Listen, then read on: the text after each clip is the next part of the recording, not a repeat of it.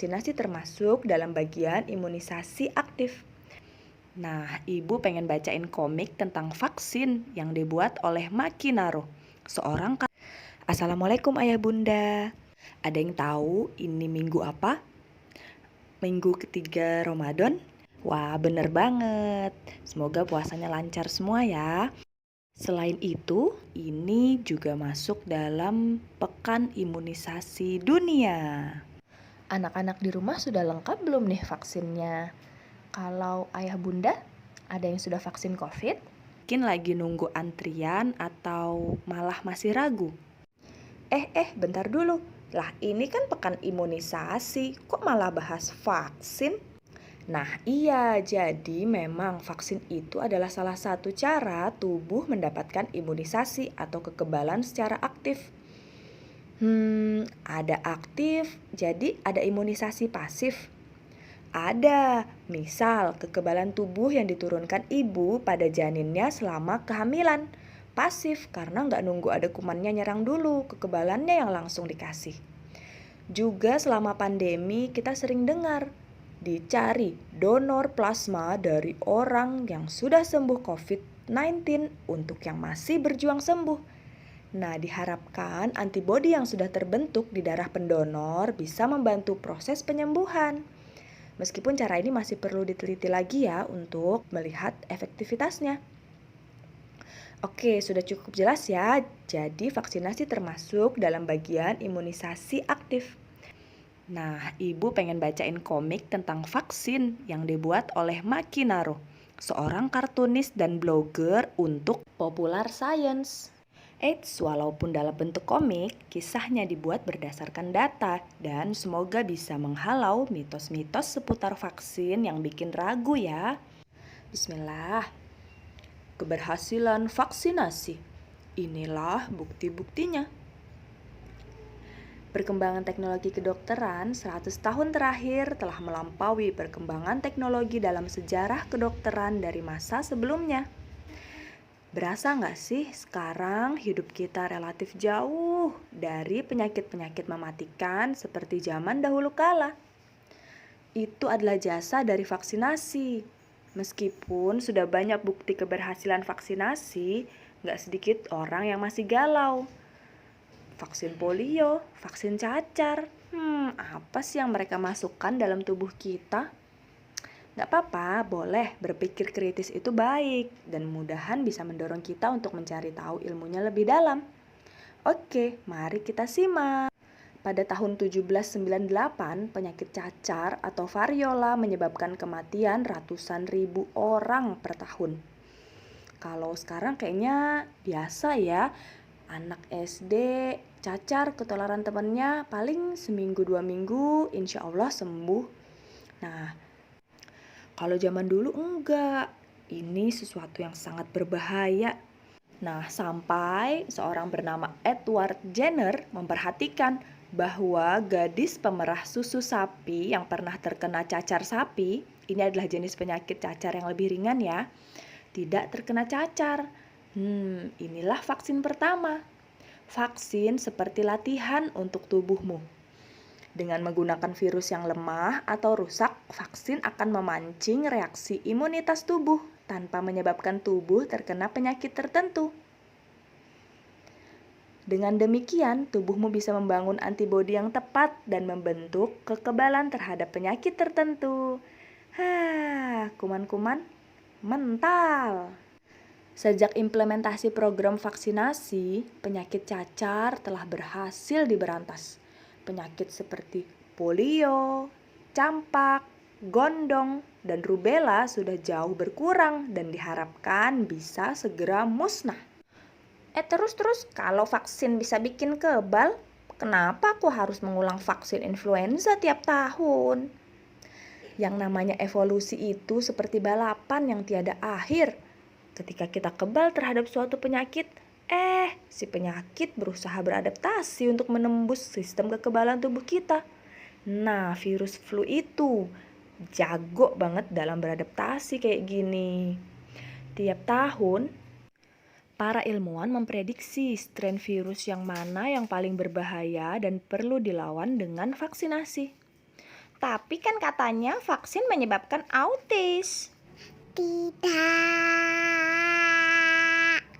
Mitos tersebut berawal pada tahun 1998 ketika sebuah jurnal kedokteran Inggris bernama The Lancet mempublikasikan makalah yang mengklaim hubungan antara autisme dengan vaksin MMR, Measles, Mumps, Rubella. Namun setelah investigasi panjang diketahui bahwa Andrew Wakefield yang menulis makalah tersebut tidak hanya memalsukan data, tetapi juga melakukan hal-hal yang tidak etis. Misal, ia membayar anak-anak yang datang ke pesta ulang tahun anak laki-lakinya untuk diambil sampel darahnya. Tiap anak diberi uang 5 pound sterling. Wakefield juga memiliki banyak konflik kepentingan. Sebelum menerbitkan makalahnya, ia mengajukan paten untuk vaksin MMR versinya sendiri. Ia dibayar ratusan ribu pound sterling oleh sebuah LBH di Inggris atas testimoninya dalam sebuah gugatan melawan produsen vaksin MMR. Ya, semua itu sayangnya tidak dilaporkan. Tak lama kemudian, selebriti seperti Jenny McCarthy, seorang mantan model Playboy, termakan kebohongan Wakefield dan mulai menyuarakan ketakutan serta opini non-ilmiahnya. Dalam sekejap merebaklah tren anti-vaksin yang menginginkan anak-anak tetap murni, bebas bahan kimia. Pada saat kesalahan Wakefield terungkap, makalahnya ditarik dan lisensi medisnya dicabut. Sayang, bola salju sudah terlanjur menggelinding. Banyak orang yang termakan bualan Wakefield dan dia diangkat sebagai martir oleh para pendukung anti-vaksin. Sekarang kita paham bahwa autisme adalah salah satu spektrum gangguan perkembangan dan para ilmuwan belum mengetahui secara pasti apa yang menyebabkannya.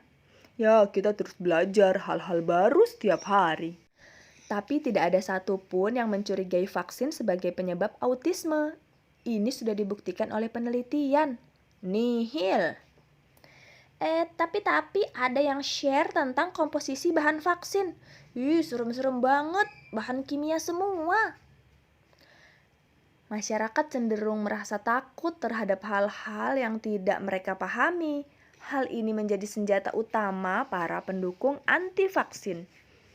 Dengan membuat daftar komposisi bahan vaksin dan menyebarkannya, masyarakat bingung, terjangkit rasa was-was dan takut. Contohnya seperti ini, ada senyawa timerosal seringkali ditunjuk sebagai penyebab autisme. Timerosal merupakan zat anti jamur yang digunakan sebagai pengawet vaksin dalam ampul multidosis. Di dalamnya memang terkandung atom merkuri. Hal ini memungkinkan kita untuk memvaksinasi banyak orang dari satu ampul. Banyak dari kita terlanjur menganggap merkuri itu senyawa yang buruk, padahal sebenarnya tidak sesederhana itu. Kita mungkin lupa bahwa dalam masakan yang kita makan setiap hari ada satu zat yang terbuat dari 2 unsur yang paling labil dan mematikan di dunia. Ya, sodium atau natrium adalah logam yang sangat reaktif. Bila terkena air bisa meledak. Klorin juga bersifat korosif.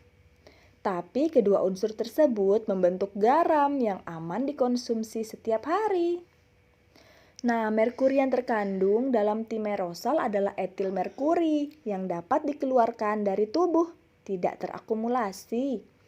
Tidak seperti saudaranya, metil merkuri yang merupakan senyawa jahat dan dapat diakumulasi dalam tubuh. Padahal metil merkuri itu terbentuk secara alami loh. Kamu tahu metil merkuri yang jahat itu ada di mana? Ya, tuna. Inilah kenapa kita mesti membatasi konsumsi tuna dan ikan-ikan laut berukuran besar lainnya, terutama bagi ibu hamil dan anak-anak. Meskipun ada risiko dengan maksud mengurangi kekhawatiran publik akibat misinformasi, CDC pun menghentikan penggunaan timerosal dalam vaksin.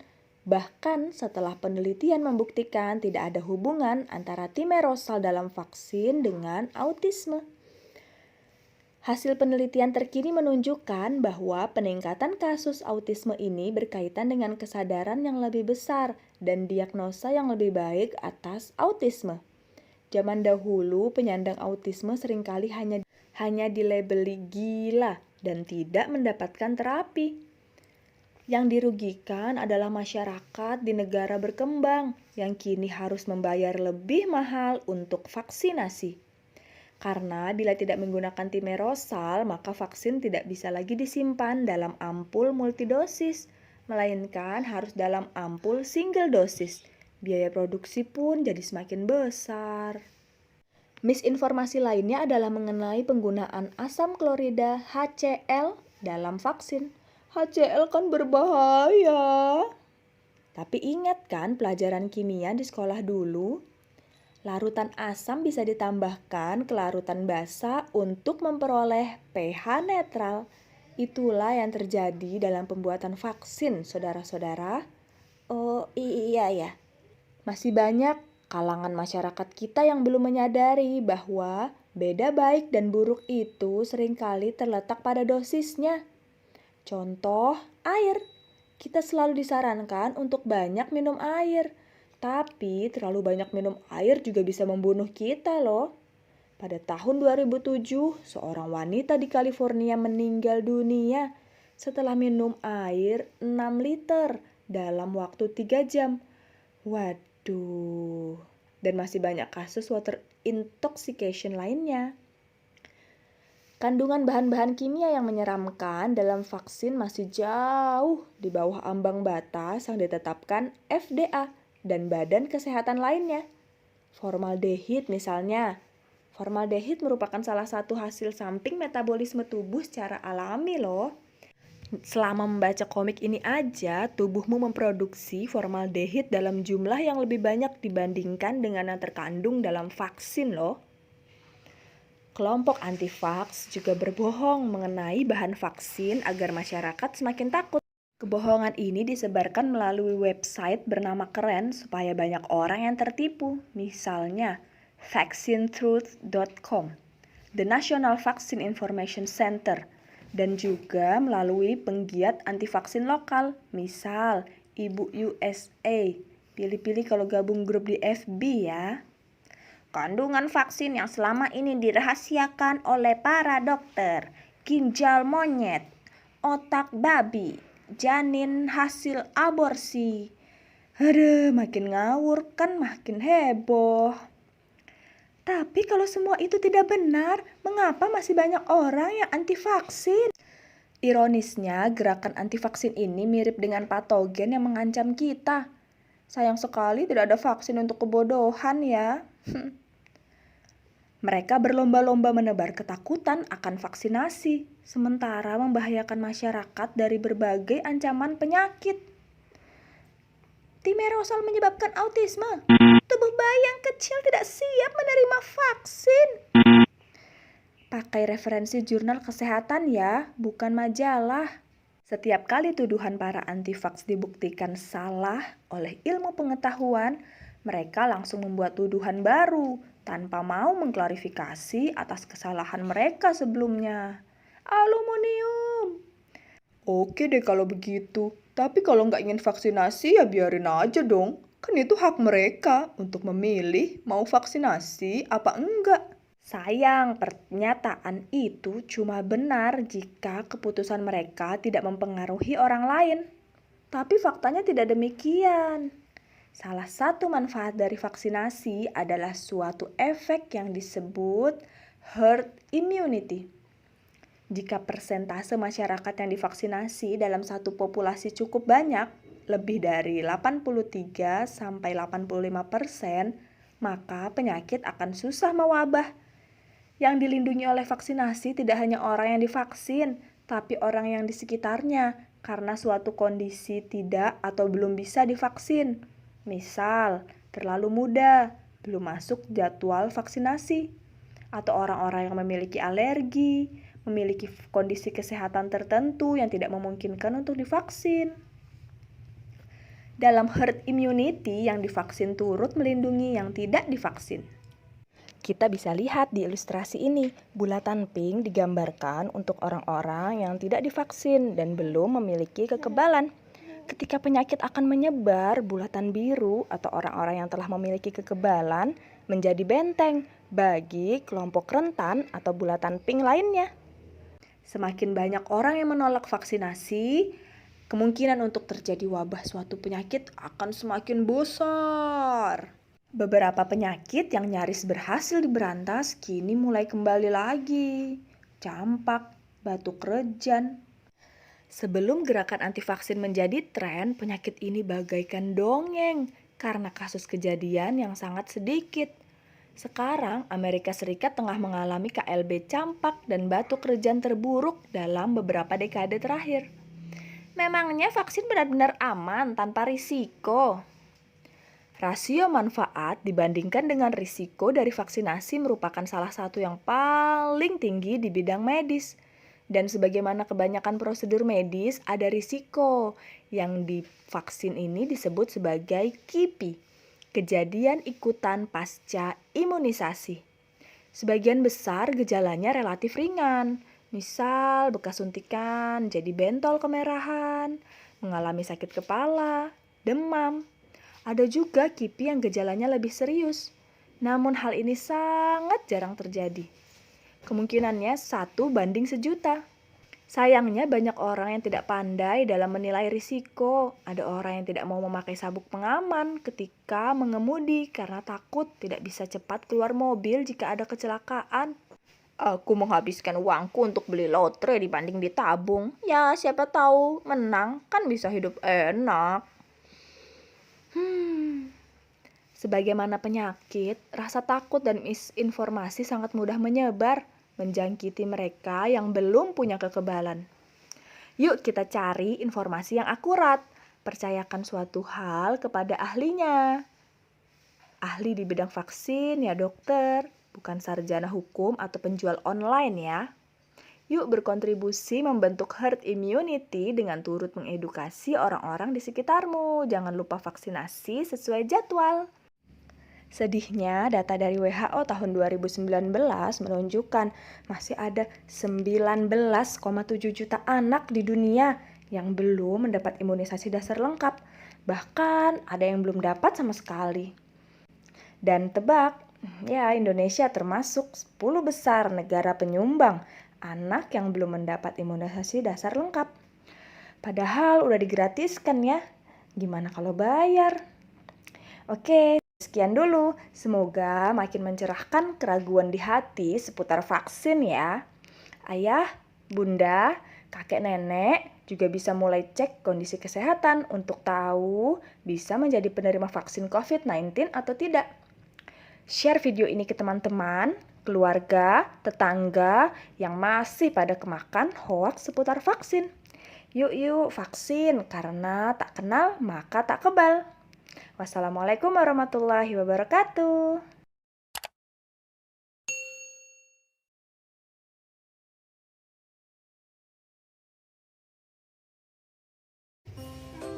Halo teman-teman semua. Assalamualaikum. Hari ini kita mau baca buku tentang puasa. Puasa untuk Allah. Buku ini ditulis oleh Canon Kamil dan Fufu Elmart. Diilustrasikan oleh Aang Setiawan. Sudah beberapa hari ini aku memperhatikan ayah dan bunda tidak makan dari pagi sampai petang. Saat aku tanya, ayah dan bunda bilang mereka sedang berpuasa. Tidak makan, tidak minum. Ternyata ada sedotannya minumnya tuh. Oh iya, sekarang kan bulan Ramadan, bulan istimewa diturunkannya Al-Quran. Kata ayah, setiap muslim yang beriman wajib untuk berpuasa. Tuh, lihat kakak sama abangnya itu lagi baca apa? Al-Quran. Ayo coba hitung berapa jumlah pot gantung yang ada dalam ilustrasi ini. Kemudian tuliskan jawabannya di kotak pojok kanan ya. 1, 2, 3, 4. Jadi ada 4 pot gantung. Ayah, puasa itu apa sih? Tanyaku penasaran. Puasa itu sederhananya ajang latihan agar bisa mengendalikan diri dari rasa haus, rasa lapar, dan amarah. Jawab ayah. Bagaimana rasanya ya? Tidak makan, tidak minum, dan menahan marah saat puasa. Pasti lelah sekali. Melalui rasa lelah berpuasa, Allah Subhanahu wa Ta'ala mengajarkan kita tentang sabar dan ikhlas. Ayah dan bunda berpuasa dari azan subuh sampai azan maghrib. Bunda, untuk siapa sih kita berlelah-lelah puasa? Tanya. Kita berpuasa untuk Allah Subhanahu wa Ta'ala. Allah Subhanahu wa Ta'ala berfirman bahwa setiap amalan manusia adalah untuk dirinya sendiri, kecuali amalan puasa. Itu untuk Allah dan Allah sendiri yang akan membalasnya. Ayah menjelaskan. Itu ada di hadis riwayat Bukhari nomor 1904, 5927, dan Muslim nomor 1151. Allah juga sudah menyiapkan surga Ar-Rayyan untuk orang-orang yang rajin berpuasa, yang ikhlas berpuasa karena Allah. Besoknya aku ikut makan sahur sama ayah dan bunda. Aku mau ikut belajar puasa. Paginya, baru jam 8 pagi, aku sudah merasakan lapar. Kruyuk, kruyuk, kruyuk. Oh iya teman-teman, kita bisa cari huruf abjad O sampai Z yang tersembunyi dalam ilustrasi ini. Ayo kita sebutkan hurufnya, kemudian lingkari. O, orang-utan. T, tekwan. U, udang. Teman-teman, lanjut cari hurufnya ya. Kamu masih kecil sayang, belum diwajibkan untuk ikut berpuasa.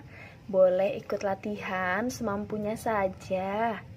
Ayah, bunda, kenapa sih kita harus berpuasa? Bunda, Lia. Nih ya, permisi sedikit Pak, sayang. Ini kan boneka Daninya. Benar. Kita berpuasa agar Allah Subhanahu wa Ta'ala ridho, menjadikan keluarga kita termasuk hambanya yang bertakwa. Sesuai firman Allah dalam Al-Quran, ya ayyuhalladzina amanu kutiba alaikumus syiyamu kama kutiba alal ladzina min qablikum la'allakum tattaqun. Hai orang-orang yang beriman, diwajibkan atas kamu berpuasa sebagaimana diwajibkan atas orang-orang sebelum kamu agar kamu bertakwa. Quran Surah Al-Baqarah ayat 183. Masya Allah, ayah dan bunda temani aku perlahan untuk belajar tentang puasa ya, agar Allah Subhanahu wa Ta'ala ridho, menjadikanku hambanya yang bertakwa. Ungkapku bahagia. Aku semangat. Bu, jangan digituin, kan Nenek mengawat. Di belakang ibu kan. Aku semangat memulai belajar puasa untuk menunaikan ibadah rukun Islam yang ketiga. Sampai jumpa di buku selanjutnya. Makasih ya. Ini manga. Ini ngap. Kalau ini manga, ini makan, ini minum. Minumnya kan di gelas. Mana gelasnya? Mana minum? Jauh. Itu? Itu. Oke. Nenek mau lewat. Bunda kepadaku. Di bajunya ayah ini ngam. Lam. Bajunya kan dia ngamuk kopi warna biru dia. Kakinya Ini ibu ini nih ya. agar Allah Subhanahu wa taala ridho.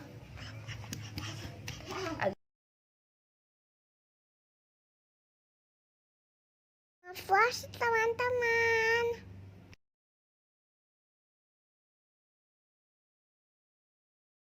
Assalamualaikum. Hari ini kita mau cerita tentang I Learn About Textures. Ditulis oleh Bunda Ari dan tim Cordoba Kids. Bismillahirrahmanirrahim. Abid is sitting on the beach with cow and horse. They are soaking wet because they have just finished playing in the water. Cow, horse, sand, beach. Pasing. Yeah, Abid's father asked Abid if he wants to learn how to scuba dive. Wow, Abid has never tried scuba diving before. Duduk. Iya duduk yang di sini.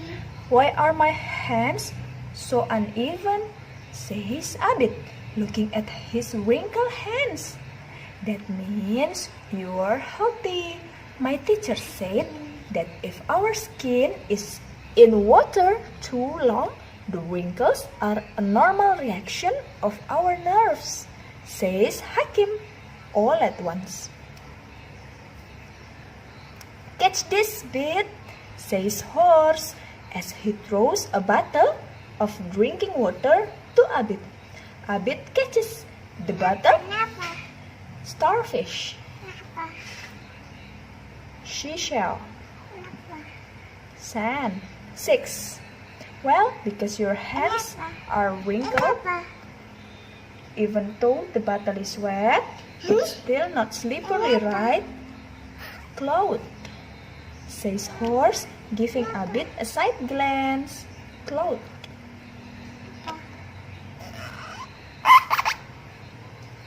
Yes, you are right, says Abid, nodding his head. Nodding. Amazing, huh? Our skin is awesome. This is our skin anatomy. Because of our skin, we can feel raw skin, smooth, and also hot or cold. Explain Hakim eagerly. Baca buku. Abid strokes horseback. Horseback feels so smooth and soft. Not to be outdone, Cow says, my back does too. I've never seen just how beautiful it is under the sea. When diving, I touched a dolphin that swam up to me. Its skin was really slippery, says Abid, still astonished by the experience. I also touched a sea turtle. Its shell is rough. Aneh. Itu tortoise. Kenapa? Abid. A turtle's rough and hard shell protect it from enemies. Kenapa ibu? Tortoise. Kenapa? Sea turtle. Kenapa? Abid. I also touched a sea turtle. Kenapa? Sea turtle. Kenapa? Its shell Kenapa? rough Kenapa? and as hard as wood. Kenapa? Sea turtle. A turtle's rough and hard shell protect it from enemies. Unlike a tortoise, a sea turtle cannot pull its head and forelegs into its shell when it is threatened. Explain Hakim. A hedgehog. Yeah, it's hedgehog. Use its quills to protect itself against threats. Yeah, I once accidentally got a quill in my foot and it drew blood. Horse chuckles when he hears ghost story. Hey, let's make a sandcastle. We can show mother and father afterwards. Say horse. They are all busy building the sand. Sekop.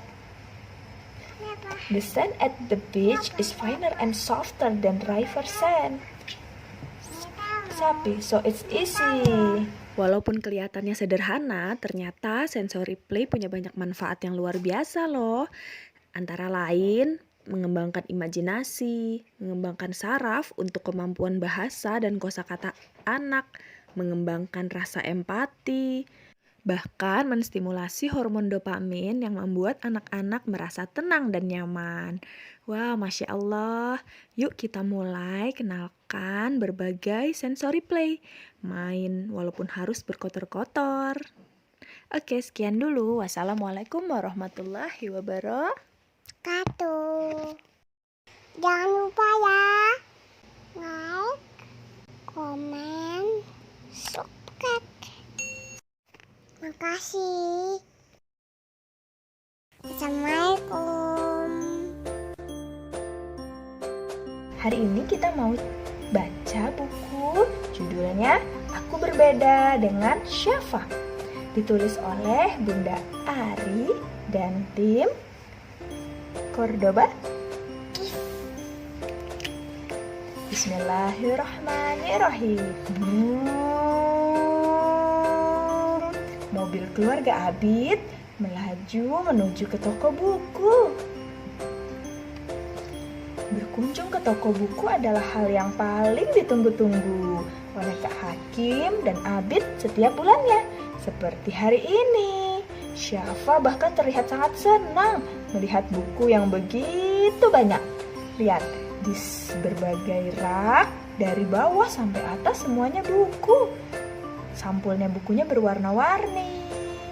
Ayah memegang buku warna biru. Kak Hakim memegang buku warna hijau.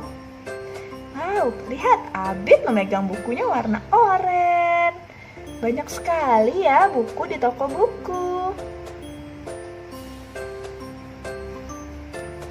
Bunda, Abid ingin buang air, kata Abid berbisik di telinga Bunda. Boleh, sekalian Bunda mau ganti baju Syafa juga nih. Sudah basah karena keringat, kata Bunda.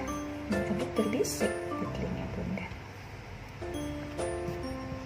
Abid ke toilet laki-laki. Ini yang gambarnya laki-laki. Bunda dan Syafa akan ke toilet perempuan. Gambarnya ada pakai rok. Nanti kalau sudah selesai, tunggu Bunda di sini ya, kata Bunda sambil menunjuk. Iya, bangku-bangku di depan toilet. Abid mengangguk mengerti.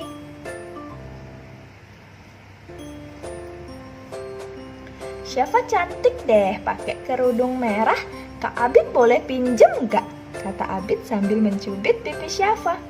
Kak Abid ada-ada saja ya Syafa. Yang pakai jilbab kan hanya perempuan. Kalau perempuan seperti Bunda, semuanya harus tertutup. Kecuali muka dan telapak tangan.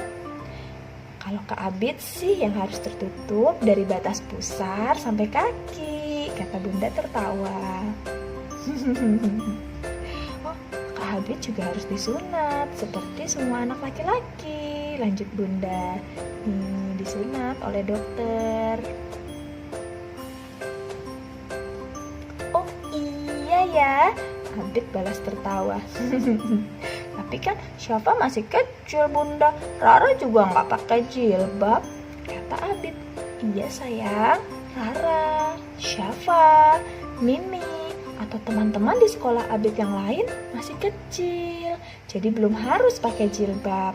Kalaupun pakai, itu untuk latihan biar nanti terbiasa, kata Bunda lagi. Oh iya ya, Mira.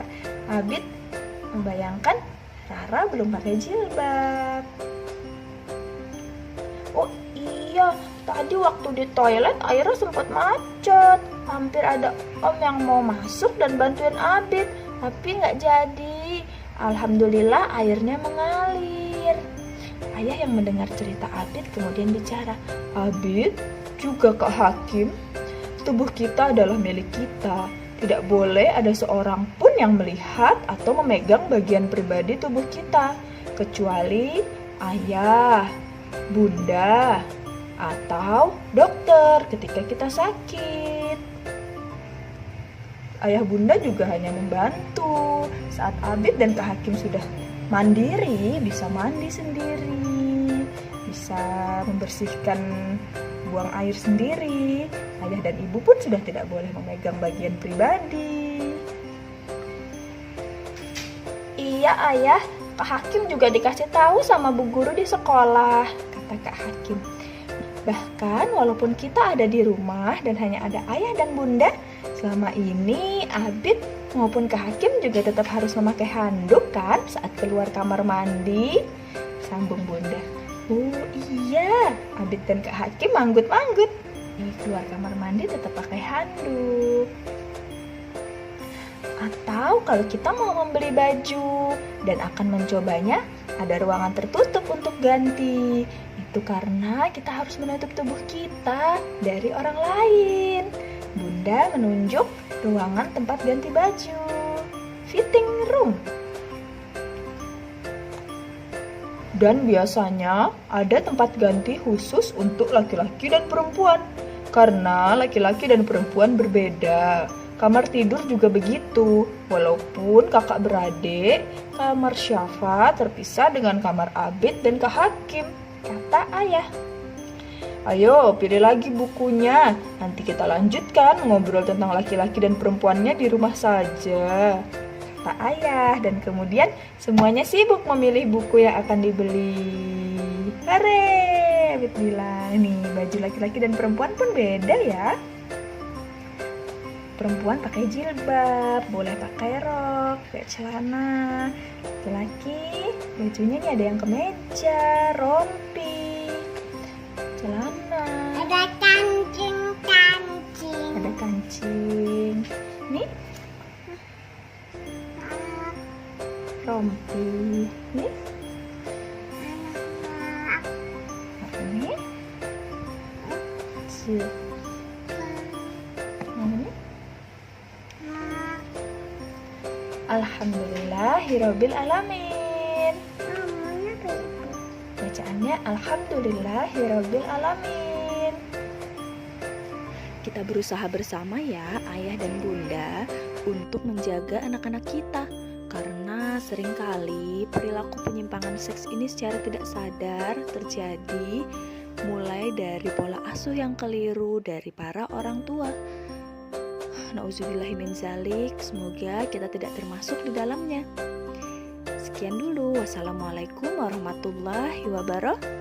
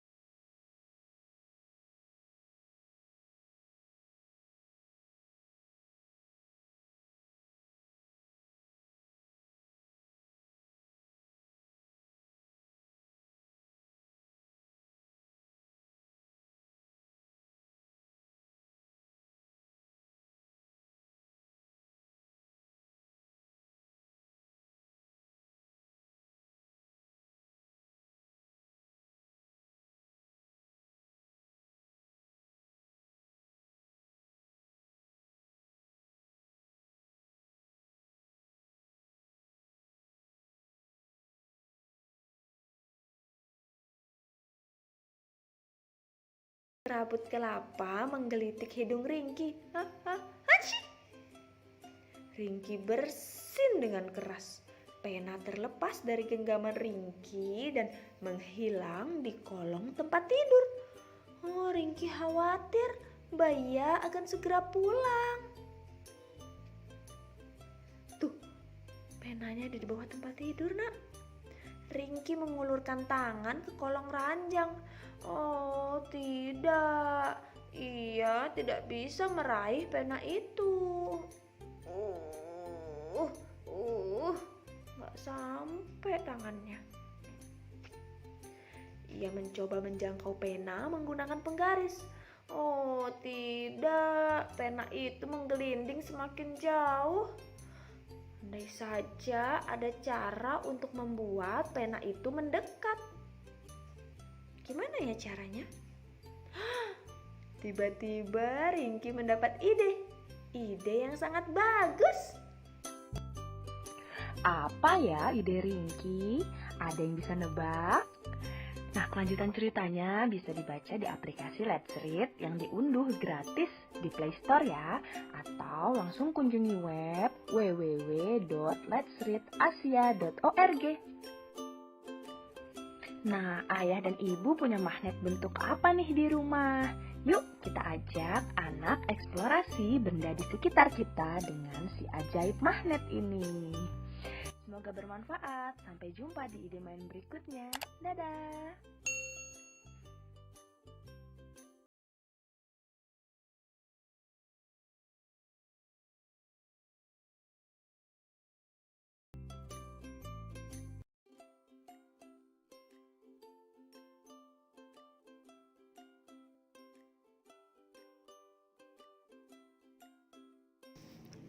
Bismillahirrahmanirrahim.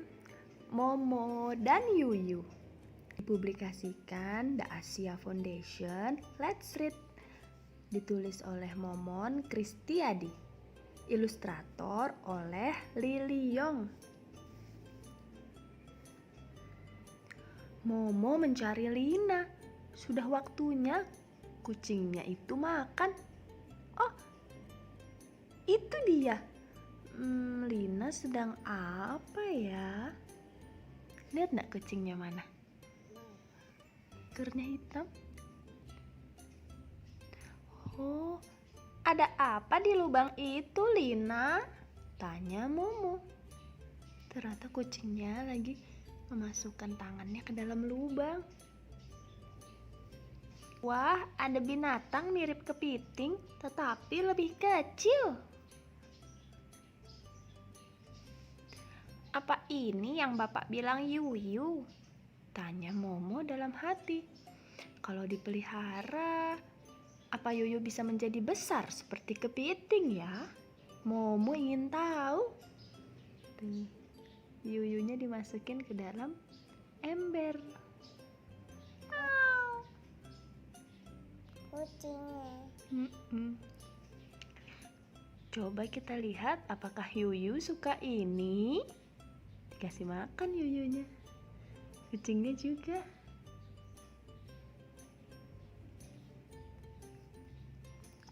Alhamdulillah. Ternyata Yuyu suka makan apa aja. Dikasih ikan. Mau. Ini apa ini? Dikasih tahu itu mungkin. Atau roti. Mau juga. Yuyu juga suka roti dan pisang. Sama kayak suatu hari saat akan memberi makan Yuyu, Momo terkejut. Ia melihat banyak anak Yuyu kecil-kecil. Oh, ternyata kamu ibu Yuyu ya? Kamu perlu tempat tinggal yang lebih besar. Pindah ke sini ya. Dari ember yang warna oranye kecil dipindah ke ember hijau besar ya.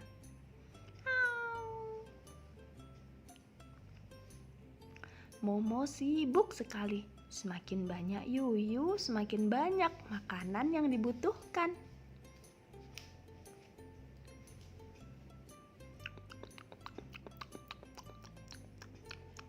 Ibu Yuyu dan anak-anaknya makan. Hingga suatu hari, ember tempatnya Yuyu dan anak-anaknya terbalik. Oh, kalian mau kemana? Yuyu itu membuat lubang.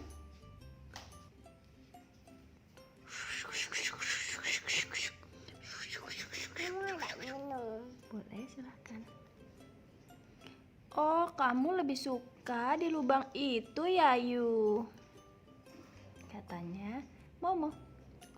Bagaimana dengan kamu, Bu Yuyu? Kamu juga pasti lebih senang di dalam lubang di tanah. Yuyu tadi mirip apa, Nak? Tuh, Banyak anaknya ya? ini Terus akhirnya tadi Yuyunya masuk kemana? ember. Tadi gimana? Yuyu sama anak-anaknya makan?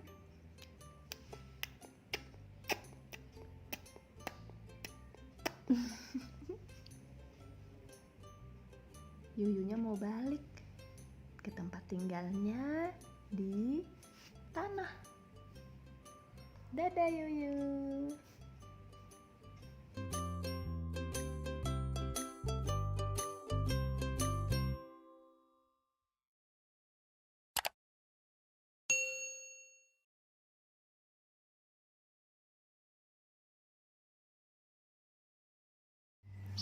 Bagaimana cara merangkai sirkuit listrik? Confidence in Science ceritanya ditulis oleh Lee Ye-jin, digambar oleh Chun Suk Yun. Gimana ya caranya merangkai sirkuit listrik? Wow, bola lampuku menyala. Kok kamu gembira sekali?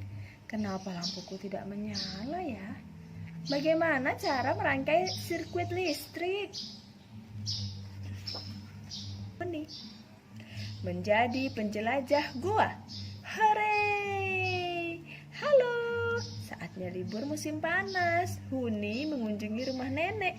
Pada liburan kali ini, Huni bisa main sepuasnya di rumah nenek. Dia senang sekali bermain bersama Coli, sepupu Huni. Huni dan Coli pergi ke bukit di belakang rumah nenek. Ada bayi kelelawar tergeletak di mulut gua yang gelap. Huni mengangkatnya dengan hati-hati. Ada bayi kelelawar si kecil. Diangkat sama Huni. Kelelawar kecil ini sepertinya tersesat. Kasihan sekali. Ini kelelawar mungkin ada di dalam gua. Ayo kita antarkan. Dua anak lelaki itu masuk ke dalam gua dengan hati-hati. Di dalam gua gelap sekali. Mereka tak bisa melihat apa-apa. Coli, aku takut gelap. Pulang dulu yuk, ambil senter. Huni dan Coli pulang tergopoh-gopoh. Mereka menaruh bayi kelelawar di kardus kecil. Coli sibuk mencari senter. Huni pun turut membantu. Buka lemari. Senternya tidak ada. Di sini juga tidak ada. Senter, di mana kamu? Tidak ada senter di sini.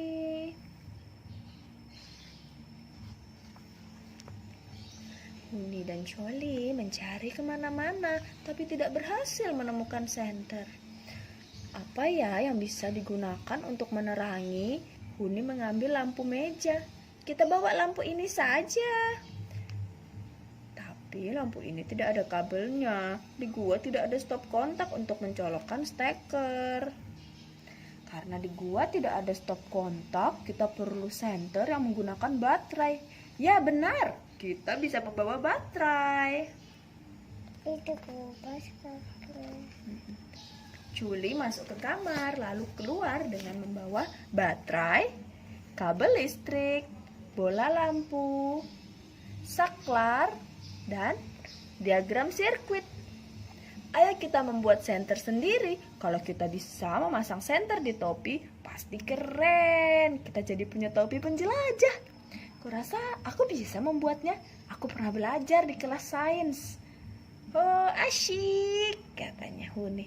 Kita akan menjadi penjelajah gua. Hore, aku sudah tidak sabar. Aku mau coba, kata Huni. Oke, kamu boleh coba membuatnya sesuai diagram sirkuit, kata Joli. Ini diagramnya. Oh, lampunya tidak menyala. Nih, lampunya kok nggak nyala ya? Kamu belum menghubungkan kabel ke bola lampu. Kalau kabelnya terputus seperti itu, listrik tidak mengalir dan bola lampu tidak menyala. Ini ternyata kabelnya belum dihubungkan ke lampu. Setelah dihubungkan, ting, nyala. Huni melonjak kegirangan, yeay. Namun Joli tampak sedikit khawatir. Cahaya lampunya agak redup, cukup terang tidak ya untuk menerangi dalam gua. Joli mengambil baterai tambahan. Kalau kita tambah baterai lagi, lampunya akan lebih terang. Huni menambahkan 1 baterai lagi. Namun bola lampu tidak menyala. Coba kamu periksa arah baterai. Kalau kedua baterai dihubungkan ke kutub baterai yang sama, lampunya tidak akan menyala. Oh iya nak, ini kan kutub negatif, kutub positif, kutub negatif. Nah, coba dibalik. Jadi positif, negatif.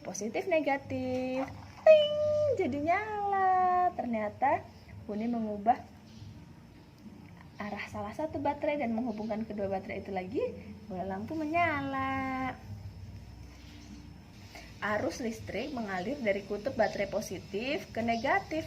Jadi lampu hanya akan menyala kalau kita menghubungkan baterai dengan kutub-kutub yang berlawanan. Oh gitu. Huni mengira ia memiliki ide cemerlang. Kalau kita memasang lebih banyak bola lampu, seharusnya cahaya menjadi lebih terang kan? Huni merangkai 2 baterai dan 2 bola lampu. 1, 2. Ternyata cahayanya sama aja seperti saat menggunakan 1 bola lampu. Aneh sekali, kukira cahayanya akan lebih terang. Oh iya, ternyata alasannya karena bola lampunya harus berbagi listrik, sementara jumlah energi dari baterainya terbatas. Jadi cahayanya tidak seterang yang diharapkan karena kedua bola lampu harus berbagi energi listrik. Nah, Huni dan Joli membuat 1 rangkaian listrik lagi. Ia menghubungkan 3 baterai. 1, 2, 3.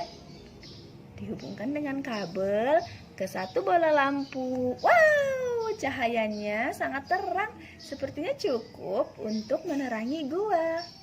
Baiklah, sebaiknya kita jangan memasang saklar dulu. Saat rangkaian ini dipasang di topi akan sulit menyalakannya. Lepaskan dulu kabelnya, nanti kita hubungkan lagi saat masuk ke dalam gua.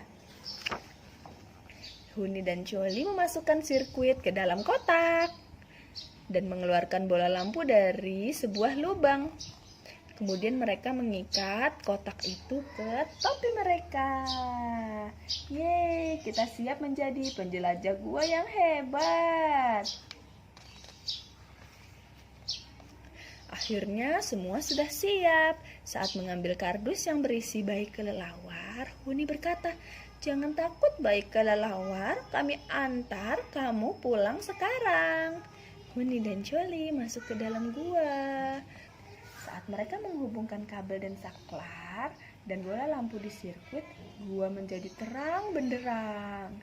Ini ada cahaya dari lampu topinya. Ia merasa seperti penjelajah sungguhan. Huni dan Joli terus masuk ke dalam gua, disinari senter buatan sendiri. Setelah masuk cukup dalam, akhirnya Huni dan Joli melihat ada kelelawar. Lihat, kata Huni. Bayi kelelawar mencicit lemah saat Huni mengeluarkannya dari kardus. Dikeluarkan pelan-pelan. Lalu seekor kelelawar besar terbang ke arah mereka, menyambar bayi kelelawar dan terbang menjauh. Wow, itu pasti induknya. Selamat jalan kelelawar kecil. Huni dan Coli melambaikan tangan kepada si bayi kelelawar. Dadah. Mereka berjalan pulang dengan lega dan gembira.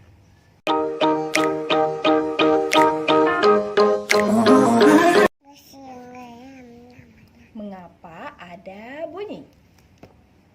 Ada bunyi. Si peniup suruling ajaib di negeri konon di negeri penduduknya sering berkata mereka nggak tahan mendengar bunyi keras atau berisik. Penduduk negeri tidak mau memahami orang lain dan sering mengeluh. Alhamdulillah, berisik. Padahal kadang suara mereka lebih berisik. Hingga suatu ketika ada peniup seruling ajaib datang ke negeri ini. Berisik. Diam dong. Mana peniup seruling ajaibnya, nak? Iya. Si peniup seruling ajaib menjelajahi negeri. Para penduduk penasaran terhadap sosok itu. Saat mereka menghampirinya, peniup seruling ajaib berkata, "Kalau kalian tidak suka bebunyian, aku akan melenyapkan bebunyian dari kalian. Tapi jika bunyi menghilang, gelap dalam terang mungkin akan datang. Jangan salahkan aku kalau hal itu terjadi." "Biar saja, kami tidak takut gelap." "Kamu hebat sekali. Oh, jadi negeri kami bisa damai dan senyap." Keesokan harinya, peniup seruling ajaib pergi ke tempat penggilingan tepung gandum. Di sana sangat gaduh. Bruk, bruk, brak, bruk, brak. Pemilik penggilingan menyambut dengan senang hati. Ia pun meminta peniup seruling ajaib segera menghilangkan bunyi yang timbul. Bunga.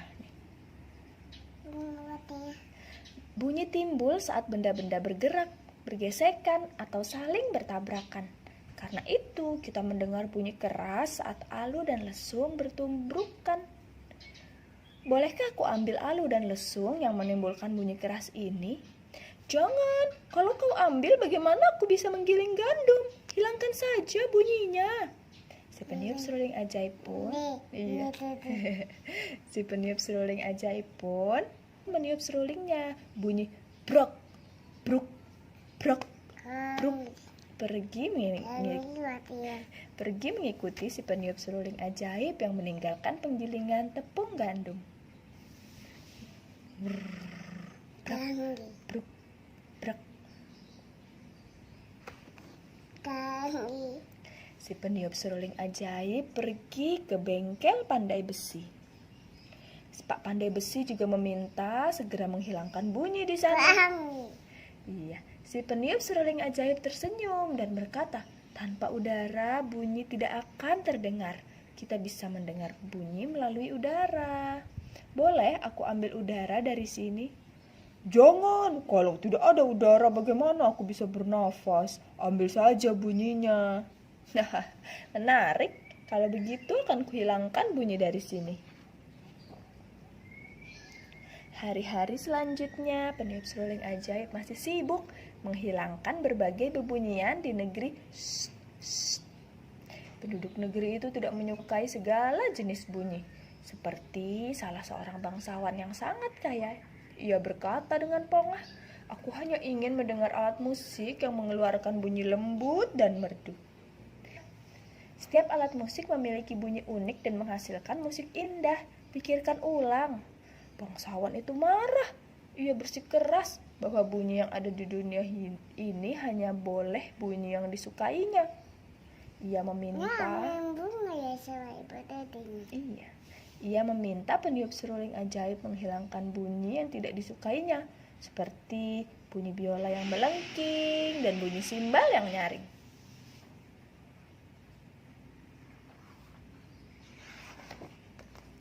Suatu ketika, ibu guru memanggil peniup seruling ajaib. Ia tak mau dengar suara berisik murid-muridnya. Saat si peniup seruling ajaib akan meniup seruling, ibu guru berseru, tunggu dulu. Tolong hilangkan suara berisik dan bernada tinggi saja. Saya tidak keberatan dengan suara lembut dan bernada rendah. Hore! La la la la la. Ah, tak tak tak tak tak tak. Oh, oh, oh, oh. Wow, bum bum bum. Hehehe. Ramai enak ya di sekolahan. Seiring menghilangnya beragam jenis bunyi, para penduduk jadi lebih sensitif terhadap bunyi. Mereka mengeluhkan bunyi bahkan yang sangat lemah. Setelah suara bising dihilangkan, mereka juga meminta peniup seruling ajaib menghilangkan suara lemah yang bahkan sebelumnya tidak terdengar oleh mereka. Ini ada yang begini. Ada. Aku mohon hilangkan suara tangisan bayiku. Bunyi apa itu? Aku mendengar sesuatu. Hai, anak muda, tolong hilangkan suara gemuruh dalam perutku. Ini. Ada nasi. Bisakah kau menghilangkan suara burung yang berkicau di pegunungan?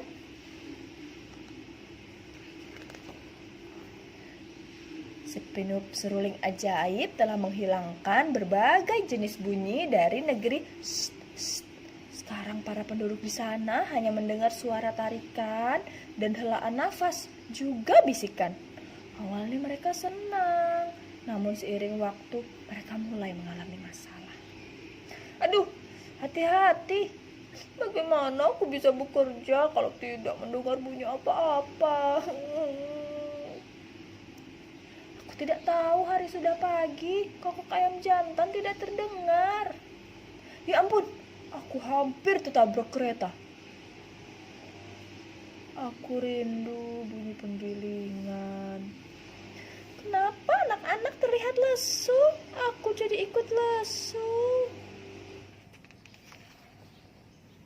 Para penduduk terlihat lesu seperti sedang dilanda wabah penyakit. Mereka ingin tertawa, tapi tak ada suara. Mereka ingin menangis, tapi juga tidak ada suara. Mereka paham, inilah gelap dalam terang yang diperingatkan peniup seruling ajaib. Iya, kucingnya nggak ada suaranya, nak. Suara kucing gimana? Orang-orang di negeri ingin agar bunyi-bunyian dikembalikan kepada mereka. Kembalikan bunyi-bunyian kami. Jadi ditulis karena kalau mereka berteriak nggak bisa terdengar suaranya. Dengan keinginan yang sama, para penduduk negeri menapaki jalan ke arah perginya peniup seruling ajaib. Tak berapa lama, tiba-tiba mereka berhenti. Orang-orang merasakan getaran di bawah kaki mereka. Mereka cari tahu dari mana datangnya getaran itu. Mereka pun tiba di gua besar. Mulut gua itu tertutup sebongkah batu besar. Seorang pria menempelkan telinganya ke batu besar itu. Ia mendengar segala jenis bunyi yang sebelumnya ada di negeri. Iya. Baiklah, ayo kita dorong batunya sama-sama. 1, 2, 3. Blar. Batu besar itu bergeser. Pintu terbuka dan bebunyian berhamburan keluar dari gua. Suara kucing udah ada lagi. Kedebuk. Grrr. Brak. Bruk. Krik krik krik. Ini. Titin. Tring. Hahaha.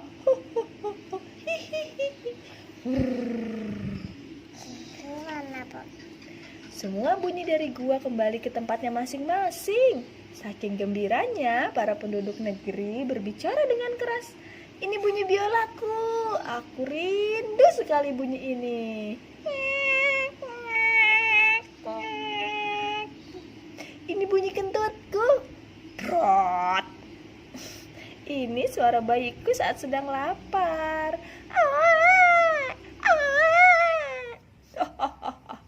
Bisa tertawa. Peniup seruling ajaib muncul di hadapan mereka dan berkata, bunyi bagian penting dari hidup kita. Bunyi menyampaikan banyak hal, fakta, informasi, perasaan, dan sebagainya. Sekarang kalian paham kan betapa tidak enaknya hidup tanpa bebunyian? Kalian tidak akan memintaku menghilangkan atau membawa pergi bebunyian lagi kan? Kalau gitu sekarang saatnya aku yang pergi. Alhamdulillah sudah selesai. Kita tutup. Tutup. Assalamualaikum warahmatullahi wabarakatuh.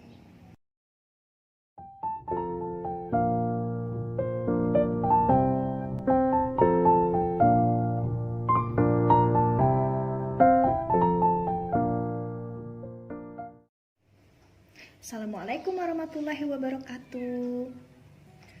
Hari ini kita mau cerita tentang Nabi Soleh alaihi salam. Kaum Samud yang perkasa.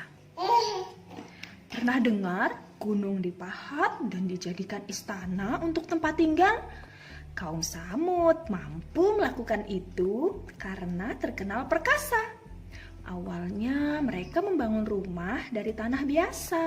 Namun karena menganggapnya kurang kuat, mereka membuat rumah dari gunung. Lihat, ini mereka memahat gunung. Kaum Samud merasa hebat, mereka hidup mewah dan berumur panjang.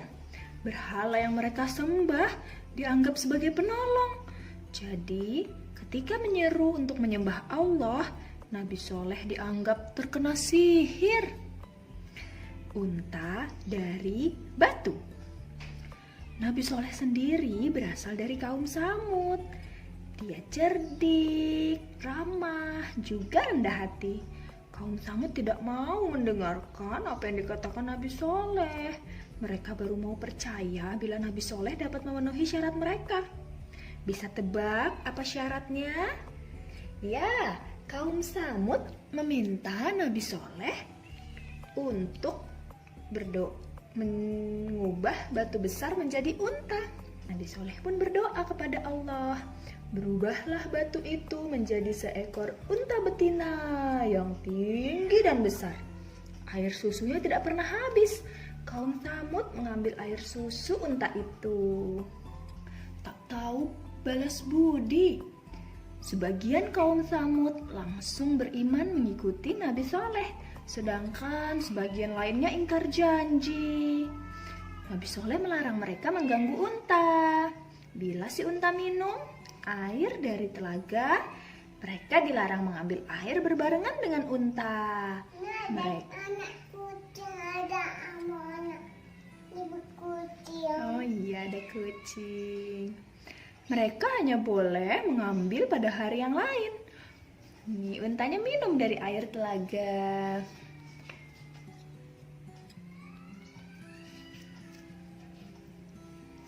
Kaum Samud marah. Mereka tidak mau berbagi dengan si unta. Bahkan mereka membunuh unta itu. Astagfirullahaladzim. 3 hari menunggu azab. Nabi Soleh berkata kepada kaum Samud bahwa 3 hari lagi akan turun peringatan dari Allah kepada mereka. Mereka tidak percaya, bahkan bermaksud mencelakai Nabi Soleh. Pada hari pertama, wajah kaum Samud menguning, namun mereka menganggap itu bukan azab. Pada hari kedua, wajah mereka menjadi merah. Tetap saja mereka bersenang-senang. Pada hari ketiga, wajah mereka menjadi hitam. Nih, di gambar ini, kaum Samud wajahnya jadi kuning, nak. Pada sore hari mereka berkata, bukankah hari yang ditentukan sudah berlalu? Keesokan harinya, setelah matahari terbit dari timur, terdengar suara keras dari langit dan gempa yang sangat dahsyat. Duk duk duk duk duk duk duk duk. Semua nyawa melayang. Ada seseorang yang berusaha lari. Namun begitu keluar dari wilayah itu, ia pun tertimpa azab seperti kaumnya. Nabi Soleh kemudian pindah ke negeri lain bersama dengan para pengikutnya yang setia dan beriman kepada Allah Subhanahu wa Ta'ala. Selesai.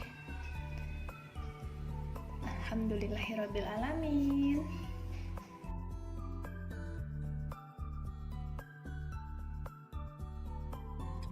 Assalamualaikum. Halo teman-teman. Hari ini kita mau lanjut cerita buku dari Litara yang ada di website Literasi Cloud.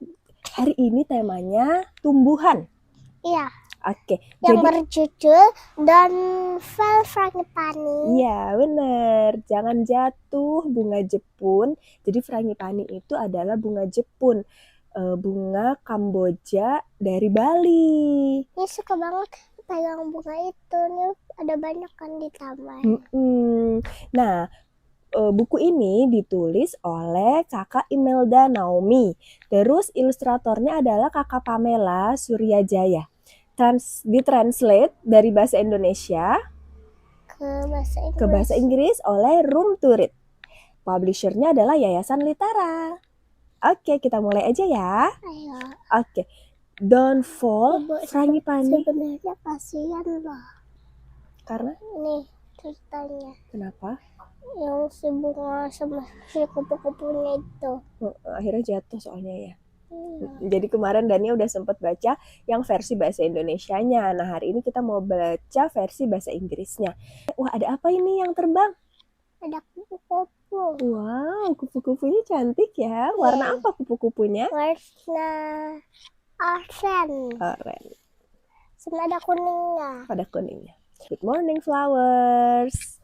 Kalau flowersnya bisa ngomong, mungkin dia bakal jawab good morning butterfly gitu ya. I love to fly and dance near the frangipani tree. Where is the frangipani tree? It's This is ini This ya. is. Oke. This is What's the color of flower? Frangipani. ini. Ya. White White. and yellow. Yes. Oh no. Wah, kenapa? Some of the frangipani flowers are falling off the tree. Oh no. Oh, Kupu-kupunya gimana tuh ekspresinya? Oh gitu. Wush, wush. Coba kita sama-sama yuk. Ada angin. Wush, wush. Anginnya kencang sekali. whoosh, Wush, whoosh. wush. Wind, blow more gently, please. So many flowers have fallen off. Tuh, banyak banget tuh frangipani flowers yang jatuhan. Bunga Jepun yang jatuh. Oh, are there any flowers left? Bisakah teman-teman lihat bunga yang masih tersisa? Ada nggak ya? Tuh. Iya, ada nih. Ada. Iya, ada. Wow. Look, one little frangipani is left on the tree. I will make sure it doesn't fall. Oke, butterfly-nya berjanji, I will make sure it doesn't fall. Mau dijagain sama butterfly ya. Maybe this leaf can protect it. Oh, it's so heavy. Gimana? Coba angkat daun.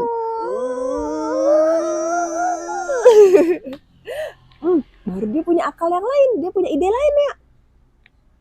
Maybe this sticky sap can keep the frangipani on the tree. Do you know sticky sap? Getah pohon. Ya, getah pohon yang lengket, yang sticky. Yang sticky, jadi dia bawa getahnya, mau dibawa ke dekat bunganya. Ayo kita lihat.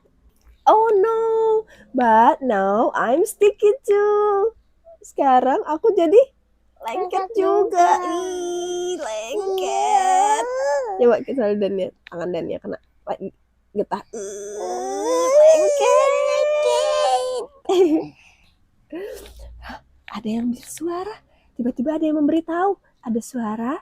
Butterfly, you can use my web. Siapakah itu? Laba-laba. Thank you, Spider. Kata butterfly. Padahal Coba biasanya digulung. butterfly sama laba-laba itu tuh saling memakan. Iya loh. Tapi kali ini mereka saling tolong menolong, bersahabat. Kita coba yuk kita coba bantu Spider untuk menggulung jaringnya di dekat Frangipani. Ya. Boleh gini. Gulung. Tapi kalau dia sih gini. Oh ya gini. Gulung. Jangan jatuh ya, Frangipani. We work hard to keep the last frangipani flower on the tree. But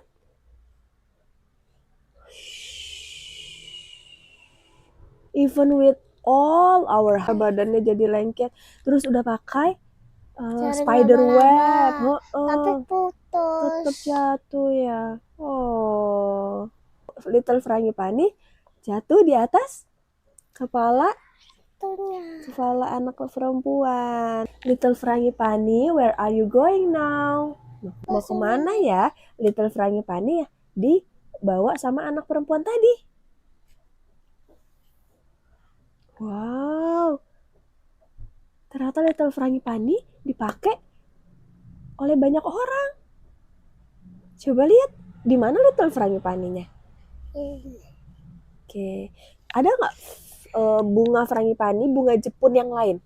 Ini. Oke, mana tuh kalau di sini? Itu. Tuh, banyak ya ternyata bunga Jepunnya ya. Iya. Dipakai. Di sini buat hiasan ya. Di kepala. Now you are dancing. Tuck in the dancer hair. You look even more beautiful.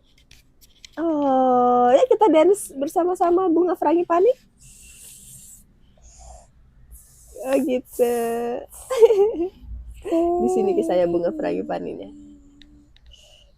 Ayo teman-teman, kita dance bersama Frangipani. Iya, frangipani atau bunga Jepun. Walaupun jatuh, ternyata alhamdulillah tetap bisa dipakai untuk hiasan para penari di Bali. Masya Allah. Oke, udah selesai. Terima kasih banyak teman-teman yang sudah menonton. Sampai ketemu esok hari. Kita mau baca buku lagi tentang apa ya? Nantiin besok ya. Ya, nanti kita cari tahu besok. Oke, say goodbye. Goodbye, Bye, my bye. friends. Oke, assalamualaikum warahmatullahi wabarakatuh. Dadah. Assalamualaikum. Halo teman-teman. Hari ini kita mau baca buku cerita yang berjudul The Land of Dim. Oke, penulisnya ini adalah Isa Hasanat, ilustrator Nabila Adani, translator Room to Read, publishernya adalah Yayasan Litara. Oke, kita langsung mulai aja ya. Nah, kita itu dulu. Apa tuh? Ya, kenalan dulu sama teman-teman. Oke, kenalan. Namaku Dania. Salam kenal teman-teman. Salam kenal teman-teman. Kita lanjut mau masuk Ke baca dalam rumah. ke dalam rumah. Rumahnya siapa ya ini? Itu rumahnya Kelana. Oh, rumahnya Kelana. Teman-teman nanti bisa lihat ya gambarnya. Ada rumahnya Kelana. Ini udah mulai gelap ya kayaknya. Kayak sunset ya. Sunset. Ini mau mataharinya berarti lagi. Ini kan yang buat terbenamnya nih, bulatan buat terbenam. Ini mataharinya. Oh, mataharinya mau terbenam nih teman-teman. Kelana lagi apa ya ini? Karena lagi main boneka sama baca buku. Oke. Tuh. Oh no, a blackout. What should Kelana do? Gitu ya, bahasa Indonesia. What should Kelana do? No, What should Kelana do? I don't know. Dilihat Mom, dulu. Mom brings a flashlight. Kelana. Flashlight itu tuh center ya. Bener nih senternya. Tuh warnanya kuning, cahayanya Harusnya kan terang. putih bukan kuning. Bol bisa, cahaya bisa putih, bisa kuning. Kelana has an idea. Apa ya kira-kira idenya Kelana? This is Remang, the ape from the land of dim. He wants to go to the land of light. Di mana ya land of light? The journey is not easy. Wow, Remang lagi ngeliat perjalanan petualangan yang ada di depannya pasti tidak mudah ya. Tapi kalau Remang mau menuju negeri yang terang benderang. When Remang climbs the mountain, a giant bird swoops in. Let's go. Kita bikin bayangan dari Ini kan tangan. Iya, membentuk bird. Membentuk gini. giant bird. Gini. Oh, gini. Come on. Gini kali. Iya. Apakah Remang berhasil nih? Berhasil. Apakah Remang berhasil ya menghadapi giant bird? Remang mulai mengeluarkan jurus-jurusnya. Oh, gitu. Remang beats the bird. Suddenly, whose voice is that? What is this? Friends. Help! A mouse deer is in danger. Ada siapa ini? Oh, gimana cara buatnya ya?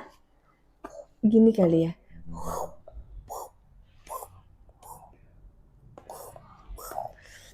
Wow, ada bayangan seperti apa ini? Serigala atau macan? Itu beruang madu yang. Oh ya? Beruang madu. Monster dalam bahaya. Ayo kita selamatkan.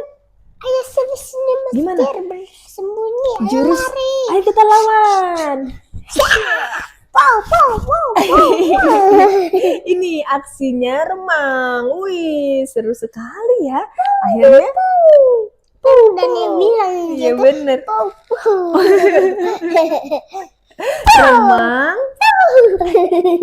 Remang save the mouse deer. Pow, pow. Yay, finally yes dengan jurus pow.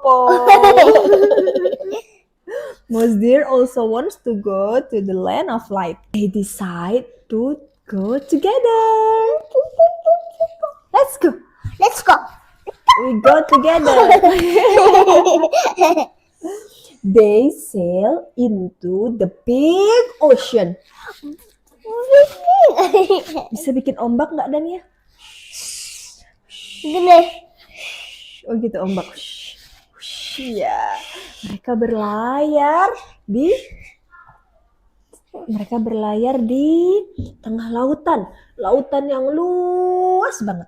Remang and mouse deer aren't scared of the high waves. The big fish destroys their boat. Wow. Yes, it looks like the mouth of fish. Oh, Ini. wih. Oh, it's the big fish. Kalau yang lebih besar. Yang lebih besar. Oh, tapi kapalnya udah hancur. Tapi kira-kira Remang bisa nggak ya ngalahin big fish? Dengan jurusnya pow. Coba. Pow. Yay, Remang defeats the big fish. Even though the big fish is gone, how do they continue their journey? Apa? Gimana caranya mereka melanjutkan perjalanannya? Kapalnya sudah hancur, teman-teman. Fortunately, a kind tortoise helps them. Yay!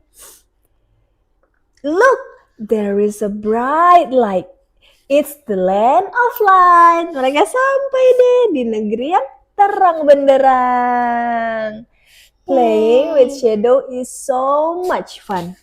Nih, ternyata itu tadi Kelana lagi main bonekanya dengan menggunakan bayangan. Wow, tuh ada boneka apa aja nih? Ada kura-kura, ada remang, sama ada sih itunya. Rusa.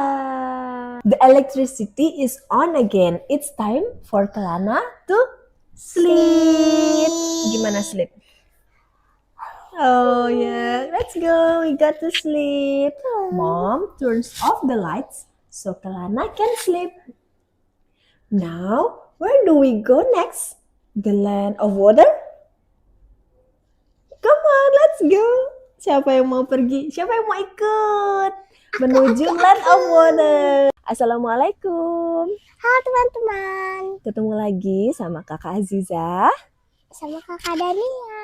Iya, hari ini kita mau baca buku lagi nih. Ceritanya kali ini berjudul I like your way. Iya. Nah, penulis buku ini adalah Kakak Audelia Agustin. Ilustratornya adalah Kakak Haikal. Lalu buku ini berbahasa Indonesia, ditranslate ke bahasa Inggris oleh Room to Read. Publishernya Yayasan Litara. Iya. Yuk kita langsung lanjut aja ya. Mom, Rano goes to Alice's birthday party. Rano lagi mau pergi ke rumahnya Ali. Mau ke kalau Alif mah ayahnya Dania. Mau ada acara ulang tahun. Iya, Wah, itu Rano lagi jalan. dia ketemu sama Wuri. Iya, Rano adalah anak yang tidak bisa melihat. Ia bisa sampai ke rumah Ali nggak ya? Bisa. Oke, coba kita lihat yuk perjalanannya. Ayo masih jauh ke sana. Wih, jauh sekali. Gimana caranya? Sana. Let's go together, Rano. I can guide you. Ada temannya yang bernama Wuri. Bajunya Wuri warna apa tuh? Warna merah, total putih. Cantik sekali. Kalau si Rano itu tuh biru garis-garis putih. Rano mau nggak ya dituntun sama Wuri? Nggak. No need, Wuri. I know the way. I know the way. Hey, why are you sniffing? Am I smelly? Or do you need help? No need, Wuri. I know the way. Ngapain ya Ranonya? Dia cuma bau sate. Wih, dia cium bau sate, teman-teman. Sate! This is the aroma that you already sniff. Oh, I know, kata Wuri. This is the clue for you to turn right, isn't it? Your way is great. Kira-kira apa ya baunya? Sate? Kosong. Baunya bunga? Kayak bau garam. Kalau baunya ikan? Amis. Dari bau ternyata kita bisa tahu ya, walaupun nggak ngelihat ya. Sniff in its aroma and you will know the direction. Direction. Why do you stop? Why do you hold the wall? Are you dizzy? No. Let me help you. No need, Wuri. I know the way. Kenapa ya Ranonya pegang dinding? Karena dia mau touch. Oh yes. It turns out this wall is different. The only river stone. It's cat. Oh, it's cat. Yes. The only river stone wall around here. Oh, I know. This is the clue for you to turn left. Your way is great. Touch. Touch the wall. Touch the cat. Gimana kalau kita pegang cat gimana? Lembut. Kalau kita pegang durian? Feel the surface and you will know the direction. Watch out, Rano. There is Padang. Let me guide you. No need worry, I know the way. Great! You can avoid it although you cannot see. This stick is really helpful. Book. Watch out, Rano. The dog is out of the fence. Yeah. Yes, I have known it, Wuri. Oh, the dog's bark must be a clue for you to go ahead. Great, you know a lot. Listen, Listen. gimana ya bunyinya telepon? Kring, kring, kring. Bunyinya burung? Kalau ayam berkokok? Kukuruyuk. Pay attention to the sound and you will know the direction. We have been at Ali's house. Hooray! Sudah rame. Banyak loh teman-temannya. Ada apa aja ya di rumahnya Rono tuh? Ada balon, ada kayak yang ini di atas kepala Ondel-ondel, ondel-ondel. hiasan-hiasan ya. Wah, ada banyak juga yang bawa kado ya. Ini yang apa nih? Rebutan. Ya Allah. Rebutan kado. Padahal itu kan siapa yang bawa itu punyanya dia. Iya. Let me guess. Ayo kita coba. Nyam gemblang. Kue cucur. Nyam. And kembang goyang. Yay, you are right. I know what you want to say, Wuri. Taste. Recognize the taste. This is my way, Wuri. I like your way, Rano. Tadi rumahnya Rano. Belok Terus, kanan baru- dengan mencium. Bau sate. Habis itu dia belok kiri dengan memegang Wall. iya, stone wall. Stonewall. Habis itu dia terus Ada genangan sama air. ada suara anjing menggonggong, terus sampai deh ke rumahnya Ali. Yang itu. Yeay, Rano berhasil sampai ke rumahnya Ali. Segitu dulu ceritanya kali ini. Gimana teman-teman? Seru nggak cerita Iya, Rano pergi ke rumah Ali. Alhamdulillah berhasil. Berhasil. Oke, segitu dulu teman-teman. Sampai jumpa lagi. Di read aloud selanjutnya. Dadah. Assalamualaikum ayah bunda. Ada yang tahu ini minggu apa? Minggu ketiga Ramadan? Wah, bener banget. Semoga puasanya lancar semua ya. Selain itu, ini juga masuk dalam Pekan Imunisasi Dunia. Anak-anak di rumah sudah lengkap belum nih vaksinnya? Kalau ayah bunda, ada yang sudah vaksin COVID? Mungkin lagi nunggu antrian atau malah masih ragu? Bentar dulu. Lah ini kan pekan imunisasi, kok malah bahas vaksin? Nah iya, jadi memang vaksin itu adalah salah satu cara tubuh mendapatkan imunisasi atau kekebalan secara aktif. Ada aktif, jadi ada imunisasi pasif. Ada, misal kekebalan tubuh yang diturunkan ibu pada janinnya selama kehamilan. Pasif karena nggak nunggu ada kumannya nyerang dulu, kekebalannya yang langsung dikasih. Juga selama pandemi kita sering dengar, dicari donor plasma dari orang yang sudah sembuh COVID-19 untuk yang masih berjuang sembuh. Nah, diharapkan antibodi yang sudah terbentuk di darah pendonor bisa membantu proses penyembuhan.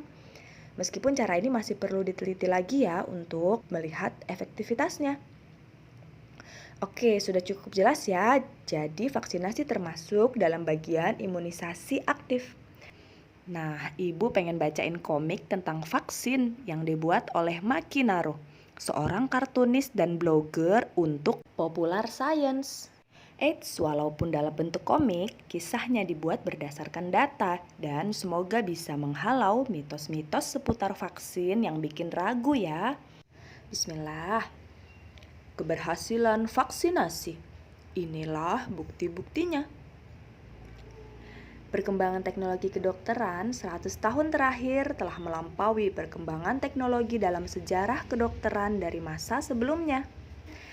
Berasa nggak sih sekarang hidup kita relatif jauh dari penyakit-penyakit mematikan seperti zaman dahulu kala?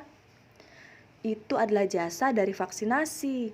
Meskipun sudah banyak bukti keberhasilan vaksinasi, nggak sedikit orang yang masih galau.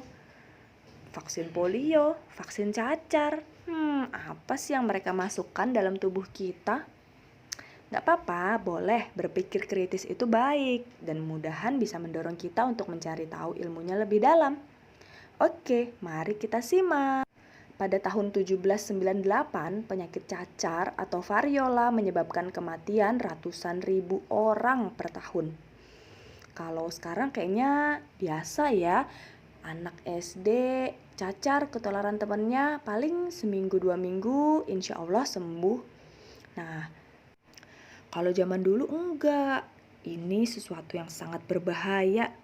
Nah, sampai seorang bernama Edward Jenner memperhatikan bahwa gadis pemerah susu sapi yang pernah terkena cacar sapi, ini adalah jenis penyakit cacar yang lebih ringan ya, tidak terkena cacar. Inilah vaksin pertama. Vaksin seperti latihan untuk tubuhmu.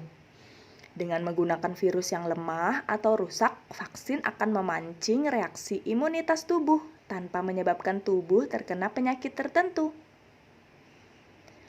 Dengan demikian, tubuhmu bisa membangun antibodi yang tepat dan membentuk kekebalan terhadap penyakit tertentu. Kuman-kuman mental. Sejak implementasi program vaksinasi, penyakit cacar telah berhasil diberantas. Penyakit seperti polio, campak, gondong, dan rubella sudah jauh berkurang dan diharapkan bisa segera musnah. Terus kalau vaksin bisa bikin kebal, kenapa aku harus mengulang vaksin influenza tiap tahun? Yang namanya evolusi itu seperti balapan yang tiada akhir. Ketika kita kebal terhadap suatu penyakit, si penyakit berusaha beradaptasi untuk menembus sistem kekebalan tubuh kita. Nah, virus flu itu jago banget dalam beradaptasi kayak gini. Tiap tahun, para ilmuwan memprediksi strain virus yang mana yang paling berbahaya dan perlu dilawan dengan vaksinasi. Tapi kan katanya vaksin menyebabkan autis. Tidak. Mitos tersebut berawal pada tahun 1998 ketika sebuah jurnal kedokteran Inggris bernama The Lancet mempublikasikan makalah yang mengklaim hubungan antara autisme dengan vaksin MMR, Measles, Mumps, Rubella. Namun setelah investigasi panjang diketahui bahwa Andrew Wakefield yang menulis makalah tersebut tidak hanya memalsukan data, tetapi juga melakukan hal-hal yang tidak etis. Misal, ia membayar anak-anak yang datang ke pesta ulang tahun anak laki-lakinya untuk diambil sampel darahnya. Tiap anak diberi uang 5 pound sterling. Wakefield juga memiliki banyak konflik kepentingan. Sebelum menerbitkan makalahnya, ia mengajukan paten untuk vaksin MMR versinya sendiri. Ia dibayar ratusan ribu pound sterling oleh sebuah LBH di Inggris atas testimoninya dalam sebuah gugatan melawan produsen vaksin MMR. Ya, semua itu sayangnya tidak dilaporkan. Tak lama kemudian, selebriti seperti Jenny McCarthy, seorang mantan model Playboy, termakan kebohongan Wakefield dan mulai menyuarakan ketakutan serta opini non-ilmiahnya. Dalam sekejap merebaklah tren anti-vaksin yang menginginkan anak-anak tetap murni, bebas bahan kimia. Pada saat kesalahan Wakefield terungkap, makalahnya ditarik dan lisensi medisnya dicabut. Sayang, bola salju sudah terlanjur menggelinding. Banyak orang yang termakan bualan Wakefield. dan dia diangkat sebagai martir oleh para pendukung anti-vaksin. Sekarang kita paham bahwa autisme adalah salah satu spektrum gangguan perkembangan dan para ilmuwan belum mengetahui secara pasti apa yang menyebabkannya. Ya, kita terus belajar hal-hal baru setiap hari. Tapi tidak ada satupun yang mencurigai vaksin sebagai penyebab autisme. Ini sudah dibuktikan oleh penelitian. Nihil. Tapi ada yang share tentang komposisi bahan vaksin. Serem-serem banget, bahan kimia semua. Masyarakat cenderung merasa takut terhadap hal-hal yang tidak mereka pahami. Hal ini menjadi senjata utama para pendukung anti-vaksin. Dengan membuat daftar komposisi bahan vaksin dan menyebarkannya, masyarakat bingung, terjangkit rasa was-was dan takut. Contohnya seperti ini, ada senyawa timerosal seringkali ditunjuk sebagai penyebab autisme. Timerosal merupakan zat anti jamur yang digunakan sebagai pengawet vaksin dalam ampul multidosis.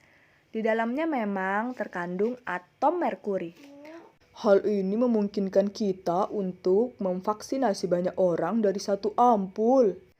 Banyak dari kita terlanjur menganggap merkuri itu senyawa yang buruk. Padahal sebenarnya tidak sesederhana itu. Kita mungkin lupa bahwa dalam masakan yang kita makan setiap hari ada satu zat yang terbuat dari 2 unsur yang paling labil dan mematikan di dunia. Ya, sodium atau natrium adalah logam yang sangat reaktif. Bila terkena air bisa meledak. Klorin juga bersifat korosif. Tapi kedua unsur tersebut membentuk garam yang aman dikonsumsi setiap hari. Nah, merkuri yang terkandung dalam timerosal adalah etil merkuri yang dapat dikeluarkan dari tubuh, tidak terakumulasi. Tidak seperti saudaranya, metil merkuri yang merupakan senyawa jahat dan dapat diakumulasi dalam tubuh. Padahal metil merkuri itu terbentuk secara alami loh. Kamu tahu metil merkuri yang jahat itu ada di mana? Ya, tuna. Inilah kenapa kita mesti membatasi konsumsi tuna dan ikan-ikan laut berukuran besar lainnya, terutama bagi ibu hamil dan anak-anak. Meskipun ada risiko dengan maksud mengurangi kekhawatiran publik akibat misinformasi, CDC pun menghentikan penggunaan timerosal dalam vaksin. Bahkan setelah penelitian membuktikan tidak ada hubungan antara timerosal dalam vaksin dengan autisme. Hasil penelitian terkini menunjukkan bahwa peningkatan kasus autisme ini berkaitan dengan kesadaran yang lebih besar dan diagnosa yang lebih baik atas autisme. Zaman dahulu penyandang autisme seringkali hanya dilabeli gila dan tidak mendapatkan terapi. Yang dirugikan adalah masyarakat di negara berkembang yang kini harus membayar lebih mahal untuk vaksinasi. Karena bila tidak menggunakan timerosal, maka vaksin tidak bisa lagi disimpan dalam ampul multidosis, melainkan harus dalam ampul single dosis. Biaya produksi pun jadi semakin besar. Misinformasi lainnya adalah mengenai penggunaan asam klorida HCl dalam vaksin. HCl kan berbahaya. Tapi ingat kan pelajaran kimia di sekolah dulu? Larutan asam bisa ditambahkan ke larutan basa untuk memperoleh pH netral. Itulah yang terjadi dalam pembuatan vaksin, saudara-saudara. Oh iya ya. Masih banyak kalangan masyarakat kita yang belum menyadari bahwa beda baik dan buruk itu seringkali terletak pada dosisnya. Contoh, air. Kita selalu disarankan untuk banyak minum air. Tapi terlalu banyak minum air juga bisa membunuh kita loh. Pada tahun 2007, seorang wanita di California meninggal dunia setelah minum air 6 liter dalam waktu 3 jam. Waduh. Dan masih banyak kasus water intoxication lainnya. Kandungan bahan-bahan kimia yang menyeramkan dalam vaksin masih jauh di bawah ambang batas yang ditetapkan FDA dan badan kesehatan lainnya. Formaldehid misalnya. Formaldehid merupakan salah satu hasil samping metabolisme tubuh secara alami loh. Selama membaca komik ini aja, tubuhmu memproduksi formaldehid dalam jumlah yang lebih banyak dibandingkan dengan yang terkandung dalam vaksin loh. Kelompok anti-vaks juga berbohong mengenai bahan vaksin agar masyarakat semakin takut. Kebohongan ini disebarkan melalui website bernama keren supaya banyak orang yang tertipu. Misalnya, vaccinetruth.com, The National Vaccine Information Center, dan juga melalui penggiat anti-vaksin lokal, misal Ibu USA.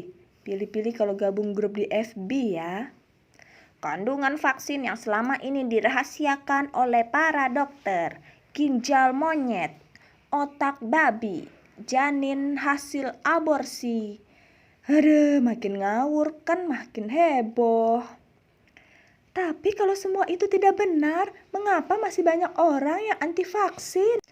Ironisnya, gerakan anti vaksin ini mirip dengan patogen yang mengancam kita. Sayang sekali tidak ada vaksin untuk kebodohan ya. Mereka berlomba-lomba menebar ketakutan akan vaksinasi, sementara membahayakan masyarakat dari berbagai ancaman penyakit. Thimerosal menyebabkan autisme. Tubuh bayi yang kecil tidak siap menerima vaksin. Pakai referensi jurnal kesehatan ya, bukan majalah. Setiap kali tuduhan para anti-vaks dibuktikan salah oleh ilmu pengetahuan, mereka langsung membuat tuduhan baru tanpa mau mengklarifikasi atas kesalahan mereka sebelumnya. Aluminium. Oke deh kalau begitu, tapi kalau nggak ingin vaksinasi ya biarin aja dong. Kan itu hak mereka untuk memilih mau vaksinasi apa enggak. Sayang, pernyataan itu cuma benar jika keputusan mereka tidak mempengaruhi orang lain. Tapi faktanya tidak demikian. Salah satu manfaat dari vaksinasi adalah suatu efek yang disebut herd immunity. Jika persentase masyarakat yang divaksinasi dalam satu populasi cukup banyak, lebih dari 83-85%, maka penyakit akan susah mewabah. Yang dilindungi oleh vaksinasi tidak hanya orang yang divaksin, tapi orang yang di sekitarnya karena suatu kondisi tidak atau belum bisa divaksin.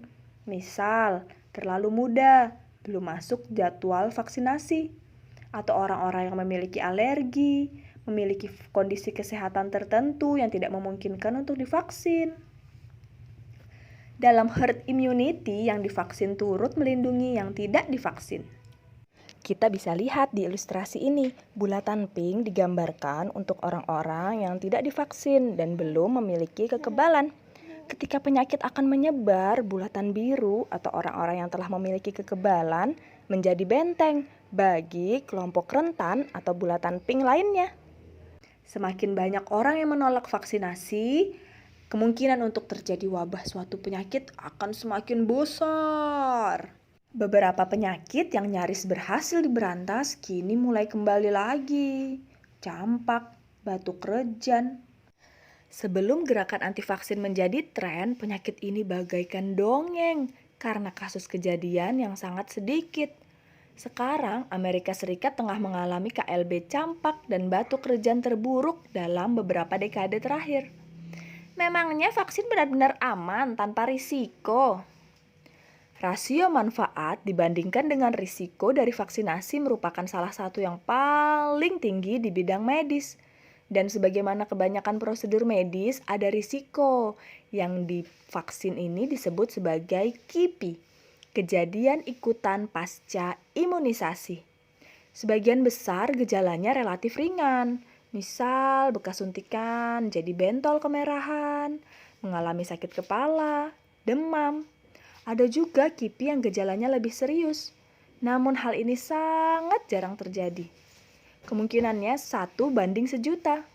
Sayangnya banyak orang yang tidak pandai dalam menilai risiko. Ada orang yang tidak mau memakai sabuk pengaman ketika mengemudi karena takut tidak bisa cepat keluar mobil jika ada kecelakaan. Aku menghabiskan uangku untuk beli lotre dibanding ditabung. Ya siapa tahu menang kan bisa hidup enak. Sebagaimana penyakit, rasa takut dan misinformasi sangat mudah menyebar, menjangkiti mereka yang belum punya kekebalan. Yuk kita cari informasi yang akurat, percayakan suatu hal kepada ahlinya. Ahli di bidang vaksin ya dokter, bukan sarjana hukum atau penjual online ya. Yuk berkontribusi membentuk herd immunity dengan turut mengedukasi orang-orang di sekitarmu. Jangan lupa vaksinasi sesuai jadwal. Sedihnya, data dari WHO tahun 2019 menunjukkan masih ada 19,7 juta anak di dunia yang belum mendapat imunisasi dasar lengkap. Bahkan ada yang belum dapat sama sekali. Dan tebak, ya Indonesia termasuk 10 besar negara penyumbang anak yang belum mendapat imunisasi dasar lengkap. Padahal udah digratiskan ya. Gimana kalau bayar? Oke, sekian dulu. Semoga makin mencerahkan keraguan di hati seputar vaksin ya. Ayah, bunda, kakek nenek juga bisa mulai cek kondisi kesehatan untuk tahu bisa menjadi penerima vaksin COVID-19 atau tidak. Share video ini ke teman-teman, keluarga, tetangga yang masih pada kemakan hoaks seputar vaksin. Yuk vaksin, karena tak kenal maka tak kebal. Wassalamualaikum warahmatullahi wabarakatuh.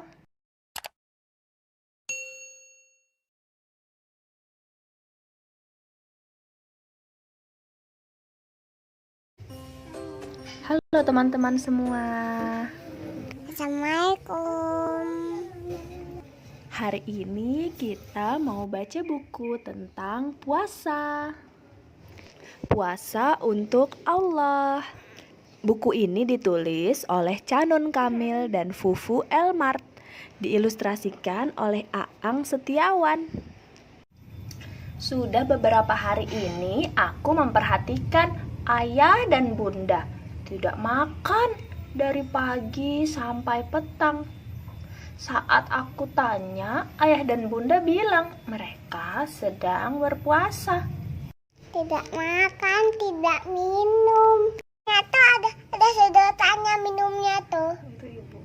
Oh iya, sekarang kan bulan Ramadan, bulan istimewa diturunkannya Al-Quran. Kata ayah, setiap muslim yang beriman wajib untuk berpuasa. Tuh, lihat kakak sama abangnya itu lagi baca apa? Al-Quran. Ayo coba hitung berapa jumlah pot gantung yang ada dalam ilustrasi ini. Kemudian tuliskan jawabannya di kotak pojok kanan ya. 1, 2, 3, 4. Jadi ada 4 pot gantung. Ayah, puasa itu apa sih? Tanyaku penasaran. Puasa itu sederhananya ajang latihan agar bisa mengendalikan diri dari rasa haus, rasa lapar, dan amarah. Jawab ayah. Bagaimana rasanya ya? Tidak makan, tidak minum, dan menahan marah saat puasa. Pasti lelah sekali. Melalui rasa lelah berpuasa, Allah Subhanahu wa Ta'ala mengajarkan kita tentang sabar dan ikhlas. Ayah dan bunda berpuasa dari azan subuh sampai azan maghrib. Bunda, untuk siapa sih kita berlelah-lelah puasa? Tanya. Kita berpuasa untuk Allah Subhanahu wa Ta'ala. Allah Subhanahu wa Ta'ala berfirman bahwa setiap amalan manusia adalah untuk dirinya sendiri, kecuali amalan puasa. Itu untuk Allah dan Allah sendiri yang akan membalasnya. Ayah menjelaskan. Itu ada di hadis riwayat Bukhari nomor 1904, 5927, dan Muslim nomor 1151. Allah juga sudah menyiapkan surga Ar-Rayyan untuk orang-orang yang rajin berpuasa, yang ikhlas berpuasa karena Allah. Besoknya aku ikut makan sahur sama ayah dan bunda. Aku mau ikut belajar puasa. Paginya, baru jam 8 pagi, aku sudah merasakan lapar. Kriuk, kriuk, kriuk. Oh iya teman-teman, kita bisa cari huruf abjad O sampai Z yang tersembunyi dalam ilustrasi ini. Ayo kita sebutkan hurufnya, kemudian lingkari. O, orang-utan. T, tekwan. U, udang. Teman-teman, lanjut cari hurufnya ya. Kamu masih kecil sayang, belum diwajibkan untuk ikut berpuasa. Boleh ikut latihan semampunya saja. Ayah, bunda, kenapa sih kita harus berpuasa?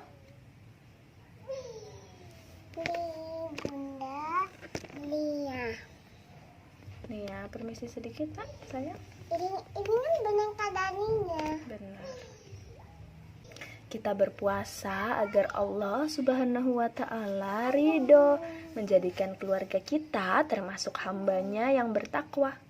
Sesuai firman Allah dalam Al-Quran, ya ayyuhalladzina amanu kutiba alaikumus syiyamu kama kutiba alal ladzina min qablikum la'allakum tattaqun. Hai orang-orang yang beriman, diwajibkan atas kamu berpuasa sebagaimana diwajibkan atas orang-orang sebelum kamu agar kamu bertakwa. Quran Surah Al-Baqarah ayat 183. Masya Allah, ayah dan bunda temani aku perlahan untuk belajar tentang puasa ya, agar Allah Subhanahu wa Ta'ala ridho, menjadikanku hambanya yang bertakwa. Ungkapku bahagia. Aku semangat.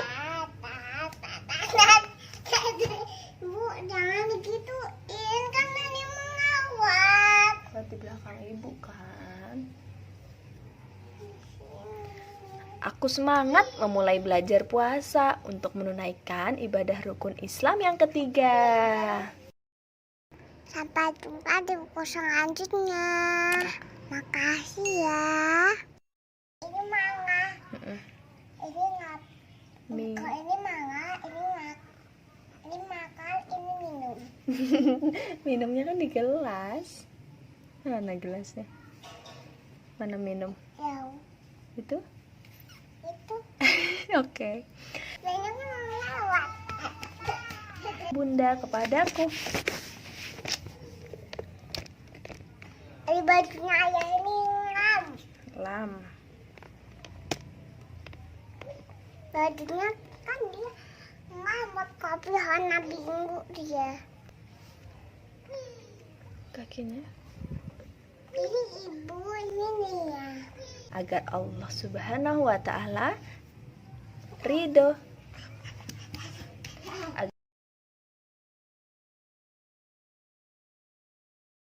Puas teman-teman.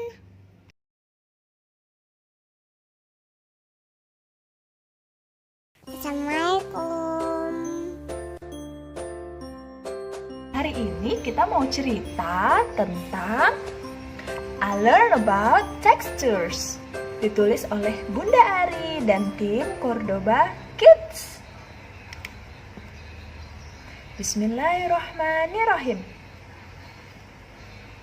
Abid is sitting on the beach with cow and horse. They are soaking wet because they have just finished playing in the water.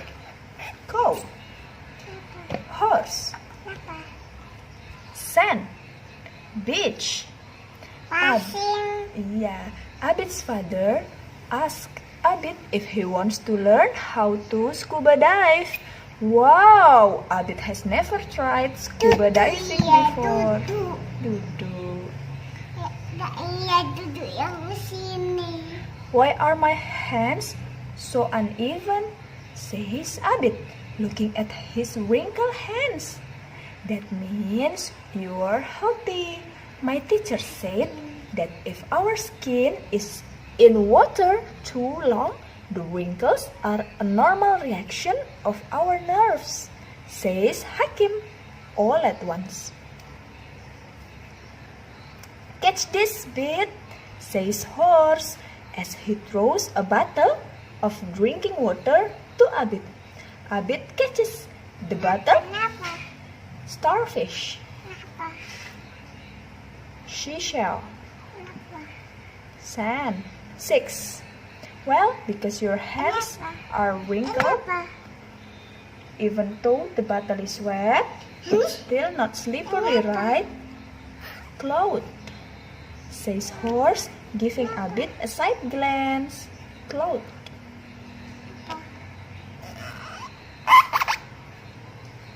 Yes, you are right, says Abid, nodding his head. Nodding. Amazing, huh? Our skin is awesome. This is our skin anatomy. Because of our skin, we can feel raw skin, smooth, and also hot or cold, explained Hakim eagerly. Baca buku. Abid strokes Horseback. Horseback feels so smooth and soft. Not to be outdone, Cow says, my back does too. I've never seen just how beautiful it is under the sea. When diving, I touched a dolphin that swam up to me. Its skin was really slippery, says Abid, still astonished by the experience.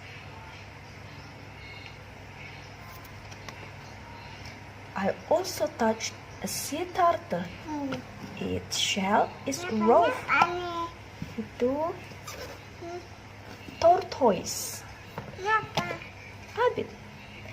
A turtle's raw and hard shell protect it from enemies. Tortoise. Sea turtle. Abid. I also touched a sea turtle. Sea turtle. Its shell raw and as hard as wood. Sea turtle. A turtle's raw and hard shell protect it from enemies. Unlike a tortoise, a sea turtle cannot pull its head and forelegs into its shell when it is threatened, explained Hakim. A hedgehog, it's hedgehog use its quills to protect itself against threats. Yeah, I once accidentally got a quill in my foot and it drew blood. Horse chuckles when he hears Cow's story. Hey, let's make a sandcastle. We can show mother and father afterwards, say Horse. They are all busy building the sand. Sekop. The sand at the beach is finer and softer than river sand. Sapi, so it's easy. Walaupun kelihatannya sederhana, ternyata sensory play punya banyak manfaat yang luar biasa loh. Antara lain, mengembangkan imajinasi, mengembangkan saraf untuk kemampuan bahasa dan kosakata anak, mengembangkan rasa empati, bahkan menstimulasi hormon dopamin yang membuat anak-anak merasa tenang dan nyaman. Wah, Masya Allah. Yuk kita mulai kenalkan berbagai sensory play. Main walaupun harus berkotor-kotor. Oke, sekian dulu. Wassalamualaikum warahmatullahi wabarakatuh. Jangan lupa ya, like, komen, subscribe. Makasih. Assalamualaikum. Hari ini kita mau baca buku judulnya Aku Berbeda dengan Syafa. Ditulis oleh Bunda Ari dan tim Cordoba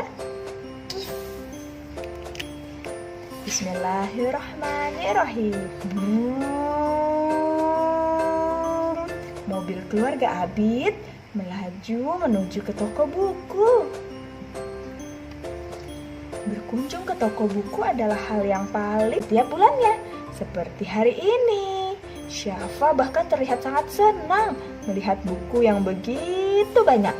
Lihat, di berbagai rak, dari bawah sampai atas semuanya buku. Sampulnya bukunya berwarna-warni. Ayah memegang buku warna biru. Kak Hakim memegang buku warna hijau. Wow, lihat, Abid memegang bukunya warna oranye. Banyak sekali ya buku di toko buku. Bunda, Abid ingin buang air, kata Abid berbisik di telinga Bunda. Boleh, sekalian Bunda mau ganti baju Syafa juga nih. Sudah basah karena keringat, kata Bunda. Abid berbisik di telinga Bunda. Abid ke toilet laki-laki. Ini yang gambarnya laki-laki. Bunda dan Syafa akan ke toilet perempuan. Gambarnya ada pakai rok. Nanti kalau sudah selesai, tunggu Bunda di sini ya, kata Bunda sambil menunjuk. Iya, bangku-bangku di depan toilet. Abid mengangguk mengerti.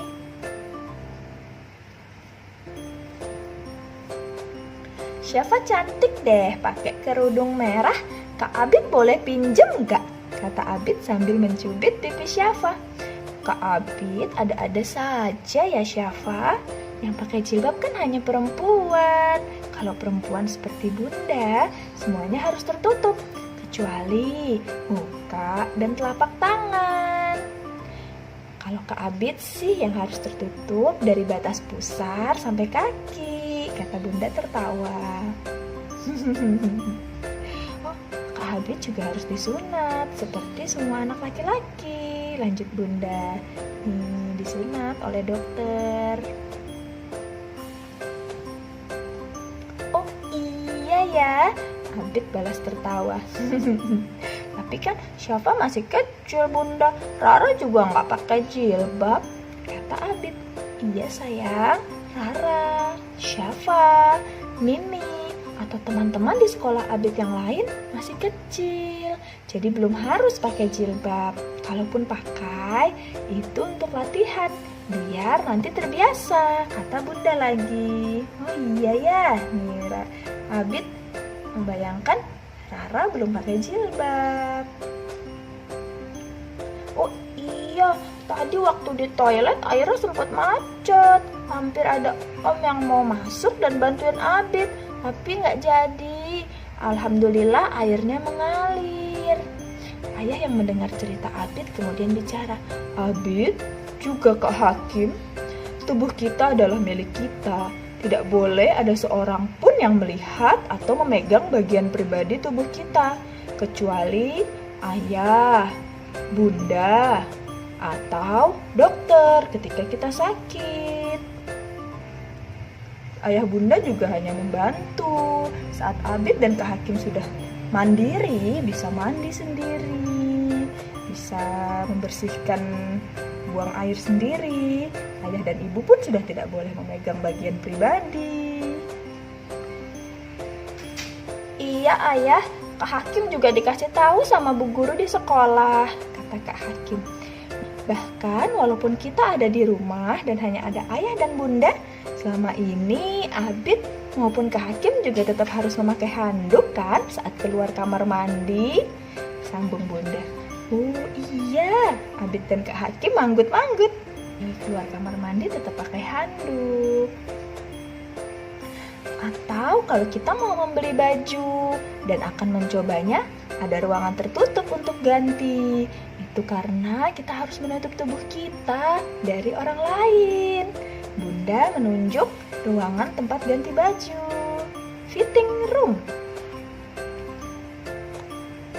Dan biasanya ada tempat ganti khusus untuk laki-laki dan perempuan. Karena laki-laki dan perempuan berbeda. Kamar tidur juga begitu. Walaupun kakak beradik, kamar Syafa terpisah dengan kamar Abid dan Kak Hakim, kata ayah. Ayo, pilih lagi bukunya. Nanti kita lanjutkan ngobrol tentang laki-laki dan perempuannya di rumah saja, kata ayah. Dan kemudian semuanya sibuk memilih buku yang akan dibeli. Hore, Abid bilang, nih baju laki-laki dan perempuan pun beda ya. Perempuan pakai jilbab, boleh pakai rok, pakai celana. Laki-laki bajunya nih ada yang kemeja, rompi, celana, Ada kancing-kancing. ada kancing. Nih rompi, nih ini ini. Alhamdulillahirabbil alamin. Bacaannya Alhamdulillahirabbil alamin. Kita berusaha bersama ya, ayah dan bunda, untuk menjaga anak-anak kita. Karena seringkali perilaku penyimpangan seks ini secara tidak sadar terjadi mulai dari pola asuh yang keliru dari para orang tua. Nauzubillahi min zalik, semoga kita tidak termasuk di dalamnya. Sekian dulu, wassalamualaikum warahmatullahi wabarakatuh. Jangan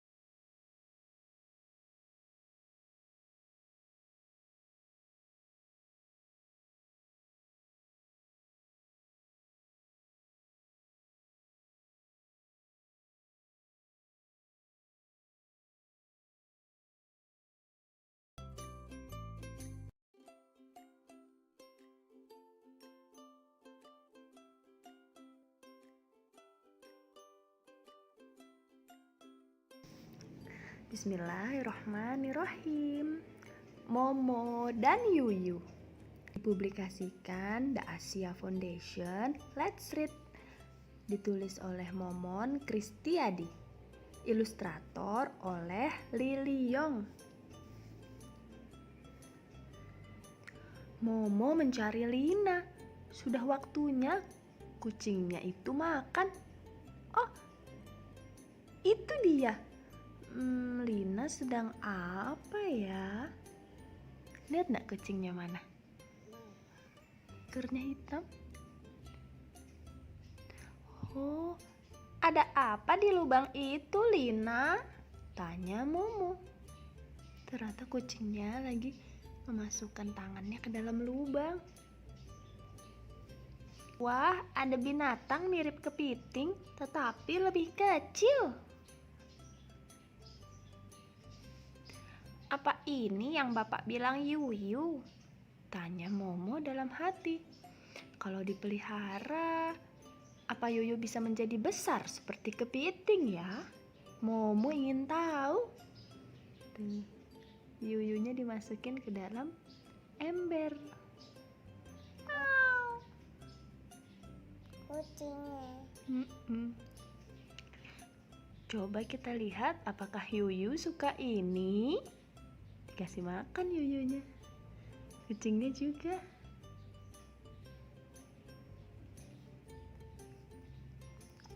Alhamdulillah.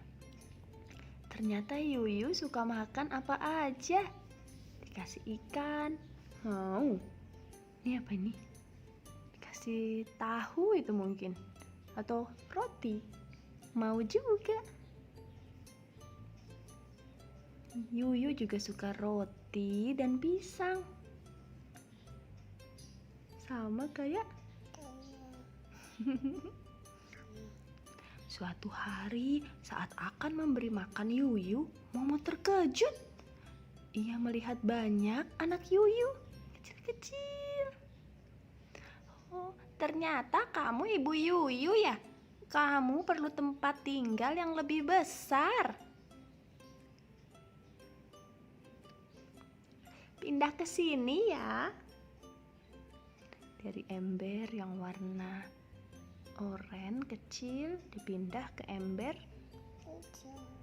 hijau besar ya.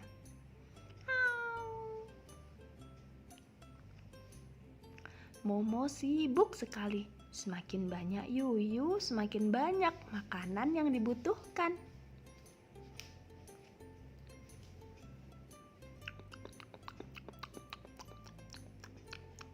Ibu Yuyu dan anak-anaknya makan. Hingga suatu hari, ember tempatnya Yuyu dan anak-anaknya terbalik. Oh, kalian mau kemana? Yuyu itu membuat lubang.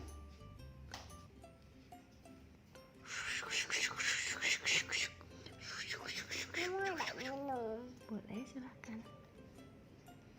Oh, kamu lebih suka di lubang itu ya, Yu? Katanya Momo. Bagaimana dengan kamu, Bu Yuyu? Kamu juga pasti lebih senang di dalam lubang di tanah. Yuyu tadi mirip apa, Nak? Banyak anaknya ya? Terus akhirnya tadi Yuyunya masuk kemana?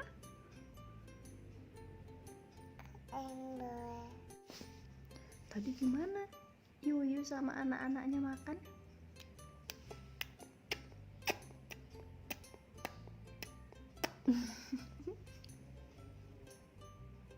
Yuyunya mau balik ke tempat tinggalnya di tanah. Dadah Yuyu.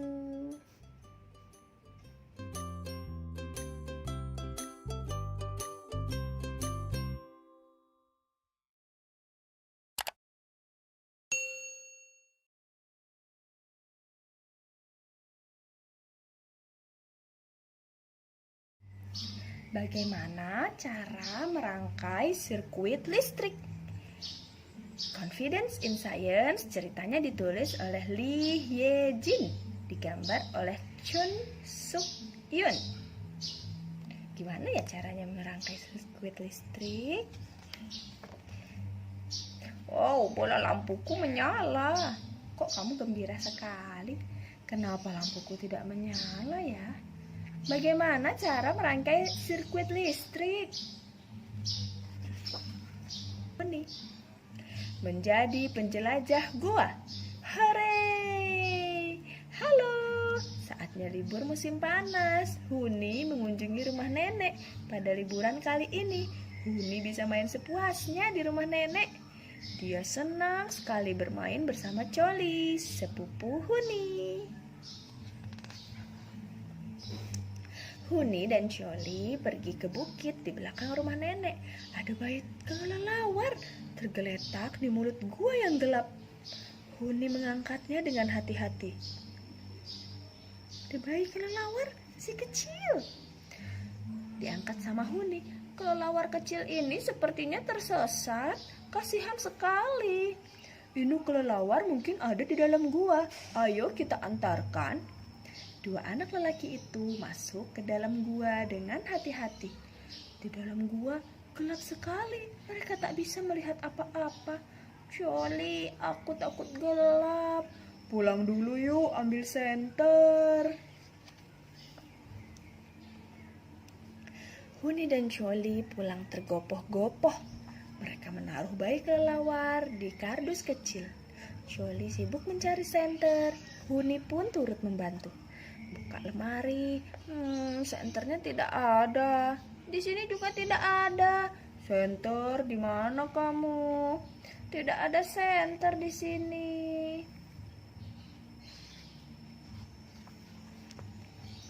Huni dan Choli mencari kemana-mana, tapi tidak berhasil menemukan senter.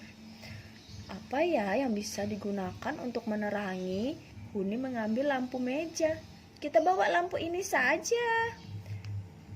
Tapi lampu ini tidak ada kabelnya. Di gua tidak ada stop kontak untuk mencolokkan steker. Karena di gua tidak ada stop kontak, kita perlu senter yang menggunakan baterai. Ya benar, kita bisa membawa baterai. Itu kulkas kakak. Choli masuk ke kamar, lalu keluar dengan membawa baterai, kabel listrik, bola lampu, saklar, dan diagram sirkuit. Ayo kita membuat senter sendiri. Kalau kita bisa memasang senter di topi, pasti keren. Kita jadi punya topi penjelajah. Kurasa aku bisa membuatnya. Aku pernah belajar di kelas sains. Oh, asyik, katanya Huni. Kita akan menjadi penjelajah gua. Hore, aku sudah tidak sabar. Aku mau coba, kata Huni. Oke, kamu boleh coba membuatnya sesuai diagram sirkuit, kata Choli. Ini diagramnya. Oh, lampunya tidak menyala. Nih, lampunya kok nggak nyala ya?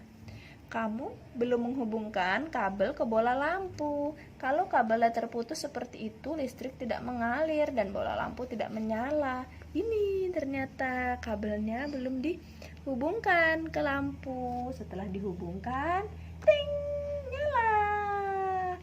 Huni melonjak kegirangan, yeay. Namun Choli tampak sedikit khawatir. Cahaya lampunya agak redup, cukup terang tidak ya untuk menerangi dalam gua. Choli mengambil baterai tambahan. Kalau kita tambah baterai lagi, lampunya akan lebih terang. Huni menambahkan satu baterai lagi. Namun bola lampu tidak menyala. Coba kamu periksa arah baterai. Kalau kedua baterai dihubungkan ke kutub baterai yang sama, lampunya tidak akan menyala. Oh iya nak, ini kan kutub negatif, kutub positif, kutub negatif. Nah, coba dibalik. Jadi positif, negatif. Ting, jadi nyala. Ternyata Huni mengubah arah salah satu baterai dan menghubungkan kedua baterai itu lagi, bola lampu menyala.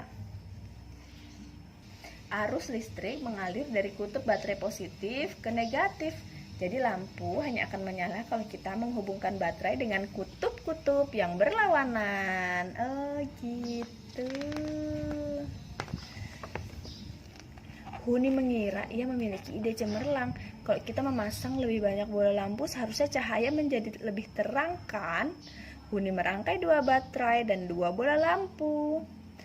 1, 2. Ternyata cahayanya sama aja seperti saat menggunakan 1 bola lampu. Aneh sekali, kukira cahayanya akan lebih terang. Oh iya, ternyata alasannya karena bola lampunya harus berbagi listrik, sementara jumlah energi dari baterainya terbatas. Jadi cahayanya tidak seterang yang diharapkan karena kedua bola lampu harus berbagi energi listrik. Nah, Huni dan Choli membuat satu rangkaian listrik lagi. Ia menghubungkan 3 baterai. 1, 2, 3. Dihubungkan dengan kabel ke 1 bola lampu. Wow, cahayanya sangat terang. Sepertinya cukup untuk menerangi gua. Baiklah, sebaiknya kita jangan memasang saklar dulu. Saat rangkaian ini dipasang di topi akan sulit menyalakannya. Lepaskan dulu kabelnya, nanti kita hubungkan lagi saat masuk ke dalam gua. Huni dan Choli memasukkan sirkuit ke dalam kotak dan mengeluarkan bola lampu dari sebuah lubang. Kemudian mereka mengikat kotak itu ke topi mereka. Yeay, kita siap menjadi penjelajah gua yang hebat. Akhirnya semua sudah siap. Saat mengambil kardus yang berisi bayi kelelawar, Huni berkata, "Jangan takut bayi kelelawar, kami antar kamu pulang sekarang." Huni dan Choli masuk ke dalam gua. Saat mereka menghubungkan kabel dan saklar dan bola lampu di sirkuit, gua menjadi terang benderang. Ini ada cahaya dari lampu topinya. Ia merasa seperti penjelajah sungguhan. Huni dan Choli terus masuk ke dalam gua, disinari senter buatan sendiri. Setelah masuk cukup dalam, akhirnya Huni dan Choli melihat ada kelelawar, lihat, kata Huni. Bayi kelelawar mencicit lemah saat Huni mengeluarkannya dari kardus. Dikeluarkan pelan-pelan, lalu seekor kelelawar besar terbang ke arah mereka, menyambar bayi kelelawar dan terbang menjauh. Wow, itu pasti induknya. Selamat jalan kelelawar kecil. Huni dan Choli melambaikan tangan kepada si bayi kelelawar. Dadah. Mereka berjalan pulang dengan lega dan gembira.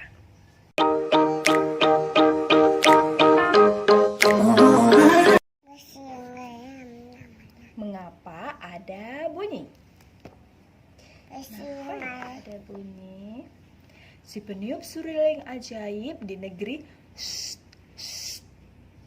konon di negeri penduduknya sering berkata, mereka nggak tahan mendengar bunyi keras atau berisik.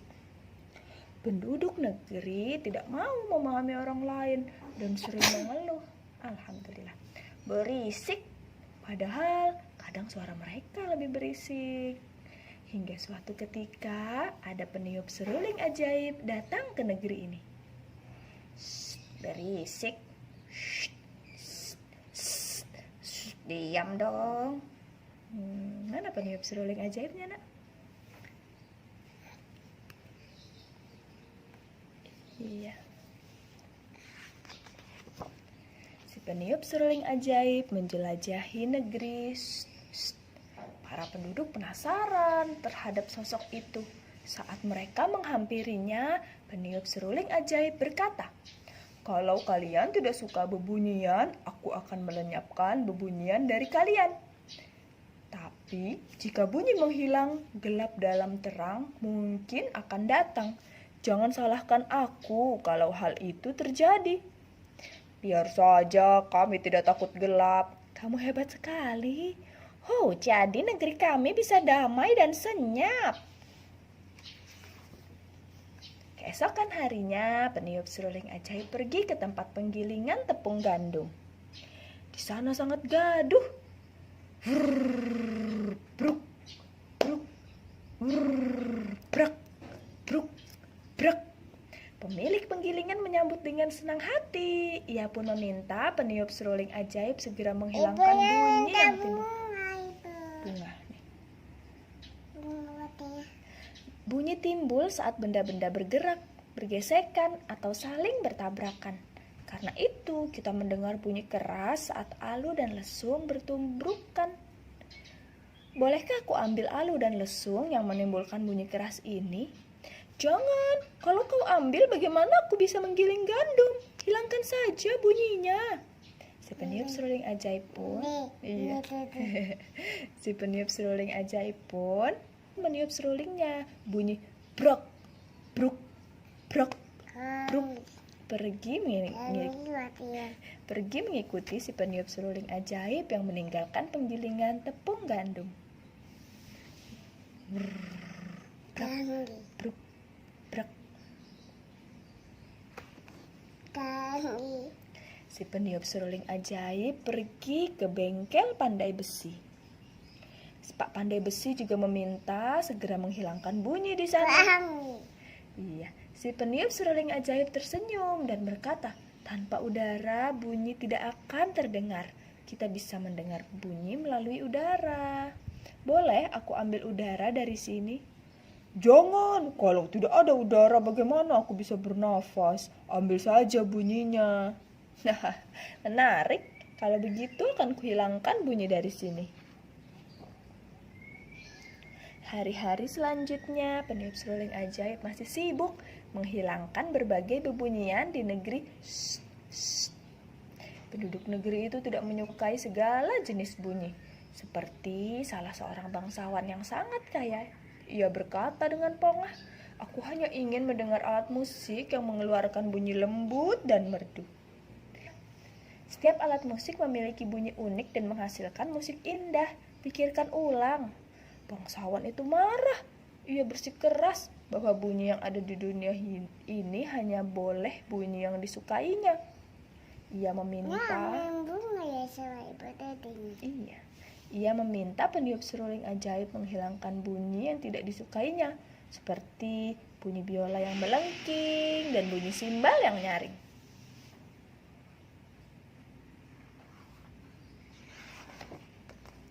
Suatu ketika, ibu guru memanggil peniup seruling ajaib. Ia tak mau dengar suara berisik murid-muridnya. Saat si peniup seruling ajaib akan meniup seruling, ibu guru berseru, Tunggu dulu. Tolong hilangkan suara berisik dan bernada tinggi saja. Saya tidak keberatan dengan suara lembut dan bernada rendah. Hore! La la la la la.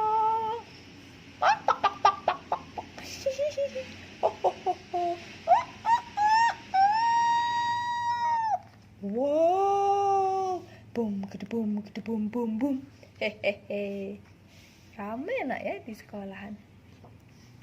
Seiring menghilangnya beragam jenis bunyi, para penduduk jadi lebih sensitif terhadap bunyi. Mereka mengeluhkan bunyi bahkan yang sangat lemah. Setelah suara bising dihilangkan, mereka juga meminta peniup seruling ajaib menghilangkan suara lemah yang bahkan sebelumnya tidak terdengar oleh mereka. Ada. Aku mohon hilangkan suara tangisan bayiku. Bunyi apa itu? Aku mendengar sesuatu. Hai, anak muda, tolong hilangkan suara gemuruh dalam perutku. Bisakah kau menghilangkan suara burung yang berkicau di pegunungan?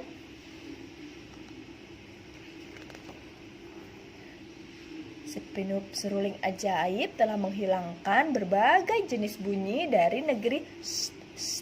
Sekarang para penduduk di sana hanya mendengar suara tarikan dan helaan nafas, juga bisikan. Awalnya mereka senang, namun seiring waktu mereka mulai mengalami masalah. Aduh, hati-hati. Bagaimana aku bisa bekerja kalau tidak mendengar bunyi apa-apa? Aku tidak tahu hari sudah pagi. Kokok ayam jantan tidak terdengar.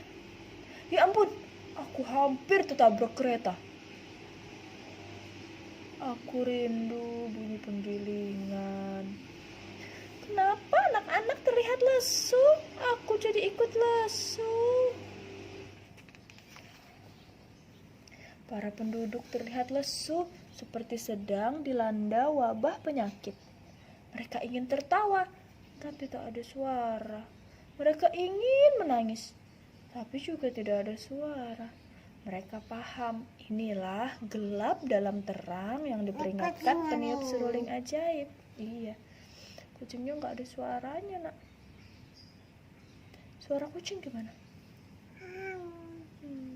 Orang-orang di negeri ingin agar bunyi-bunyian dikembalikan kepada mereka. Kembalikan bunyi-bunyian kami. Jadi ditulis karena kalau mereka berteriak nggak bisa terdengar suaranya. Dengan keinginan yang sama, para penduduk negeri menapaki jalan ke arah perginya peniup seruling ajaib. Tak berapa lama, tiba-tiba mereka berhenti. Orang-orang merasakan getaran di bawah kaki mereka. Mereka cari tahu dari mana datangnya getaran itu. Mereka pun tiba di gua besar. Mulut gua itu tertutup sebongkah batu besar. Seorang pria menempelkan telinganya ke batu besar itu. Ia mendengar segala jenis bunyi yang sebelumnya ada di negeri. Iya. Baiklah, ayo kita dorong batunya sama-sama. 1, 2, 3. Blar. Batu besar itu bergeser. Pintu terbuka dan bebunyian berhamburan keluar dari gua. Suara kucing udah ada lagi. Kedebuk. Grrr. Brak. Bruk. Krik krik krik. Ini. Titin. Tring. Hahaha.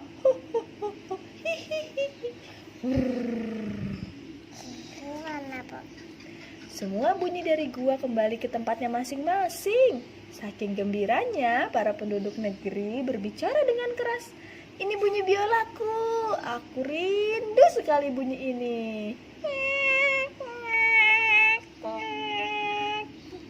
Ini bunyi kentutku. Trot. Ini suara bayiku saat sedang lapar.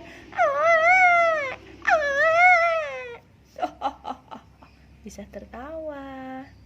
Peniup seruling ajaib muncul di hadapan mereka dan berkata, bunyi bagian penting dari hidup kita. Bunyi menyampaikan banyak hal, fakta, informasi, perasaan, dan sebagainya. Sekarang kalian paham kan betapa tidak enaknya hidup tanpa bebunyian?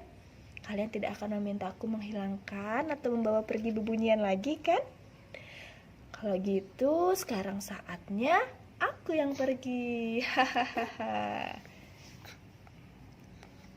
Alhamdulillah sudah selesai. Kita tutup. Tutup. Assalamualaikum warahmatullahi wabarakatuh.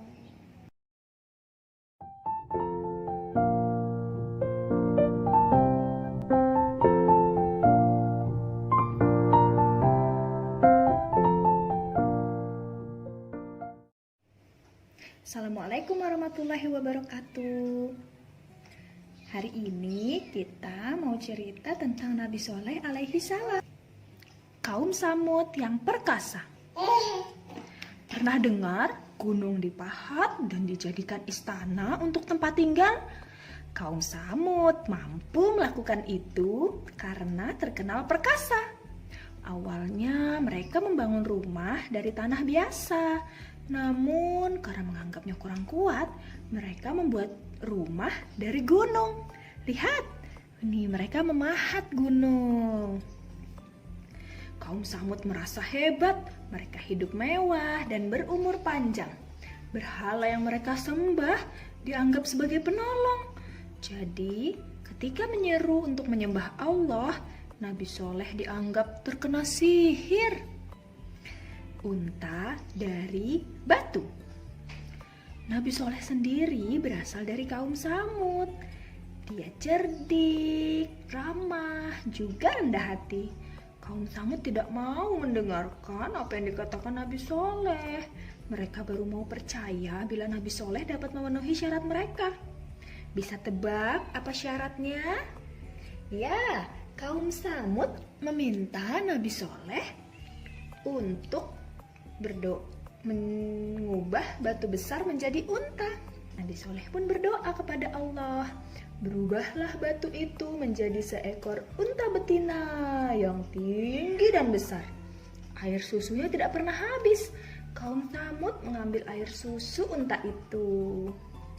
Tak tahu balas budi.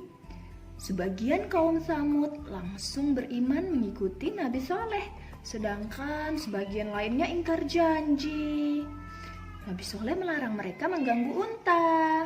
Bila si unta minum air dari telaga, mereka dilarang mengambil air berbarengan dengan unta. Anak kucing ada anak ibu kucing. Oh iya, ada kucing. Mereka hanya boleh mengambil pada hari yang lain. Nih, untanya minum dari air telaga.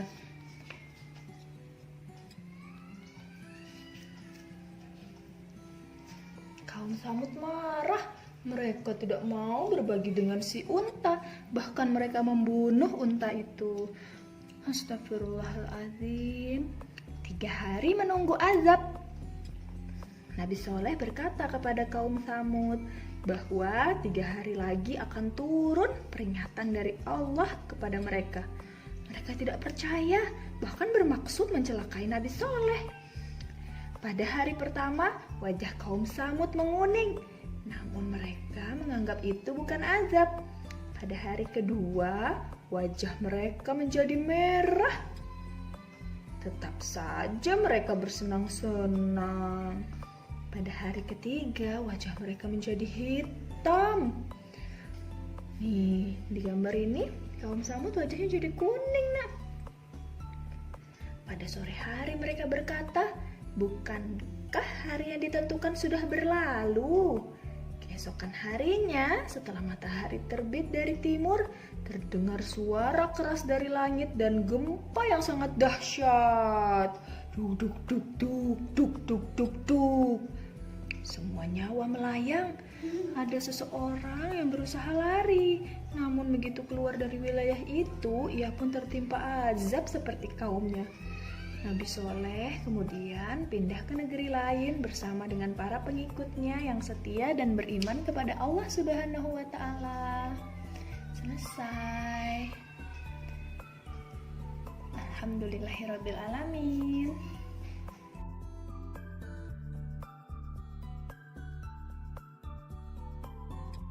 Assalamualaikum. Halo teman-teman. Hari ini kita mau lanjut cerita buku dari Litara yang ada di website Literasi Cloud. Hari ini temanya tumbuhan. Iya, Oke, yang jadi berjudul Don't Fall Frangipani. iya bener, jangan jatuh bunga Jepun. Jadi frangipani itu adalah bunga Jepun, bunga Kamboja dari Bali. Ini suka banget pegang bunga itu. Nih ada banyak kan di taman. Nah, buku ini ditulis oleh kakak Imelda Naomi. Terus ilustratornya adalah kakak Pamela Suryajaya.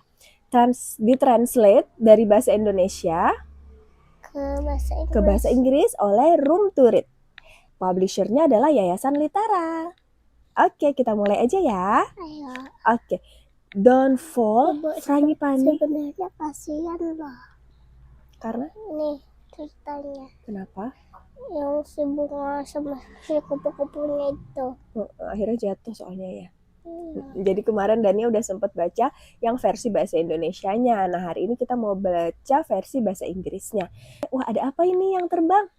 Ada kupu-kupu. Wow, kupu-kupunya cantik ya. Warna apa kupu-kupunya? Warna oranye. Oranye. Sama ada kuningnya. Pada kuningnya. Good morning flowers. Kalau flowersnya bisa ngomong, mungkin dia bakal jawab, "Good morning butterfly," gitu ya. I love to fly and dance near the frangipani tree. Where is the frangipani tree? It's This is ini This ya. is. Oke. This is What's the what- color of flower? Frangipani. ini. Ya. White White. and yellow. Yes. Oh no. Wah, kenapa?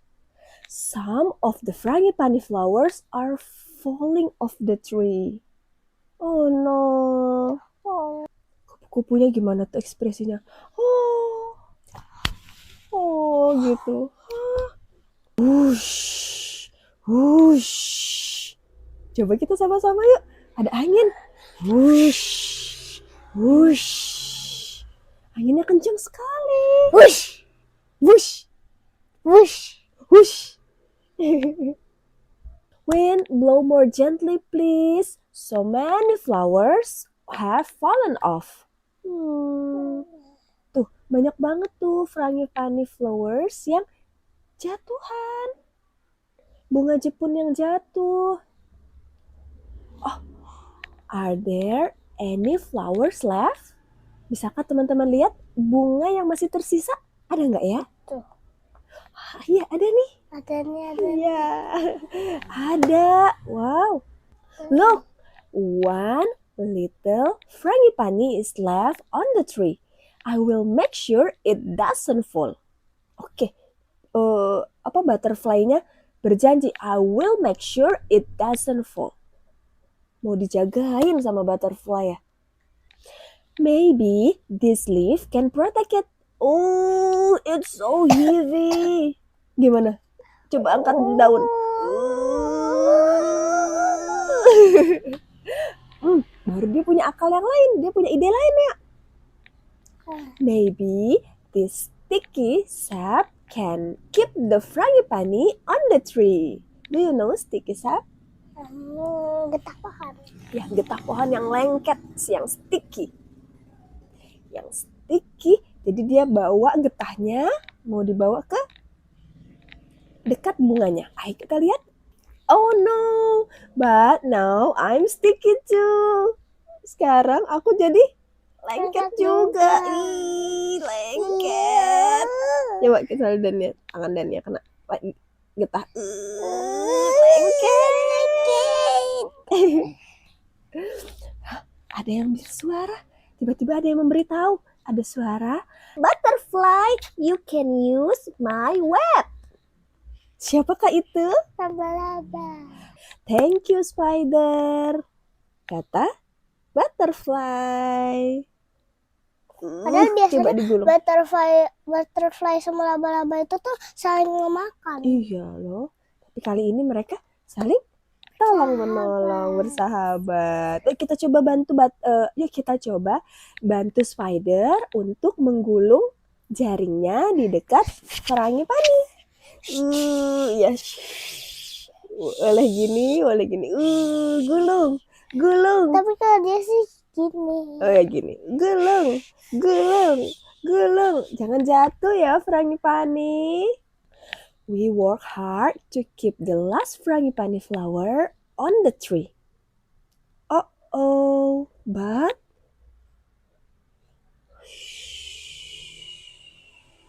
even with all our help, the little frangipani falls off. Bahkan sudah diapain tadi? Dibantu melindungi dari angin dengan daun yang dibawa tadi sama butterfly. Terus itu coba pakai getah pohon yang lengket yang tadi sampai bikin butterfly-nya ke lengket. iya, badannya jadi lengket. Terus udah pakai Jaring spider web. Tapi putus. Tetap jatuh ya. Oh.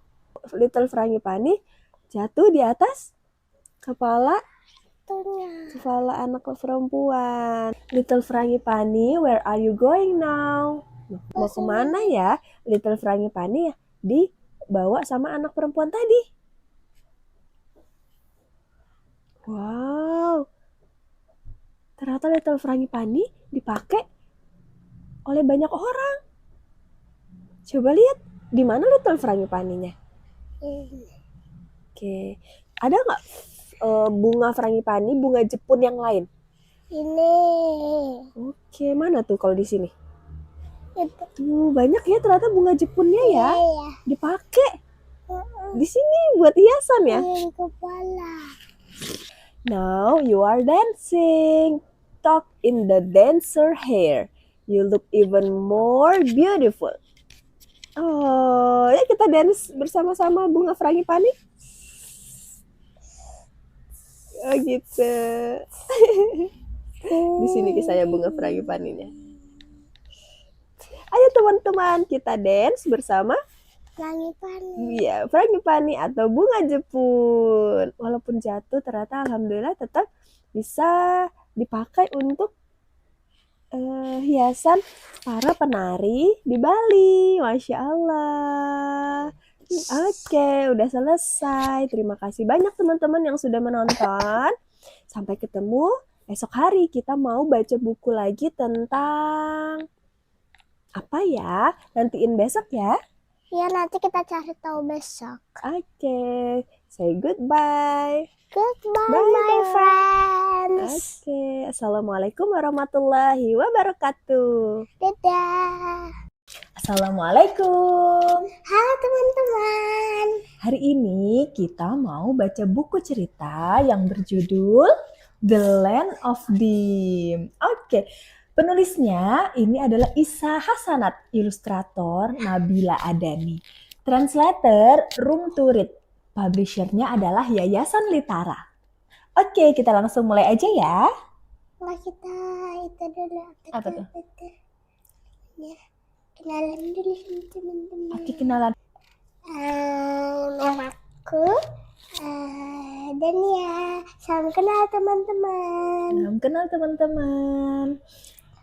Kita lanjut mau masuk Ke baca dalam rumah. ke dalam rumah. Rumahnya siapa ya ini? Itu rumahnya Kelana. Oh, rumahnya Kelana. Teman-teman nanti bisa lihat ya gambarnya. Ada rumahnya Kelana. Ini udah mulai gelap ya kayaknya. Kayak sunset ya. Sunset. Ini mau mataharinya berarti lagi. Ini kan yang buat terbenamnya nih, bulatan buat terbenam. Ini mataharinya. Oh, mataharinya mau terbenam nih teman-teman. Kelana lagi apa ya ini? Karena lagi main boneka sama baca buku. Oke. Tuh. Oh no, a blackout. What should Gak usah Kelana do? pakai itu ya, bahasa Indonesia. What should Kelana do? No, What should Kelana do? I don't know. Nih, lihat Mom, dulu. Mom brings a flashlight. Kelana. Flashlight itu tuh center ya. Bener nih senternya. Tuh, warnanya kuning, cahayanya Harusnya kan terang. putih, bukan kuning. Bol bisa, cahaya bisa putih, bisa kuning. Kelana has an idea. Apa ya kira-kira idenya Kelana? This is Remang, the ape from the land of Dim. He wants to go to the land of light. Di mana ya land of light? The journey is not easy. Wow, Remang lagi ngeliat perjalanan petualangan yang ada di depannya pasti tidak mudah ya. Tapi Remang mau menuju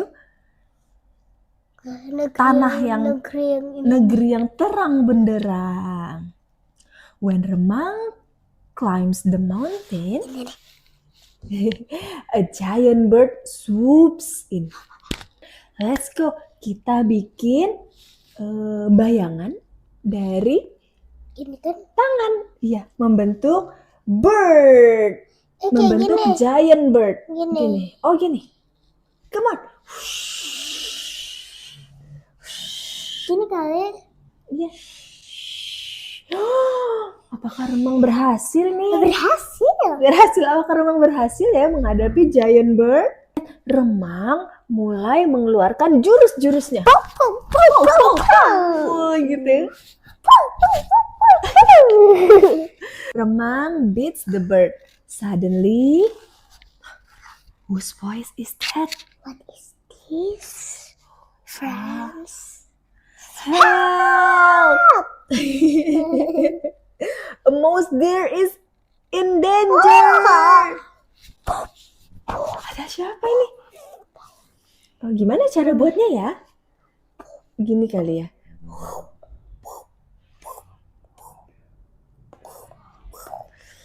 Wow, ada bayangan seperti apa ini? Serigala atau macan? Itu beruang madu yang Oh ya? Beruang madu. Mouse deer dalam bahaya. Ayo kita selamatkan. ayo sini Gimana? Mas Deer bersembunyi. Ayo Jurus. lari. Ayo kita lawan. Wow, wow, wow, wow. Ini aksinya Remang. Wih, seru sekali ya. Akhirnya Dan dia bilang iya gitu. bener. Wow, wow.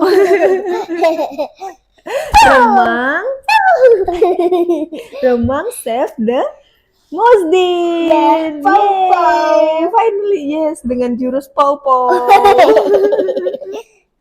Mouse deer also wants to go to the land of light. They decide to go together. Let's go. Let's go. We go together. They sail into the big ocean. Bisa bikin ombak nggak Dania? Gini. Oh gitu ombak. Iya. Mereka berlayar di tengah lautan. Lautan yang luas banget. Remang and mouse deer aren't scared of the high waves. The big fish destroys their boat.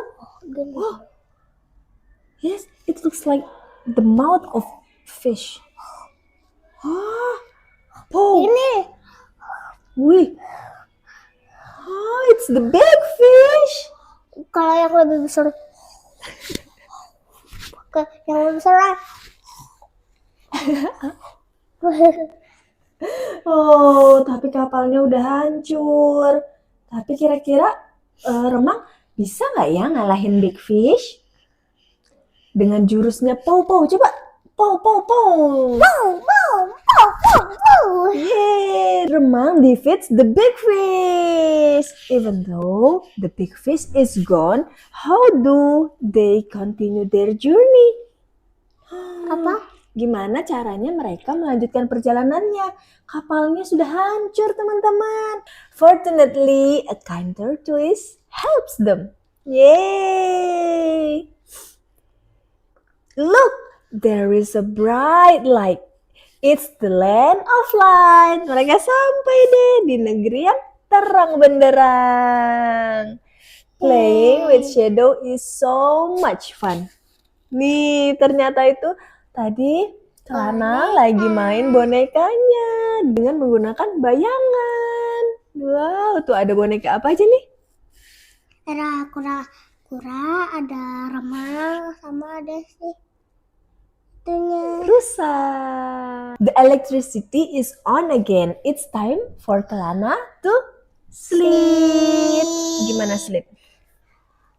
Oh yeah, let's go. We got to sleep. Mom turns off the lights so Kelana can sleep. Now, where do we go next? The land of water? Come on, let's go. Siapa yang mau pergi? Siapa yang mau ikut? Menuju land of water. Assalamualaikum. Halo teman-teman, Ketemu lagi sama Kakak Aziza. sama kakak Dania. Iya, hari ini kita mau baca buku lagi nih. Ceritanya kali ini berjudul I like your way. Iya. Nah, penulis buku ini adalah Kakak Audelia Agustin. Ilustratornya adalah Kakak Haikal. Haikal. Lalu buku ini berbahasa Indonesia, ditranslate ke bahasa Inggris oleh Room Room to to Read. read. Publishernya Yayasan Litara. Iya. Yuk kita langsung lanjut aja ya. Mom, Rano goes to Ali's birthday party. Rano lagi mau pergi ke rumahnya Ali. Mau ke Kalau Alif mah ayahnya Dania. Mau ada acara ulang tahun. Iya, Wah, itu Rano lagi jalan. dia ketemu sama Wuri. Iya, Rano adalah anak yang tidak bisa melihat. Ia bisa sampai ke rumah Ali nggak ya? Bisa. Oke, coba kita lihat ya perjalanannya. Ayo masih jauh ke sana. Wih, jauh sekali. Gimana caranya? Sana. Let's go together, Rano. I can guide you. Ada temannya yang bernama Wuri. Bajunya Wuri warna apa tuh? Warna merah, total putih. Cantik sekali.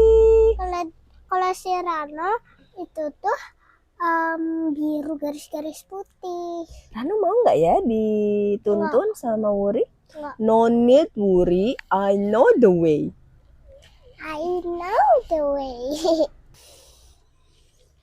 Hey, why are you sniffing? Am I smelly? Or do you need help? No need, Wuri. I know the way. Ngapain ya Ranonya? Dia cuma bau sate. Wih, dia cium bau sate, teman-teman. Sate! This is the aroma that you already sniff. Oh, I know, kata Wuri. This is the clue for you to turn right, isn't it? Your way is great. Kira-kira apa ya baunya? Sate? Kosong. Baunya bunga? Kayak bau garam. Kalau baunya ikan? Amis. Dari bau ternyata kita bisa tahu ya, walaupun nggak ngelihat ya. Sniff in its aroma and you will know the direction. Direction. Why do you stop? Why do you hold the wall? Are you dizzy? No. Let me help you. No need, Wuri. I know the way. Kenapa ya Ranonya pegang dinding? Karena dia mau touch. Oh yes. It turns out this wall is different. The only river stone. It's cat. Oh, it's cat. Yes. The only river stone wall around here. Oh, I know. This is the clue for you to turn left. Your way is great. Touch. Touch the wall. Touch the cat. Gimana kalau kita pegang cat gimana? Lembut. Kalau kita pegang durian? Feel the surface and you will know the direction. Watch out, Rano. There is Padang. Let me guide you. No need to worry. I know the way. Great! You can avoid it although you cannot see. This stick is really helpful. Book. Watch out, Rano. The dog is out of the fence. Yeah. Yes, I have known it, Wuri. Oh, the dog's bark must be a clue for you to go ahead. Great, you know a lot. Listen. Gimana ya bunyinya telepon? Kring. Bunyinya burung? Kalau ayam berkokok? Kukuruyuk. Pay attention to the sound and you will know the direction. We have been at Ali's house. Hooray! Sudah rame. Banyak loh teman-temannya. Ada apa aja ya di rumahnya Rono tuh? Ada balon, ada kayak yang ini di atas kepala Ondel-ondel, hiasan-hiasan ya. Wah, ada banyak juga yang bawa kado ya. Ini yang apa nih? Ada yang rebutan ya Allah. Rebutan kado. Padahal itu kan siapa yang bawa itu punyanya dia. Iya. Let me guess. Ayo kita coba. Nyam gemblang. Kue kue cucur, nyem nyem nyem, and kembang goyang. Yay, you are right. I know what you want to say, Wuri. Taste, taste, taste. Recognize the taste. This is my way, Wuri. I like your way, Rano. Tadi rumahnya Rano. Belok Terus kanan baru- dengan mencium. bau sate. Habis itu dia belok kiri dengan memegang Wall. iya, stone wall. Stonewall. Habis itu dia terus Ada genangan sama air. ada suara, Buk, buk, buk, suara buk. anjing menggonggong. Terus sampai deh ke rumahnya Ali. Yang itu tuh, yang itu.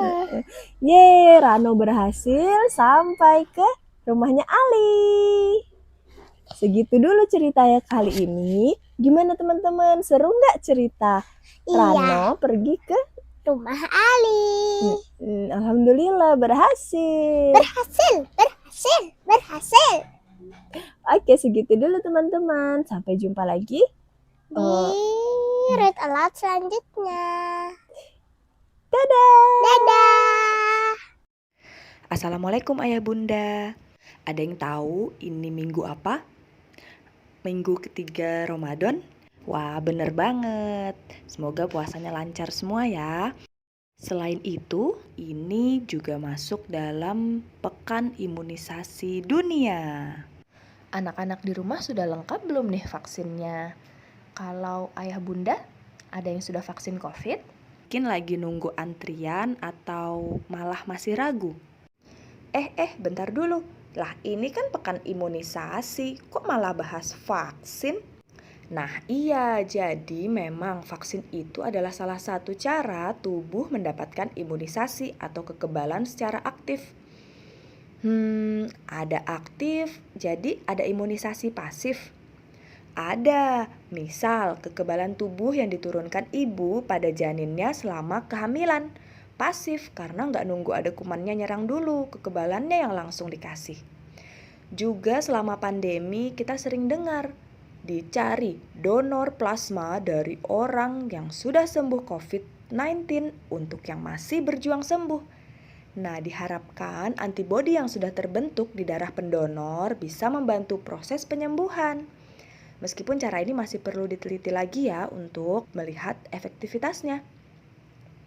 Oke, sudah cukup jelas ya. Jadi vaksinasi termasuk dalam bagian imunisasi aktif. Nah, ibu pengen bacain komik tentang vaksin yang dibuat oleh Maki Naro, seorang kartunis dan blogger untuk Popular Science. Walaupun dalam bentuk komik, kisahnya dibuat berdasarkan data dan semoga bisa menghalau mitos-mitos seputar vaksin yang bikin ragu ya. Bismillah. Keberhasilan vaksinasi. Inilah bukti-buktinya. Perkembangan teknologi kedokteran 100 tahun terakhir telah melampaui perkembangan teknologi dalam sejarah kedokteran dari masa sebelumnya. Berasa nggak sih sekarang hidup kita relatif jauh dari penyakit-penyakit mematikan seperti zaman dahulu kala? Itu adalah jasa dari vaksinasi. Meskipun sudah banyak bukti keberhasilan vaksinasi, nggak sedikit orang yang masih galau. Vaksin polio, vaksin cacar, apa sih yang mereka masukkan dalam tubuh kita? Nggak apa-apa, boleh berpikir kritis itu baik dan mudahan bisa mendorong kita untuk mencari tahu ilmunya lebih dalam. Oke, mari kita simak. Pada tahun 1798, penyakit cacar atau variola menyebabkan kematian ratusan ribu orang per tahun. Kalau sekarang kayaknya biasa ya, anak SD cacar ketularan temannya paling seminggu 2 minggu insya Allah sembuh. Nah, kalau zaman dulu enggak, ini sesuatu yang sangat berbahaya.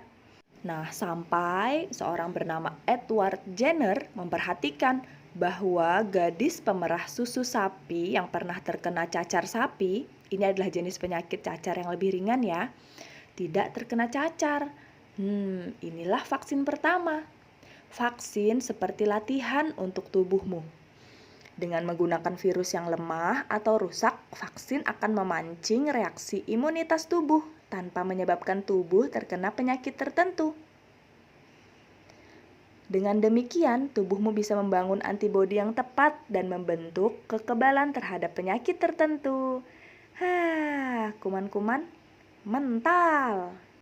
Sejak implementasi program vaksinasi, penyakit cacar telah berhasil diberantas. Penyakit seperti polio, campak, gondong, dan rubella sudah jauh berkurang dan diharapkan bisa segera musnah. Terus kalau vaksin bisa bikin kebal, kenapa aku harus mengulang vaksin influenza tiap tahun? Yang namanya evolusi itu seperti balapan yang tiada akhir. Ketika kita kebal terhadap suatu penyakit, si penyakit berusaha beradaptasi untuk menembus sistem kekebalan tubuh kita. Nah, virus flu itu jago banget dalam beradaptasi kayak gini. Tiap tahun, para ilmuwan memprediksi strain virus yang mana yang paling berbahaya dan perlu dilawan dengan vaksinasi. Tapi kan katanya vaksin menyebabkan autis. Tidak. Mitos tersebut berawal pada tahun 1998 ketika sebuah jurnal kedokteran Inggris bernama The Lancet mempublikasikan makalah yang mengklaim hubungan antara autisme dengan vaksin MMR, Measles, Mumps, Rubella. Namun setelah investigasi panjang diketahui bahwa Andrew Wakefield yang menulis makalah tersebut tidak hanya memalsukan data, tetapi juga melakukan hal-hal yang tidak etis. Misal, ia membayar anak-anak yang datang ke pesta ulang tahun anak laki-lakinya untuk diambil sampel darahnya. Tiap anak diberi uang 5 pound sterling. Wakefield juga memiliki banyak konflik kepentingan. Sebelum menerbitkan makalahnya, ia mengajukan paten untuk vaksin MMR versinya sendiri. Ia dibayar ratusan ribu pound sterling oleh sebuah LBH di Inggris atas testimoninya dalam sebuah gugatan melawan produsen vaksin MMR. Ya, semua itu sayangnya tidak dilaporkan. Tak lama kemudian, selebriti seperti Jenny McCarthy, seorang mantan model Playboy, termakan kebohongan Wakefield dan mulai menyuarakan ketakutan serta opini non-ilmiahnya. Dalam sekejap merebaklah tren anti-vaksin yang menginginkan anak-anak tetap murni, bebas bahan kimia. Pada saat kesalahan Wakefield terungkap, makalahnya ditarik dan lisensi medisnya dicabut. Sayang, bola salju sudah terlanjur menggelinding. Banyak orang yang termakan bualan Wakefield dan dia diangkat sebagai martir oleh para pendukung anti-vaksin. Sekarang kita paham bahwa autisme adalah salah satu spektrum gangguan perkembangan dan para ilmuwan belum mengetahui secara pasti apa yang menyebabkannya. Ya, kita terus belajar hal-hal baru setiap hari. Tapi tidak ada satupun yang mencurigai vaksin sebagai penyebab autisme. Ini sudah dibuktikan oleh penelitian. Nihil. Tapi ada yang share tentang komposisi bahan vaksin. Serem-serem banget, bahan kimia semua. Masyarakat cenderung merasa takut terhadap hal-hal yang tidak mereka pahami. Hal ini menjadi senjata utama para pendukung anti-vaksin. Dengan membuat daftar komposisi bahan vaksin dan menyebarkannya, masyarakat bingung, terjangkit rasa was-was dan takut. Contohnya seperti ini, ada senyawa thimerosal seringkali ditunjuk sebagai penyebab autisme. Thimerosal merupakan zat anti jamur yang digunakan sebagai pengawet vaksin dalam ampul multidosis. Di dalamnya memang terkandung atom merkuri. Hal ini memungkinkan kita untuk memvaksinasi banyak orang dari satu ampul. Banyak dari kita terlanjur menganggap merkuri itu senyawa yang buruk, padahal sebenarnya tidak sesederhana itu. Kita mungkin lupa bahwa dalam masakan yang kita makan setiap hari ada satu zat yang terbuat dari 2 unsur yang paling labil dan mematikan di dunia. Ya, sodium atau natrium adalah logam yang sangat reaktif. Bila terkena air bisa meledak. Klorin juga bersifat korosif. Tapi kedua unsur tersebut membentuk garam yang aman dikonsumsi setiap hari. Nah, merkuri yang terkandung dalam timerosal adalah etil merkuri yang dapat dikeluarkan dari tubuh, tidak terakumulasi. Tidak seperti saudaranya, metil merkuri yang merupakan senyawa jahat dan dapat diakumulasi dalam tubuh. Padahal metil merkuri itu terbentuk secara alami loh. Kamu tahu metil merkuri yang jahat itu ada di mana? Ya, tuna. Inilah kenapa kita mesti membatasi konsumsi tuna dan ikan-ikan laut berukuran besar lainnya, terutama bagi ibu hamil dan anak-anak. Meskipun ada risiko dengan maksud mengurangi kekhawatiran publik akibat misinformasi, CDC pun menghentikan penggunaan timerosal dalam vaksin. Bahkan setelah penelitian membuktikan tidak ada hubungan antara timerosal dalam vaksin dengan autisme. Hasil penelitian terkini menunjukkan bahwa peningkatan kasus autisme ini berkaitan dengan kesadaran yang lebih besar dan diagnosa yang lebih baik atas autisme. Zaman dahulu penyandang autisme seringkali hanya dilabeli gila dan tidak mendapatkan terapi. Yang dirugikan adalah masyarakat di negara berkembang yang kini harus membayar lebih mahal untuk vaksinasi. Karena bila tidak menggunakan timerosal, maka vaksin tidak bisa lagi disimpan dalam ampul multidosis, melainkan harus dalam ampul single dosis. Biaya produksi pun jadi semakin besar. Misinformasi lainnya adalah mengenai penggunaan asam klorida HCl dalam vaksin. HCl kan berbahaya. Tapi ingat kan pelajaran kimia di sekolah dulu? Larutan asam bisa ditambahkan ke larutan basa untuk memperoleh pH netral. Itulah yang terjadi dalam pembuatan vaksin, saudara-saudara. Oh iya ya. Masih banyak kalangan masyarakat kita yang belum menyadari bahwa beda baik dan buruk itu seringkali terletak pada dosisnya. Contoh, air. Kita selalu disarankan untuk banyak minum air. Tapi terlalu banyak minum air juga bisa membunuh kita loh. Pada tahun 2007, seorang wanita di California meninggal dunia setelah minum air 6 liter dalam waktu 3 jam. Waduh. Dan masih banyak kasus water intoxication lainnya. Kandungan bahan-bahan kimia yang menyeramkan dalam vaksin masih jauh di bawah ambang batas yang ditetapkan FDA dan badan kesehatan lainnya. Formaldehid misalnya. Formaldehid merupakan salah satu hasil samping metabolisme tubuh secara alami loh. Selama membaca komik ini aja, tubuhmu memproduksi formaldehid dalam jumlah yang lebih banyak dibandingkan dengan yang terkandung dalam vaksin loh. Kelompok anti-vaks juga berbohong mengenai bahan vaksin agar masyarakat semakin takut. Kebohongan ini disebarkan melalui website bernama keren supaya banyak orang yang tertipu. Misalnya, vaccinetruth.com, The National Vaccine Information Center, dan juga melalui penggiat anti-vaksin lokal. Misal, Ibu USA. Pilih-pilih kalau gabung grup di FB ya. Kandungan vaksin yang selama ini dirahasiakan oleh para dokter, ginjal monyet, otak babi, janin hasil aborsi. Aduh, makin ngawur kan makin heboh. Tapi kalau semua itu tidak benar, mengapa masih banyak orang yang anti vaksin? Ironisnya, gerakan anti vaksin ini mirip dengan patogen yang mengancam kita.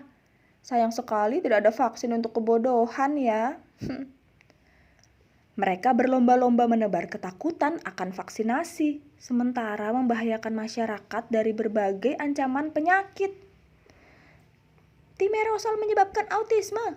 Tubuh bayi yang kecil tidak siap menerima vaksin. Pakai referensi jurnal kesehatan ya, bukan majalah.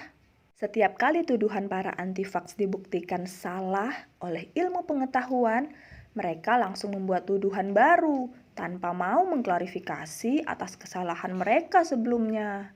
Aluminium.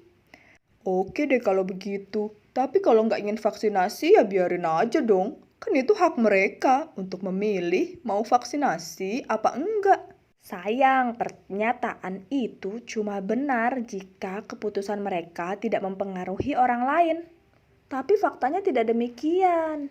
Salah satu manfaat dari vaksinasi adalah suatu efek yang disebut herd immunity.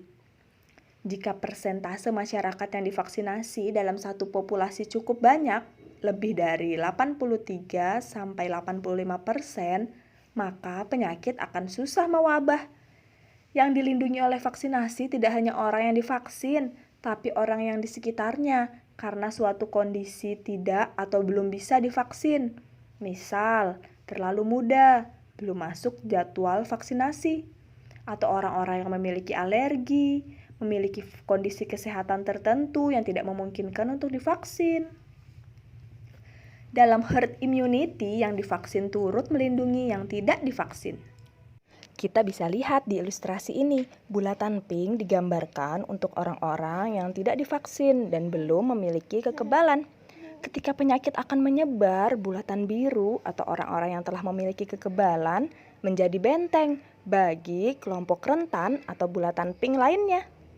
Semakin banyak orang yang menolak vaksinasi, kemungkinan untuk terjadi wabah suatu penyakit akan semakin besar. Beberapa penyakit yang nyaris berhasil diberantas kini mulai kembali lagi. Campak, batuk rejan. Sebelum gerakan anti vaksin menjadi tren, penyakit ini bagaikan dongeng karena kasus kejadian yang sangat sedikit. Sekarang, Amerika Serikat tengah mengalami KLB campak dan batuk rejan terburuk dalam beberapa dekade terakhir. Memangnya vaksin benar-benar aman tanpa risiko? Rasio manfaat dibandingkan dengan risiko dari vaksinasi merupakan salah satu yang paling tinggi di bidang medis. Dan sebagaimana kebanyakan prosedur medis, ada risiko yang di vaksin ini disebut sebagai KIPI. Kejadian ikutan pasca imunisasi. Sebagian besar gejalanya relatif ringan, misal bekas suntikan jadi bentol kemerahan, mengalami sakit kepala, demam. Ada juga KIPI yang gejalanya lebih serius, namun hal ini sangat jarang terjadi. Kemungkinannya 1:1.000.000. Sayangnya banyak orang yang tidak pandai dalam menilai risiko. Ada orang yang tidak mau memakai sabuk pengaman ketika mengemudi karena takut tidak bisa cepat keluar mobil jika ada kecelakaan. Aku menghabiskan uangku untuk beli lotre dibanding ditabung. Ya, siapa tahu menang kan bisa hidup enak. Sebagaimana penyakit, rasa takut dan misinformasi sangat mudah menyebar, menjangkiti mereka yang belum punya kekebalan. Yuk kita cari informasi yang akurat. Percayakan suatu hal kepada ahlinya. Ahli di bidang vaksin ya dokter, bukan sarjana hukum atau penjual online ya. Yuk berkontribusi membentuk herd immunity dengan turut mengedukasi orang-orang di sekitarmu. Jangan lupa vaksinasi sesuai jadwal. Sedihnya, data dari WHO tahun 2019 menunjukkan masih ada 19,7 juta anak di dunia yang belum mendapat imunisasi dasar lengkap. Bahkan ada yang belum dapat sama sekali. Dan tebak, ya Indonesia termasuk 10 besar negara penyumbang anak yang belum mendapat imunisasi dasar lengkap. Padahal udah digratiskan ya. Gimana kalau bayar? Oke. Sekian dulu, semoga makin mencerahkan keraguan di hati seputar vaksin ya. Ayah, bunda, kakek nenek juga bisa mulai cek kondisi kesehatan untuk tahu bisa menjadi penerima vaksin COVID-19 atau tidak. Share video ini ke teman-teman, keluarga, tetangga yang masih pada kemakan hoaks seputar vaksin. Yuk vaksin, karena tak kenal maka tak kebal. Wassalamualaikum warahmatullahi wabarakatuh.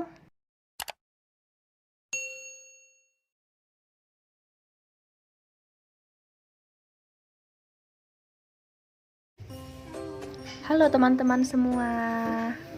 Assalamualaikum.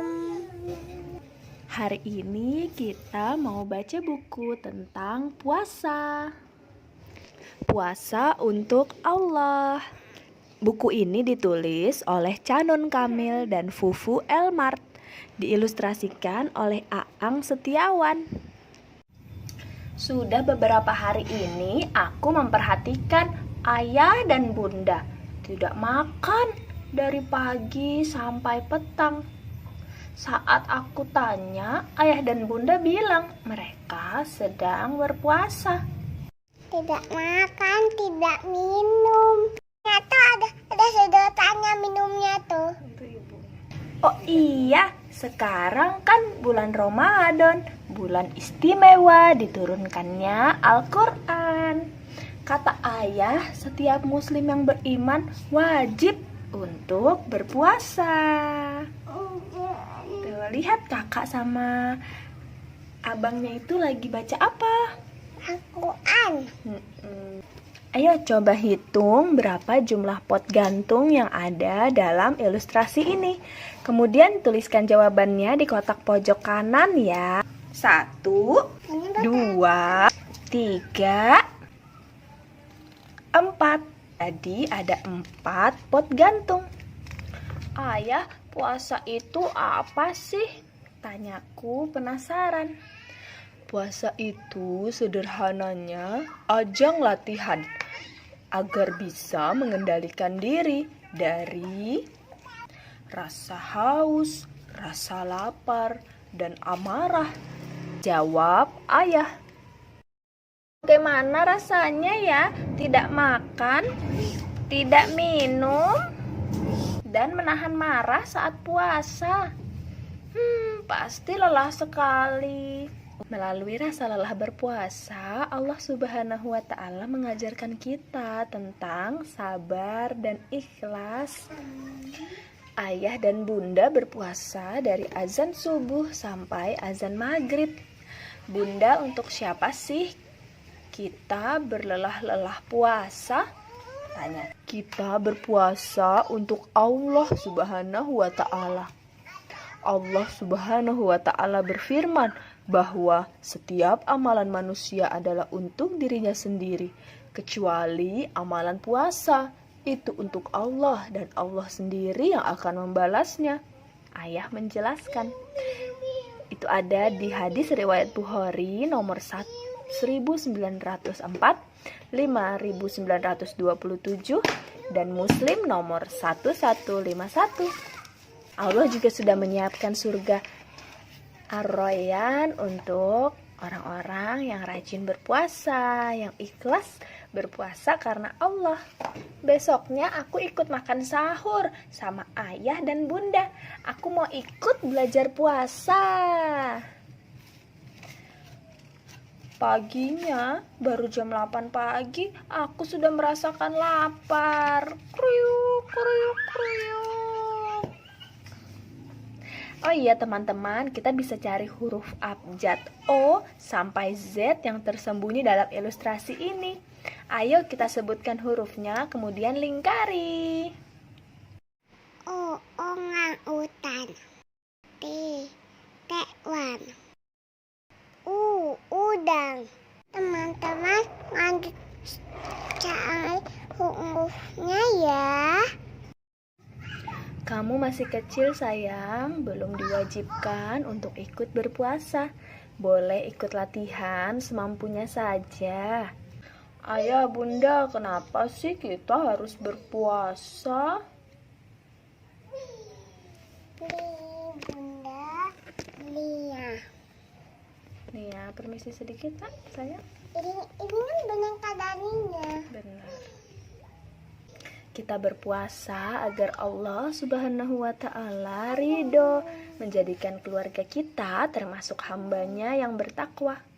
Sesuai firman Allah dalam Al-Quran, ya ayyuhalladzina amanu kutiba alaikumus syiyamu kama kutiba alal ladzina min qablikum la'allakum tattaqun.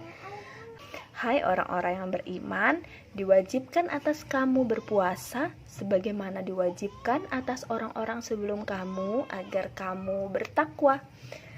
Quran Surah Al-Baqarah ayat 183. Masya Allah, ayah dan bunda temani aku perlahan untuk belajar tentang puasa ya, agar Allah Subhanahu wa Ta'ala ridho menjadikanku hambanya yang bertakwa. Ungkapku bahagia. Aku semangat. Bu, jangan digituin, kan Nani mengawat. Kalau di belakang ibu kan. Aku semangat memulai belajar puasa untuk menunaikan ibadah rukun Islam yang ketiga. Sampai jumpa di buku selanjutnya. Makasih ya. Ini manga. Ini ngap. Kalau ini manga, ini ngap. Ini makan, ini minum. Minumnya kan di gelas. Mana gelasnya? Mana minum? Jauh. Itu? Itu. Oke. Nenek melawat. Bunda kepadaku. Di bajunya ayah ini ngam. Lam. Bajunya kan dia ngamut kopi warna biru dia. Kakinya. Ini ibu ini nih ya. Agar Allah Subhanahu wa Ta'ala ridho.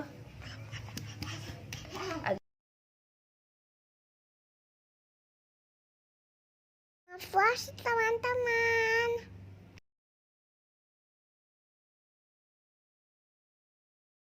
Assalamualaikum. Hari ini kita mau cerita tentang I Learn About Textures. Ditulis oleh Bunda Ari dan tim Cordoba Kids. Bismillahirrahmanirrahim. Abid is sitting on the beach with cow and horse. They are soaking wet because they have just finished playing in the water. Cow, horse, sand, beach. Pasing. Abid's father asked Abid if he wants to learn how to scuba dive. Wow, Abid has never tried scuba diving before. Duduk. Iya duduk yang sini. Why are my hands so uneven? Says Abid, looking at his wrinkled hands. That means you are healthy. My teacher said that if our skin is in water too long, the wrinkles are a normal reaction of our nerves, says Hakim, all at once. Catch this bit, says Horse, as he throws a bottle of drinking water to Abid. Abid catches the bottle. Kenapa? Starfish, Kenapa? seashell, Kenapa? sand. 6. Well, because your hands are wrinkled, Kenapa? even though the bottle is wet, it's still not slippery, right? Cloud, says Horse, giving Abid a side glance. Cloud.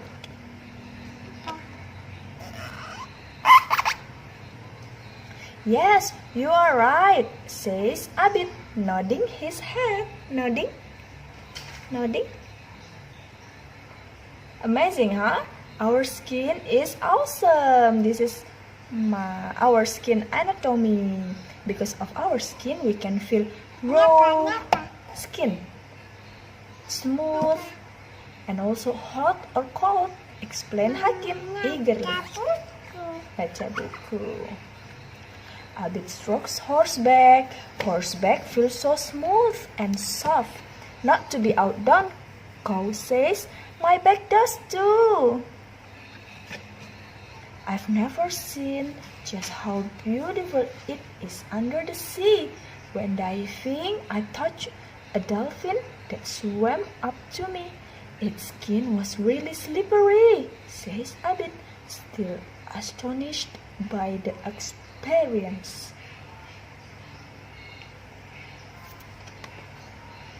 I also touched a sea turtle. Its shell is rough. Itu tortoise. Abid. A turtle's rough and hard shell protect it from enemies. Kenapa ibu? Tortoise. Kenapa? Sea turtle. Kenapa? Abid. I also touched a sea turtle. Kenapa? Sea turtle. Kenapa? Its shell Kenapa? rough and as hard as wood. Kenapa? Sea turtle. A turtle's rough and hard shell protect it from enemies. Unlike a tortoise, a sea turtle cannot pull its head and forelegs into its shell when it is threatened. Explain Hakim. A hedgehog. Yeah, it's a hedgehog. Use its quills to protect itself against threats. Yeah, I once accidentally got a quill in my foot and it drew blood. Horse chuckles when he hears ghost story. Hey, let's make a sandcastle. We can show mother and father afterwards. Say horse. They are all busy building the sand. Sekop. The sand at the beach is finer and softer than river sand. Sapi, so it's easy. Walaupun kelihatannya sederhana, ternyata sensory play punya banyak manfaat yang luar biasa loh. Antara lain, mengembangkan imajinasi, mengembangkan saraf untuk kemampuan bahasa dan kosakata anak, mengembangkan rasa empati, bahkan menstimulasi hormon dopamin yang membuat anak-anak merasa tenang dan nyaman. Wow, Masya Allah. Yuk kita mulai kenalkan berbagai sensory play. Main walaupun harus berkotor-kotor. Oke, sekian dulu. Wassalamualaikum warahmatullahi wabarakatuh. Jangan lupa ya, like, komen, subscribe. Makasih. Assalamualaikum. Hari ini kita mau baca buku judulnya Aku Berbeda dengan Syafa. Ditulis oleh Bunda Ari dan tim Cordoba. Bismillahirrahmanirrahim. Mobil keluarga Abid melaju menuju ke toko buku. Berkunjung ke toko buku adalah hal yang paling ditunggu-tunggu oleh Kak Hakim dan Abid setiap bulannya. Seperti hari ini, Syafa bahkan terlihat sangat senang melihat buku yang begitu banyak. Lihat, di berbagai rak, dari bawah sampai atas semuanya buku. Sampulnya bukunya berwarna-warni. Ayah memegang buku warna biru. Hakim memegang buku warna hijau. Wow, lihat Abid memegang bukunya warna oranye. Banyak sekali ya buku di toko buku. Bunda, Abid ingin buang air, kata Abid berbisik di telinga Bunda. Boleh, sekalian Bunda mau ganti baju Syafa juga nih. Sudah basah karena keringat, kata Bunda. Abid berbisik di telinga Bunda. Abid ke toilet laki-laki. Ini yang gambarnya laki-laki. Bunda dan Syafa akan ke toilet perempuan. Gambarnya ada pakai rok. Nanti kalau sudah selesai, tunggu Bunda di sini ya, kata Bunda sambil menunjuk bangku-bangku di depan toilet. Abid mengangguk mengerti.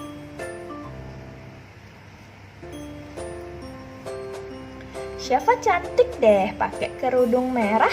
Kak Abid boleh pinjem nggak? Kata Abid sambil mencubit pipi Syafa. Kak Abid ada-ada saja ya Syafa. Yang pakai jilbab kan hanya perempuan. Kalau perempuan seperti Bunda, semuanya harus tertutup, kecuali muka dan telapak tangan. Kalau Kak Abid sih yang harus tertutup dari batas pusar sampai kaki, kata Bunda tertawa. Oh, Kak Abid juga harus disunat, seperti semua anak laki-laki. Lanjut Bunda, disunat oleh dokter. Oh iya ya, Abid balas tertawa. Tapi kan Syafa masih kecil Bunda, Rara juga nggak pakai jilbab, kata Abid. Iya sayang, Rara, Syafa, Mimi, atau teman-teman di sekolah Abid yang lain masih kecil, jadi belum harus pakai jilbab. Kalaupun pakai, itu untuk latihan, biar nanti terbiasa, kata Bunda lagi. Oh iya ya, Mira. Abid membayangkan Rara belum pakai jilbab. Oh iya, tadi waktu di toilet airnya sempat macet. Hampir ada om yang mau masuk dan bantuin Abid, tapi nggak jadi. Alhamdulillah airnya mengalir. Ayah yang mendengar cerita Abid kemudian bicara, Abid, juga Kak Hakim, tubuh kita adalah milik kita. Tidak boleh ada seorang pun yang melihat atau memegang bagian pribadi tubuh kita, kecuali ayah, bunda, atau dokter ketika kita sakit. Ayah bunda juga hanya membantu saat Abid dan Kak Hakim sudah mandiri, bisa mandi sendiri, bisa membersihkan buang air sendiri. Ayah dan ibu pun sudah tidak boleh memegang bagian pribadi. Iya ayah, Kak Hakim juga dikasih tahu sama bu guru di sekolah, kata Kak Hakim. Bahkan walaupun kita ada di rumah dan hanya ada ayah dan bunda, selama ini Abid maupun Kak Hakim juga tetap harus memakai handuk kan saat keluar kamar mandi, sambung bunda. Oh iya, Abid dan Kak Hakim manggut-manggut. Keluar kamar mandi tetap pakai handuk. Atau kalau kita mau membeli baju dan akan mencobanya, ada ruangan tertutup untuk ganti. Itu karena kita harus menutup tubuh kita dari orang lain.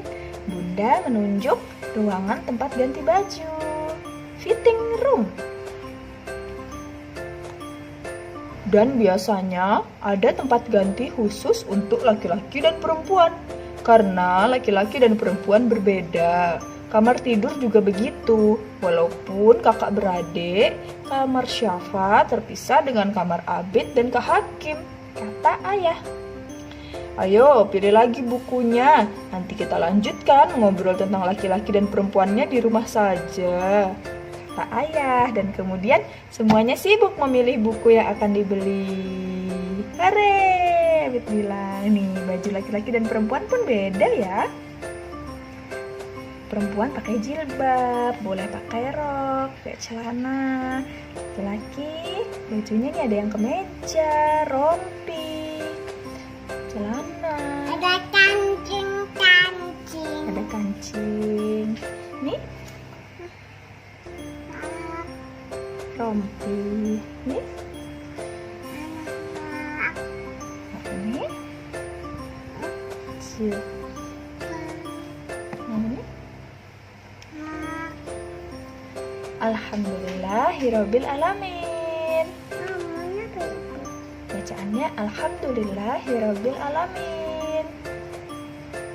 Kita berusaha bersama ya, ayah dan bunda, untuk menjaga anak-anak kita.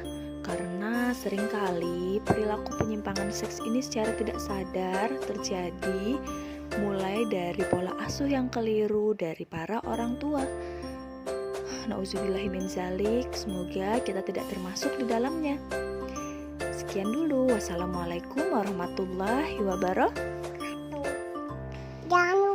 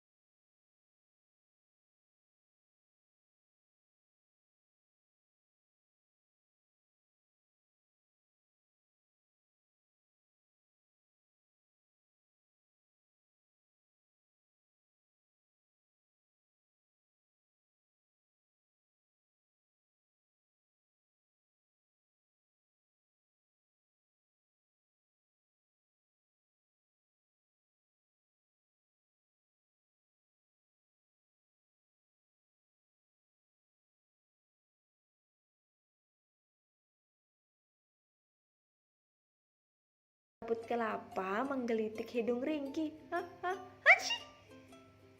Ringki bersin dengan keras. Pena terlepas dari genggaman Ringki dan menghilang di kolong tempat tidur. Oh, Ringki khawatir Baya akan segera pulang. Tuh, penanya di bawah tempat tidur, Nak. Ringki mengulurkan tangan ke kolong ranjang. Oh, tidak. Ia tidak bisa meraih pena itu. Nggak sampai tangannya. Ia mencoba menjangkau pena menggunakan penggaris. Oh, tidak. Pena itu menggelinding semakin jauh.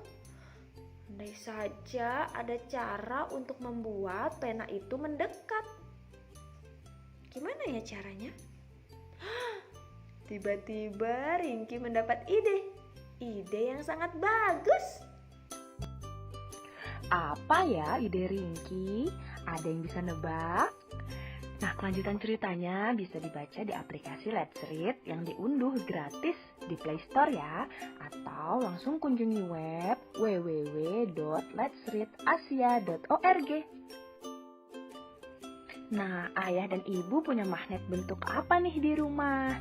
Yuk kita ajak anak eksplorasi benda di sekitar kita dengan si ajaib magnet ini. Semoga bermanfaat. Sampai jumpa di ide main berikutnya. Dadah!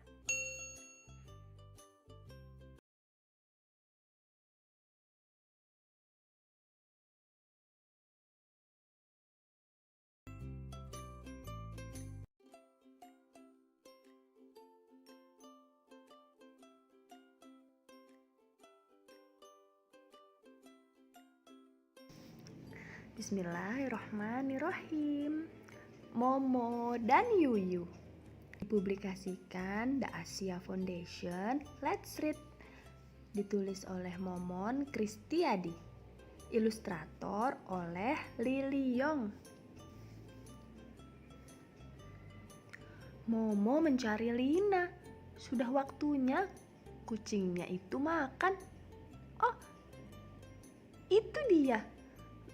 Lina sedang apa ya? Lihat nggak kucingnya mana? Ekornya hitam. Oh, ada apa di lubang itu, Lina? Tanya Momo.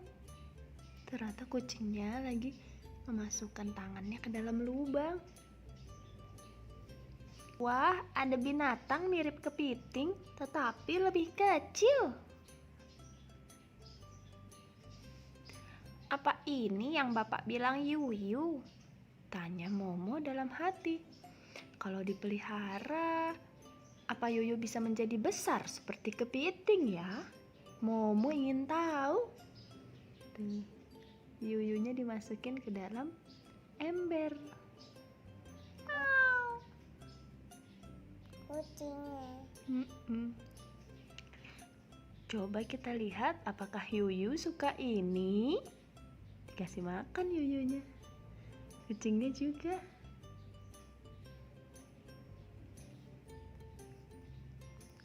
Alhamdulillah.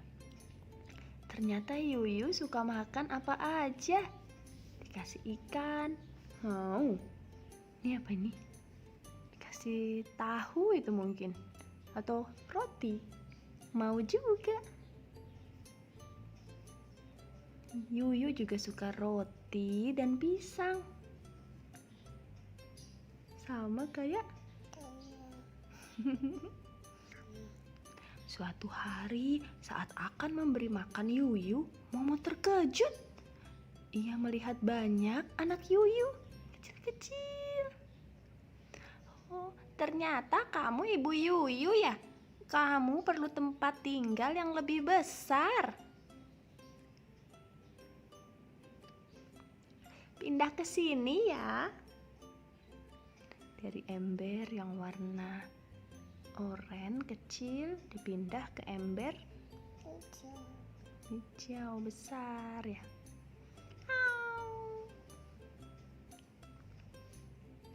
Momo sibuk sekali. Semakin banyak Yuyu, semakin banyak makanan yang dibutuhkan.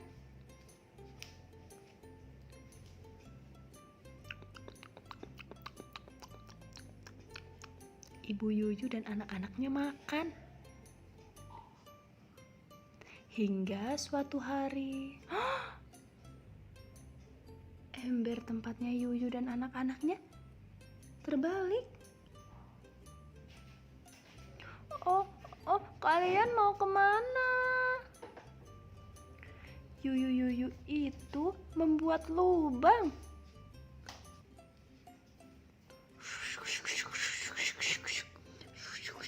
Mama nggak minum. Boleh, silahkan. Oh, kamu lebih suka di lubang itu ya, Yu? Katanya, Momo. Bagaimana dengan kamu, Bu Yuyu? Kamu juga pasti lebih senang di dalam lubang di tanah. Yuyu tadi mirip apa, Nak? Tuh, Banyak anaknya ya? iya. Terus akhirnya tadi Yuyunya masuk kemana? Ember. Tadi gimana? Yuyu sama anak-anaknya makan?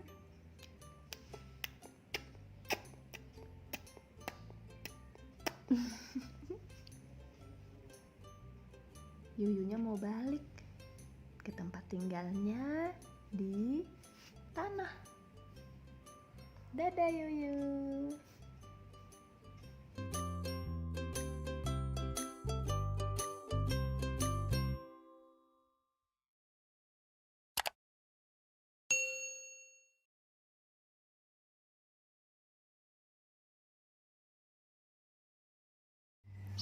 Bagaimana cara merangkai sirkuit listrik? Confidence in Science ceritanya ditulis oleh Lee Ye-jin, digambar oleh Chun Suk Yun. Gimana ya caranya merangkai sirkuit listrik? Oh, bola lampuku menyala. Kok kamu gembira sekali? Kenapa lampuku tidak menyala ya?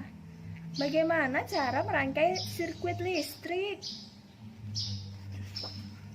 Ini menjadi penjelajah gua. Hore! Halo! Saatnya libur musim panas. Huni mengunjungi rumah nenek. Pada liburan kali ini, Huni bisa main sepuasnya di rumah nenek. Dia senang sekali bermain bersama Coli, sepupu Huni. Huni dan Coli pergi ke bukit di belakang rumah nenek. Ada bait kelelawar tergeletak di mulut gua yang gelap. Huni mengangkatnya dengan hati-hati. Ada bayi kelelawar si kecil. Diangkat sama Huni. Kelelawar kecil ini sepertinya tersesat. Kasihan sekali. Ini kelelawar mungkin ada di dalam gua. Ayo kita antarkan. Dua anak lelaki itu masuk ke dalam gua dengan hati-hati. Di dalam gua gelap sekali. Mereka tak bisa melihat apa-apa. Coli, aku takut gelap. Pulang dulu yuk, ambil senter. Huni dan Coli pulang tergopoh-gopoh. Mereka menaruh bayi kelelawar di kardus kecil. Coli sibuk mencari senter. Huni pun turut membantu. Buka lemari. Senternya tidak ada. Di sini juga tidak ada. Senter, di mana kamu? Tidak ada senter di sini.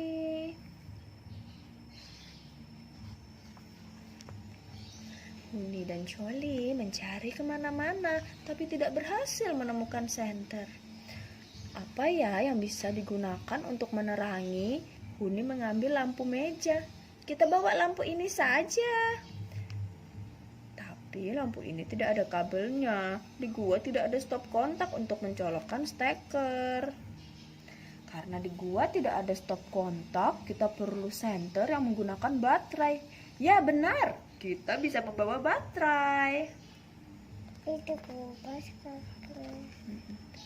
Culi masuk ke kamar, lalu keluar dengan membawa baterai, kabel listrik, bola lampu, saklar, dan diagram sirkuit.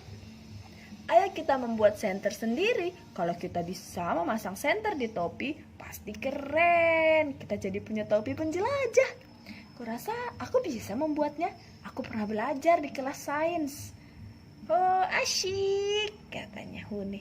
Kita akan menjadi penjelajah gua. Hore, aku sudah tidak sabar.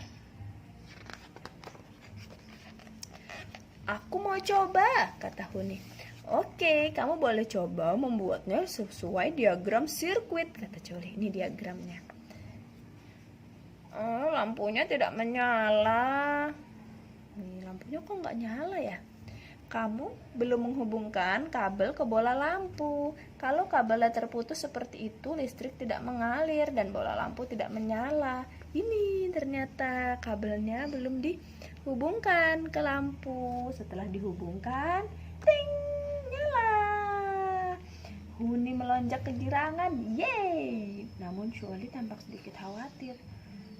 Cahaya lampunya agak redup, cukup terang tidak ya untuk menerangi dalam gua. Coli mengambil baterai tambahan. Kalau kita tambah baterai lagi, lampunya akan lebih terang. Huni menambahkan 1 baterai lagi. Namun bola lampu tidak menyala. Coba kamu periksa arah baterai. Kalau kedua baterai dihubungkan ke kutub baterai yang sama, lampunya tidak akan menyala. Oh iya nak, ini kan kutub negatif, kutub positif, kutub negatif. Nah, coba dibalik. Jadi positif, negatif. Ting, jadi nyala. Ternyata Huni mengubah arah salah satu baterai dan menghubungkan kedua baterai itu lagi, bola lampu menyala. Arus listrik mengalir dari kutub baterai positif ke negatif. Jadi lampu hanya akan menyala kalau kita menghubungkan baterai dengan kutub-kutub yang berlawanan. Oh gitu. Huni mengira ia memiliki ide cemerlang. Kalau kita memasang lebih banyak bola lampu, seharusnya cahaya menjadi lebih terang kan? Huni merangkai 2 baterai dan 2 bola lampu. 1, 2. Ternyata cahayanya sama aja seperti saat menggunakan 1 bola lampu. Aneh sekali, kukira cahayanya akan lebih terang. Oh iya, ternyata alasannya karena bola lampunya harus berbagi listrik, sementara jumlah energi dari baterainya terbatas. Jadi cahayanya tidak seterang yang diharapkan karena kedua bola lampu harus berbagi energi listrik. Nah, Huni dan Coli membuat 1 rangkaian listrik lagi. Ia menghubungkan 3 baterai. 1, 2, 3.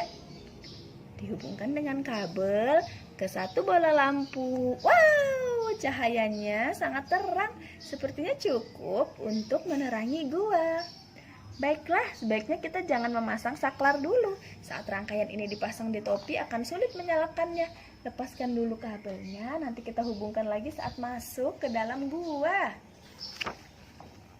Huni dan Coli memasukkan sirkuit ke dalam kotak dan mengeluarkan bola lampu dari sebuah lubang. Kemudian mereka mengikat kotak itu ke topi mereka. Yeay, kita siap menjadi penjelajah gua yang hebat. Akhirnya semua sudah siap. Saat mengambil kardus yang berisi bayi kelelawar, Huni berkata, "Jangan takut bayi kelelawar, kami antar kamu pulang sekarang." Huni dan Coli masuk ke dalam gua. Saat mereka menghubungkan kabel dan saklar dan bola lampu di sirkuit, gua menjadi terang benderang. Ini ada cahaya dari lampu topinya. Ia merasa seperti penjelajah sungguhan. Huni dan Coli terus masuk ke dalam gua, disinari senter buatan sendiri. Setelah masuk cukup dalam, akhirnya Huni dan Coli melihat ada kelelawar. Lihat, kata Huni. Bayi kelelawar mencicit lemah saat Huni mengeluarkannya dari kardus. Dikeluarkan pelan-pelan. Lalu seekor kelelawar besar terbang ke arah mereka, menyambar bayi kelelawar dan terbang menjauh. Wow, itu pasti induknya. Selamat jalan kelelawar kecil. Huni dan Coli melambaikan tangan kepada si bayi kelelawar. Dadah. Mereka berjalan pulang dengan lega dan gembira.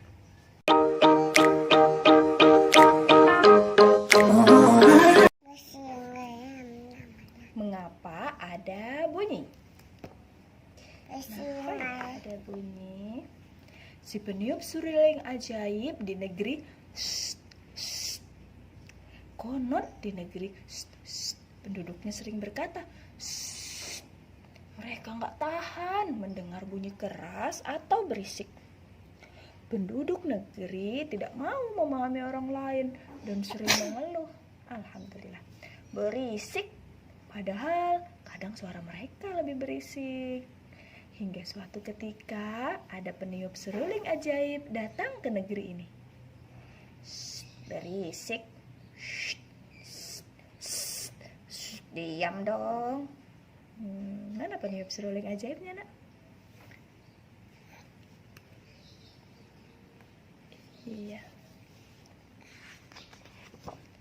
Si peniup seruling ajaib menjelajahi negeri. Para penduduk penasaran terhadap sosok itu. Saat mereka menghampirinya, peniup seruling ajaib berkata, "Kalau kalian tidak suka bebunyian, aku akan melenyapkan bebunyian dari kalian. Tapi jika bunyi menghilang, gelap dalam terang mungkin akan datang. Jangan salahkan aku kalau hal itu terjadi." "Biar saja, kami tidak takut gelap." "Kamu hebat sekali. Oh, jadi negeri kami bisa damai dan senyap." Keesokan harinya, peniup seruling ajaib pergi ke tempat penggilingan tepung gandum. Di sana sangat gaduh. Bruk, bruk, brak, bruk, brak. Pemilik penggilingan menyambut dengan senang hati. Ia pun meminta peniup seruling ajaib segera menghilangkan bunyi yang timbul. Bunga. Bunyi timbul saat benda-benda bergerak, bergesekan, atau saling bertabrakan.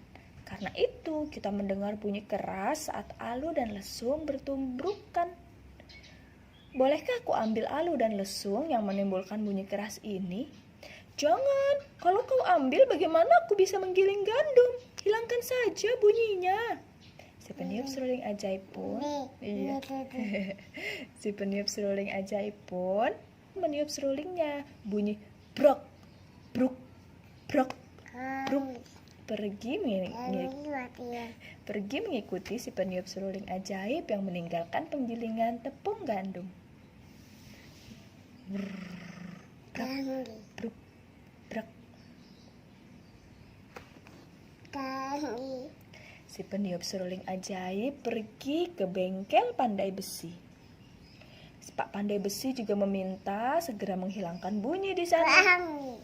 Iya, si peniup seruling ajaib tersenyum dan berkata, "Tanpa udara bunyi tidak akan terdengar. Kita bisa mendengar bunyi melalui udara. Boleh aku ambil udara dari sini?" "Jangan, kalau tidak ada udara bagaimana aku bisa bernafas? Ambil saja bunyinya." Nah, menarik. Kalau begitu akan kuhilangkan bunyi dari sini. Hari-hari selanjutnya, peniup seruling ajaib masih sibuk menghilangkan berbagai bebunyian di negeri. Penduduk negeri itu tidak menyukai segala jenis bunyi. Seperti salah seorang bangsawan yang sangat kaya.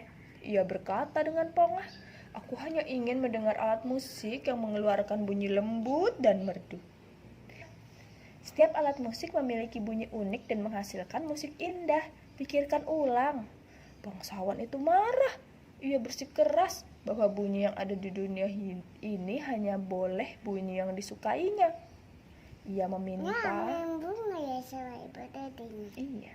Ia meminta peniup seruling ajaib menghilangkan bunyi yang tidak disukainya, seperti bunyi biola yang melengking dan bunyi simbal yang nyaring.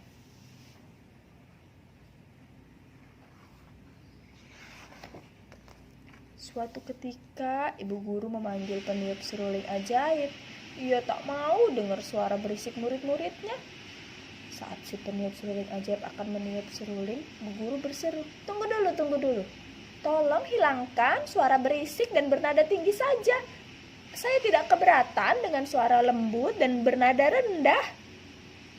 Harit! La la la la la. Tok tok tok tok tok tok. Ho ho ho ho. Wow. Bum kedebum kedebum bum bum. Hehehe. Rame nak ya di sekolahan. Seiring menghilangnya beragam jenis bunyi, para penduduk jadi lebih sensitif terhadap bunyi. Mereka mengeluhkan bunyi bahkan yang sangat lemah. Setelah suara bising dihilangkan, mereka juga meminta peniup seruling ajaib menghilangkan suara lemah yang bahkan sebelumnya tidak terdengar oleh mereka. Ada. Aku mohon hilangkan suara tangisan bayiku. Bunyi apa itu? Aku mendengar sesuatu. Hai, anak muda, tolong hilangkan suara gemuruh dalam perutku. Ini. Ada nasi. Bisakah kau menghilangkan suara burung yang berkicau di pegunungan?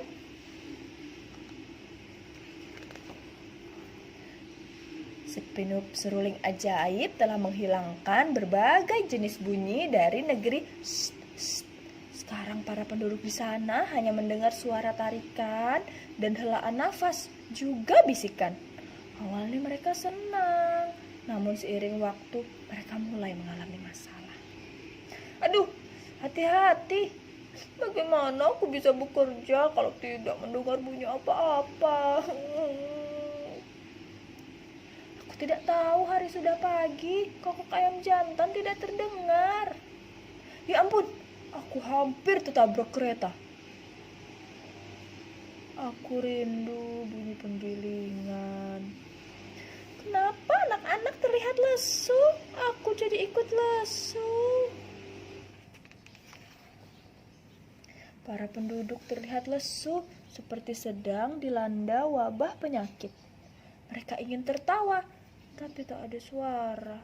Mereka ingin menangis, tapi juga tidak ada suara. Mereka paham, inilah gelap dalam terang yang diperingatkan peniup seruling ajaib. Iya, kucingnya nggak ada suaranya, nak. Suara kucing gimana?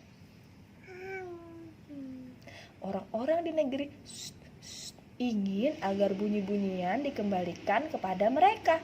Kembalikan bunyi-bunyian kami. Jadi ditulis karena kalau mereka berteriak nggak bisa terdengar suaranya.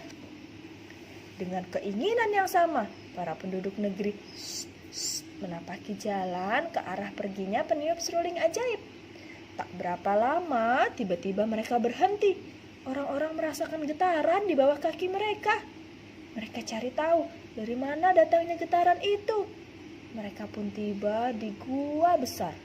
Mulut gua itu tertutup sebongkah batu besar. Seorang pria menempelkan telinganya ke batu besar itu. Ia mendengar segala jenis bunyi yang sebelumnya ada di negeri. Iya. Baiklah, ayo kita dorong batunya sama-sama. 1, 2, 3. Blar. Batu besar itu bergeser. Pintu terbuka dan bebunyian berhamburan keluar dari gua. Suara kucing udah ada lagi. Kedebuk. Grrr. Brak. Bruk. Krik krik krik. Ini.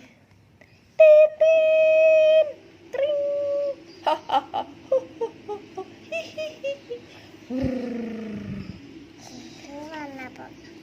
Semua bunyi dari gua kembali ke tempatnya masing-masing. Saking gembiranya, para penduduk negeri berbicara dengan keras. Ini bunyi biolaku. Aku rindu sekali bunyi ini. Ini bunyi kentutku. Trot. Ini suara bayiku saat sedang lapar.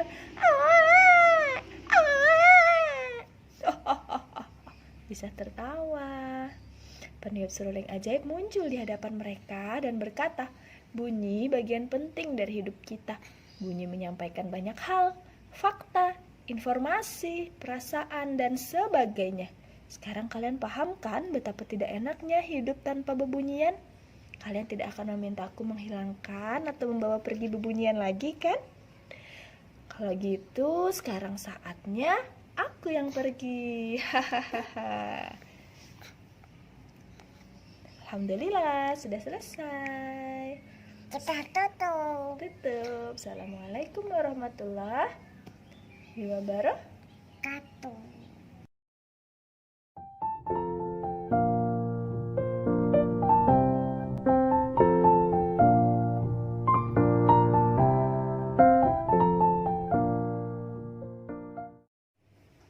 Assalamualaikum warahmatullahi wabarakatuh. Hari ini kita mau cerita tentang Nabi Soleh alaihi salam. Kaum Samud yang perkasa. Pernah dengar gunung dipahat dan dijadikan istana untuk tempat tinggal? Kaum Samud mampu melakukan itu karena terkenal perkasa. Awalnya mereka membangun rumah dari tanah biasa.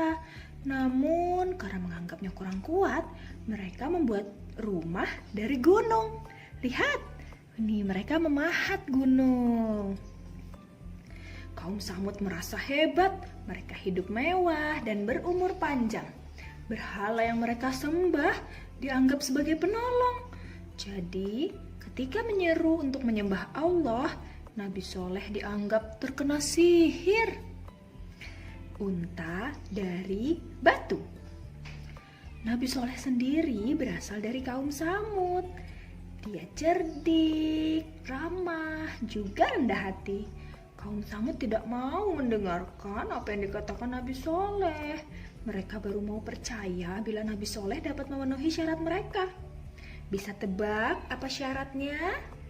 Ya, kaum Samud meminta Nabi Soleh untuk mengubah batu besar menjadi unta. Nabi Soleh pun berdoa kepada Allah. Berubahlah batu itu menjadi seekor unta betina yang tinggi dan besar. Air susunya tidak pernah habis. Kaum Samud mengambil air susu unta itu. Tak tahu balas budi. Sebagian kaum Samud langsung beriman mengikuti Nabi Soleh. Sedangkan sebagian lainnya ingkar janji. Nabi Soleh melarang mereka mengganggu unta. Bila si unta minum air dari telaga, mereka dilarang mengambil air berbarengan dengan unta. Mereka Anak kucing ada sama anak ibu kucing. Oh iya, ada kucing. Mereka hanya boleh mengambil pada hari yang lain. Nih, untanya minum dari air telaga.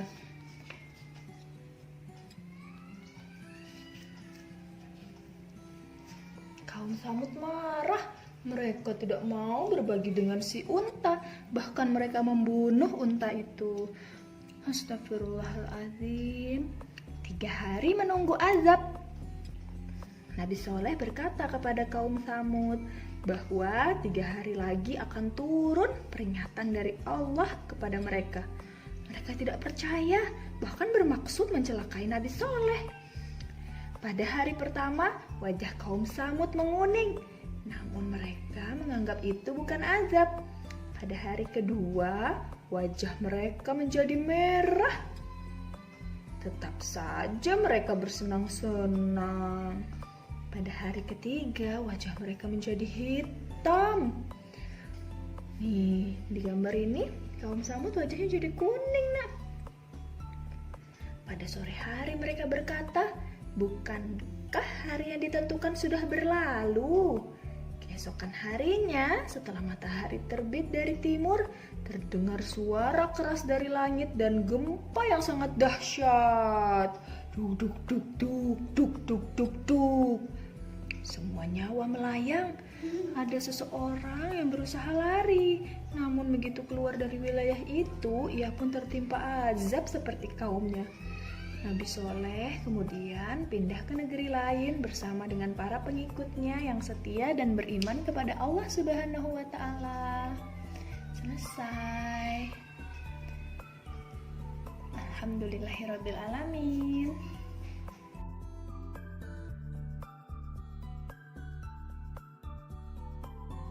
Assalamualaikum. Halo teman-teman. Hari ini kita mau lanjut cerita buku dari Litara yang ada di website Literasi Cloud. Hari ini temanya tumbuhan. Iya, Oke, yang jadi berjudul Don't Fall Frangipani. iya bener, jangan jatuh bunga Jepun. Jadi frangipani itu adalah bunga Jepun, bunga Kamboja dari Bali. Ini suka banget pegang bunga itu. Nih ada banyak kan di taman. Nah, buku ini ditulis oleh kakak Imelda Naomi. Terus ilustratornya adalah kakak Pamela Suryajaya. Ditranslate dari bahasa Indonesia ke bahasa Inggris oleh Room to Read. Publishernya adalah Yayasan Litara. Oke, kita mulai aja ya. Ayo. Oke, Don't Fall Frangipani. Sebenarnya kasihan loh. Karena Nih ceritanya. kenapa? Yang si bunga sama si kupu-kupunya itu. Akhirnya jatuh soalnya ya. Jadi kemarin Dania udah sempat baca yang versi bahasa Indonesianya. Nah, hari ini kita mau baca versi bahasa Inggrisnya. Wah, ada apa ini yang terbang? Ada kupu-kupu. Wow, kupu-kupunya cantik ya. Warna apa kupu-kupunya? Warna oranye. Oranye. Sama ada kuningnya. Pada kuningnya. Good morning flowers. Kalau flowersnya bisa ngomong, mungkin dia bakal jawab good morning butterfly gitu ya. I love to fly and dance near the frangipani tree. Where is the frangipani tree? It's This is ini ya. is. Oke. This is What's the color of flower? Frangipani. ini. Ya. White White. and yellow. Yes. Oh no. Wah, kenapa? Some of the frangipani flowers are falling off the tree. Oh no. Oh, Kupu-kupunya gimana tuh ekspresinya? Oh gitu. Wush, wush. Coba kita sama-sama yuk. Ada angin. Wush, wush. Anginnya kencang sekali. whoosh, Wush, whoosh. wush. Wind, blow more gently, please. So many flowers have fallen off. Tuh, banyak banget tuh frangipani flowers yang jatuhan. Bunga Jepun yang jatuh. Oh, are there any flowers left? Bisakah teman-teman lihat bunga yang masih tersisa? Ada nggak ya? Tuh. Iya, ada nih. Ada. Iya, ada. Wow. Look, one little frangipani is left on the tree. I will make sure it doesn't fall. Oke, butterfly-nya berjanji, I will make sure it doesn't fall. Mau dijagain sama butterfly ya. Maybe this leaf can protect it. Oh, it's so heavy. Gimana? Coba angkat daun.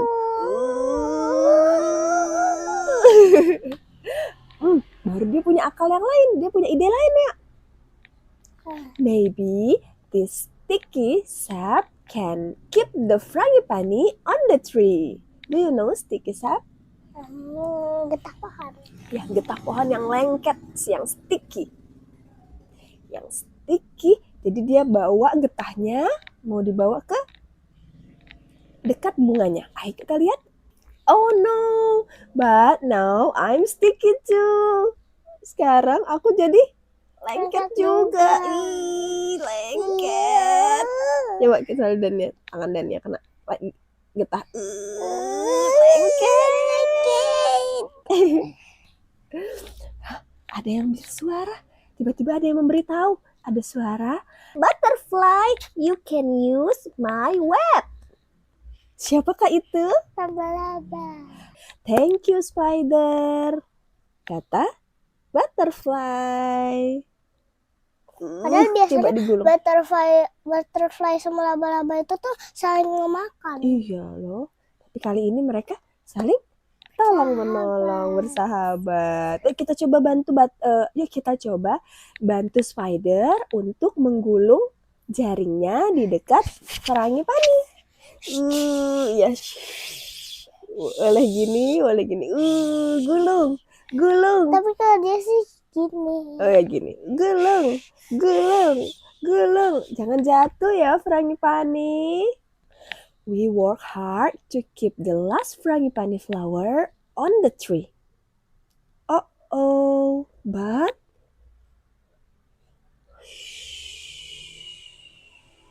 even with all our help, the little frangipani falls off. Bahkan sudah diapain tadi? Dibantu melindungi dari angin dengan daun yang dibawa tadi sama butterfly.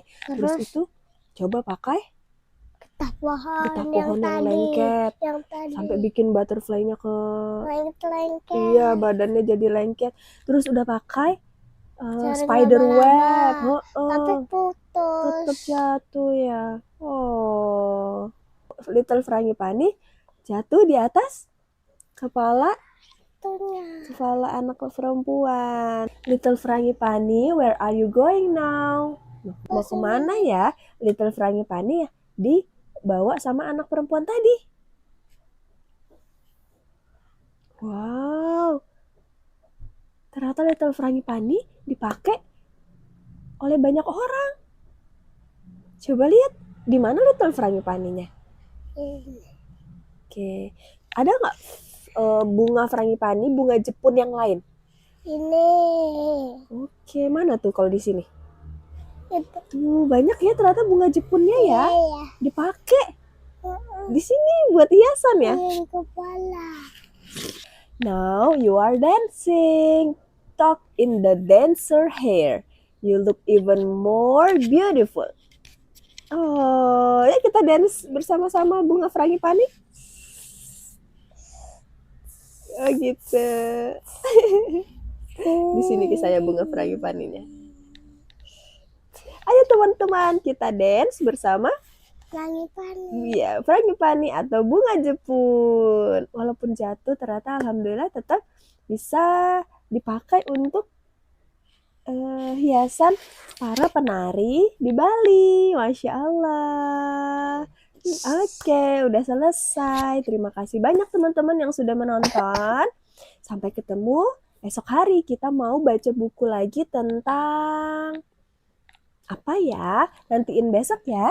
Ya, nanti kita cari tahu besok. Oke, say goodbye. Goodbye, Bye, my bye. friends. Oke, assalamualaikum warahmatullahi wabarakatuh. Dadah. Assalamualaikum. Halo teman-teman. Hari ini kita mau baca buku cerita yang berjudul The Land of Dim. Oke, penulisnya ini adalah Isa Hasanat, ilustrator Nabila Adani, translator Room to Read, publishernya adalah Yayasan Litara. Oke, kita langsung mulai aja ya. Nah, kita itu dulu. Apa tuh? Ya, kenalan dulu sama teman-teman. Oke, kenalan. Namaku Dania. Salam kenal teman-teman. Salam kenal teman-teman.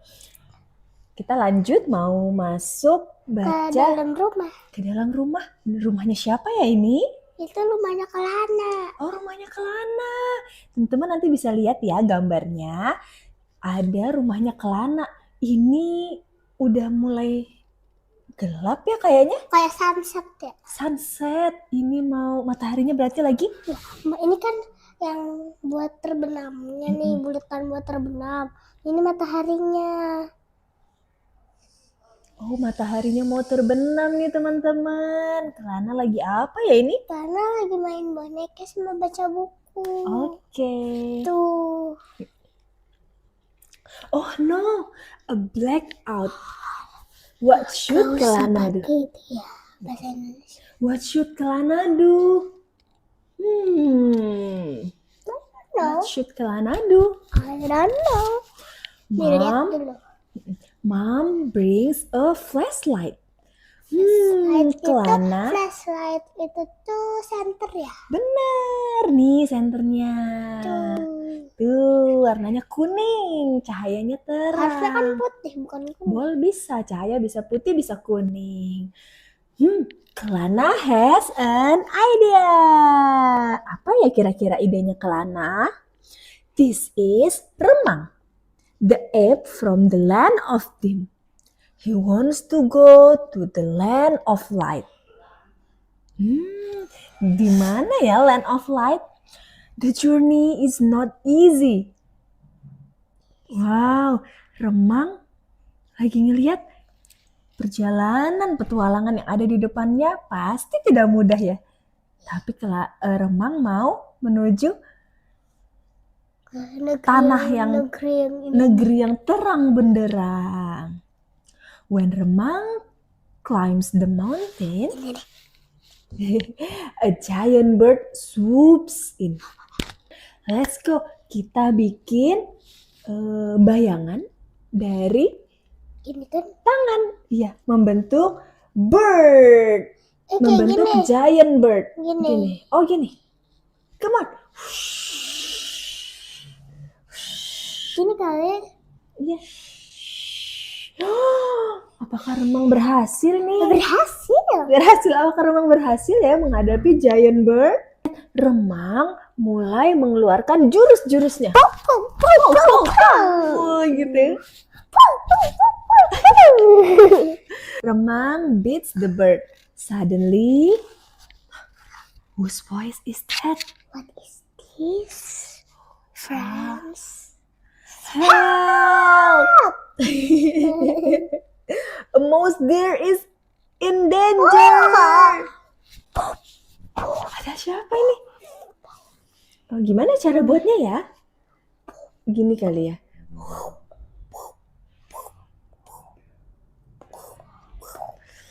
Wow, ada bayangan seperti apa ini? Serigala atau macan? Itu beruang madu yang Oh ya? Oh, beruang madu. Monster dalam bahaya. Ayo kita selamatkan. ayo sini Gimana? Mesir bersembunyi. Ayo Jurus. lari. Ayo kita lawan. Wow.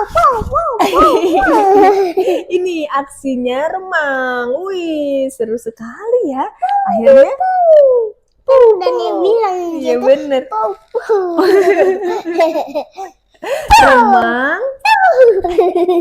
Remang save the Mozdin. Yeah, Pow Pow. Yay, finally yes dengan jurus Pow Pow. Mozdir also wants to go to the land of light. They decide to go together. Let's go. Let's go. We go together. They sail into the big ocean. Bisa bikin ombak nggak Dania? Gini. Oh gitu ombak. Iya. Mereka berlayar di tengah lautan. Lautan yang luas banget. Remang and Mozdir aren't scared of the high waves. The big fish destroys their boat. Gini. Yes, it looks like the mouth of fish. Oh, Ini. wih. Oh, it's the big fish. Kalau yang lebih besar.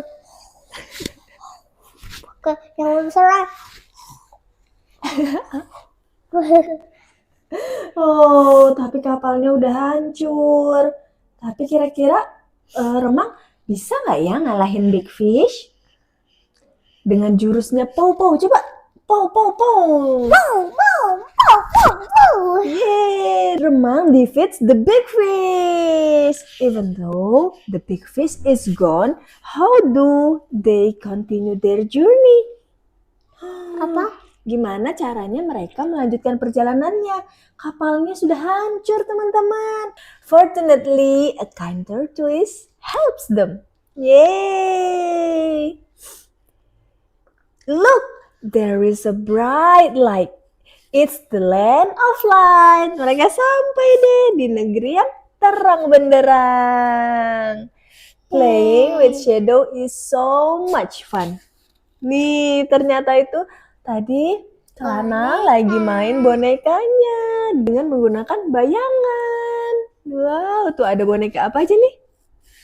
Ada kura-kura, ada remang, sama ada sih itunya. Rusa. The electricity is on again. It's time for Kelana to sleep.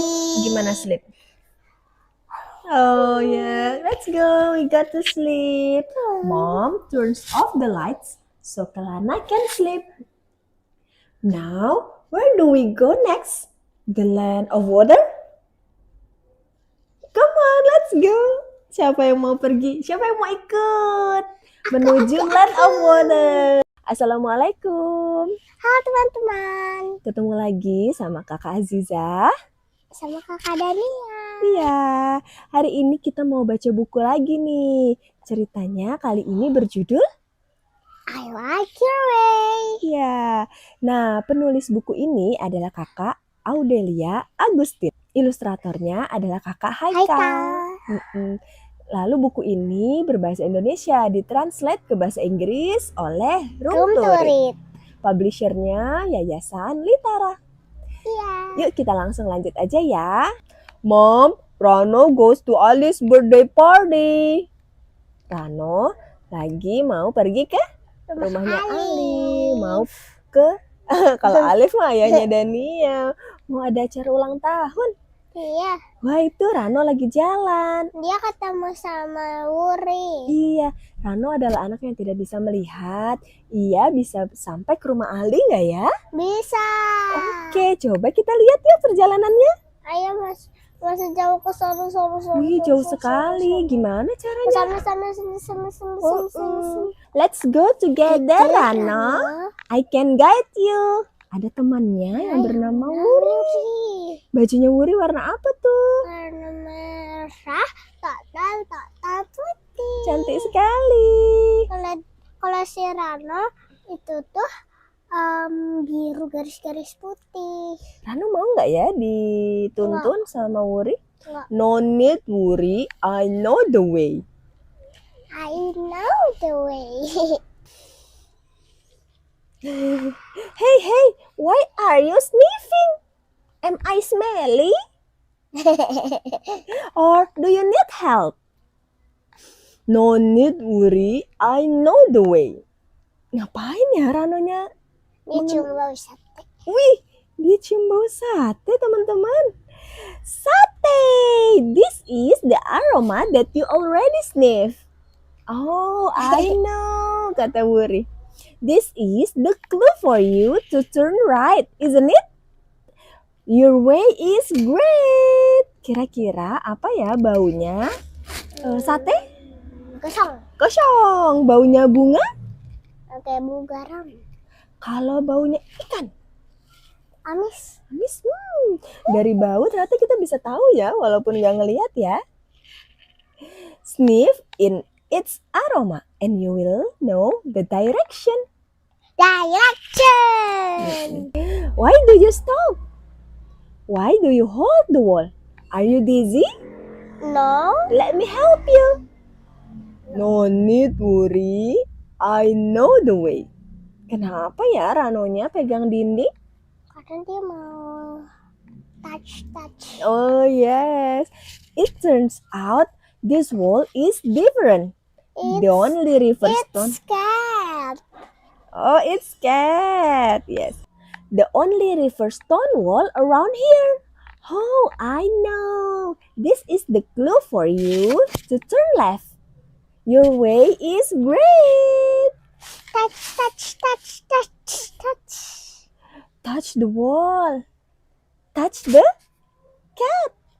Gimana kalau kita pegang cat gimana? Lembut. Kalau kita pegang durian, feel the surface and you will know the direction. Watch out, Rano. There is Padang. Let me guide you. No need worry. I know the way. Great! You can avoid it although you cannot see. This stick is really helpful. Book. Watch out, Rano. The dog is out of the fence. Yeah. Yes, I have known it, Wuri. Oh, the dog's bark must be a clue for you to go ahead. Great, you know a lot. Listen, Listen. gimana ya bunyinya telepon? Kring. Bunyinya burung? Kalau ayam berkokok? Kukuruyuk. Pay attention to the sound and you will know the direction. We have been at Ali's house. Hooray! Sudah rame. Banyak loh teman-temannya. Ada apa aja ya di rumahnya Rono tuh? Ada balon, ada kayak yang ini di atas kepala Ondel-ondel, hiasan-hiasan ya. Wah, ada banyak juga yang bawa kado ya. Ini yang apa nih? Ada rebutan ya Allah. Rebutan kado. Padahal itu kan siapa yang bawa itu punyanya dia. Iya. Let me guess. Ayo kita coba. Nyam gemblang. Kue cucur. Nyam. And kembang goyang. Yay, you are right. I know what you want to say, Wuri. Taste.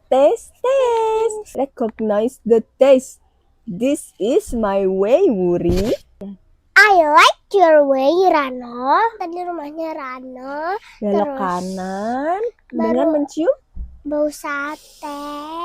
Habis itu dia belok kiri dengan memegang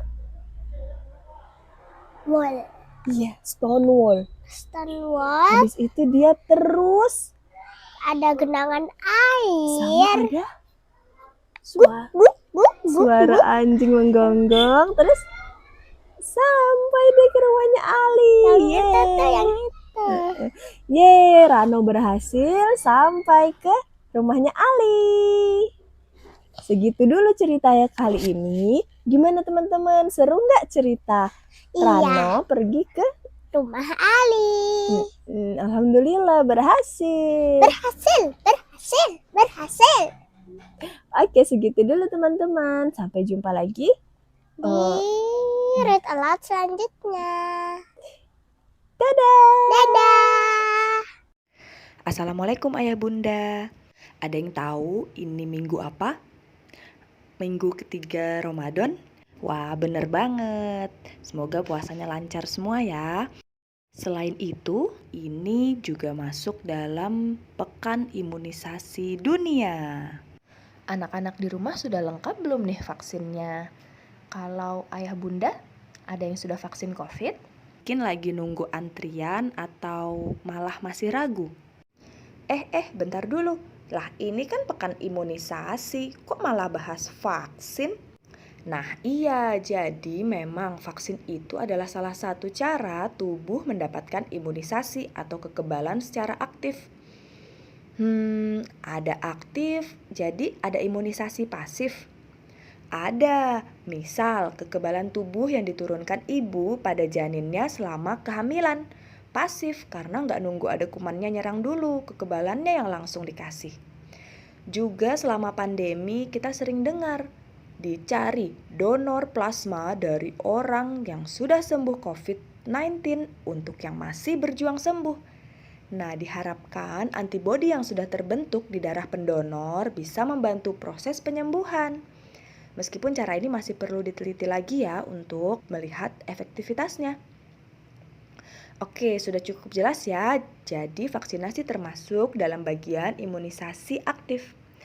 Nah, Ibu pengen bacain komik tentang vaksin yang dibuat oleh Maki Naro, seorang kartunis dan blogger untuk Popular Science.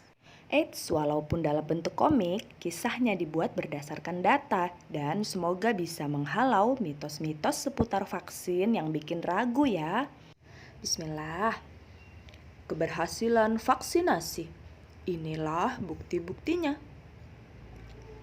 Perkembangan teknologi kedokteran 100 tahun terakhir telah melampaui perkembangan teknologi dalam sejarah kedokteran dari masa sebelumnya. Berasa nggak sih sekarang hidup kita relatif jauh dari penyakit-penyakit mematikan seperti zaman dahulu kala? Itu adalah jasa dari vaksinasi. Meskipun sudah banyak bukti keberhasilan vaksinasi, nggak sedikit orang yang masih galau. Vaksin polio, vaksin cacar, apa sih yang mereka masukkan dalam tubuh kita? Nggak apa-apa, boleh berpikir kritis itu baik, dan mudahan bisa mendorong kita untuk mencari tahu ilmunya lebih dalam. Oke, mari kita simak. Pada tahun 1798, penyakit cacar atau variola menyebabkan kematian ratusan ribu orang per tahun. Kalau sekarang kayaknya biasa ya, anak SD cacar ketularan temannya paling seminggu 2 minggu insya Allah sembuh. Nah, kalau zaman dulu enggak, ini sesuatu yang sangat berbahaya. Nah, sampai seorang bernama Edward Jenner memperhatikan bahwa gadis pemerah susu sapi yang pernah terkena cacar sapi, ini adalah jenis penyakit cacar yang lebih ringan ya, tidak terkena cacar. Inilah vaksin pertama. Vaksin seperti latihan untuk tubuhmu. Dengan menggunakan virus yang lemah atau rusak, vaksin akan memancing reaksi imunitas tubuh tanpa menyebabkan tubuh terkena penyakit tertentu. Dengan demikian, tubuhmu bisa membangun antibodi yang tepat dan membentuk kekebalan terhadap penyakit tertentu. Kuman-kuman mental. Sejak implementasi program vaksinasi, penyakit cacar telah berhasil diberantas. Penyakit seperti polio, campak, gondong, dan rubella sudah jauh berkurang dan diharapkan bisa segera musnah. Terus kalau vaksin bisa bikin kebal, kenapa aku harus mengulang vaksin influenza tiap tahun? Yang namanya evolusi itu seperti balapan yang tiada akhir. Ketika kita kebal terhadap suatu penyakit, si penyakit berusaha beradaptasi untuk menembus sistem kekebalan tubuh kita. Nah, virus flu itu jago banget dalam beradaptasi kayak gini. Tiap tahun, para ilmuwan memprediksi strain virus yang mana yang paling berbahaya dan perlu dilawan dengan vaksinasi. Tapi kan katanya vaksin menyebabkan autis. Tidak. Mitos tersebut berawal pada tahun 1998 ketika sebuah jurnal kedokteran Inggris bernama The Lancet mempublikasikan makalah yang mengklaim hubungan antara autisme dengan vaksin MMR, Measles, Mumps, Rubella. Namun setelah investigasi panjang diketahui bahwa Andrew Wakefield yang menulis makalah tersebut tidak hanya memalsukan data, tetapi juga melakukan hal-hal yang tidak etis. Misal, ia membayar anak-anak yang datang ke pesta ulang tahun anak laki-lakinya untuk diambil sampel darahnya. Tiap anak diberi uang 5 pound sterling. Wakefield juga memiliki banyak konflik kepentingan. Sebelum menerbitkan makalahnya, ia mengajukan paten untuk vaksin MMR versinya sendiri. Ia dibayar ratusan ribu pound sterling oleh sebuah LBH di Inggris atas testimoninya dalam sebuah gugatan melawan produsen vaksin MMR. Ya, semua itu sayangnya tidak dilaporkan. Tak lama kemudian, selebriti seperti Jenny McCarthy, seorang mantan model Playboy, termakan kebohongan Wakefield dan mulai menyuarakan ketakutan serta opini non-ilmiahnya. Dalam sekejap merebaklah tren anti-vaksin yang menginginkan anak-anak tetap murni, bebas bahan kimia.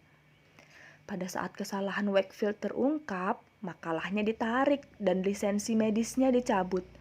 Sayang, bola salju sudah terlanjur menggelinding. Banyak orang yang termakan bualan Wakefield dan dia diangkat sebagai martir oleh para pendukung anti-vaksin.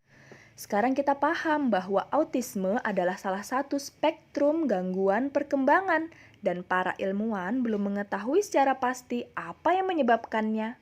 Ya, kita terus belajar hal-hal baru setiap hari. Tapi tidak ada satupun yang mencurigai vaksin sebagai penyebab autisme. Ini sudah dibuktikan oleh penelitian. Nihil. Tapi ada yang share tentang komposisi bahan vaksin. Serem-serem banget, bahan kimia semua. Masyarakat cenderung merasa takut terhadap hal-hal yang tidak mereka pahami. Hal ini menjadi senjata utama para pendukung anti-vaksin.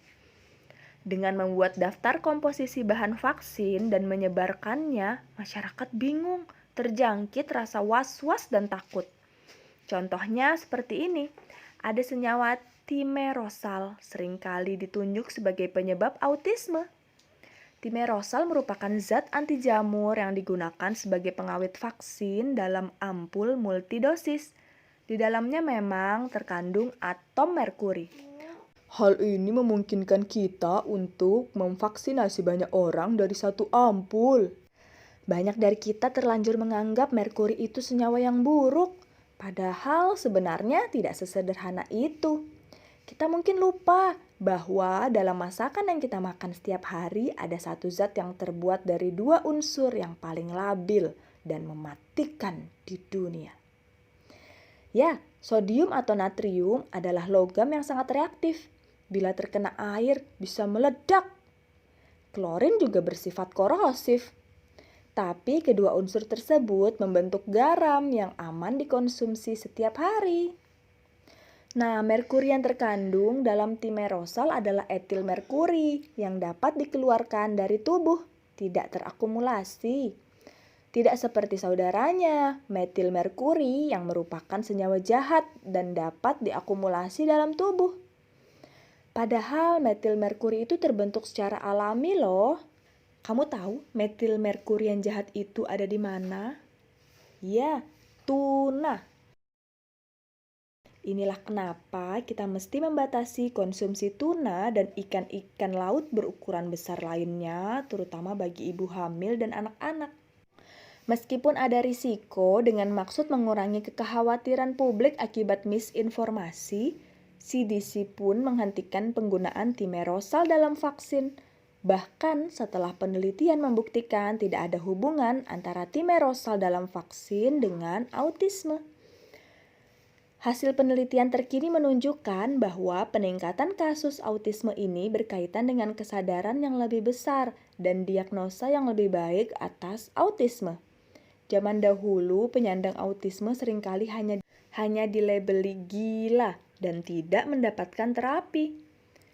Yang dirugikan adalah masyarakat di negara berkembang yang kini harus membayar lebih mahal untuk vaksinasi. Karena bila tidak menggunakan timerosal, maka vaksin tidak bisa lagi disimpan dalam ampul multidosis, melainkan harus dalam ampul single dosis. Biaya produksi pun jadi semakin besar. Misinformasi lainnya adalah mengenai penggunaan asam klorida HCl dalam vaksin. HCl kan berbahaya. Tapi ingat kan pelajaran kimia di sekolah dulu? Larutan asam bisa ditambahkan ke larutan basa untuk memperoleh pH netral. Itulah yang terjadi dalam pembuatan vaksin, saudara-saudara. Oh iya ya. Masih banyak kalangan masyarakat kita yang belum menyadari bahwa beda baik dan buruk itu seringkali terletak pada dosisnya. Contoh, air. Kita selalu disarankan untuk banyak minum air. Tapi terlalu banyak minum air juga bisa membunuh kita loh. Pada tahun 2007, seorang wanita di California meninggal dunia setelah minum air 6 liter dalam waktu 3 jam. Waduh. Waduh, dan masih banyak kasus water intoxication lainnya. Kandungan bahan-bahan kimia yang menyeramkan dalam vaksin masih jauh di bawah ambang batas yang ditetapkan FDA dan badan kesehatan lainnya. Formaldehid misalnya. Formaldehid merupakan salah satu hasil samping metabolisme tubuh secara alami loh. Selama membaca komik ini aja, tubuhmu memproduksi formaldehid dalam jumlah yang lebih banyak dibandingkan dengan yang terkandung dalam vaksin loh. Kelompok anti-vaks juga berbohong mengenai bahan vaksin agar masyarakat semakin takut. Kebohongan ini disebarkan melalui website bernama keren supaya banyak orang yang tertipu. Misalnya, vaccinetruth.com, The National Vaccine Information Center, dan juga melalui penggiat anti-vaksin lokal. Misal, Ibu USA.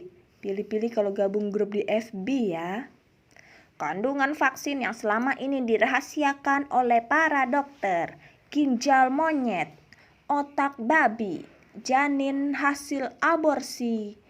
Aduh, makin ngawur kan makin heboh. Tapi kalau semua itu tidak benar, mengapa masih banyak orang yang anti vaksin? Ironisnya, gerakan anti vaksin ini mirip dengan patogen yang mengancam kita. Sayang sekali tidak ada vaksin untuk kebodohan ya. Mereka berlomba-lomba menebar ketakutan akan vaksinasi, sementara membahayakan masyarakat dari berbagai ancaman penyakit. Thimerosal menyebabkan autisme.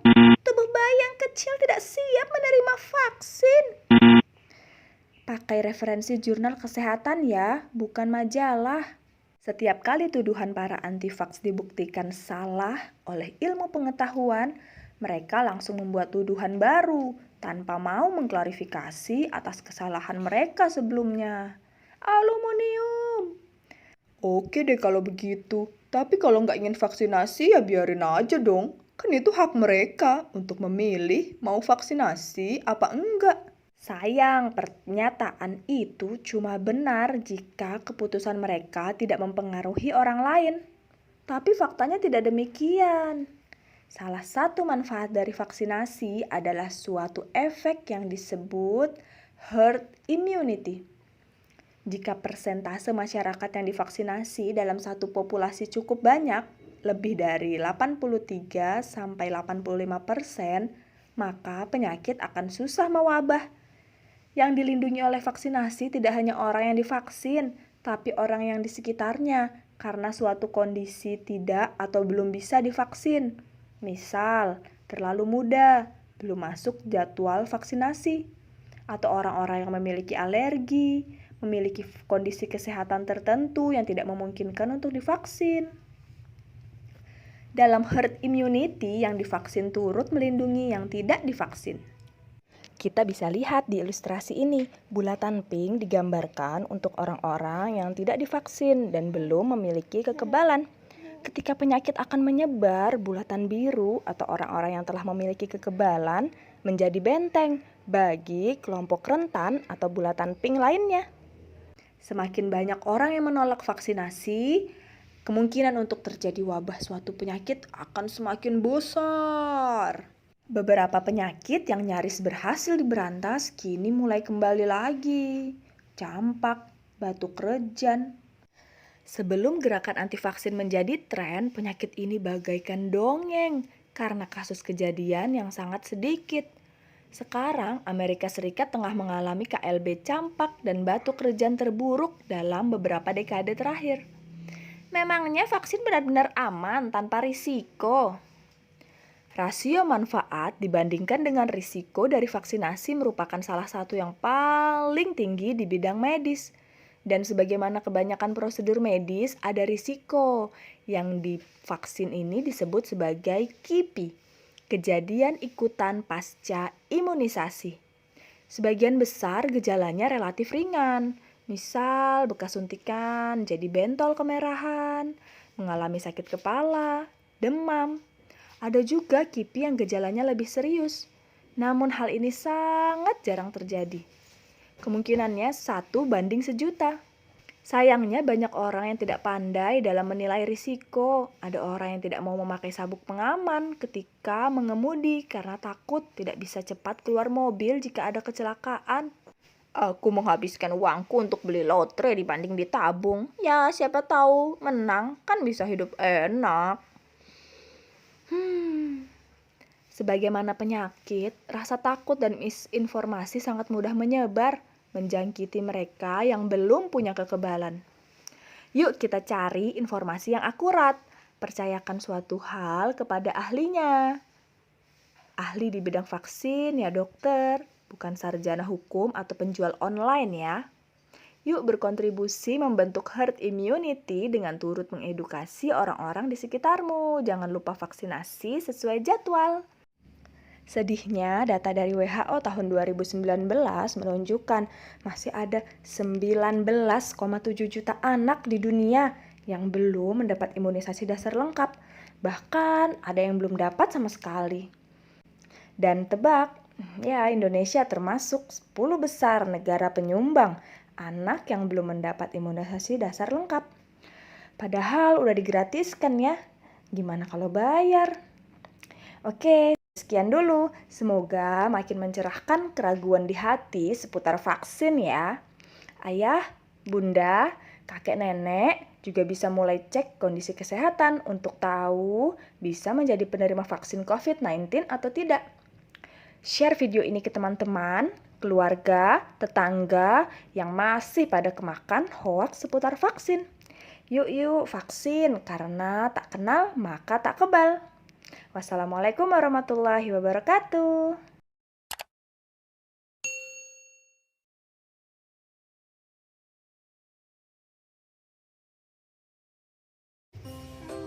Halo teman-teman semua. Assalamualaikum. Hari ini kita mau baca buku tentang puasa. Puasa untuk Allah. Buku ini ditulis oleh Canon Kamil dan Fufu Elmart, diilustrasikan oleh Aang Setiawan. Sudah beberapa hari ini aku memperhatikan ayah dan bunda tidak makan dari pagi sampai petang. Saat aku tanya, ayah dan bunda bilang mereka sedang berpuasa. Tidak makan, tidak minum. Ternyata ada sedotannya minumnya tuh. Oh iya, sekarang kan bulan Ramadan, bulan istimewa diturunkannya Al-Quran. Kata ayah, setiap muslim yang beriman wajib untuk berpuasa. Tuh, lihat kakak sama abangnya itu lagi baca apa? Al-Quran. Ayo coba hitung berapa jumlah pot gantung yang ada dalam ilustrasi ini. Kemudian tuliskan jawabannya di kotak pojok kanan ya. 1, 2, 3,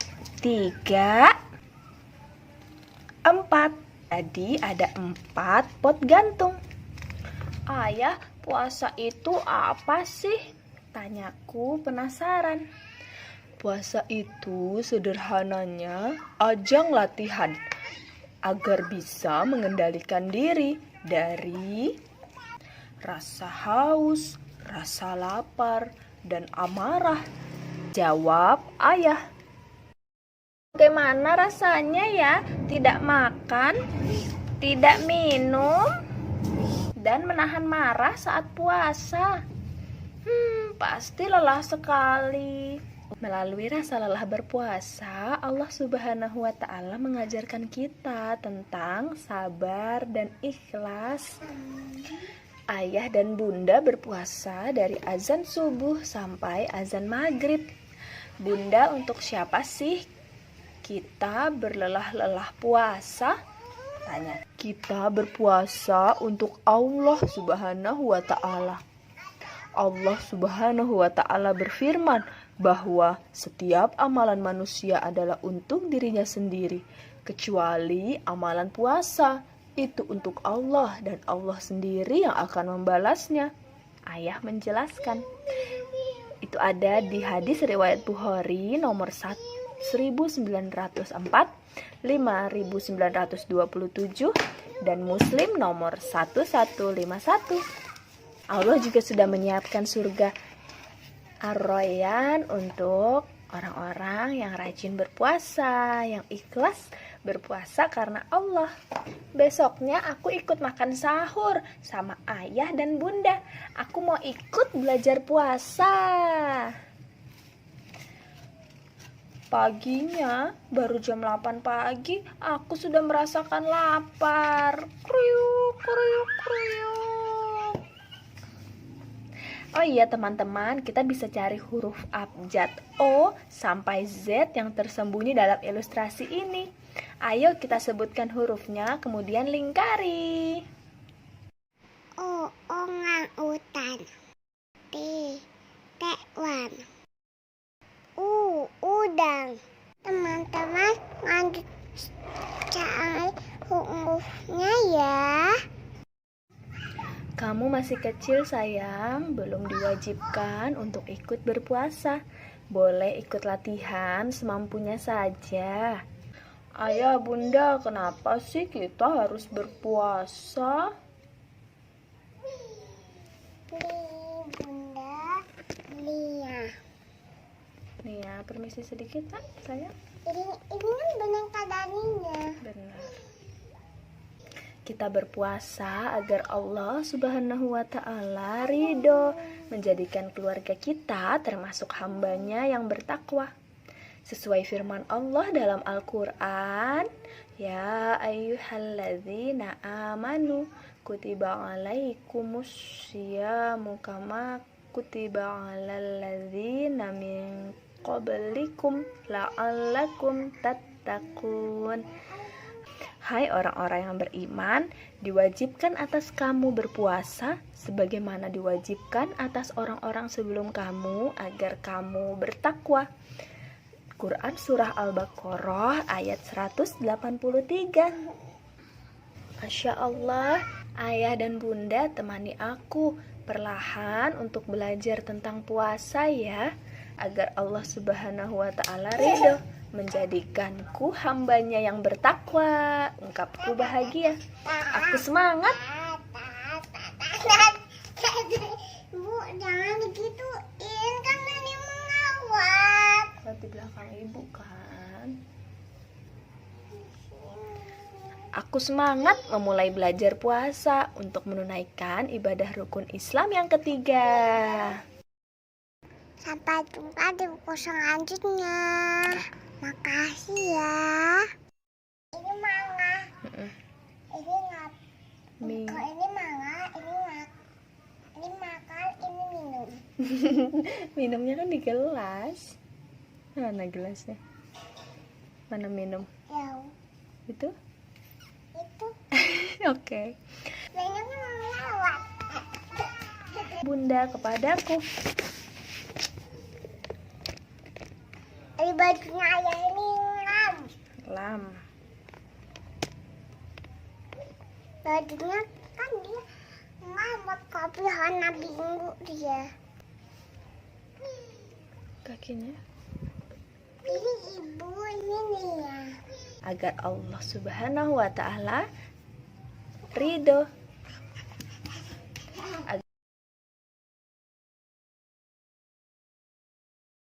Puas teman-teman.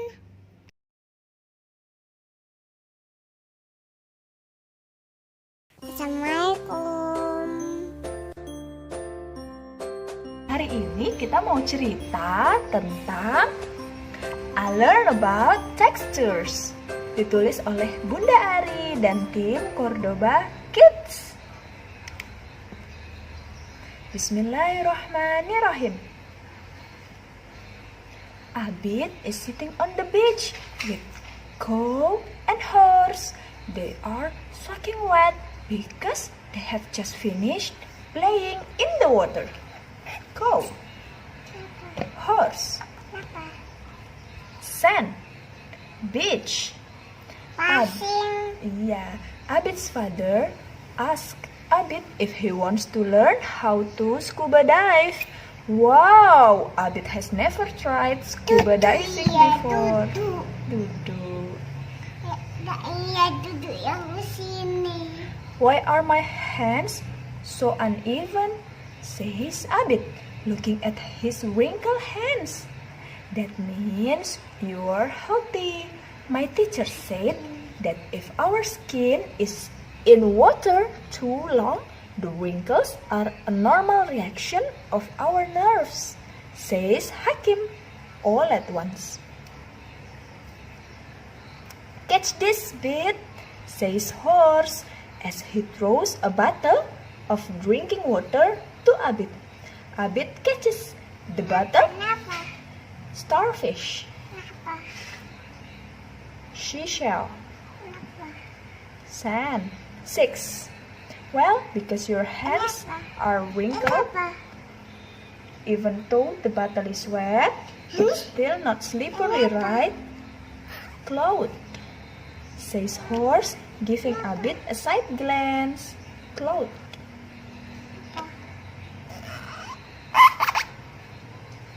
Yes, you are right, says Abid, nodding his head. Nodding?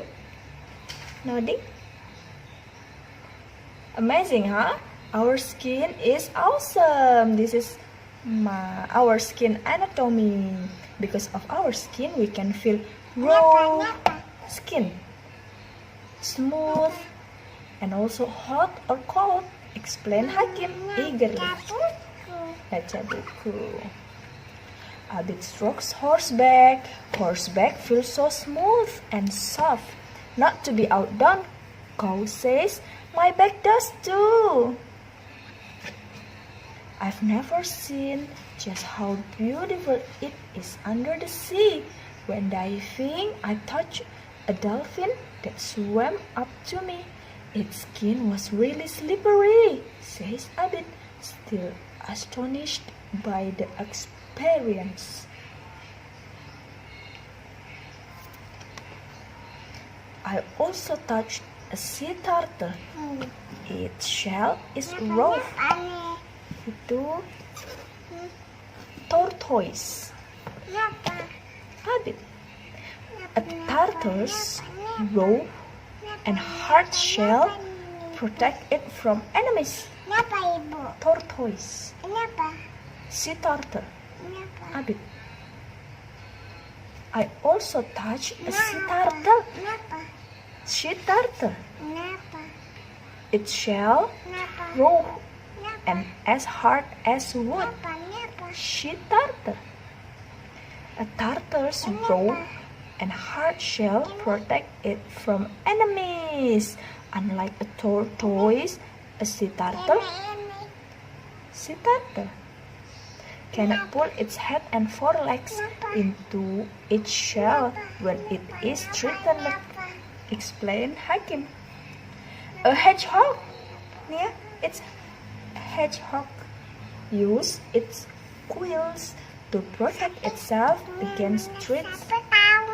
Yeah, I once accidentally got a quill in my foot and it drew blood. Horse chuckles when he hears Cow's story. Hey, let's make a sandcastle. We can show mother and father afterwards, say Horse. They are all busy building the sand. Sekop. The sand at the beach is finer and softer than river sand. Sapi, so it's easy. Walaupun kelihatannya sederhana, ternyata sensory play punya banyak manfaat yang luar biasa loh. Antara lain, mengembangkan imajinasi, mengembangkan saraf untuk kemampuan bahasa dan kosakata anak, mengembangkan rasa empati, bahkan menstimulasi hormon dopamin yang membuat anak-anak merasa tenang dan nyaman. Wow, Masya Allah. Yuk kita mulai kenalkan berbagai sensory play. Main walaupun harus berkotor-kotor. Oke, sekian dulu. Wassalamualaikum warahmatullahi wabarakatuh. Jangan lupa ya, like, komen, subscribe. Makasih. Assalamualaikum. Hari ini kita mau baca buku judulnya Aku Berbeda dengan Syafa. Ditulis oleh Bunda Ari dan tim Cordoba. Bismillahirrahmanirrahim. Mobil keluarga Abid melaju menuju ke toko buku. Berkunjung ke toko buku adalah hal yang paling ditunggu-tunggu oleh Kak Hakim dan Abid setiap bulannya. Seperti hari ini, Syafa bahkan terlihat sangat senang melihat buku yang begitu banyak. Lihat, di berbagai rak, dari bawah sampai atas semuanya buku. Sampulnya bukunya berwarna-warni. Ayah memegang buku warna biru. Kak Hakim memegang buku warna hijau. Wow, lihat, Abid memegang bukunya warna oranye. Banyak sekali ya buku di toko buku. Bunda, Abid ingin buang air, kata Abid berbisik di telinga Bunda. Boleh, sekalian Bunda mau ganti baju Syafa juga nih. Sudah basah karena keringat, kata Bunda. Abid berbisik di telinga Bunda. Abid ke toilet laki-laki. Ini yang gambarnya laki-laki. Bunda dan Syafa akan ke toilet perempuan. Gambarnya ada pakai rok. Nanti kalau sudah selesai, tunggu Bunda di sini ya, kata Bunda sambil menunjuk. Iya, bangku-bangku di depan toilet. Abid mengangguk mengerti.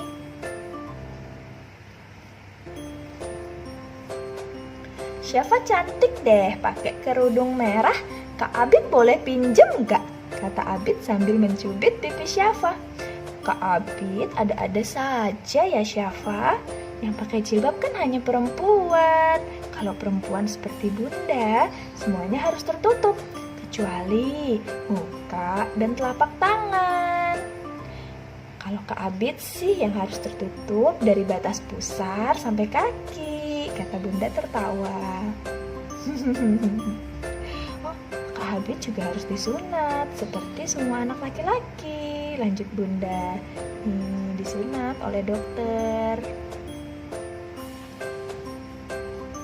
Oh iya ya, Abid balas tertawa. Tapi kan Syafa masih kecil Bunda, Rara juga nggak pakai jilbab, kata Abid.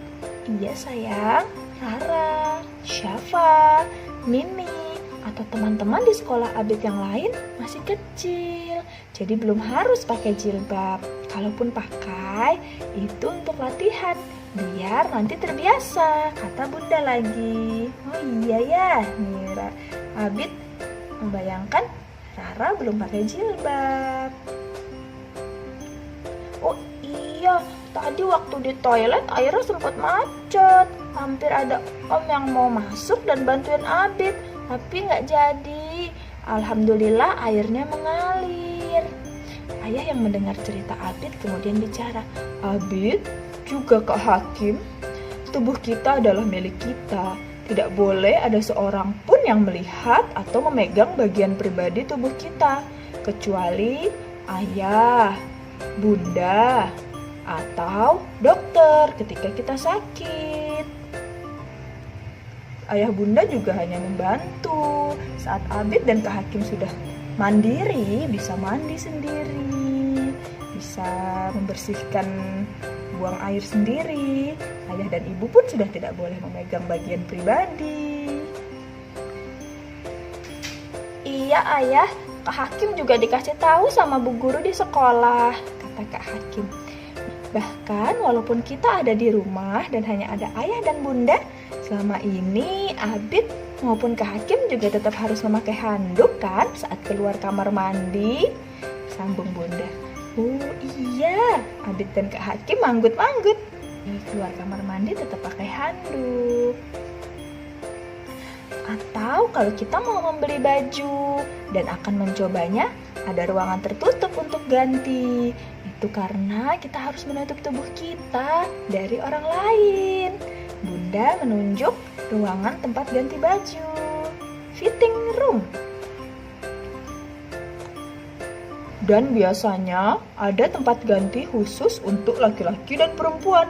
Karena laki-laki dan perempuan berbeda. Kamar tidur juga begitu. Walaupun kakak beradik, kamar Syafa terpisah dengan kamar Abid dan Kak Hakim, kata ayah. Ayo, pilih lagi bukunya. Nanti kita lanjutkan ngobrol tentang laki-laki dan perempuannya di rumah saja, kata ayah. Dan kemudian semuanya sibuk memilih buku yang akan dibeli. Hore, Abid bilang, nih baju laki-laki dan perempuan pun beda ya. Perempuan pakai jilbab, boleh pakai rok, pakai celana. Laki-laki bajunya nih ada yang kemeja, rompi, celana. Ada kancing. Ada kancing. Nih rompi. Nih. Ini. Jilbab.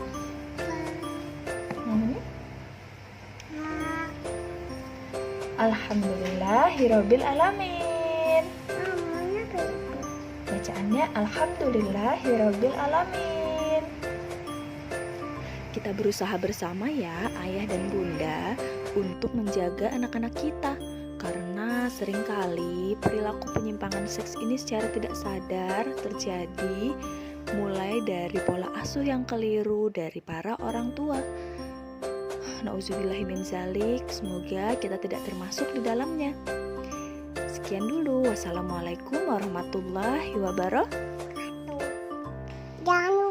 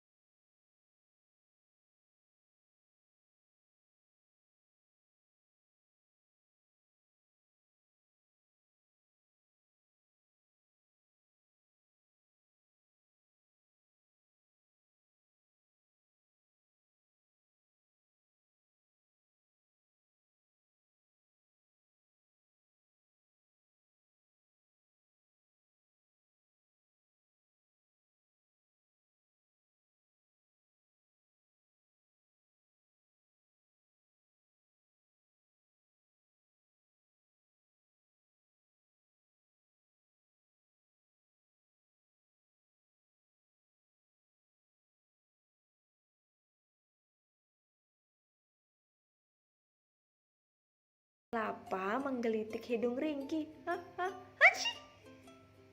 Ringki bersin dengan keras. Pena terlepas dari genggaman Ringki dan menghilang di kolong tempat tidur. Oh, Ringki khawatir Baya akan segera pulang. Tuh, penanya ada di bawah tempat tidur, Nak. Ringki mengulurkan tangan ke kolong ranjang. Oh, tidak. Ia tidak bisa meraih pena itu. Nggak sampai tangannya. Ia mencoba menjangkau pena menggunakan penggaris. Oh, tidak. Pena itu menggelinding semakin jauh. Andai saja ada cara untuk membuat pena itu mendekat. Gimana ya caranya? Tiba-tiba Ringki mendapat ide. Ide yang sangat bagus. Apa ya ide Ringki? Ada yang bisa nebak? Nah, kelanjutan ceritanya bisa dibaca di aplikasi Let's Read yang diunduh gratis di Play Store ya, atau langsung kunjungi web www.letsreadasia.org. Nah, ayah dan ibu punya magnet bentuk apa nih di rumah? Yuk kita ajak anak eksplorasi benda di sekitar kita dengan si ajaib magnet ini. Semoga bermanfaat. Sampai jumpa di ide main berikutnya. Dadah!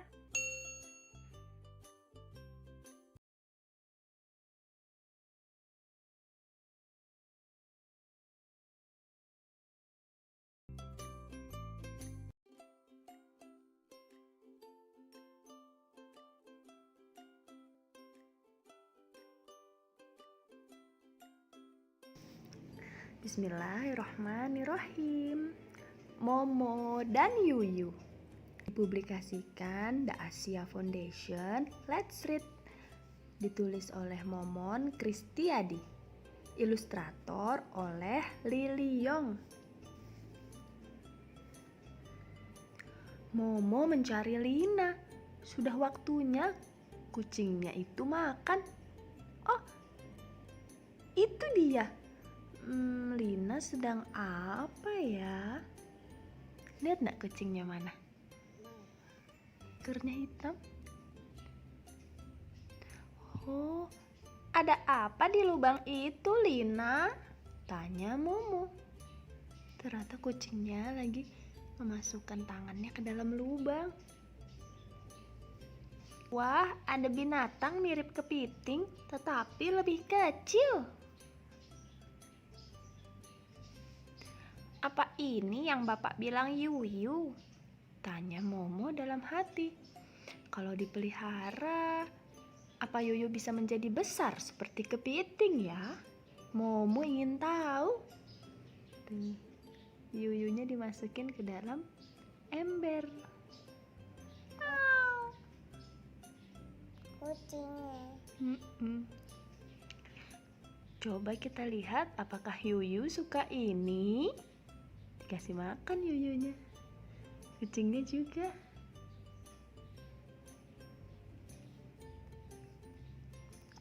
Alhamdulillah. Ternyata Yuyu suka makan apa aja. Dikasih ikan. Mau. Ini apa ini? Dikasih tahu itu mungkin. Atau roti. Mau juga. Yuyu juga suka roti dan pisang. Sama kayak suatu hari saat akan memberi makan Yuyu, Momo terkejut. Ia melihat banyak anak Yuyu kecil-kecil.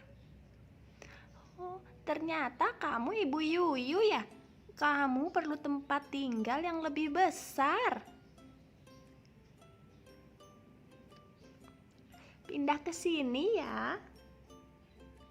Dari ember yang warna oranye kecil dipindah ke ember hijau besar ya.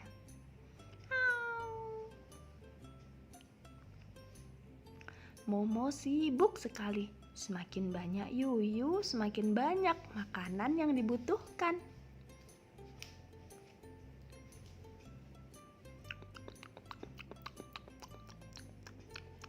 Ibu Yuyu dan anak-anaknya makan. Hingga suatu hari, ember tempatnya Yuyu dan anak-anaknya terbalik. Oh, kalian mau kemana? Yuyu itu membuat lubang.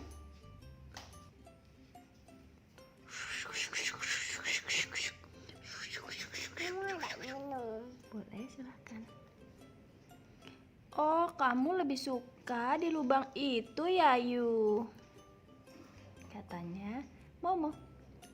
Bagaimana dengan kamu, Bu Yuyu? Kamu juga pasti lebih senang di dalam lubang di tanah. Yuyu tadi mirip apa, Nak? Banyak anaknya ya? Terus akhirnya tadi Yuyunya masuk kemana? Ember. Tadi gimana Yuyu sama anak-anaknya makan?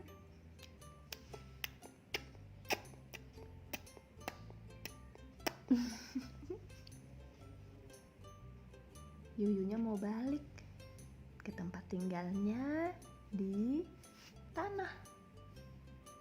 Dadah Yuyu.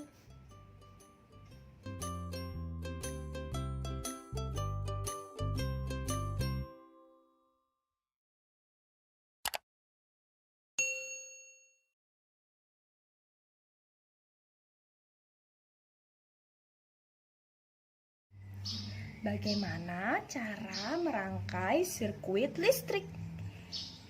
Confidence in Science ceritanya ditulis oleh Lee Ye-jin, digambar oleh Chun Suk Yun. Gimana ya caranya merangkai sirkuit listrik? Oh, bola lampuku menyala. Kok kamu gembira sekali?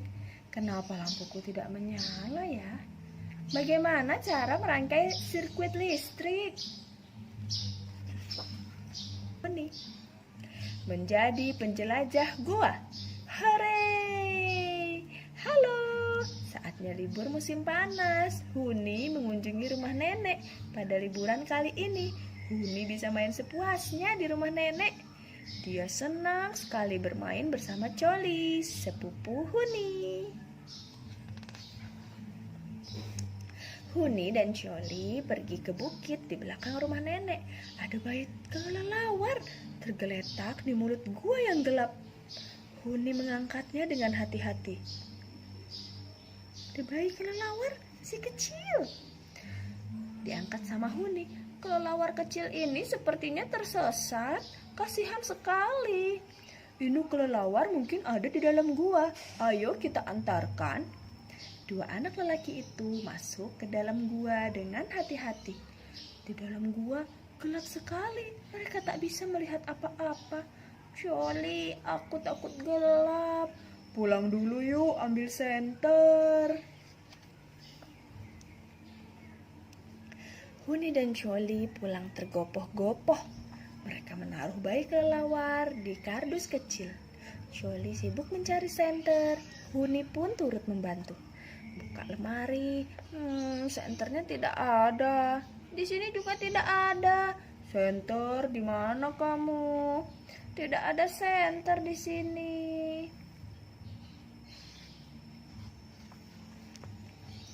Huni dan Coli mencari kemana-mana, tapi tidak berhasil menemukan senter.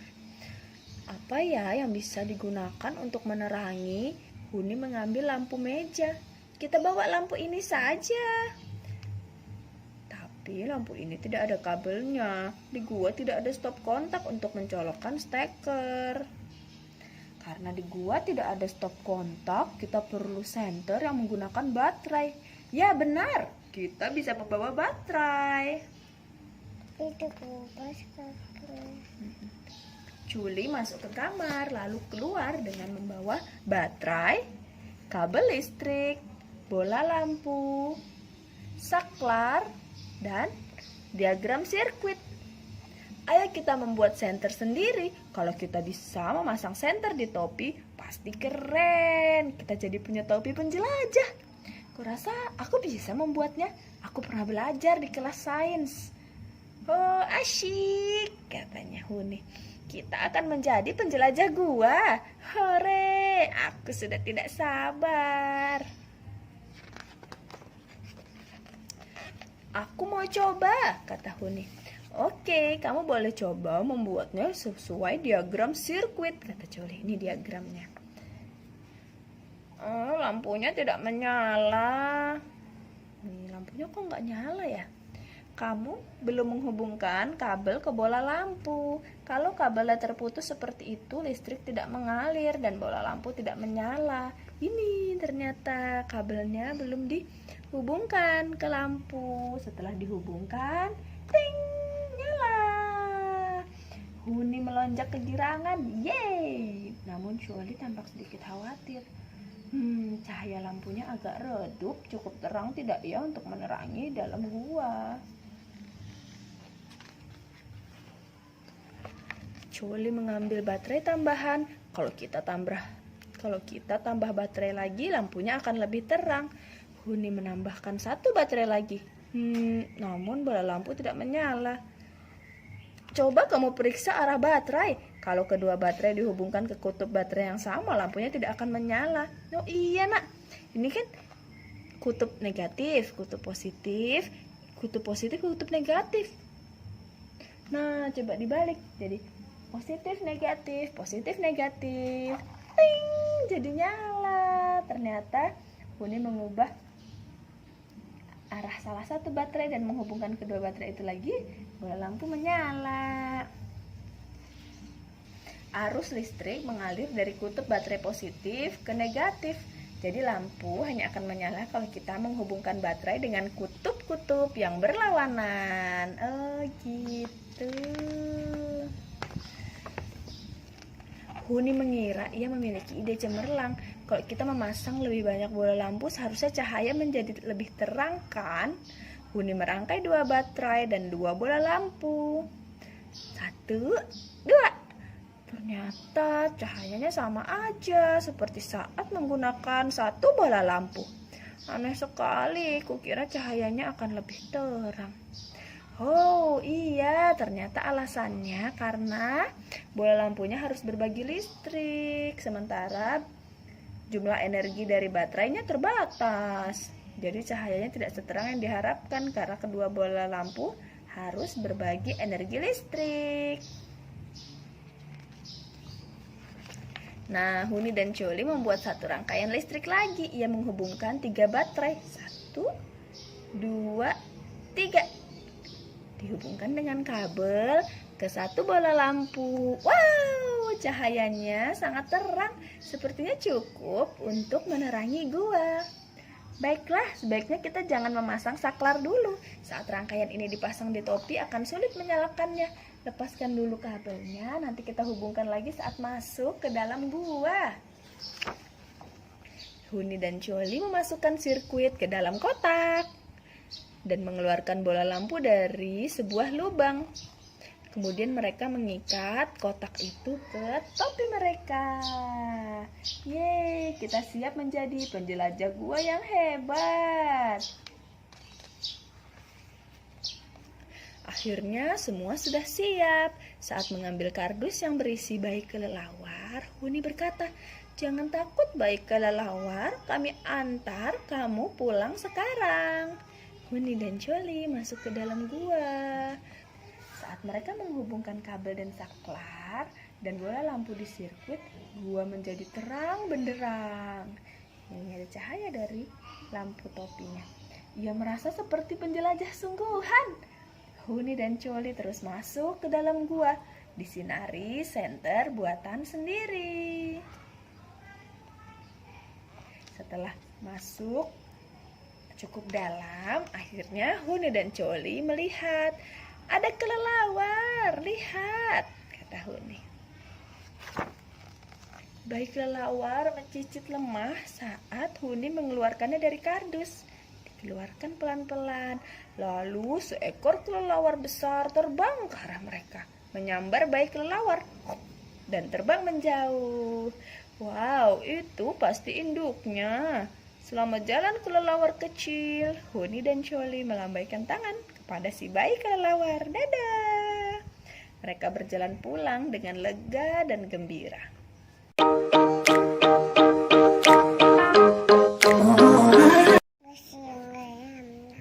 Mengapa ada bunyi? Ada bunyi. Si peniup suruling ajaib di negeri konon di negeri penduduknya sering berkata mereka nggak tahan mendengar bunyi keras atau berisik. Penduduk negeri tidak mau memahami orang lain dan sering mengeluh.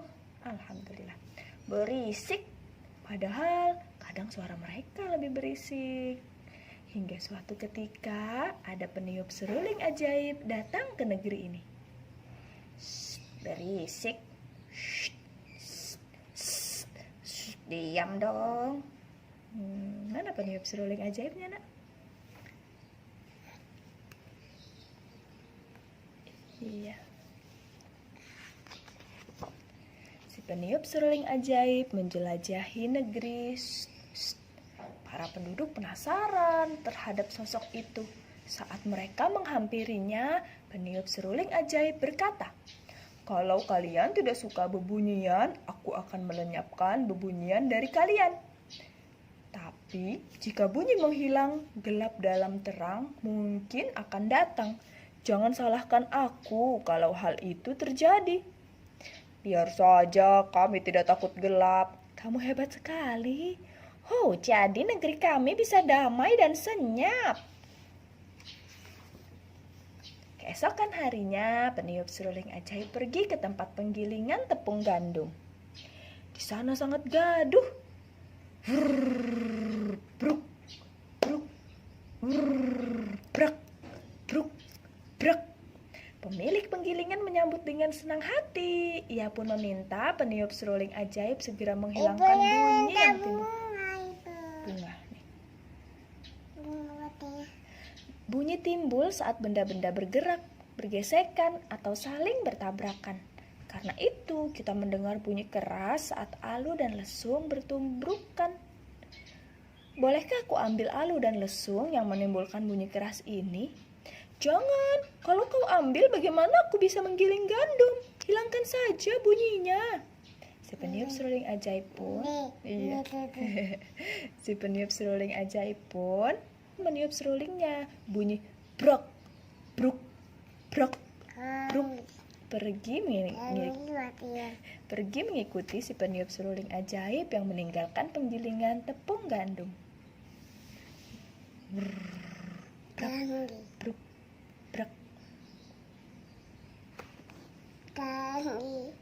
Si peniup seruling ajaib pergi ke bengkel pandai besi. Pak pandai besi juga meminta segera menghilangkan bunyi di sana. Iya, si peniup seruling ajaib tersenyum dan berkata, "Tanpa udara bunyi tidak akan terdengar. Kita bisa mendengar bunyi melalui udara. Boleh aku ambil udara dari sini?" "Jangan, kalau tidak ada udara bagaimana aku bisa bernafas? Ambil saja bunyinya." Nah, menarik. Kalau begitu akan kuhilangkan bunyi dari sini. Hari-hari selanjutnya, peniup seruling ajaib masih sibuk menghilangkan berbagai bebunyian di negeri. Penduduk negeri itu tidak menyukai segala jenis bunyi. Seperti salah seorang bangsawan yang sangat kaya. Ia berkata dengan pongah, "Aku hanya ingin mendengar alat musik yang mengeluarkan bunyi lembut dan merdu." Setiap alat musik memiliki bunyi unik dan menghasilkan musik indah. Pikirkan ulang. Bangsawan itu marah. Ia bersikeras bahwa bunyi yang ada di dunia ini hanya boleh bunyi yang disukainya. Ia meminta Ia meminta peniup seruling ajaib menghilangkan bunyi yang tidak disukainya, seperti bunyi biola yang melengking dan bunyi simbal yang nyaring.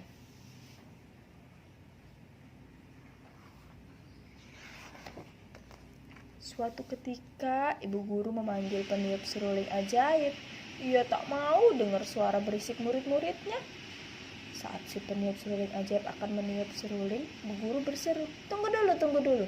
Tolong hilangkan suara berisik dan bernada tinggi saja.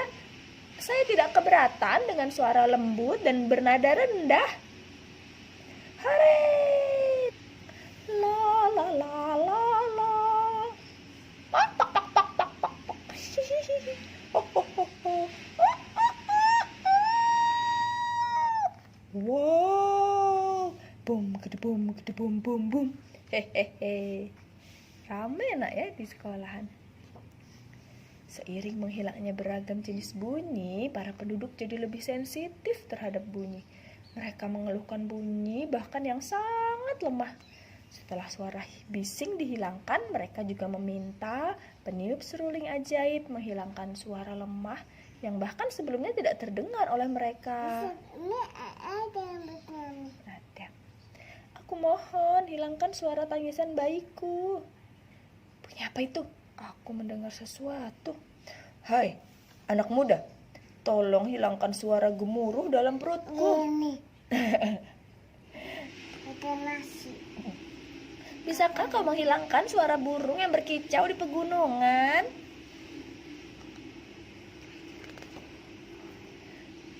Si peniup seruling ajaib telah menghilangkan berbagai jenis bunyi dari negeri. Sekarang para penduduk di sana hanya mendengar suara tarikan dan helaan nafas, juga bisikan. Awalnya mereka senang, namun seiring waktu mereka mulai mengalami masalah. Aduh, hati-hati. Bagaimana aku bisa bekerja kalau tidak mendengar bunyi apa-apa? Aku tidak tahu, hari sudah pagi, kokok ayam jantan tidak terdengar. Ya ampun, aku hampir tertabrak kereta. Aku rindu bunyi penggilingan. Kenapa anak-anak terlihat lesu? Aku jadi ikut lesu. Para penduduk terlihat lesu seperti sedang dilanda wabah penyakit. Mereka ingin tertawa, tapi tak ada suara. Mereka ingin menangis, tapi juga tidak ada suara. Mereka paham, inilah gelap dalam terang yang diperingatkan peniup seruling ajaib. Iya, kucingnya nggak ada suaranya, nak. Suara kucing gimana? Orang-orang di negeri ingin agar bunyi-bunyian dikembalikan kepada mereka. Kembalikan bunyi-bunyian kami. Jadi ditulis karena kalau mereka berteriak nggak bisa terdengar suaranya. Dengan keinginan yang sama, para penduduk negeri menapaki jalan ke arah perginya peniup seruling ajaib. Tak berapa lama, tiba-tiba mereka berhenti. Orang-orang merasakan getaran di bawah kaki mereka. Mereka cari tahu dari mana datangnya getaran itu. Mereka pun tiba di gua besar. Mulut gua itu tertutup sebongkah batu besar. Seorang pria menempelkan telinganya ke batu besar itu. Ia mendengar segala jenis bunyi yang sebelumnya ada di negeri. Iya. Baiklah, ayo kita dorong batunya sama-sama. 1, 2, 3.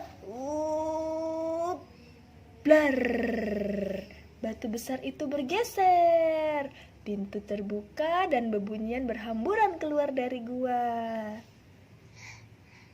Suara kucing udah ada lagi. Kedebuk. Grrr. Brak. Bruk. Krik krik krik.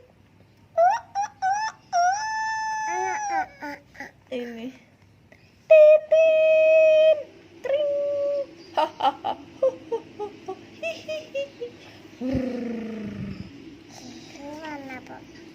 Semua bunyi dari gua kembali ke tempatnya masing-masing. Saking gembiranya, para penduduk negeri berbicara dengan keras. Ini bunyi biolaku. Aku rindu sekali bunyi ini. Ini bunyi kentutku. Trot. ini suara bayiku saat sedang lapar.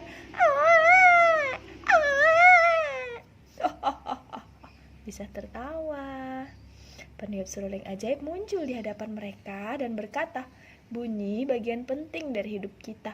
Bunyi menyampaikan banyak hal, fakta, informasi, perasaan, dan sebagainya. Sekarang kalian paham kan betapa tidak enaknya hidup tanpa bebunyian? Kalian tidak akan meminta aku menghilangkan atau membawa pergi bebunyian lagi kan? Kalau gitu sekarang saatnya aku yang pergi. Alhamdulillah sudah selesai. Kita tutup. Tutup. Assalamualaikum warahmatullahi wabarakatuh. Katu.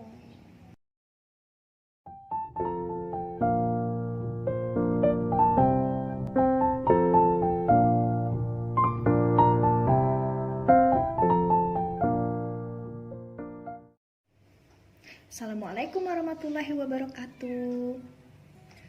Hari ini kita mau cerita tentang Nabi Soleh alaihi salam, kaum Samud yang perkasa. Pernah dengar gunung dipahat dan dijadikan istana untuk tempat tinggal?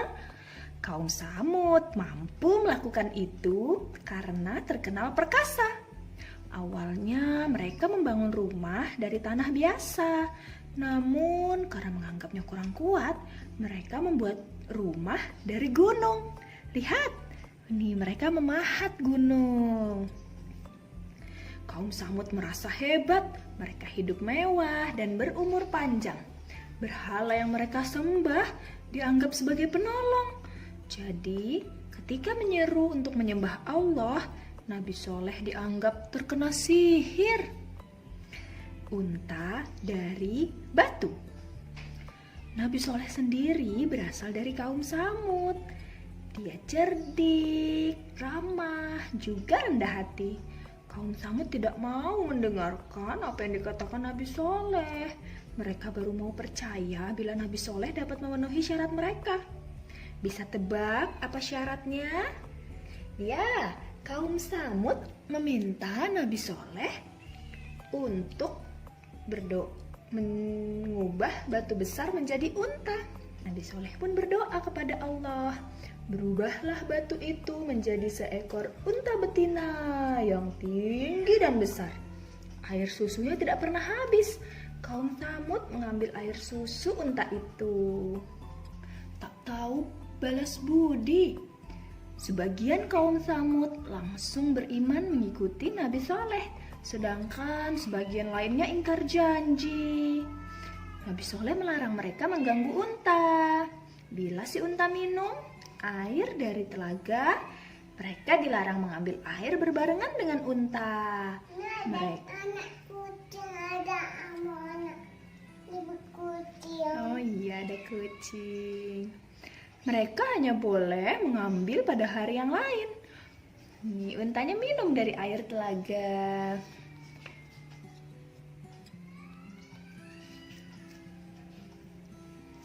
Kaum Samud marah. Mereka tidak mau berbagi dengan si unta. Bahkan mereka membunuh unta itu. Astagfirullahaladzim. 3 hari menunggu azab.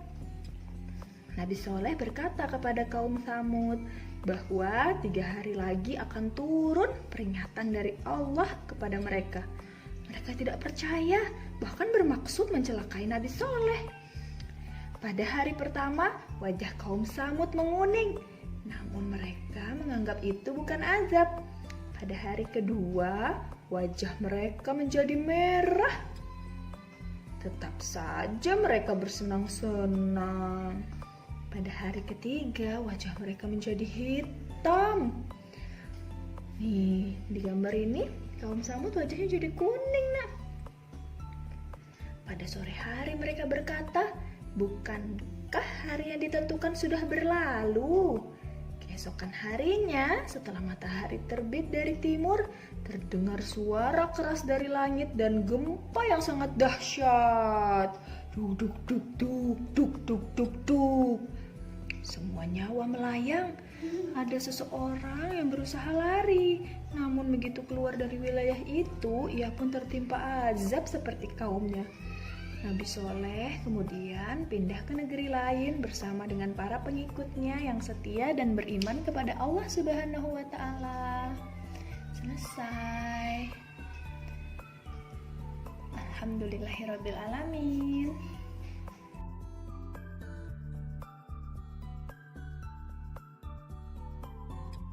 Assalamualaikum. Halo teman-teman. Hari ini kita mau lanjut cerita buku dari Litara yang ada di website Literasi Cloud. Hari ini temanya tumbuhan. Iya, Oke, yang jadi berjudul Donvel Frangipani. iya bener, jangan jatuh bunga Jepun. Jadi frangipani itu adalah bunga Jepun, bunga Kamboja dari Bali. Ini suka banget pegang bunga itu. Nih ada banyak kan di taman. Nah, buku ini ditulis oleh kakak Imelda Naomi.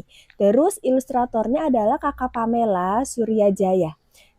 Ditranslate dari bahasa Indonesia ke bahasa Inggris oleh Room to Read. Publishernya adalah Yayasan Litara. Oke, kita mulai aja ya. Ayo. Oke, Donvel Frangipani. Sebenarnya kasihan loh. Karena Nih ceritanya. kenapa? Yang si bunga sama si kupu-kupunya itu. Akhirnya jatuh soalnya ya. Jadi kemarin Dania udah sempat baca yang versi bahasa Indonesianya. Nah, hari ini kita mau baca versi bahasa Inggrisnya. Wah, ada apa ini yang terbang? Ada kupu-kupu. Wow, kupu-kupunya cantik ya. Warna apa kupu-kupunya? Warna oranye. Oranye. Sama ada kuningnya. Pada kuningnya. Good morning flowers. Kalau flowersnya bisa ngomong, mungkin dia bakal jawab good morning butterfly gitu ya. I love to fly and dance near the frangipani tree. Where is the frangipani tree? It's This is ini ya. is. Oke. This is What's the color of flower? Frangipani. ini. Ya. White White. and yellow. Yes. Oh no. Wah, kenapa? Some of the frangipani flowers are falling off the tree. Oh no. Oh, Kupu-kupunya gimana tuh ekspresinya? Oh gitu. Wush, wush. Coba kita sama-sama yuk. Ada angin. Wush, wush. Anginnya kencang sekali. whoosh, Wush, whoosh. wush. Wind, blow more gently, please. So many flowers have fallen off. Tuh, banyak banget tuh frangipani flowers yang jatuhan. Bunga Jepun yang jatuh. Oh, are there any flowers left? Bisakah teman-teman lihat bunga yang masih tersisa? Ada nggak ya? Tuh. Iya, ada nih. Ada nih, ada. Iya, ada. Wow. Look, one little frangipani is left on the tree. I will make sure it doesn't fall. Oke, butterfly-nya berjanji, I will make sure it doesn't fall. Mau dijagain sama butterfly ya. Maybe this leaf can protect it. Oh, it's so heavy. Gimana? Coba angkat daun.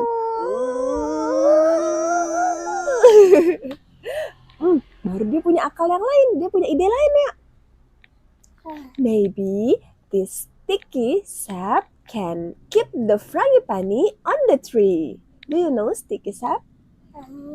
Getah pohon. Ya, getah pohon yang lengket, yang sticky. Yang sticky, jadi dia bawa getahnya, mau dibawa ke dekat bunganya. Ayo kita lihat. Oh no, but now I'm sticky too. Sekarang aku jadi lengket juga. Ih, lengket. Coba kita lihat Dania, tangan Dania kena getah. Lengket. Ada yang bersuara. Tiba-tiba ada yang memberitahu. Ada suara. Butterfly, you can use my web. Siapakah itu? Laba-laba. Thank you, spider. Kata butterfly. Padahal Coba biasanya digulung. butterfly sama laba-laba itu tuh saling memakan. Iya loh. Tapi kali ini mereka saling tolong menolong, bersahabat. Kita coba yuk kita coba bantu spider untuk menggulung jaringnya di dekat Frangipani. Ya. Oleh gini. Gulung. Tapi kalau dia sih gini. Oh ya gini. Gulung. Jangan jatuh ya, Frangipani. We work hard to keep the last frangipani flower on the tree. But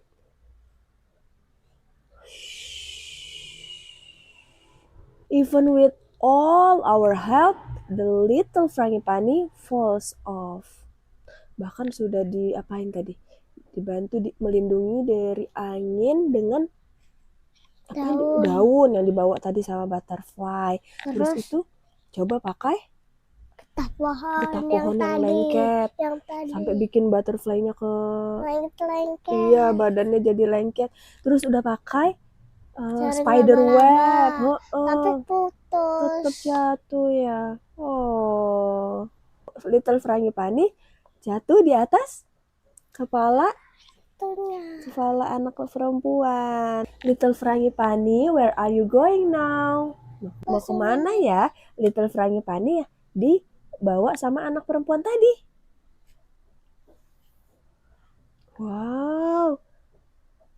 Ternyata Little Frangipani dipakai oleh banyak orang. Coba lihat di mana Little Frangipaninya. Oke. Ada nggak bunga frangipani, bunga Jepun yang lain? Ini.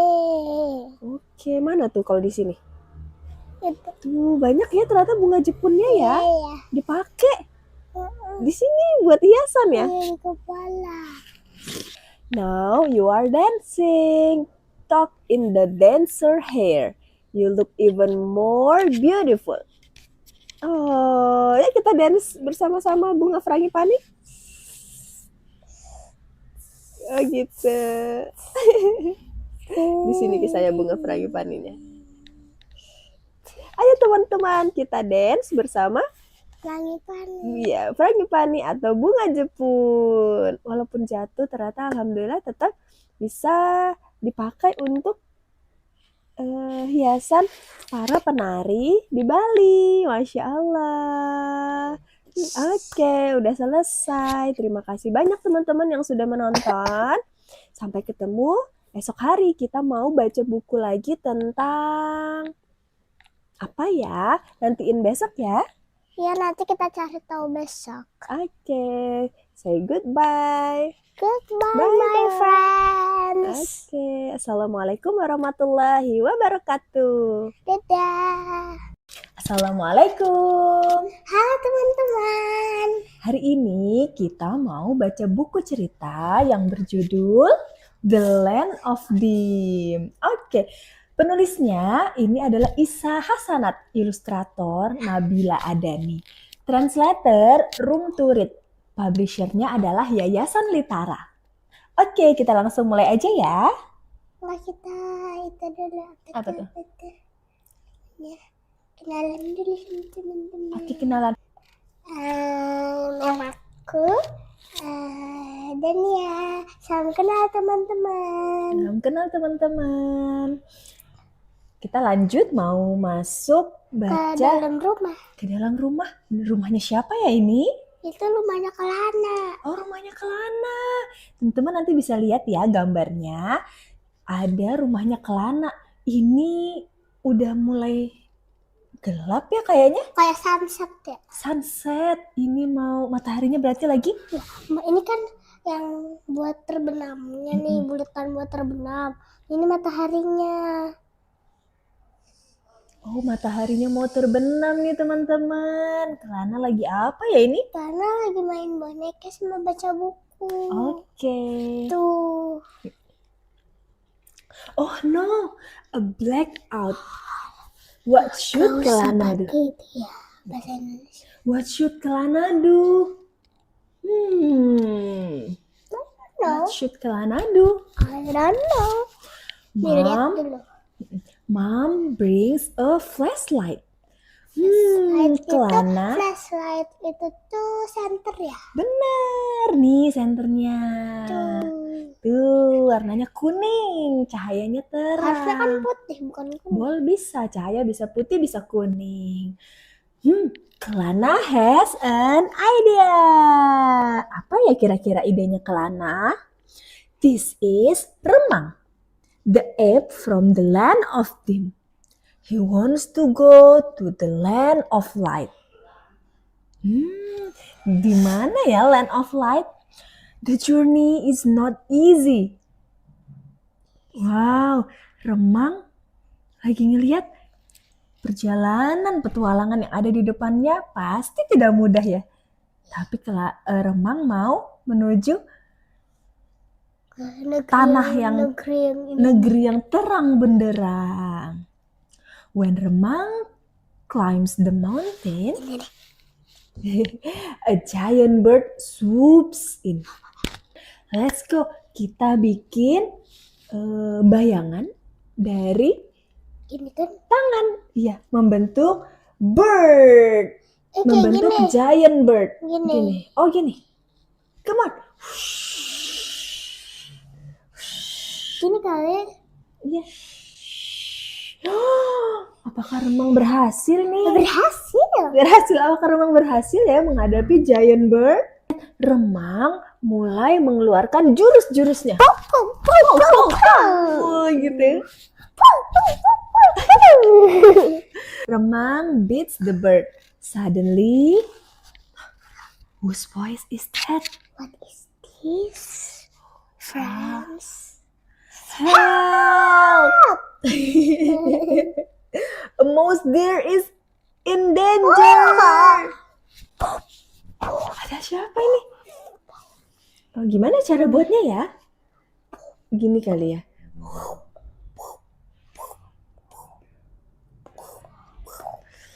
Wow, ada bayangan seperti apa ini? Serigala atau macan? Itu beruang madu yang Oh ya? Beruang madu. Mouse-deer dalam bahaya. Ayo kita selamatkan. ayo sini Gimana? Mesir bersembunyi. Ayo Jurus. lari. Ayo kita lawan. Wow. Ini aksinya Remang. Wih, seru sekali ya. Akhirnya Dan dia bilang iya gitu. bener.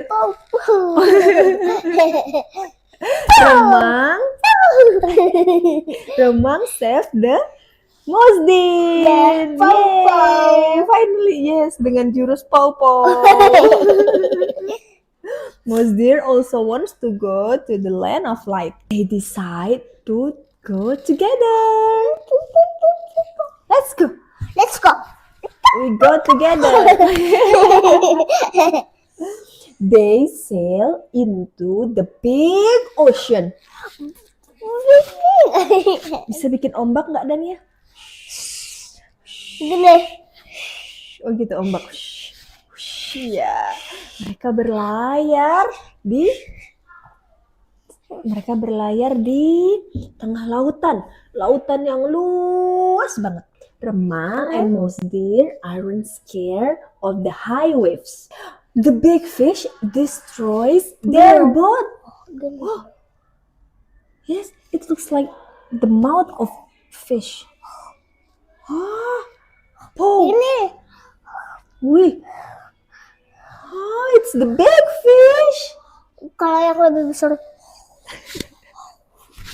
Yang lebih besar. Oh, tapi kapalnya udah hancur. Tapi kira-kira Remang bisa nggak ya ngalahin big fish? Dengan jurusnya pow pow, coba pow pow pow. Wow. Oh, Yay! Remang defeats the big fish. Even though the big fish is gone, how do they continue their journey? apa? Gimana caranya mereka melanjutkan perjalanannya? Kapalnya sudah hancur, teman-teman. Fortunately, a kind tortoise helps them. Yay! Look, there is a bright light. It's the land of light. Mereka sampai deh di negeri yang terang benderang. Playing with shadow is so much fun.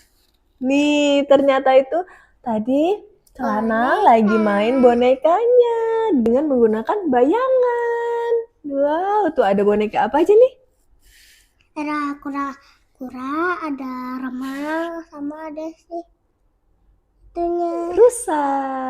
The electricity is on again. It's time for Kelana to sleep. Gimana sleep? Oh yeah, let's go. We got to sleep. Mom turns off the lights so Kelana can sleep. Now, where do we go next? The land of water? Come on, let's go. Siapa yang mau pergi? Siapa yang mau ikut? Menuju land of water. Assalamualaikum. Halo teman-teman, Ketemu lagi sama Kakak Aziza. sama kakak Dania. Iya, hari ini kita mau baca buku lagi nih. Ceritanya kali ini berjudul I like your way. Iya. Nah, penulis buku ini adalah Kakak Audelia Agustin. Ilustratornya adalah Kakak Haikal. Haikal. Lalu buku ini berbahasa Indonesia, ditranslate ke bahasa Inggris oleh Room Room to to Read. read. Publishernya Yayasan Litara. Iya. Yuk kita langsung lanjut aja ya. Mom, Rano goes to Alice's birthday party. Rano lagi mau pergi ke rumahnya Ali. Mau ke kalau Alif mah ayahnya Dania. Mau ada acara ulang tahun. Iya, Wah itu Rano lagi jalan. dia ketemu sama Wuri. Iya, Rano adalah anak yang tidak bisa melihat. Ia bisa sampai ke rumah Ali nggak ya? Bisa. Oke, coba kita lihat ya perjalanannya. Ayo masih jauh ke sana. Wih, jauh sekali. Gimana caranya? Sana. Let's go together, Rano. I can guide you. Ada temannya yang bernama Wuri. Bajunya Wuri warna apa tuh? Warna merah, total putih. Cantik sekali. Kalau si Rano itu tuh biru garis-garis putih. Rano mau nggak ya dituntun sama Wuri? Nggak. No need, Wuri. I know the way. I know the way. Hey, why are you sniffing? Am I smelly? Or do you need help? No need, Wuri. I know the way. Ngapain ya Ranonya? Dia cuma bau sate. Wih, dia cium bau sate, teman-teman. Sate! This is the aroma that you already sniff. Oh, I know, kata Wuri. This is the clue for you to turn right, isn't it? Your way is great. Kira-kira apa ya baunya? Sate? Kosong. Kosong. Baunya bunga? Kayak bau garam. Kalau baunya ikan? Amis. Amis. Dari bau ternyata kita bisa tahu ya, walaupun nggak ngelihat ya. Sniff in its aroma and you will know the direction. Direction. Why do you stop? Why do you hold the wall? Are you dizzy? No. Let me help you. No need, Wuri. I know the way. Kenapa ya Ranonya pegang dinding? Karena dia mau touch. Oh yes. It turns out this wall is different. The only river stone. It's cat. Oh, it's cat. Yes. The only river stone wall around here. Oh, I know. This is the clue for you to turn left. Your way is great. Touch. touch the wall. Touch the cat. Gimana kalau kita pegang cat gimana? Lembut. Kalau kita pegang durian? Feel the surface and you will know the direction. Watch out, Rano. There is Padang. Let me guide you. No need to worry. I know the way. Great! You can avoid it although you cannot see. This stick is really helpful. Boop, boop, boop. Watch out, Rano. The dog is out of the fence. Yeah. Yes, I have known it, Wuri. Oh, the dog's bark must be a clue for you to go ahead. Great, you know a lot. Listen. Listen. Listen. Gimana ya bunyinya telepon? Kring, kring, kring. Bunyinya burung? Kalau ayam berkokok? Kukuruyuk.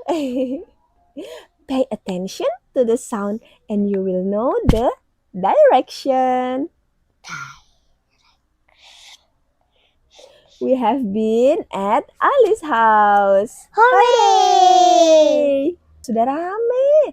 Banyak loh teman-temannya. Ada apa aja ya di rumahnya Rono tuh? Ada balon, ada kayak yang ini di atas kepala Ondel-ondel, ondel-ondel. hiasan-hiasan ya. Wah, ada banyak juga yang bawa kado ya. Ini yang apa nih? Ada yang Rebutan. rebutan, ya Allah. Rebutan kado. Padahal itu kan siapa yang bawa itu punyanya dia. Iya. Let me guess. Ayo kita coba. Nyam nyam nyam gemblang. Kue cucur. Nyam nyam nyam. And kembang goyang. Yay, you are right. I know what you want to say, Wuri. Taste, taste, taste. Recognize the taste. This is my way, Wuri. I like your way, Rano. Tadi rumahnya Rano. Belok Terus, kanan baru- dengan mencium. Bau sate.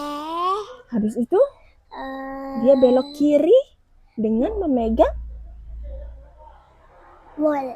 iya, stone wall. Stonewall. Habis itu dia terus Ada genangan sama air. ada suara, Guk, guk, guk, suara guk. anjing menggonggong. Terus sampai deh ke rumahnya Ali. Yang itu tuh, Yeay. yang itu. Yeay, Rano berhasil sampai ke rumahnya Ali. Segitu dulu ceritanya kali ini. Gimana teman-teman? Seru nggak cerita Iya, Rano pergi ke rumah Ali. Alhamdulillah berhasil. Berhasil. Oke, segitu dulu teman-teman. Sampai jumpa lagi. Di read aloud selanjutnya. Dadah. Dadah. Assalamualaikum ayah bunda. Ada yang tahu ini minggu apa? Minggu ketiga Ramadan? Wah, bener banget. Semoga puasanya lancar semua ya. Selain itu, ini juga masuk dalam pekan imunisasi dunia. Anak-anak di rumah sudah lengkap belum nih vaksinnya? Kalau ayah bunda, ada yang sudah vaksin COVID? Mungkin lagi nunggu antrian atau malah masih ragu? Bentar dulu. Lah ini kan pekan imunisasi, kok malah bahas vaksin? Nah iya, jadi memang vaksin itu adalah salah satu cara tubuh mendapatkan imunisasi atau kekebalan secara aktif. Ada aktif, jadi ada imunisasi pasif. Ada, misal kekebalan tubuh yang diturunkan ibu pada janinnya selama kehamilan. Pasif karena nggak nunggu ada kumannya nyerang dulu, kekebalannya yang langsung dikasih. Juga selama pandemi kita sering dengar, dicari donor plasma dari orang yang sudah sembuh COVID-19 untuk yang masih berjuang sembuh. Nah, diharapkan antibodi yang sudah terbentuk di darah pendonor bisa membantu proses penyembuhan. Meskipun cara ini masih perlu diteliti lagi ya untuk melihat efektivitasnya. Oke, sudah cukup jelas ya. Jadi vaksinasi termasuk dalam bagian imunisasi aktif. Nah, Ibu pengen bacain komik tentang vaksin yang dibuat oleh Maki Naro, seorang kartunis dan blogger untuk Popular Science. Eits, walaupun dalam bentuk komik, kisahnya dibuat berdasarkan data dan semoga bisa menghalau mitos-mitos seputar vaksin yang bikin ragu ya. Bismillah. Keberhasilan vaksinasi. Inilah bukti-buktinya. Perkembangan teknologi kedokteran 100 tahun terakhir telah melampaui perkembangan teknologi dalam sejarah kedokteran dari masa sebelumnya. Berasa nggak sih sekarang hidup kita relatif jauh dari penyakit-penyakit mematikan seperti zaman dahulu kala? Itu adalah jasa dari vaksinasi. Meskipun sudah banyak bukti keberhasilan vaksinasi, nggak sedikit orang yang masih galau. Vaksin polio, vaksin cacar, apa sih yang mereka masukkan dalam tubuh kita? Nggak apa-apa, boleh berpikir kritis itu baik dan mudahan bisa mendorong kita untuk mencari tahu ilmunya lebih dalam. Oke, mari kita simak. Pada tahun 1798, penyakit cacar atau variola menyebabkan kematian ratusan ribu orang per tahun. Kalau sekarang kayaknya biasa ya, anak SD cacar ketularan temannya paling seminggu 2 minggu insya Allah sembuh. Nah, kalau zaman dulu enggak, ini sesuatu yang sangat berbahaya.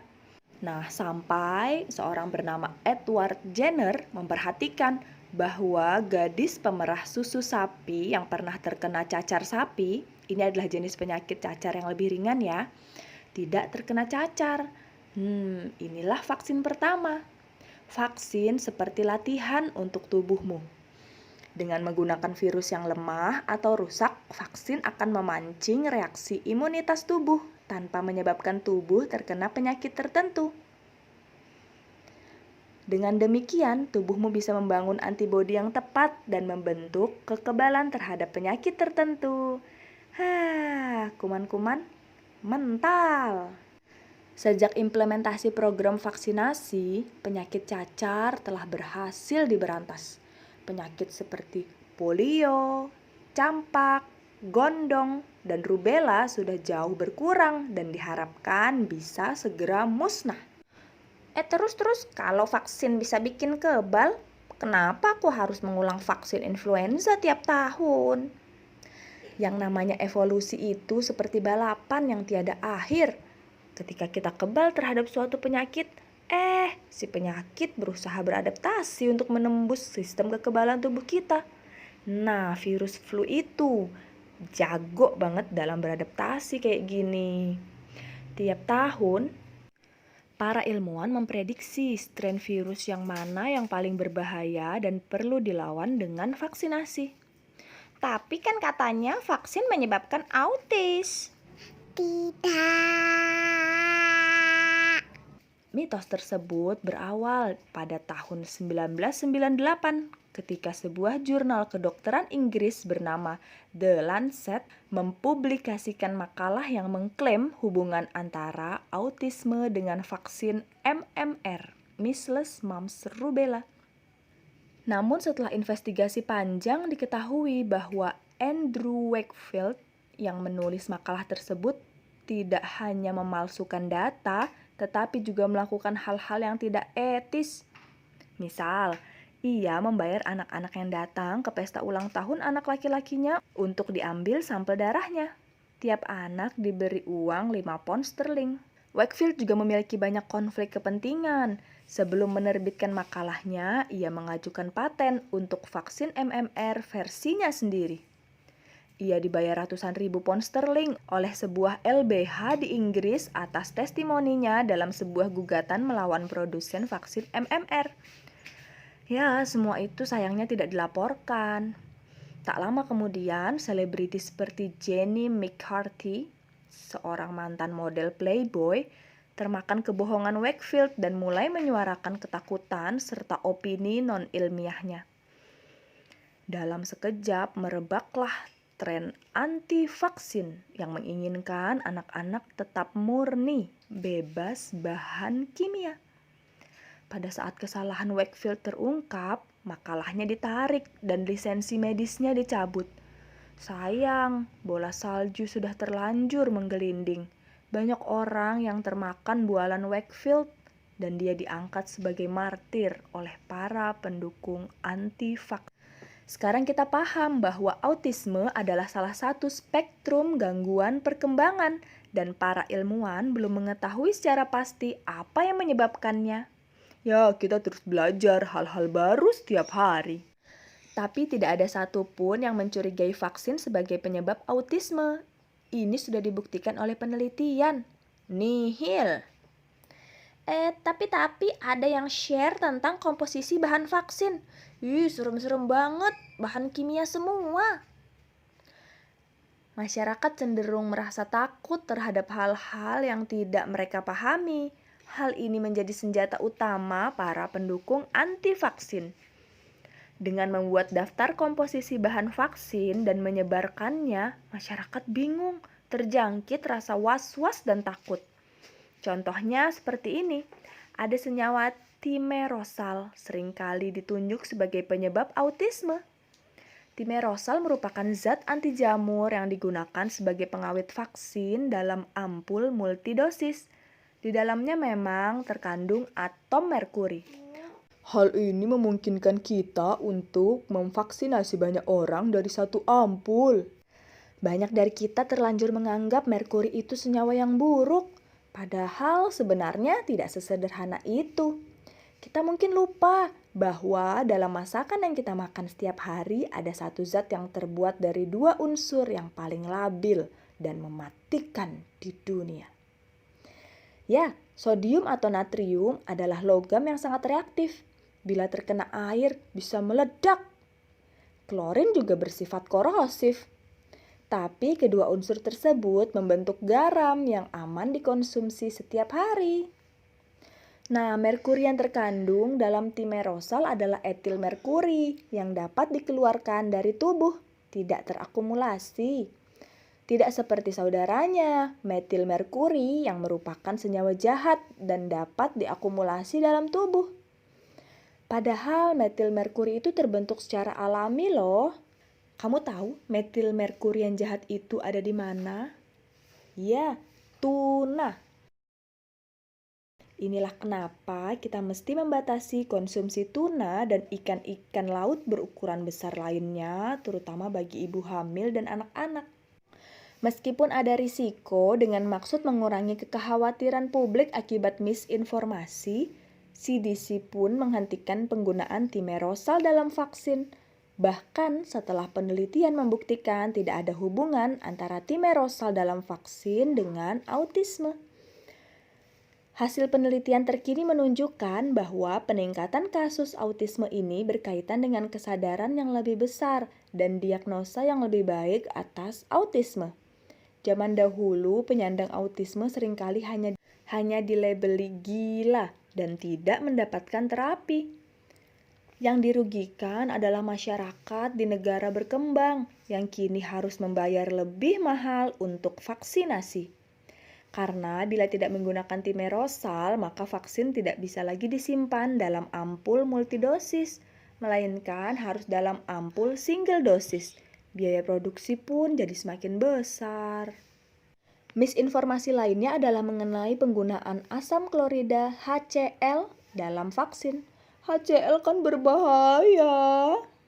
Tapi ingat kan pelajaran kimia di sekolah dulu? Larutan asam bisa ditambahkan ke larutan basa untuk memperoleh pH netral. Itulah yang terjadi dalam pembuatan vaksin, saudara-saudara. Oh iya ya.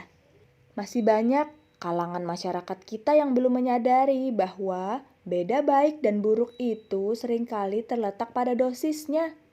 Contoh, air. Kita selalu disarankan untuk banyak minum air. Tapi terlalu banyak minum air juga bisa membunuh kita loh.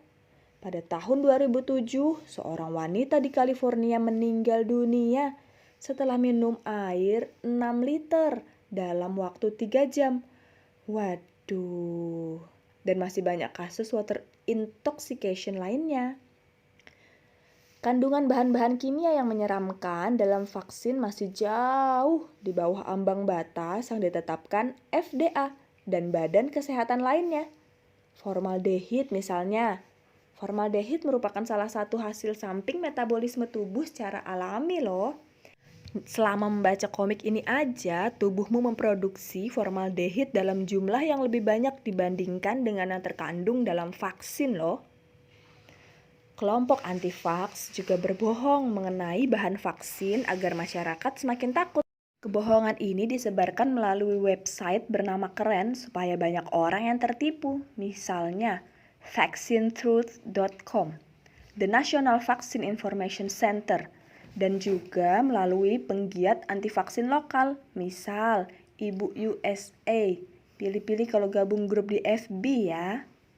Kandungan vaksin yang selama ini dirahasiakan oleh para dokter, ginjal monyet, otak babi, janin hasil aborsi. Aduh, makin ngawur kan makin heboh.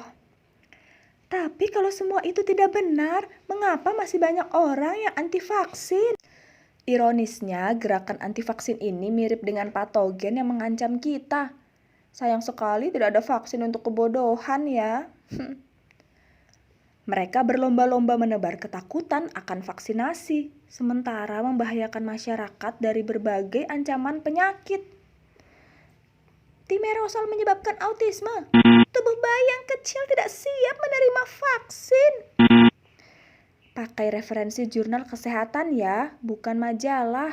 Setiap kali tuduhan para anti-vaks dibuktikan salah oleh ilmu pengetahuan, mereka langsung membuat tuduhan baru tanpa mau mengklarifikasi atas kesalahan mereka sebelumnya.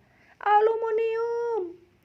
Oke deh kalau begitu, tapi kalau nggak ingin vaksinasi ya biarin aja dong. Kan itu hak mereka untuk memilih mau vaksinasi apa enggak. Sayang, pernyataan itu cuma benar jika keputusan mereka tidak mempengaruhi orang lain.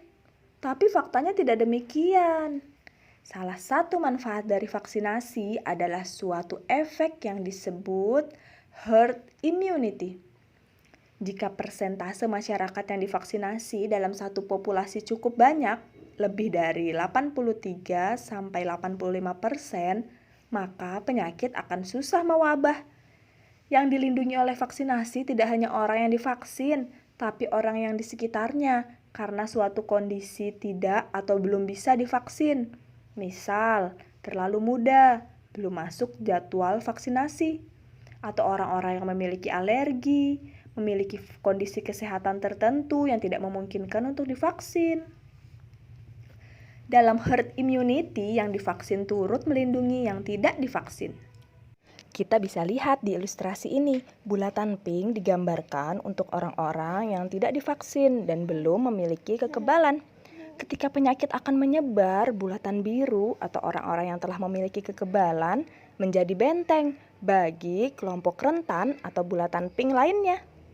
Semakin banyak orang yang menolak vaksinasi, kemungkinan untuk terjadi wabah suatu penyakit akan semakin besar. Beberapa penyakit yang nyaris berhasil diberantas kini mulai kembali lagi. Campak, batuk rejan. Sebelum gerakan anti vaksin menjadi tren, penyakit ini bagaikan dongeng karena kasus kejadian yang sangat sedikit. Sekarang, Amerika Serikat tengah mengalami KLB campak dan batuk rejan terburuk dalam beberapa dekade terakhir.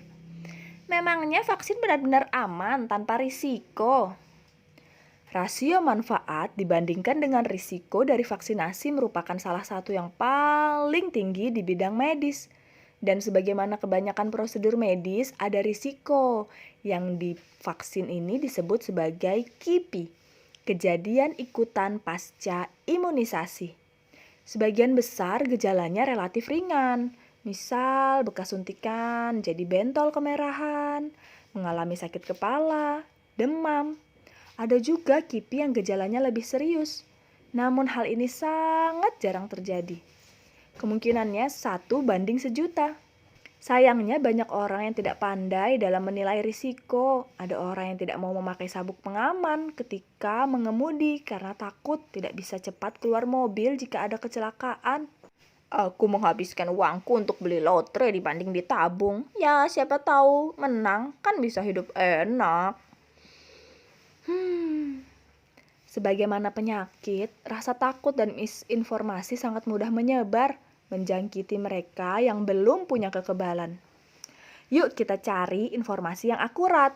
Percayakan suatu hal kepada ahlinya. Ahli di bidang vaksin ya dokter, bukan sarjana hukum atau penjual online ya. Yuk berkontribusi membentuk herd immunity dengan turut mengedukasi orang-orang di sekitarmu. Jangan lupa vaksinasi sesuai jadwal. Sedihnya, data dari WHO tahun 2019 menunjukkan masih ada 19,7 juta anak di dunia yang belum mendapat imunisasi dasar lengkap. Bahkan ada yang belum dapat sama sekali. Dan tebak, ya Indonesia termasuk 10 besar negara penyumbang anak yang belum mendapat imunisasi dasar lengkap. Padahal udah digratiskan ya. Gimana kalau bayar? Oke. Sekian dulu, semoga makin mencerahkan keraguan di hati seputar vaksin ya. Ayah, bunda, kakek nenek juga bisa mulai cek kondisi kesehatan untuk tahu bisa menjadi penerima vaksin COVID-19 atau tidak. Share video ini ke teman-teman, keluarga, tetangga yang masih pada kemakan hoaks seputar vaksin. Yuk vaksin, karena tak kenal maka tak kebal. Wassalamualaikum warahmatullahi wabarakatuh.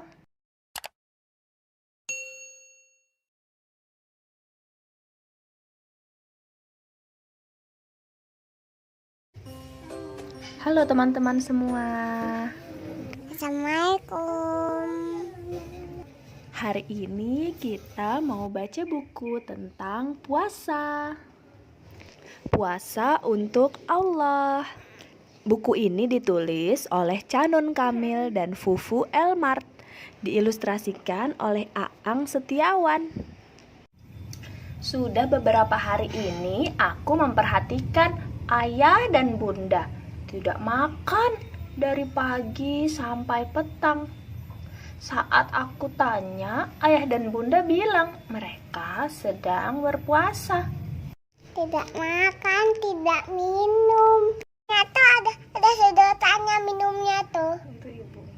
Oh iya, sekarang kan bulan Ramadan, bulan istimewa diturunkannya Al-Quran. Kata ayah, setiap muslim yang beriman wajib untuk berpuasa. Tuh, lihat kakak sama abangnya itu lagi baca apa? Al-Quran. Ayo coba hitung berapa jumlah pot gantung yang ada dalam ilustrasi ini. Kemudian tuliskan jawabannya di kotak pojok kanan ya. 1, 2, 3, 4. Jadi ada 4 pot gantung. Ayah, puasa itu apa sih? Tanyaku penasaran. Puasa itu sederhananya ajang latihan agar bisa mengendalikan diri dari rasa haus, rasa lapar, dan amarah. Jawab ayah.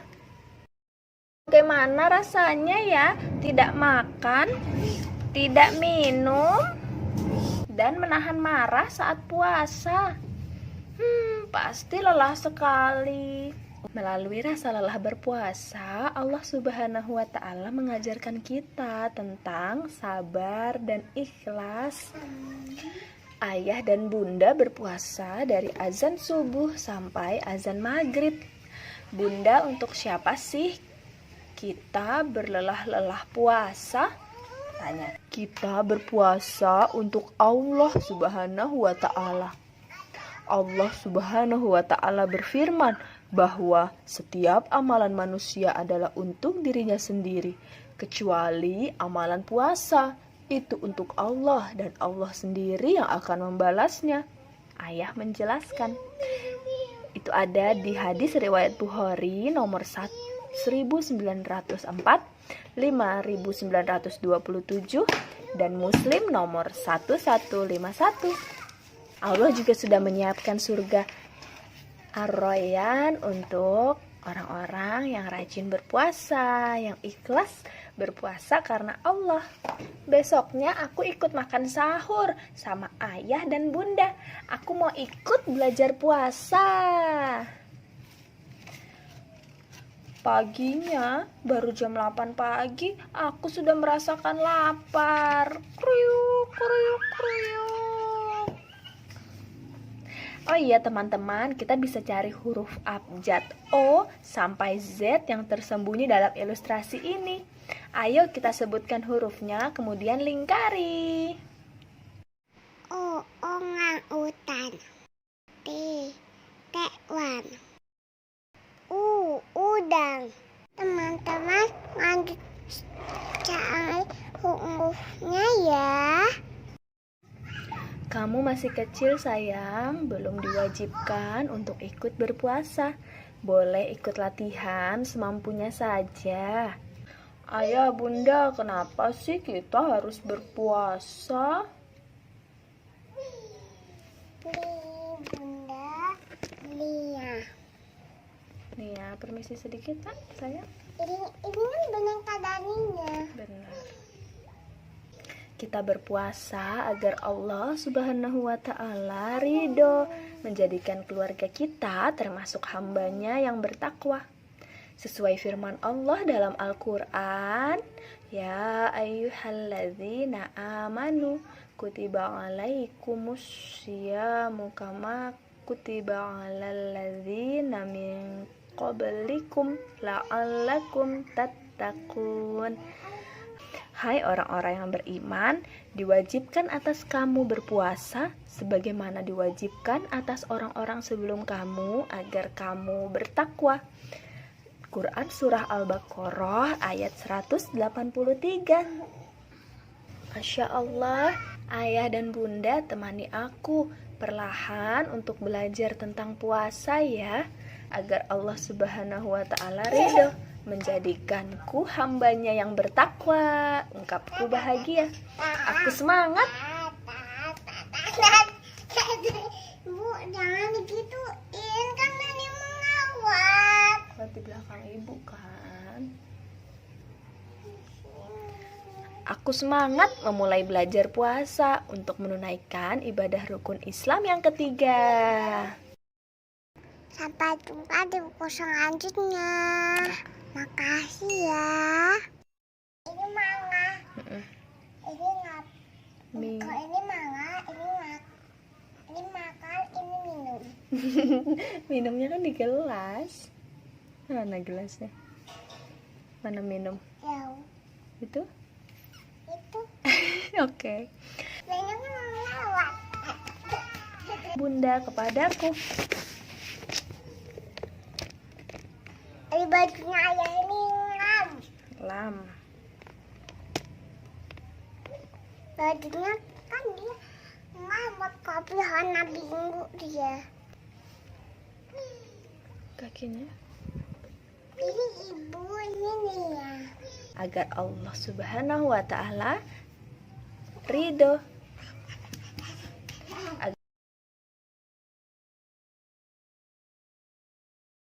Puas teman-teman.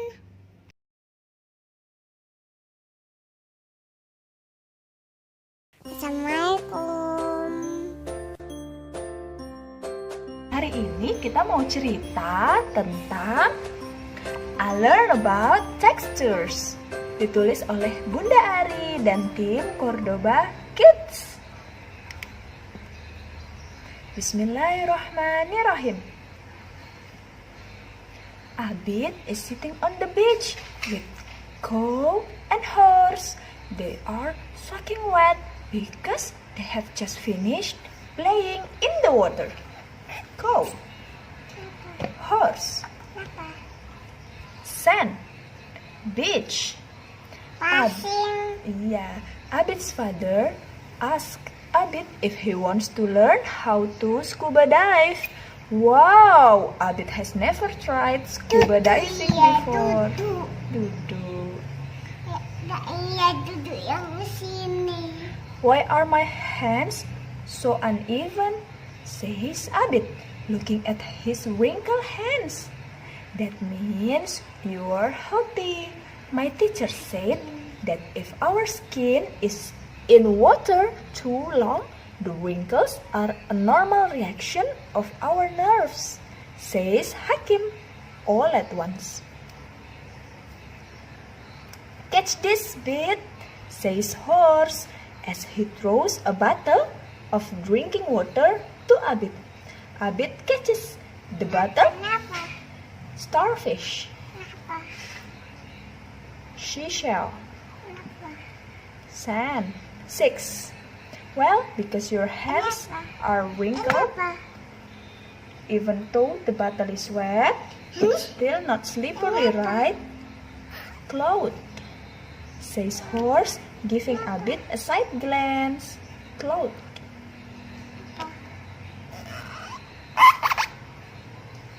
Yes, you are right, says Abid, nodding his head. Nodding. Amazing, huh?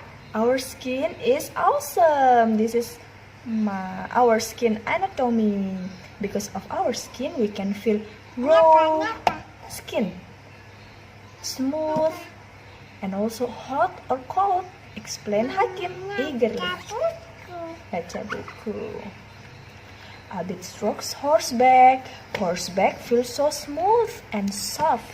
Not to be outdone, Cow says, my back does too. I've never seen just how beautiful it is under the sea. When diving, I touched a dolphin that swam up to me. Its skin was really slippery, says Abid, still astonished by the experience. I also touched a sea turtle. Its shell is rough. Itu tortoise. Abid.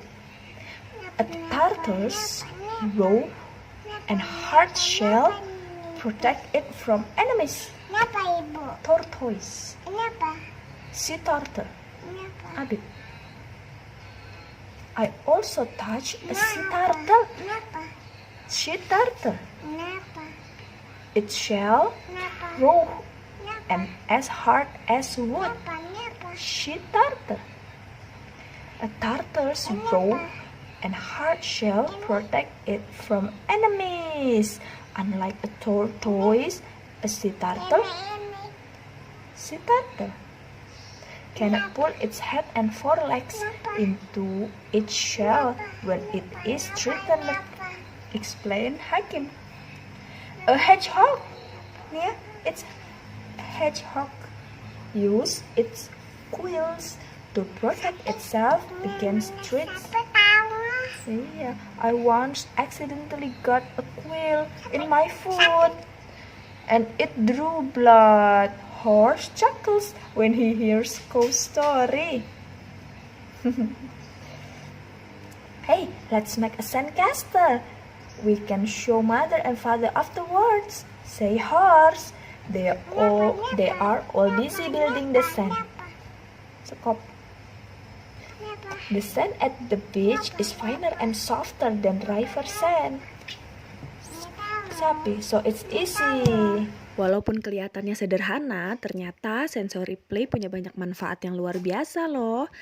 Antara lain, mengembangkan imajinasi, mengembangkan saraf untuk kemampuan bahasa dan kosakata anak, mengembangkan rasa empati, bahkan menstimulasi hormon dopamin yang membuat anak-anak merasa tenang dan nyaman.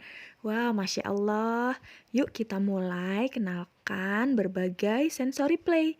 Main walaupun harus berkotor-kotor. Oke, sekian dulu. Wassalamualaikum warahmatullahi wabarakatuh.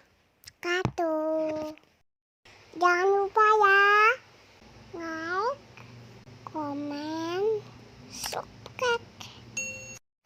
Makasih.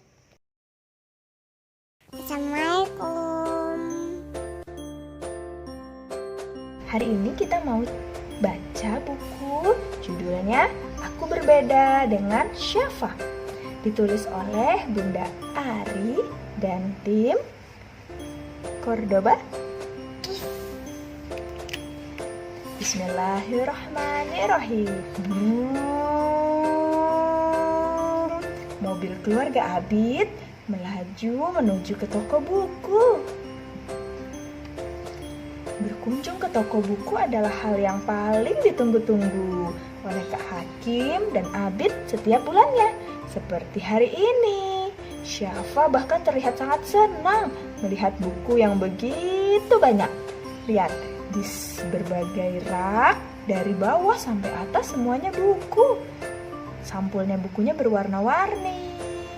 Ayah memegang buku warna biru. Hakim memegang buku warna hijau. Wow, lihat Abid memegang bukunya warna oranye. Banyak sekali ya buku di toko buku. Bunda, Abid ingin buang air, kata Abid berbisik di telinga Bunda. Boleh, sekalian Bunda mau ganti baju Syafa juga nih. Sudah basah karena keringat, kata Bunda. Abid berbisik di telinga Bunda. Abid ke toilet laki-laki. Ini yang gambarnya laki-laki. Bunda dan Syafa akan ke toilet perempuan. Gambarnya ada pakai rok. Nanti kalau sudah selesai, tunggu Bunda di sini ya, kata Bunda sambil menunjuk bangku-bangku di depan toilet. Abid mengangguk mengerti.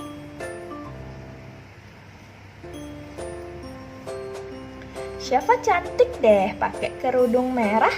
Kak Abid boleh pinjem nggak? Kata Abid sambil mencubit pipi Syafa. Kak Abid ada-ada saja ya Syafa.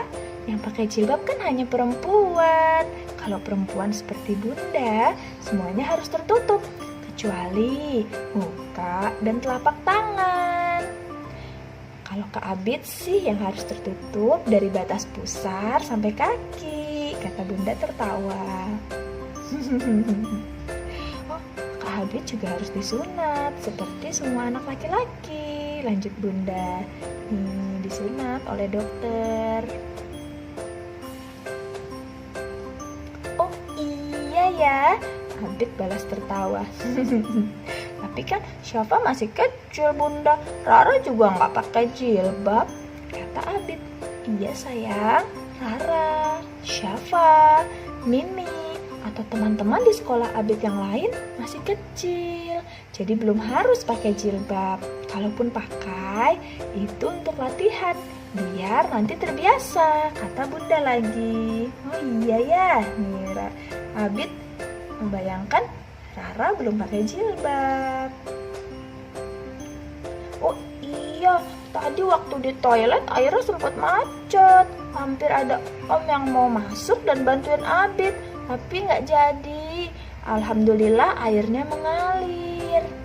Ayah yang mendengar cerita Abid kemudian bicara, Abid, juga Kak Hakim, tubuh kita adalah milik kita. Tidak boleh ada seorang pun yang melihat atau memegang bagian pribadi tubuh kita, kecuali ayah, Bunda, atau dokter ketika kita sakit. Ayah Bunda juga hanya membantu. Saat Abid dan Kak Hakim sudah mandiri, bisa mandi sendiri, bisa membersihkan buang air sendiri, ayah dan ibu pun sudah tidak boleh memegang bagian pribadi. Iya ayah, Kak Hakim juga dikasih tahu sama bu guru di sekolah, kata Kak Hakim. Bahkan walaupun kita ada di rumah dan hanya ada ayah dan Bunda, selama ini Abid maupun Kak Hakim juga tetap harus memakai handuk kan saat keluar kamar mandi, sambung Bunda. Oh iya, Abid dan Kak Hakim manggut-manggut. Keluar kamar mandi tetap pakai handuk. Atau kalau kita mau membeli baju dan akan mencobanya, ada ruangan tertutup untuk ganti. Itu karena kita harus menutup tubuh kita dari orang lain. Bunda menunjuk ke ruangan tempat ganti baju, fitting room. Dan biasanya ada tempat ganti khusus untuk laki-laki dan perempuan. Karena laki-laki dan perempuan berbeda. Kamar tidur juga begitu. Walaupun kakak beradik, kamar Syafa terpisah dengan kamar Abid dan Kak Hakim, kata ayah. Ayo, pilih lagi bukunya. Nanti kita lanjutkan ngobrol tentang laki-laki dan perempuannya di rumah saja, kata ayah. Dan kemudian semuanya sibuk memilih buku yang akan dibeli. Hore! Abid bilang, nih baju laki-laki dan perempuan pun beda ya. Perempuan pakai jilbab, boleh pakai rok, pakai celana. Laki-laki bajunya nih ada yang kemeja, rompi, celana, Ada kancing-kancing. ada kancing. Nih rompi, nih ini jilbab. Ini Alhamdulillahirabbil alamin. Namanya baby. Bacaannya Alhamdulillahirabbil alamin. Kita berusaha bersama ya, ayah dan bunda, untuk menjaga anak-anak kita. Karena seringkali perilaku penyimpangan seks ini secara tidak sadar terjadi mulai dari pola asuh yang keliru dari para orang tua. Nauzubillahi min zalik, semoga kita tidak termasuk di dalamnya. Sekian dulu, wassalamualaikum warahmatullahi wabarakatuh. Jangan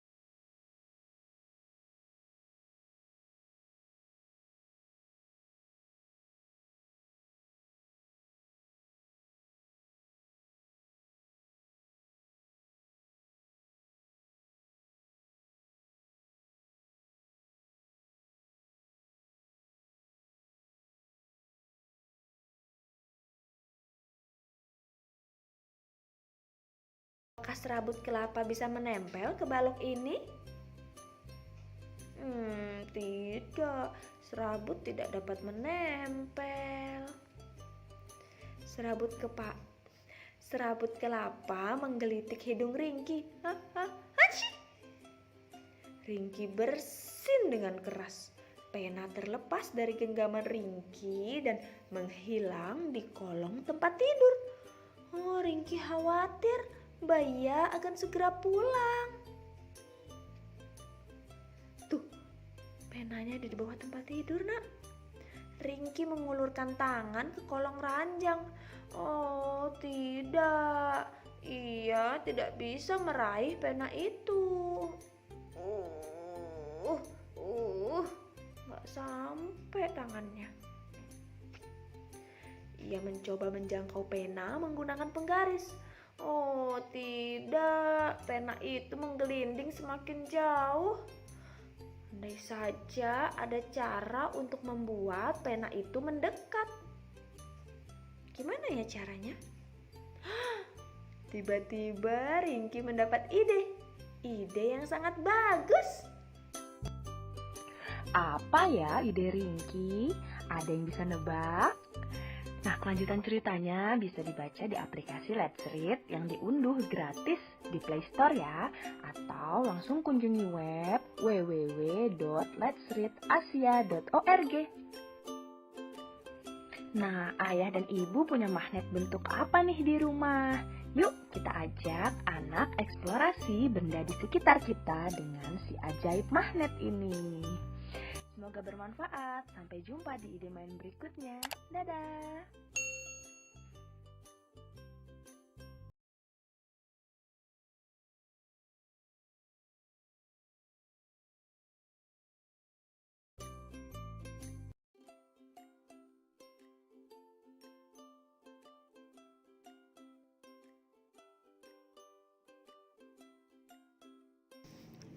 Bismillahirrahmanirrahim.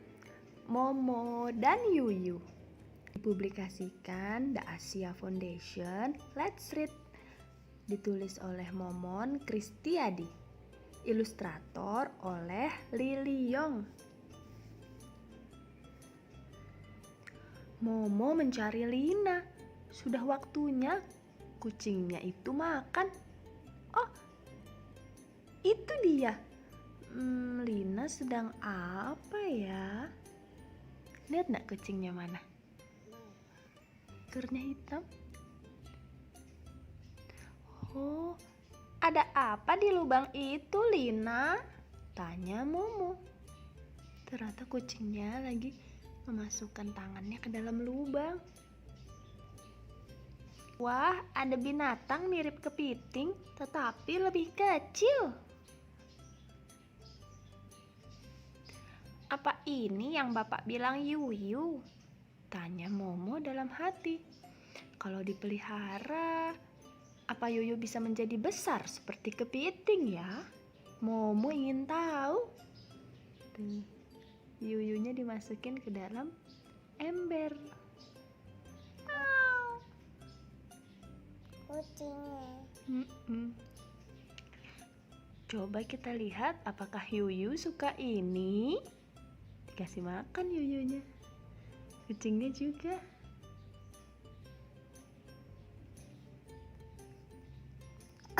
Alhamdulillah. Ternyata Yuyu suka makan apa aja. Dikasih ikan. Mau. Ini apa ini? Dikasih tahu itu mungkin. Atau roti. Mau juga. Yuyu juga suka roti dan pisang. Sama kayak suatu hari saat akan memberi makan Yuyu, Momo terkejut. Ia melihat banyak anak Yuyu kecil-kecil. Oh, ternyata kamu ibu Yuyu ya? Kamu perlu tempat tinggal yang lebih besar. Pindah ke sini ya.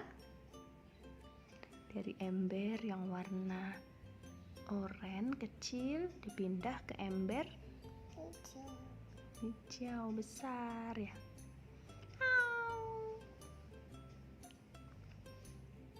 Momo sibuk sekali. Semakin banyak Yuyu, semakin banyak makanan yang dibutuhkan.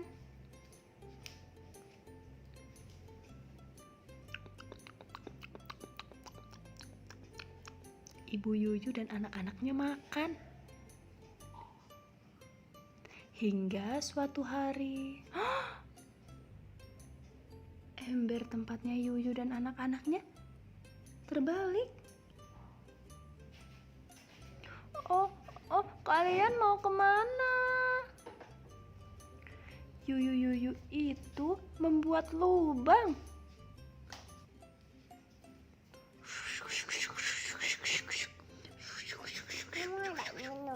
Boleh, silahkan. Oh, kamu lebih suka di lubang itu ya, Yu? Katanya Momo. Bagaimana dengan kamu, Bu Yuyu? Kamu juga pasti lebih senang di dalam lubang di tanah. Yuyu tadi mirip apa, Nak? Banyak anaknya ya? Terus akhirnya tadi Yuyunya masuk kemana?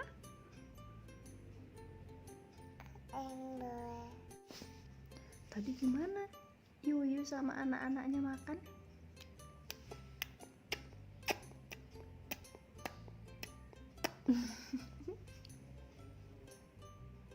Yuyunya mau balik ke tempat tinggalnya di tanah. Dadah Yuyu.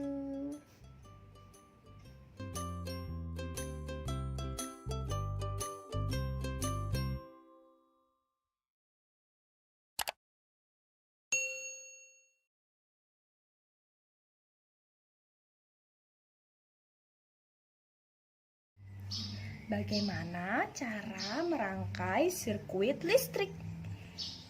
Confidence in Science ceritanya ditulis oleh Lee Ye-jin, digambar oleh Chun Suk Yun. Gimana ya caranya merangkai sirkuit listrik?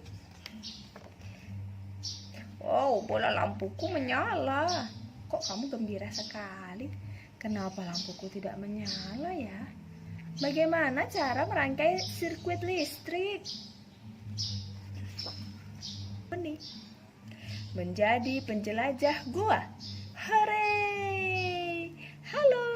Saatnya libur musim panas. Huni mengunjungi rumah nenek. Pada liburan kali ini, Huni bisa main sepuasnya di rumah nenek. Dia senang sekali bermain bersama Coli, sepupu Huni. Huni dan Coli pergi ke bukit di belakang rumah nenek. Ada bayi kelelawar tergeletak di mulut gua yang gelap. Huni mengangkatnya dengan hati-hati. Ada bayi kelelawar si kecil. Diangkat sama Huni. Kelelawar kecil ini sepertinya tersesat. Kasihan sekali. Ini kelelawar mungkin ada di dalam gua. Ayo kita antarkan. Dua anak lelaki itu masuk ke dalam gua dengan hati-hati. Di dalam gua gelap sekali. Mereka tak bisa melihat apa-apa. Coli, aku takut gelap. Pulang dulu yuk, ambil senter. Huni dan Coli pulang tergopoh-gopoh. Mereka menaruh bayi kelelawar di kardus kecil. Coli sibuk mencari senter. Huni pun turut membantu. Buka lemari. Senternya tidak ada. Di sini juga tidak ada. Senter, di mana kamu? Tidak ada senter di sini.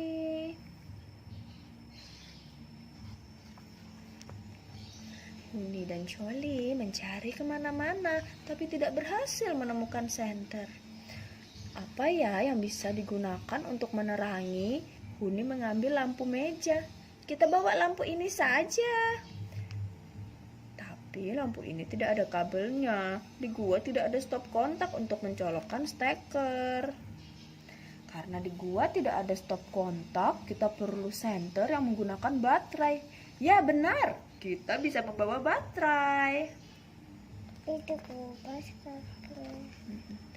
Chuli masuk ke kamar lalu keluar dengan membawa baterai, kabel listrik, bola lampu, saklar, dan diagram sirkuit. Ayo kita membuat senter sendiri. Kalau kita bisa memasang senter di topi, pasti keren. Kita jadi punya topi penjelajah. Kurasa aku bisa membuatnya. Aku pernah belajar di kelas sains. Oh, asyik, katanya Huni. Kita akan menjadi penjelajah gua. Hore, aku sudah tidak sabar. Aku mau coba, kata Huni. Oke, kamu boleh coba membuatnya sesuai diagram sirkuit, kata Choli. Ini diagramnya. Lampunya tidak menyala. Nih, lampunya kok nggak nyala ya? Kamu belum menghubungkan kabel ke bola lampu. Kalau kabelnya terputus seperti itu, listrik tidak mengalir dan bola lampu tidak menyala. Ini ternyata kabelnya belum dihubungkan ke lampu. Setelah dihubungkan, ting, nyala. Huni melonjak kegirangan, yeay! Namun Choli tampak sedikit khawatir. Cahaya lampunya agak redup, cukup terang tidak ya untuk menerangi dalam gua. Choli mengambil baterai tambahan. Kalau kita tambah baterai lagi, lampunya akan lebih terang. Huni menambahkan satu baterai lagi. Namun bola lampu tidak menyala. Coba kamu periksa arah baterai. Kalau kedua baterai dihubungkan ke kutub baterai yang sama, lampunya tidak akan menyala. Oh iya nak, ini kan kutub negatif, kutub positif, kutub negatif. Nah, coba dibalik. Jadi positif, negatif. Ting, jadi nyala. Ternyata Huni mengubah arah salah satu baterai dan menghubungkan kedua baterai itu lagi, bola lampu menyala. Arus listrik mengalir dari kutub baterai positif ke negatif. Jadi lampu hanya akan menyala kalau kita menghubungkan baterai dengan kutub-kutub yang berlawanan. Oh gitu. Huni mengira ia memiliki ide cemerlang. Kalau kita memasang lebih banyak bola lampu, seharusnya cahaya menjadi lebih terang kan? Huni merangkai 2 baterai dan 2 bola lampu. 1, 2. Ternyata cahayanya sama aja seperti saat menggunakan 1 bola lampu. Aneh sekali, kukira cahayanya akan lebih terang. Oh iya, ternyata alasannya karena bola lampunya harus berbagi listrik, sementara jumlah energi dari baterainya terbatas. Jadi cahayanya tidak seterang yang diharapkan karena kedua bola lampu harus berbagi energi listrik. Nah, Huni dan Choli membuat satu rangkaian listrik lagi. Ia menghubungkan 3 baterai. 1, 2, 3. Dihubungkan dengan kabel ke 1 bola lampu. Wow, cahayanya sangat terang. Sepertinya cukup untuk menerangi gua. Baiklah, sebaiknya kita jangan memasang saklar dulu. Saat rangkaian ini dipasang di topi akan sulit menyalakannya. Lepaskan dulu kabelnya, nanti kita hubungkan lagi saat masuk ke dalam gua. Huni dan Choli memasukkan sirkuit ke dalam kotak dan mengeluarkan bola lampu dari sebuah lubang. Kemudian mereka mengikat kotak itu ke topi mereka. Yeay, kita siap menjadi penjelajah gua yang hebat. Akhirnya semua sudah siap. Saat mengambil kardus yang berisi bayi kelelawar, Huni berkata, "Jangan takut bayi kelelawar, kami antar kamu pulang sekarang." Huni dan Choli masuk ke dalam gua. Saat mereka menghubungkan kabel dan saklar dan bola lampu di sirkuit, gua menjadi terang benderang. Ini ada cahaya dari lampu topinya. Ia merasa seperti penjelajah sungguhan. Huni dan Choli terus masuk ke dalam gua, disinari senter buatan sendiri. Setelah masuk cukup dalam, akhirnya Huni dan Choli melihat Ada kelelawar, lihat, kata Huni. Bayi kelelawar mencicit lemah saat Huni mengeluarkannya dari kardus. Dikeluarkan pelan-pelan. Lalu seekor kelelawar besar terbang ke arah mereka, menyambar bayi kelelawar dan terbang menjauh. Wow, itu pasti induknya. Selamat jalan kelelawar kecil. Huni dan Coli melambaikan tangan kepada si bayi kelelawar. Dadah. Mereka berjalan pulang dengan lega dan gembira.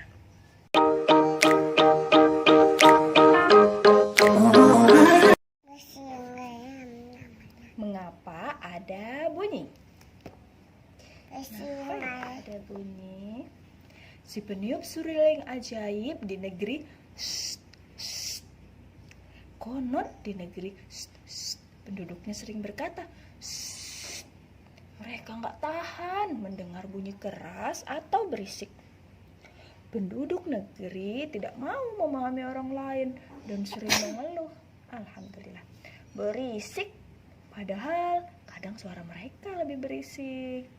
Hingga suatu ketika ada peniup seruling ajaib datang ke negeri ini.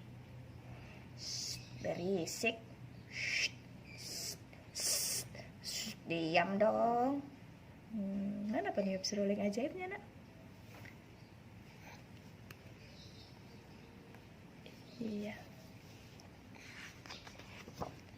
Si peniup seruling ajaib menjelajahi negeri. Para penduduk penasaran terhadap sosok itu.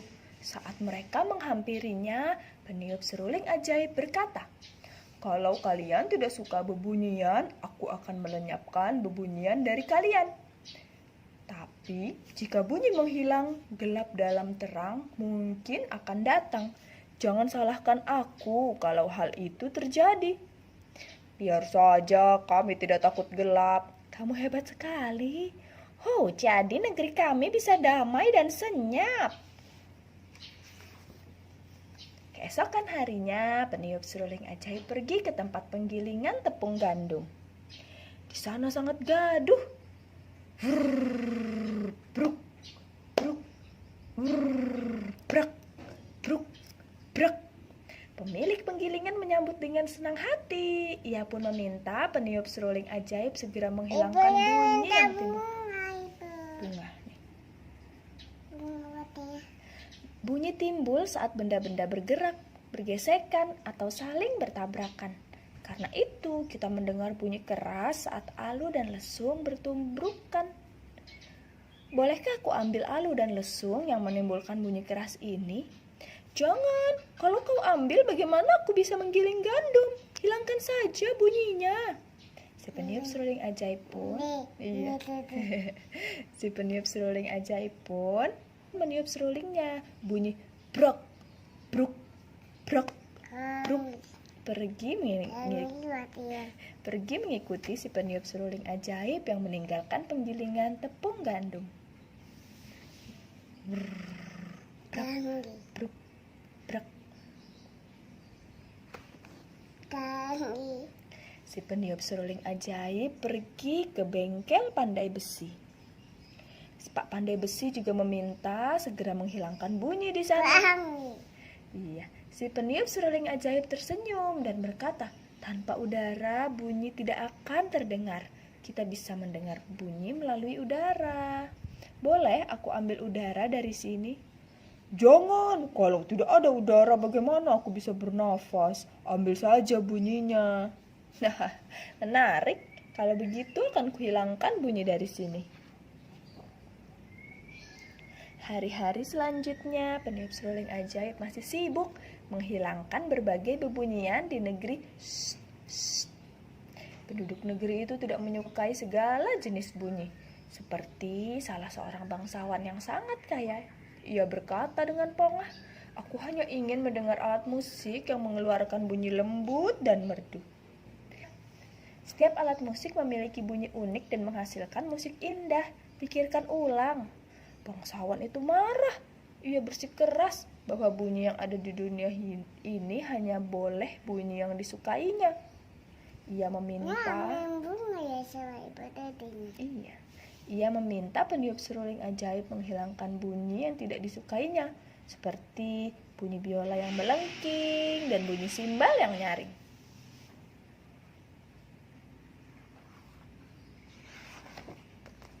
Suatu ketika, ibu guru memanggil peniup seruling ajaib. Ia tak mau dengar suara berisik murid-muridnya. Saat si peniup seruling ajaib akan meniup seruling, ibu guru berseru, tunggu dulu. Tolong hilangkan suara berisik dan bernada tinggi saja. Saya tidak keberatan dengan suara lembut dan bernada rendah. Harit! La la la la la. Tok tok tok tok tok tok. Ho ho ho ho. Wow. Bum kedebum bum bum. Hehehe. Rame nak ya di sekolahan. Seiring menghilangnya beragam jenis bunyi, para penduduk jadi lebih sensitif terhadap bunyi. Mereka mengeluhkan bunyi bahkan yang sangat lemah. Setelah suara bising dihilangkan, mereka juga meminta peniup seruling ajaib menghilangkan suara lemah yang bahkan sebelumnya tidak terdengar oleh mereka. Ada. Aku mohon hilangkan suara tangisan bayiku. Bunyi apa itu? Aku mendengar sesuatu. Hai, anak muda, tolong hilangkan suara gemuruh dalam perutku. Ini. Ada nasi. Bisakah kau menghilangkan suara burung yang berkicau di pegunungan?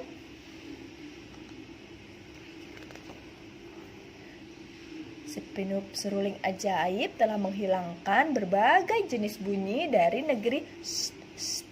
Sekarang para penduduk di sana hanya mendengar suara tarikan dan helaan nafas, juga bisikan. Awalnya mereka senang, namun seiring waktu mereka mulai mengalami masalah. Aduh, hati-hati. Bagaimana aku bisa bekerja kalau tidak mendengar bunyi apa-apa? Aku tidak tahu hari sudah pagi, kokok ayam jantan tidak terdengar. Ya ampun, aku hampir tertabrak kereta. Aku rindu bunyi penggilingan. Kenapa anak-anak terlihat lesu? Aku jadi ikut lesu. Para penduduk terlihat lesu seperti sedang dilanda wabah penyakit. Mereka ingin tertawa, tapi tak ada suara. Mereka ingin menangis, tapi juga tidak ada suara. Mereka paham, inilah gelap dalam terang yang diperingatkan peniup seruling ajaib. Iya, kucingnya nggak ada suaranya, nak. Suara kucing gimana? Orang-orang di negeri ingin agar bunyi-bunyian dikembalikan kepada mereka. Kembalikan bunyi-bunyian kami. Jadi ditulis karena kalau mereka berteriak nggak bisa terdengar suaranya.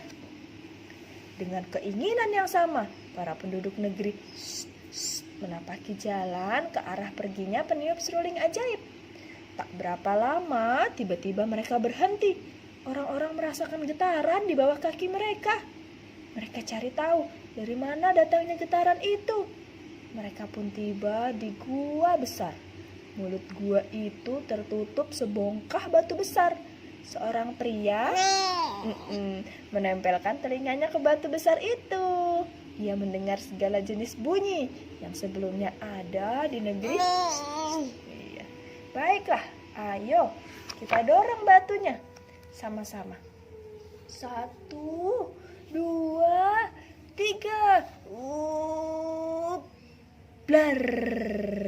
Batu besar itu bergeser. Pintu terbuka dan bebunyian berhamburan keluar dari gua. Suara kucing udah ada lagi. Kedebuk. Grrr. Brak. Bruk. Krik krik krik. Ini. Titin. Tring. Hahaha.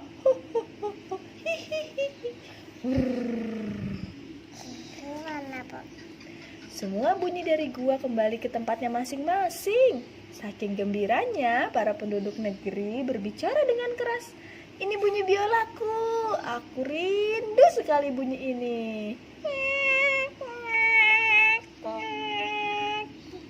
Ini bunyi kentutku. Trot. Ini suara bayiku saat sedang lapar.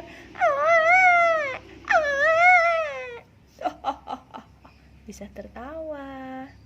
Peniup seruling ajaib muncul di hadapan mereka dan berkata, bunyi bagian penting dari hidup kita. Bunyi menyampaikan banyak hal, fakta, informasi, perasaan, dan sebagainya. Sekarang kalian paham kan betapa tidak enaknya hidup tanpa bebunyian? Kalian tidak akan memintaku menghilangkan atau membawa pergi bebunyian lagi kan? Kalau gitu sekarang saatnya aku yang pergi. Hahaha. Alhamdulillah sudah selesai. Kita tutup. Tutup. Assalamualaikum warahmatullahi wabarakatuh.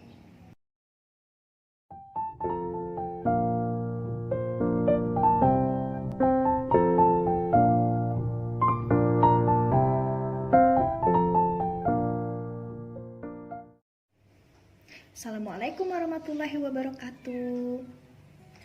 Hari ini kita mau cerita tentang Nabi Soleh alaihi salam. Kaum Samud yang perkasa.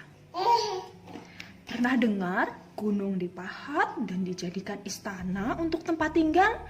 Kaum Samud mampu melakukan itu karena terkenal perkasa. Awalnya mereka membangun rumah dari tanah biasa. Namun karena menganggapnya kurang kuat, mereka membuat rumah dari gunung. Lihat, ini mereka memahat gunung.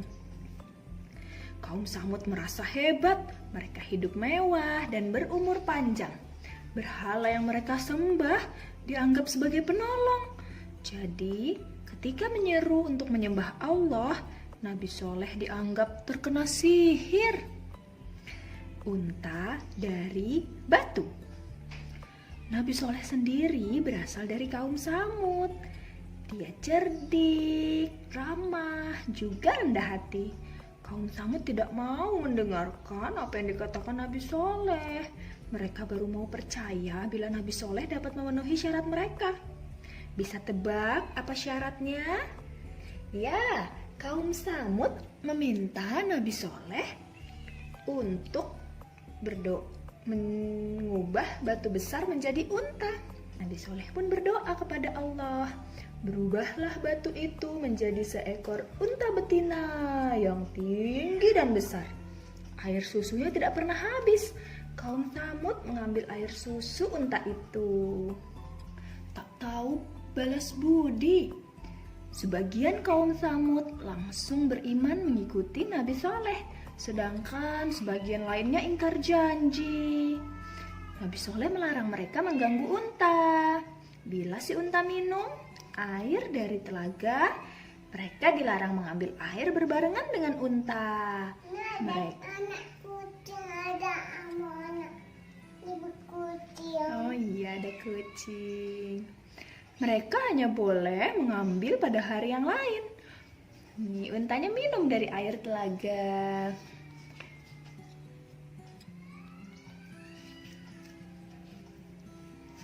Kaum Samud marah. Mereka tidak mau berbagi dengan si unta. Bahkan mereka membunuh unta itu. Astagfirullahaladzim. 3 hari menunggu azab. Nabi Soleh berkata kepada kaum Samud bahwa 3 hari lagi akan turun peringatan dari Allah kepada mereka. Mereka tidak percaya, bahkan bermaksud mencelakai Nabi Soleh. Pada hari pertama, wajah kaum Samud menguning. Namun mereka menganggap itu bukan azab. Pada hari kedua, wajah mereka menjadi merah. Tetap saja mereka bersenang-senang. Pada hari ketiga, wajah mereka menjadi hitam. Nih, di gambar ini, kaum Samud wajahnya jadi kuning, nak. Pada sore hari mereka berkata, bukankah hari yang ditentukan sudah berlalu? Keesokan harinya, setelah matahari terbit dari timur, terdengar suara keras dari langit dan gempa yang sangat dahsyat. Duk duk duk duk duk duk duk duk. Semua nyawa melayang.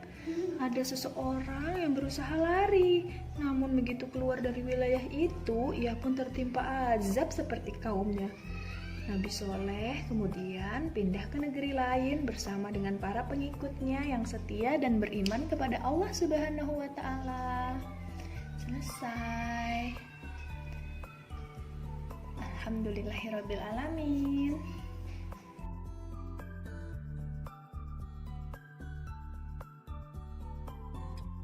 Assalamualaikum. Halo teman-teman. Hari ini kita mau lanjut cerita buku dari Litara yang ada di website Literasi Cloud. Hari ini temanya tumbuhan. Iya, Oke, yang jadi berjudul Don't Fall Frangipani. iya bener, jangan jatuh bunga Jepun. Jadi frangipani itu adalah bunga Jepun, bunga Kamboja dari Bali. Ini suka banget pegang bunga itu. Nih ada banyak kan di taman. Nah, buku ini ditulis oleh kakak Imelda Naomi. Terus ilustratornya adalah kakak Pamela Suryajaya. Ditranslate dari bahasa Indonesia ke bahasa Inggris oleh Room to Read. Publishernya adalah Yayasan Litara. Oke, kita mulai aja ya. Ayo. Oke, Don't Fall Frangipani. Sebenarnya kasihan loh. Karena Nih ceritanya. kenapa? Yang si bunga sama si kupu-kupunya itu. Akhirnya jatuh soalnya ya. Iya. Jadi kemarin Dania udah sempat baca yang versi bahasa Indonesianya. Nah, hari ini kita mau baca versi bahasa Inggrisnya. Wah, ada apa ini yang terbang? Ada kupu-kupu. Wow, kupu-kupunya cantik ya. Warna apa kupu-kupunya? Warna oranye. Oranye. Sama ada kuningnya. Pada kuningnya. Good morning flowers. Kalau flowersnya bisa ngomong, mungkin dia bakal jawab, good morning butterfly, gitu ya. I love to fly and dance near the frangipani tree. Where is the frangipani tree? It's This is ini ya. is. Oke. This is What's the color of flower? Frangipani. ini. Ya. White White. and yellow. Yes. Oh no. Wah, kenapa?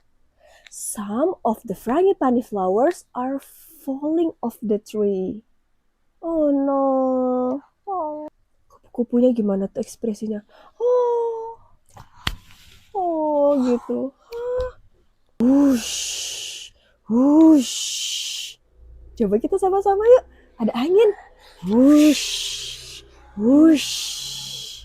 Anginnya kencang sekali. whoosh, Wush, whoosh. wush.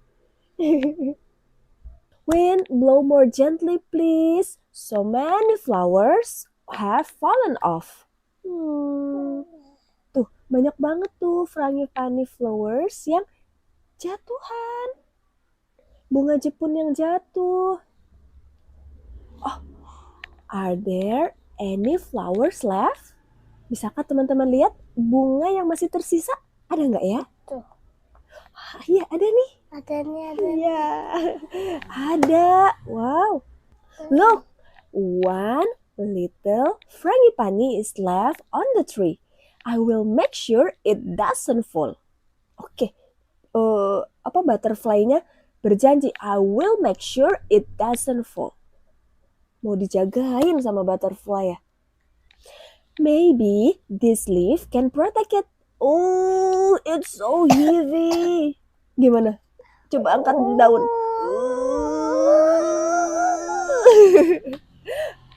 Baru dia punya akal yang lain. Dia punya ide lain ya. Maybe this sticky sap can keep the frangipani on the tree. Do you know sticky sap? Getah pohon. Ya, getah pohon yang lengket, yang sticky. Yang sticky, jadi dia bawa getahnya, mau dibawa ke dekat bunganya. Ayo kita lihat. Oh no, but now I'm sticky too. Sekarang aku jadi lengket Lengket juga. juga. Ih, lengket. Coba kita lihat Dania, tangan Dania kena getah. Lengket. Ada yang bersuara. Tiba-tiba ada yang memberitahu. Ada suara. Butterfly, you can use my web. Siapakah itu? Laba-laba. Thank you, Spider. Kata butterfly. Padahal biasanya Coba digulung. butterfly sama laba-laba itu tuh saling memakan. Iya loh. Tapi kali ini mereka saling tolong menolong, bersahabat. Kita coba yuk kita coba bantu Spider untuk menggulung jaringnya di dekat Frangipani. Ya. Boleh gini. Gulung. Tapi kalau dia sih gini. Oh ya gini. Gulung. Jangan jatuh ya, Frangipani. We work hard to keep the last frangipani flower on the tree. But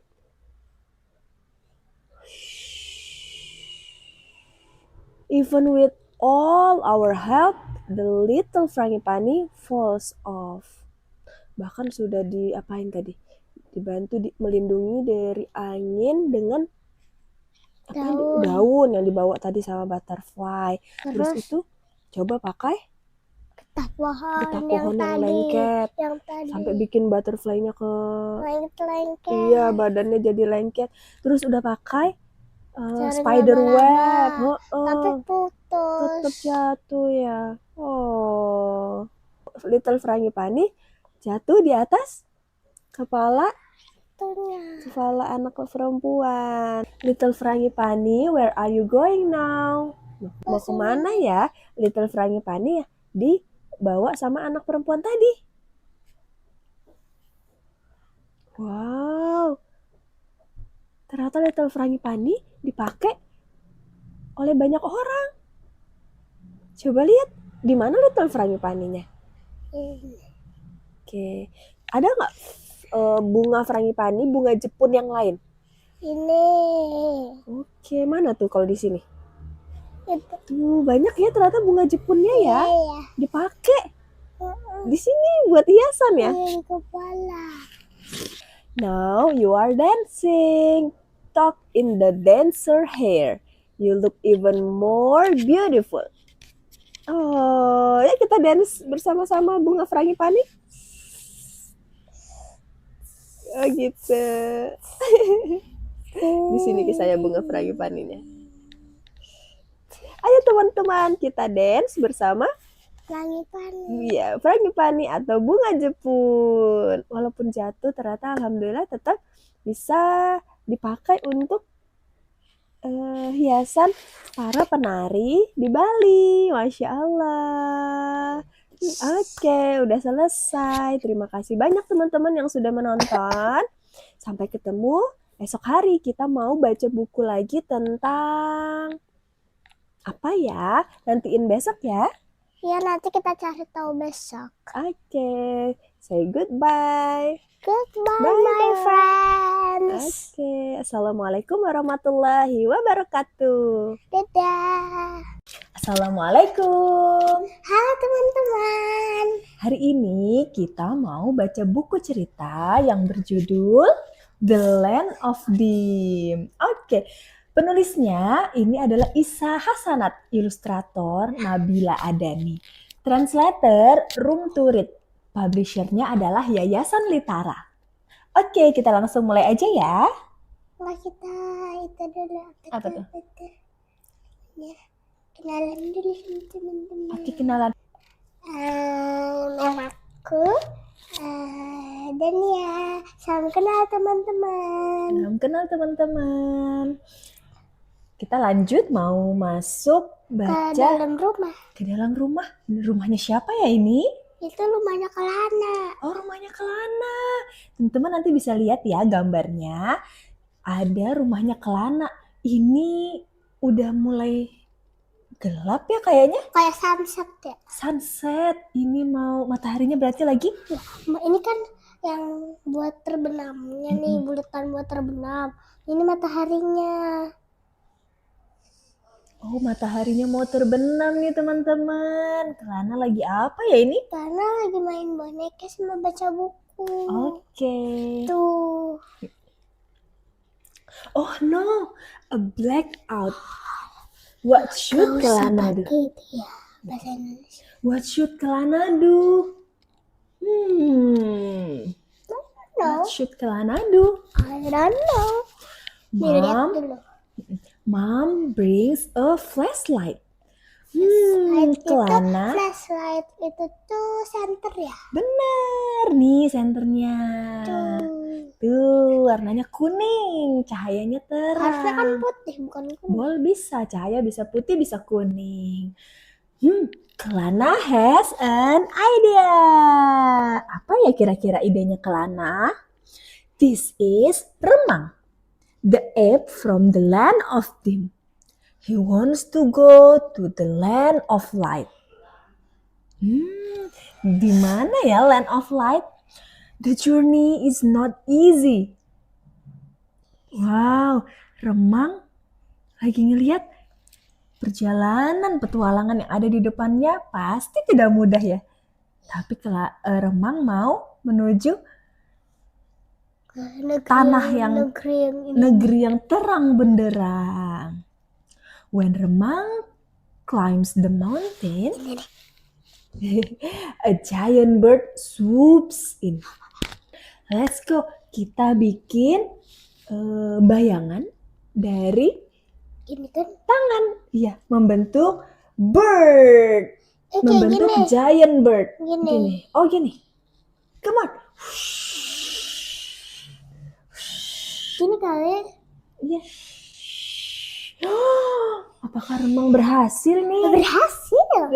Apakah Remang berhasil ya menghadapi giant bird? Remang mulai mengeluarkan jurus-jurusnya. Oh, gitu. Remang beats the bird. Suddenly, whose voice is that? What is this? Friends. Help! A mouse deer is in danger. Ada siapa ini? Oh, gimana cara buatnya ya? Gini kali ya.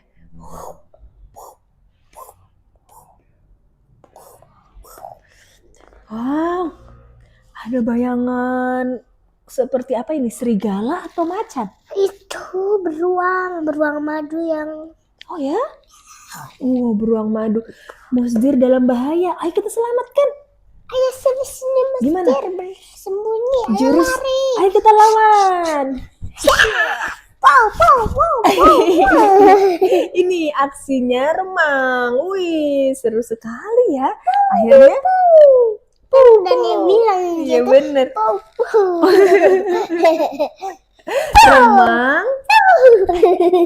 Remang save the Mosdir. Yay, finally yes dengan jurus Pow.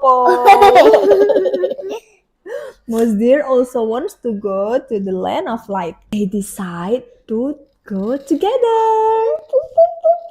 Let's go. We go together. They sail into the big ocean. Bisa bikin ombak nggak Dania? Gini. Oh gitu ombak. Iya. Mereka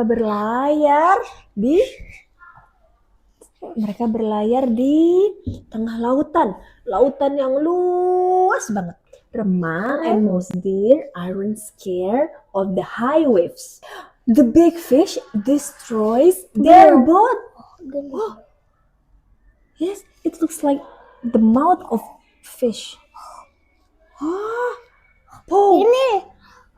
wih. Oh, it's the big fish. Kalau yang lebih besar. Yang lebih besar. Oh, tapi kapalnya udah hancur. Tapi kira-kira Remang bisa nggak ya ngalahin big fish? dengan jurusnya pow-pow. Coba pow-pow-pow. Boom, boom, boom, boom, boom. Yay! Remang defeats the big fish. Even though the big fish is gone, how do they continue their journey? Apa? Gimana caranya mereka melanjutkan perjalanannya? Kapalnya sudah hancur, teman-teman. Fortunately, a kind tortoise helps them. Yay! Look, there is a bright light. It's the land of light. Mereka sampai deh di negeri yang terang benderang. Playing with shadow is so much fun. Nih, ternyata itu tadi Kelana lagi main bonekanya dengan menggunakan bayangan. Wow, tuh ada boneka apa aja nih? Ada kura-kura, ada remang, sama ada sih itunya. Rusa. The electricity is on again. It's time for Kelana to sleep. Gimana sleep? Oh yeah, let's go. We got to sleep. Mom turns off the lights so Kelana can sleep. Now, where do we go next? The land of water? Come on, let's go. Siapa yang mau pergi? Siapa yang mau ikut? Menuju land of water. Assalamualaikum. Halo teman-teman, Ketemu lagi sama Kakak Aziza. sama kakak Dania. Iya, hari ini kita mau baca buku lagi nih. Ceritanya kali ini berjudul I like your way. Iya. Nah, penulis buku ini adalah Kakak Audelia Agustin. Ilustratornya adalah Kakak Haikal. Haikal. Lalu buku ini berbahasa Indonesia, ditranslate ke bahasa Inggris oleh Room Room to to Read. read. Publishernya Yayasan Litara. Iya. Yuk kita langsung lanjut aja ya. Mom, Rano goes to Alice's birthday party. Rano lagi mau pergi ke rumahnya Ali. Mau ke kalau Alif mah ayahnya Dania. Mau ada acara ulang tahun. Iya, Wah itu Rano lagi jalan. dia ketemu sama Wuri. Iya, Rano adalah anak yang tidak bisa melihat. Ia bisa sampai ke rumah Ali nggak ya? Bisa. Oke, coba kita lihat ya perjalanannya. Ayo masih jauh ke sana. Wih, jauh sekali. Gimana caranya? Sana. Let's go together, Rano. I can guide you. Ada temannya yang bernama Wuri. Bajunya Wuri warna apa tuh? Warna merah, total putih. Cantik sekali. Kalau si Rano itu tuh biru garis-garis putih. Rano mau nggak ya dituntun sama Wuri? Nggak. No need, Wuri. I know the way. I know the way. Hey, why are you sniffing? Am I smelly? Or do you need help? No need, Wuri. I know the way. Ngapain ya Ranonya? Dia cuma bau sate. Wih, dia cium bau sate, teman-teman. Sate! This is the aroma that you already sniff. Oh, I know, kata Wuri. This is the clue for you to turn right, isn't it? Your way is great. Kira-kira apa ya baunya? Sate? Gosong. Kosong. Baunya bunga? Kayak bau garam. Kalau baunya ikan? Amis. Amis. Dari bau ternyata kita bisa tahu ya, walaupun nggak ngelihat ya. Sniff in its aroma and you will know the direction. Direction. Why do you stop? Why do you hold the wall? Are you dizzy? No. Let me help you. No need, Wuri. I know the way. Kenapa ya Ranonya pegang dinding? Karena dia mau touch. Oh yes. It turns out this wall is different. The only river stone. It's scared. Oh, it's cat. Yes. The only river stone wall around here. Oh, I know. This is the clue for you to turn left. Your way is great. Touch, touch, touch, touch, touch. Touch the wall. Touch the cat. Gimana kalau kita pegang cat gimana? Lembut. Kalau kita pegang durian? Feel the surface and you will know the direction. Watch out, Rano. There is Padang. Let me guide you. No need to worry. I know the way. Great! You can avoid it although you cannot see. This stick is really helpful. Watch out, Rano. The dog is out of the fence. Yeah. Yes, I have known it, Wuri. Oh, the dog's bark must be a clue for you to go ahead. Great, you know a lot. Listen, Listen. Listen. gimana ya bunyinya telepon? Kring, kring, kring. Bunyinya burung? Kalau ayam berkokok? Kukuruyuk. Pay attention to the sound and you will know the direction. We have been at Ali's house. Hooray! Sudah rame. Banyak loh teman-temannya.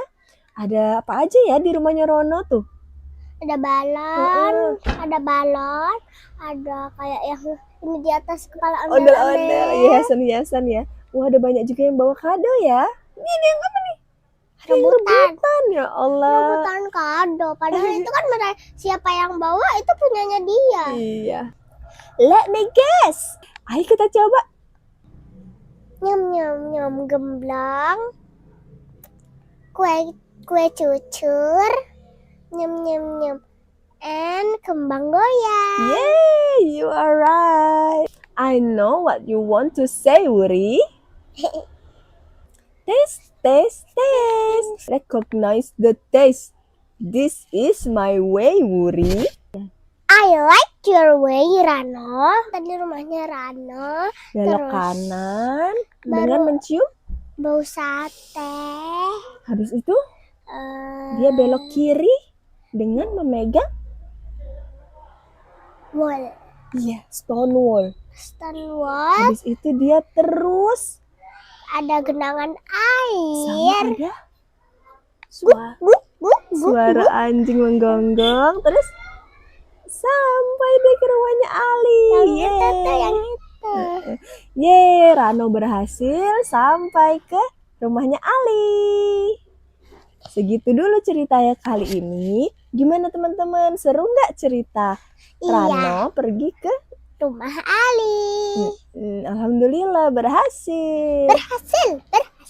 Berhasil. Oke, segitu dulu teman-teman. Sampai jumpa lagi. Di read aloud selanjutnya. Dadah. Assalamualaikum ayah bunda. Ada yang tahu ini minggu apa? Minggu ketiga Ramadan? Wah, bener banget. Semoga puasanya lancar semua ya. Selain itu, ini juga masuk dalam pekan imunisasi dunia. Anak-anak di rumah sudah lengkap belum nih vaksinnya? Kalau ayah bunda, ada yang sudah vaksin COVID? Mungkin lagi nunggu antrian atau malah masih ragu? Bentar dulu. Lah ini kan pekan imunisasi, kok malah bahas vaksin? Nah iya, jadi memang vaksin itu adalah salah satu cara tubuh mendapatkan imunisasi atau kekebalan secara aktif. Ada aktif, jadi ada imunisasi pasif. Ada, misal kekebalan tubuh yang diturunkan ibu pada janinnya selama kehamilan. Pasif karena nggak nunggu ada kumannya nyerang dulu, kekebalannya yang langsung dikasih. Juga selama pandemi kita sering dengar, dicari donor plasma dari orang yang sudah sembuh COVID-19 untuk yang masih berjuang sembuh. Nah, diharapkan antibodi yang sudah terbentuk di darah pendonor bisa membantu proses penyembuhan. Meskipun cara ini masih perlu diteliti lagi ya untuk melihat efektivitasnya. Oke, sudah cukup jelas ya. Jadi vaksinasi termasuk dalam bagian imunisasi aktif. Nah, Ibu pengen bacain komik tentang vaksin yang dibuat oleh Maki Naro, seorang kartunis dan blogger untuk Popular Science. Eits, walaupun dalam bentuk komik, kisahnya dibuat berdasarkan data dan semoga bisa menghalau mitos-mitos seputar vaksin yang bikin ragu ya. Bismillah. Keberhasilan vaksinasi. Inilah bukti-buktinya. Perkembangan teknologi kedokteran 100 tahun terakhir telah melampaui perkembangan teknologi dalam sejarah kedokteran dari masa sebelumnya. Berasa nggak sih sekarang hidup kita relatif jauh dari penyakit-penyakit mematikan seperti zaman dahulu kala? Itu adalah jasa dari vaksinasi. Meskipun sudah banyak bukti keberhasilan vaksinasi, nggak sedikit orang yang masih galau. Vaksin polio, vaksin cacar, apa sih yang mereka masukkan dalam tubuh kita? Nggak apa-apa, boleh berpikir kritis itu baik dan mudahan bisa mendorong kita untuk mencari tahu ilmunya lebih dalam. Oke, mari kita simak. Pada tahun 1798, penyakit cacar atau variola menyebabkan kematian ratusan ribu orang per tahun. Kalau sekarang kayaknya biasa ya, anak SD cacar ketularan temannya paling seminggu 2 minggu insya Allah sembuh. Nah, kalau zaman dulu enggak, ini sesuatu yang sangat berbahaya. Nah, sampai seorang bernama Edward Jenner memperhatikan bahwa gadis pemerah susu sapi yang pernah terkena cacar sapi, ini adalah jenis penyakit cacar yang lebih ringan ya, tidak terkena cacar. Inilah vaksin pertama. Vaksin seperti latihan untuk tubuhmu. Dengan menggunakan virus yang lemah atau rusak, vaksin akan memancing reaksi imunitas tubuh tanpa menyebabkan tubuh terkena penyakit tertentu. Dengan demikian, tubuhmu bisa membangun antibodi yang tepat dan membentuk kekebalan terhadap penyakit tertentu. Kuman-kuman mental. Sejak implementasi program vaksinasi, penyakit cacar telah berhasil diberantas. Penyakit seperti polio, campak, gondong, dan rubella sudah jauh berkurang dan diharapkan bisa segera musnah. Terus kalau vaksin bisa bikin kebal, kenapa aku harus mengulang vaksin influenza tiap tahun? Yang namanya evolusi itu seperti balapan yang tiada akhir. Ketika kita kebal terhadap suatu penyakit, si penyakit berusaha beradaptasi untuk menembus sistem kekebalan tubuh kita. Nah, virus flu itu jago banget dalam beradaptasi kayak gini. Tiap tahun, para ilmuwan memprediksi strain virus yang mana yang paling berbahaya dan perlu dilawan dengan vaksinasi.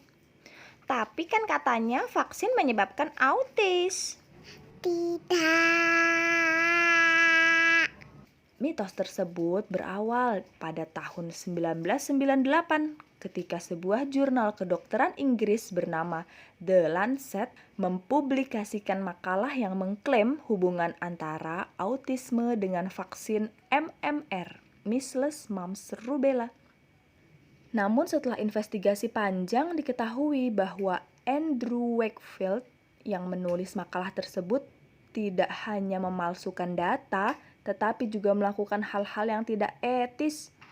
Misal, ia membayar anak-anak yang datang ke pesta ulang tahun anak laki-lakinya untuk diambil sampel darahnya. Tiap anak diberi uang 5 pound sterling.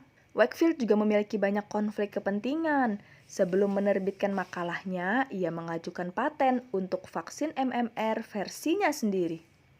Ia dibayar ratusan ribu pound sterling oleh sebuah LBH di Inggris atas testimoninya dalam sebuah gugatan melawan produsen vaksin MMR. Ya, semua itu sayangnya tidak dilaporkan. Tak lama kemudian, selebriti seperti Jenny McCarthy, seorang mantan model Playboy, termakan kebohongan Wakefield dan mulai menyuarakan ketakutan serta opini non-ilmiahnya. Dalam sekejap merebaklah tren anti-vaksin yang menginginkan anak-anak tetap murni, bebas bahan kimia. Pada saat kesalahan Wakefield terungkap, makalahnya ditarik dan lisensi medisnya dicabut. Sayang, bola salju sudah terlanjur menggelinding. Banyak orang yang termakan bualan Wakefield dan dia diangkat sebagai martir oleh para pendukung anti-vaksin. Sekarang kita paham bahwa autisme adalah salah satu spektrum gangguan perkembangan dan para ilmuwan belum mengetahui secara pasti apa yang menyebabkannya. Ya, kita terus belajar hal-hal baru setiap hari. Tapi tidak ada satupun yang mencurigai vaksin sebagai penyebab autisme. Ini sudah dibuktikan oleh penelitian. Nihil. Tapi ada yang share tentang komposisi bahan vaksin. Serem-serem banget, bahan kimia semua. Masyarakat cenderung merasa takut terhadap hal-hal yang tidak mereka pahami. Hal ini menjadi senjata utama para pendukung anti-vaksin. Dengan membuat daftar komposisi bahan vaksin dan menyebarkannya, masyarakat bingung, terjangkit rasa was-was dan takut. Contohnya seperti ini, ada senyawa timerosal seringkali ditunjuk sebagai penyebab autisme. Timerosal merupakan zat anti jamur yang digunakan sebagai pengawet vaksin dalam ampul multidosis. Di dalamnya memang terkandung atom merkuri. Hal ini memungkinkan kita untuk memvaksinasi banyak orang dari satu ampul. Banyak dari kita terlanjur menganggap merkuri itu senyawa yang buruk. Padahal sebenarnya tidak sesederhana itu.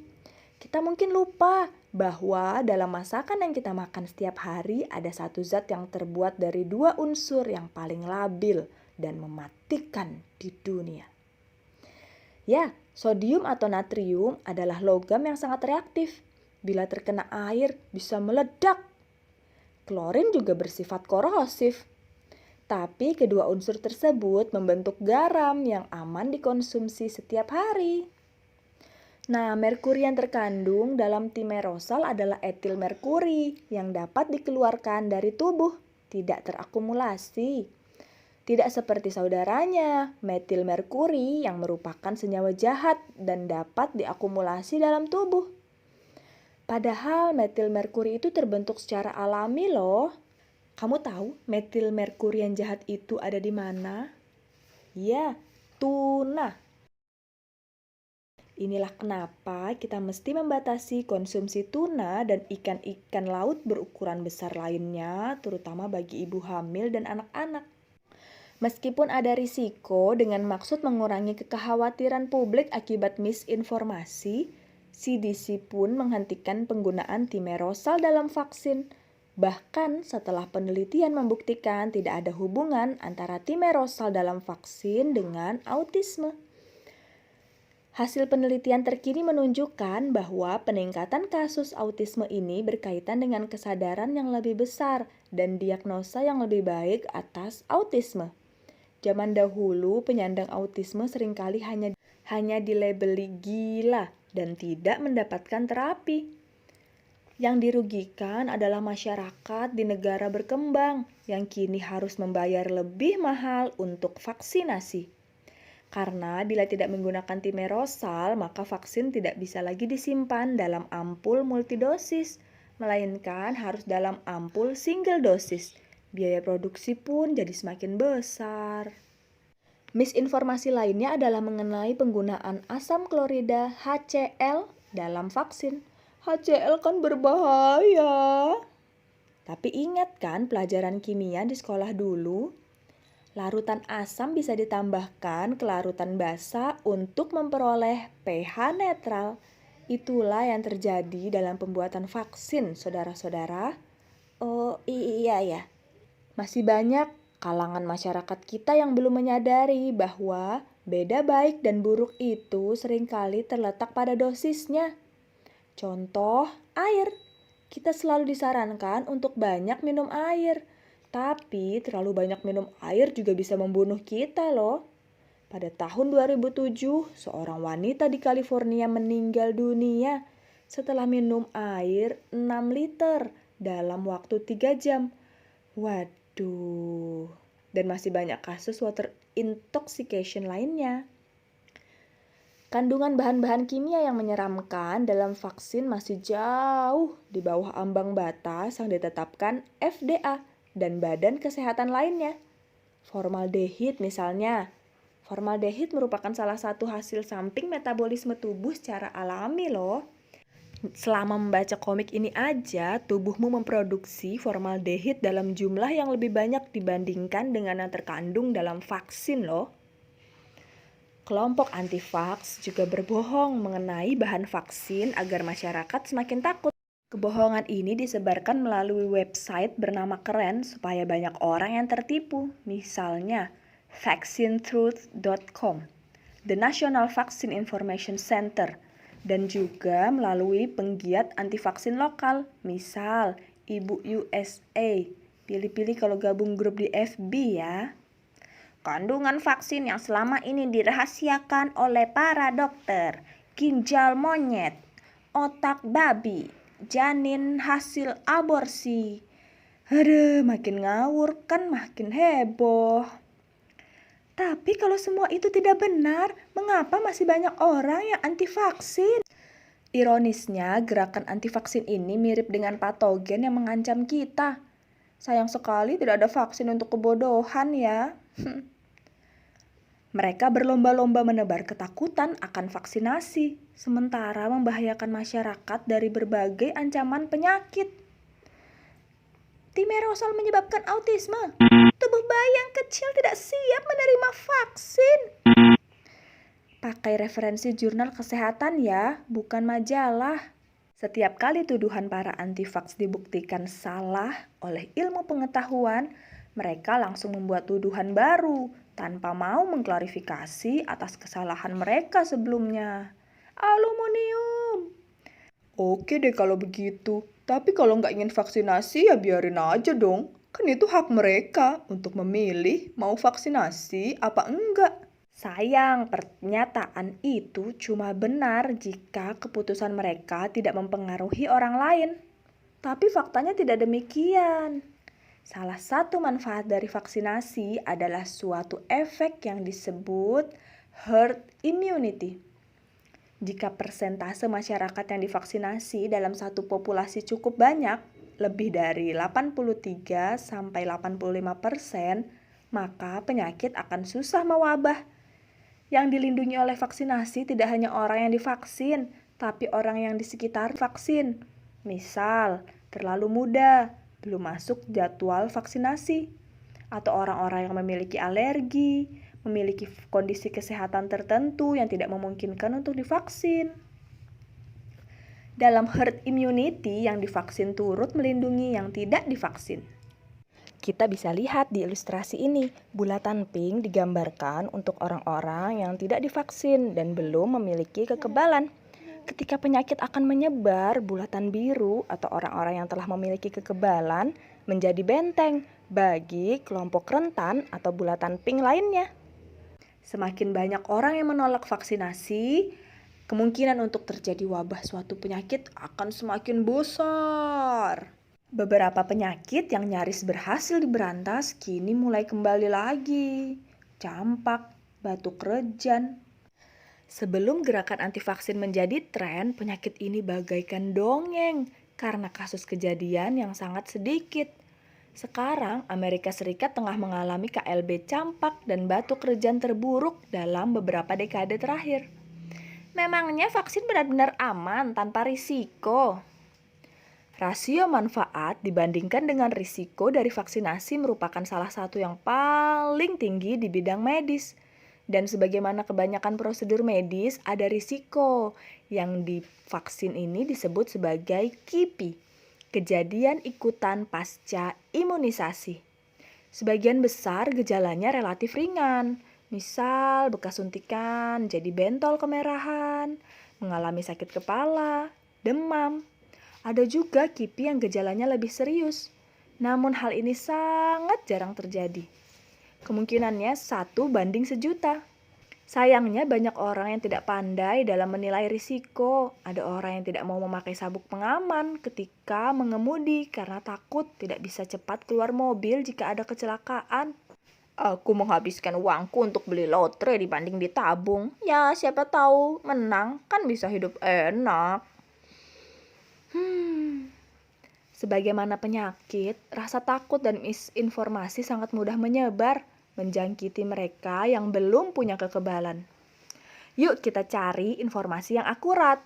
Percayakan suatu hal kepada ahlinya. Ahli di bidang vaksin ya dokter, bukan sarjana hukum atau penjual online ya. Yuk berkontribusi membentuk herd immunity dengan turut mengedukasi orang-orang di sekitarmu. Jangan lupa vaksinasi sesuai jadwal.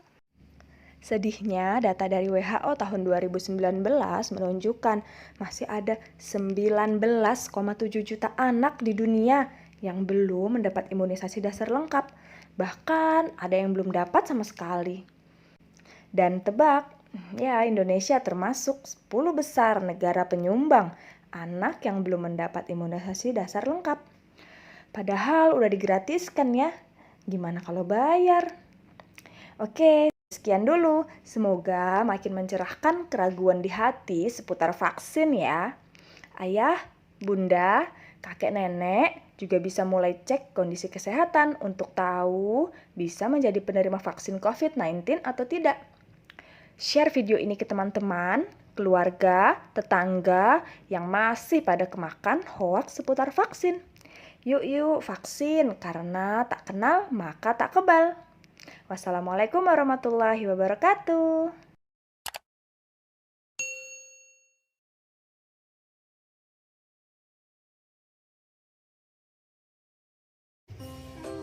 Halo teman-teman semua. Assalamualaikum. Hari ini kita mau baca buku tentang puasa. Puasa untuk Allah. Buku ini ditulis oleh Canun Kamil dan Fufu Elmart, diilustrasikan oleh Aang Setiawan. Sudah beberapa hari ini aku memperhatikan ayah dan bunda tidak makan dari pagi sampai petang. Saat aku tanya, ayah dan bunda bilang mereka sedang berpuasa. Tidak makan, tidak minum. Ternyata ada sedotannya minumnya tuh. Oh iya, sekarang kan bulan Ramadan, bulan istimewa diturunkannya Al-Quran. Kata ayah, setiap muslim yang beriman wajib untuk berpuasa. Tuh, lihat kakak sama abangnya itu lagi baca apa? Al-Quran. Ayo coba hitung berapa jumlah pot gantung yang ada dalam ilustrasi ini. Kemudian tuliskan jawabannya di kotak pojok kanan ya. 1, 2, 3, 4. Jadi ada 4 pot gantung. Ayah, puasa itu apa sih? Tanyaku penasaran. Puasa itu sederhananya ajang latihan agar bisa mengendalikan diri dari rasa haus, rasa lapar, dan amarah. Jawab ayah. Bagaimana rasanya ya tidak makan, tidak minum, dan menahan marah saat puasa? Pasti lelah sekali. Melalui rasa lelah berpuasa, Allah Subhanahu wa Ta'ala mengajarkan kita tentang sabar dan ikhlas. Ayah dan bunda berpuasa dari azan subuh sampai azan maghrib. Bunda, untuk siapa sih kita berlelah-lelah puasa? Tanya. Kita berpuasa untuk Allah Subhanahu wa Ta'ala. Allah Subhanahu wa Ta'ala berfirman bahwa setiap amalan manusia adalah untuk dirinya sendiri, kecuali amalan puasa. Itu untuk Allah dan Allah sendiri yang akan membalasnya. Ayah menjelaskan. Itu ada di hadis riwayat Bukhari nomor 1904, 5927, dan Muslim nomor 1151. Allah juga sudah menyiapkan surga Ar-Rayyan untuk orang-orang yang rajin berpuasa, yang ikhlas berpuasa karena Allah. Besoknya aku ikut makan sahur sama ayah dan bunda. Aku mau ikut belajar puasa. Paginya, baru jam 8 pagi, aku sudah merasakan lapar. Kriuk, kriuk, kriuk. Oh iya teman-teman, kita bisa cari huruf abjad O sampai Z yang tersembunyi dalam ilustrasi ini. Ayo kita sebutkan hurufnya, kemudian lingkari. O, orang utan. T, tekwan. U, udang. Teman-teman, lanjut cari hurufnya ya. Kamu masih kecil sayang, belum diwajibkan untuk ikut berpuasa. Boleh ikut latihan semampunya saja. Ayah, bunda, kenapa sih kita harus berpuasa? Bunda, Lia. Nih ya, permisi sedikit kan sayang? Ini kan boneka daninya. Benar. Kita berpuasa agar Allah Subhanahu wa Ta'ala ridho, menjadikan keluarga kita termasuk hambanya yang bertakwa. Sesuai firman Allah dalam Al-Quran, ya ayyuhalladzina amanu kutiba alaikumus syiamu kama kutiba alal ladzina min qablikum la'allakum tattaqun. Hai orang-orang yang beriman, diwajibkan atas kamu berpuasa sebagaimana diwajibkan atas orang-orang sebelum kamu agar kamu bertakwa.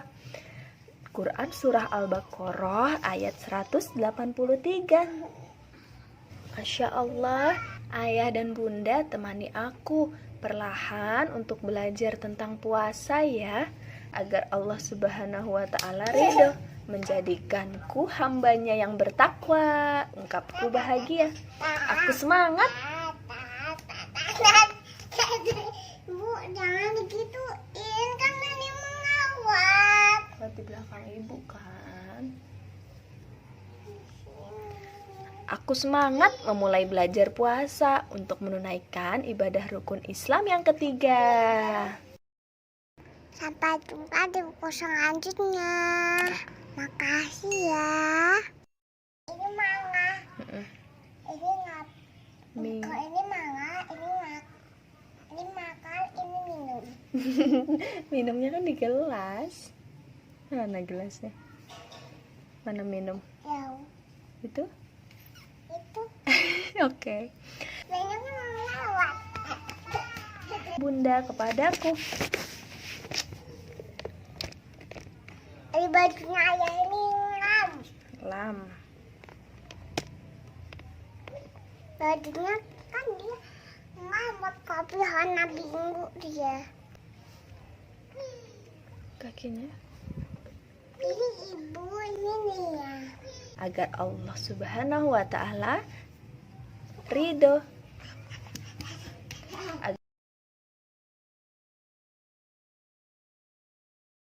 Puas teman-teman.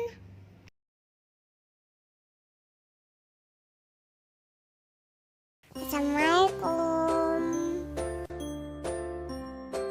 Hari ini kita mau cerita tentang I Learn About Textures.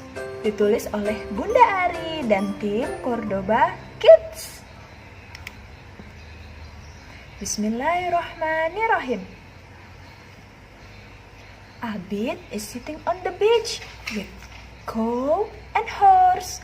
They are soaking wet because they have just finished playing in the water. Cow, horse, sand, beach. Pasing. Abid's father asked Abid if he wants to learn how to scuba dive. Wow, Abid has never tried scuba diving before. Duduk.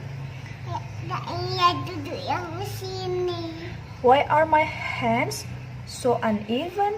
Says Abid, looking at his wrinkled hands. That means you are healthy. My teacher said that if our skin is in water too long, the wrinkles are a normal reaction of our nerves, says Hakim, all at once.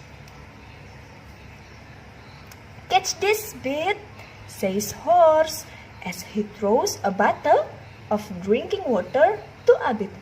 Abid catches the bottle. Kenapa? Starfish, Kenapa? seashell, Kenapa? sand. 6. Well, because your hands are wrinkled, Kenapa? even though the bottle is wet, it's still not slippery, right? Cloud, says Horse, giving Abid a side glance. Cloud.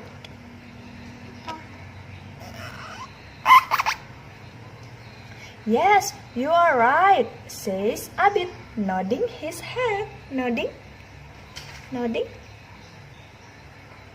Amazing, huh? Our skin is awesome. This is our skin anatomy. Because of our skin, we can feel raw skin, smooth, and also hot or cold. Explain Hakim eagerly. Baca buku. Abid strokes horseback. Horseback feels so smooth and soft. Not to be outdone, Cow says, my back does too. I've never seen just how beautiful it is under the sea. When diving, I touched a dolphin that swam up to me. Its skin was really slippery, says Abid, still astonished by the experience. I also touched a sea turtle. Its shell is rough. Itu tortoise. Abid. A turtle's raw and hard shell protect it from enemies. Kenapa, Ibu? Tortoise. Kenapa? Sea turtle. Kenapa? Abid. I also touched a sea turtle. Kenapa? Sea turtle. Kenapa? Its shell Kenapa? raw Kenapa? and as hard as wood. Kenapa? Sea turtle. A turtle's raw and hard shell protect it from enemies. Unlike a tortoise, a sea turtle cannot pull its head and forelegs into its shell when it is threatened. Explain Hakim. A hedgehog. Yeah, it's a hedgehog. Use its quills to protect itself against threats. Yeah, I once accidentally got a quill in my foot and it drew blood. Horse chuckles when he hears Cow's story. Hey, let's make a sandcastle. We can show mother and father afterwards, say Horse. They are all busy building the sand. Sekop. The sand at the beach is finer and softer than river sand. Sapi, so it's easy. Walaupun kelihatannya sederhana, ternyata sensory play punya banyak manfaat yang luar biasa loh. Antara lain, mengembangkan imajinasi, mengembangkan saraf untuk kemampuan bahasa dan kosakata anak, mengembangkan rasa empati, bahkan menstimulasi hormon dopamin yang membuat anak-anak merasa tenang dan nyaman. Wow, Masya Allah. Yuk kita mulai kenalkan berbagai sensory play. Main walaupun harus berkotor-kotor. Oke, sekian dulu. Wassalamualaikum warahmatullahi wabarakatuh. Jangan lupa ya, like, komen, subscribe. Makasih. Assalamualaikum. Hari ini kita mau baca buku judulnya Aku Berbeda dengan Syafa. Ditulis oleh Bunda Ari dan tim Cordoba. Bismillahirrahmanirrahim. Mobil keluarga Abid melaju menuju ke toko buku. Berkunjung ke toko buku adalah hal yang paling ditunggu-tunggu oleh Kak Hakim dan Abid setiap bulannya. Seperti hari ini, Syafa bahkan terlihat sangat senang melihat buku yang begitu banyak. Lihat, di berbagai rak dari bawah sampai atas semuanya buku. Sampulnya bukunya berwarna-warni. Ayah memegang buku warna biru. Kak Hakim memegang buku warna hijau. Wow, lihat, Abid memegang bukunya warna oranye. Banyak sekali ya buku di toko buku. Bunda, Abid ingin buang air, kata Abid berbisik di telinga Bunda. Boleh, sekalian Bunda mau ganti baju Syafa juga nih. Sudah basah karena keringat, kata Bunda. Abid berbisik di telinga Bunda. Abid ke toilet laki-laki. Ini yang gambarnya laki-laki. Bunda dan Syafa akan ke toilet perempuan. Gambarnya ada pakai rok. Nanti kalau sudah selesai, tunggu Bunda di sini ya, kata Bunda sambil menunjuk bangku-bangku di depan toilet. Abid mengangguk mengerti.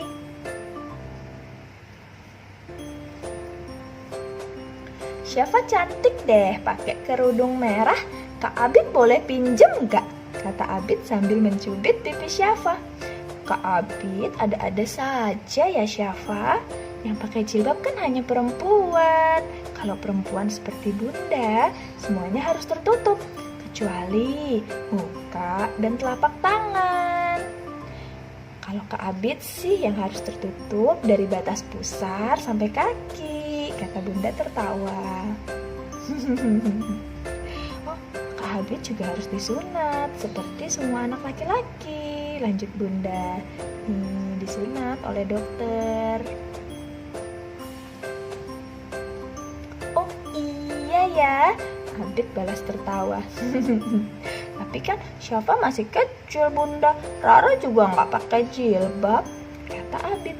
Iya sayang, Rara, Syafa, Mimi, atau teman-teman di sekolah Abid yang lain masih kecil, jadi belum harus pakai jilbab.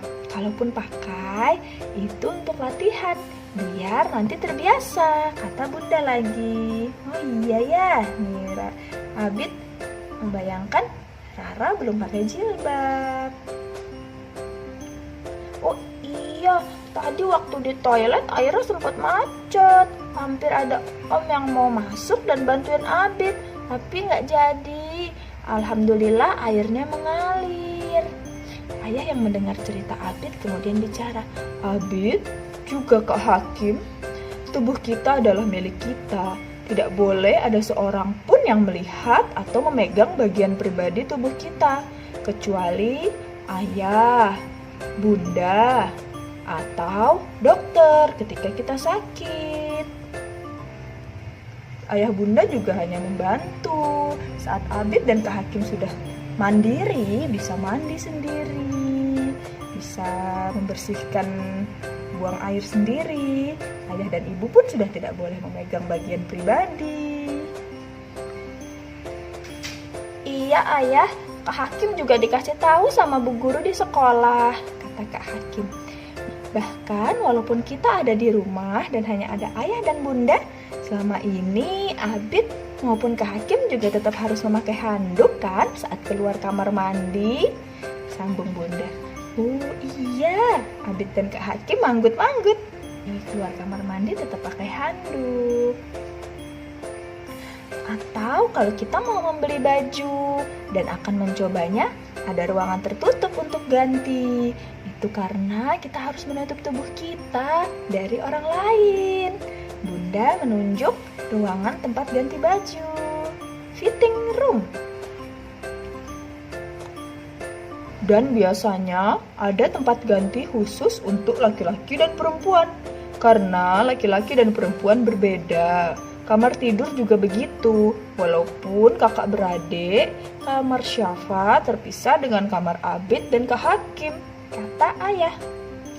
Ayo, pilih lagi bukunya. Nanti kita lanjutkan ngobrol tentang laki-laki dan perempuannya di rumah saja, kata ayah. Dan kemudian semuanya sibuk memilih buku yang akan dibeli. Hore, Abid bilang, nih baju laki-laki dan perempuan pun beda ya. Perempuan pakai jilbab, boleh pakai rok, pakai celana. Laki-laki bajunya nih ada yang kemeja, rompi, celana, Ada kancing-kancing. ada kancing. Nih rompi, nih ini jilbab. Ini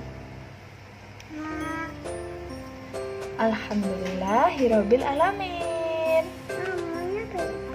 Bacaannya Alhamdulillahirabbil alamin. Kita berusaha bersama ya, ayah dan bunda, untuk menjaga anak-anak kita. Karena seringkali perilaku penyimpangan seks ini secara tidak sadar terjadi mulai dari pola asuh yang keliru dari para orang tua. Nauzubillahi min zalik, semoga kita tidak termasuk di dalamnya. Sekian dulu, wassalamualaikum warahmatullahi wabarakatuh.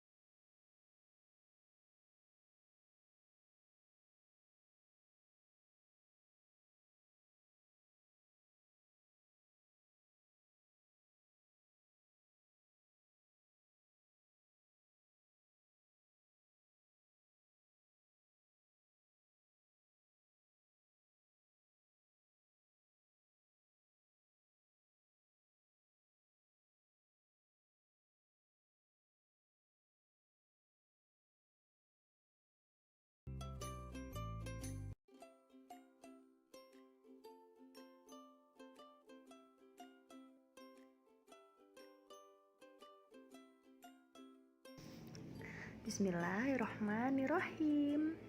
Momo dan Yuyu. Dipublikasikan The Asia Foundation. Let's read. Ditulis oleh Momon Kristiadi. Ilustrator oleh Lily Yong. Momo mencari Lina. Sudah waktunya kucingnya itu makan. Oh, itu dia. Lina sedang apa ya? Lihat nggak kucingnya mana? Ekornya hitam. Oh, ada apa di lubang itu, Lina? Tanya Momo. Ternyata kucingnya lagi memasukkan tangannya ke dalam lubang. Wah, ada binatang mirip kepiting, tetapi lebih kecil. Apa ini yang Bapak bilang Yuyu? Tanya Momo dalam hati. Kalau dipelihara, apa Yuyu bisa menjadi besar seperti kepiting ya? Momo ingin tahu. Tuh, Yuyunya dimasukin ke dalam ember. Kucingnya. Coba kita lihat apakah Yuyu suka ini. Dikasih makan Yuyunya. Kucingnya juga.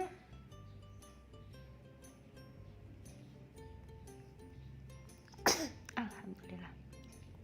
Ternyata Yuyu suka makan apa aja. Dikasih ikan. Mau.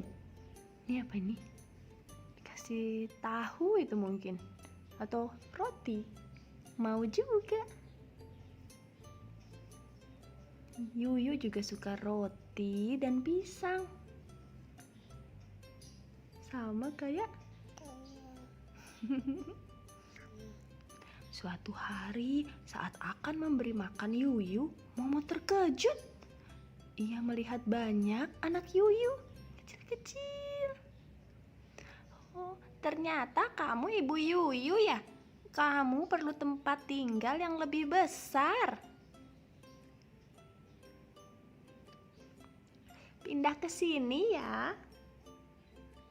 Dari ember yang warna oranye kecil dipindah ke ember hijau besar ya.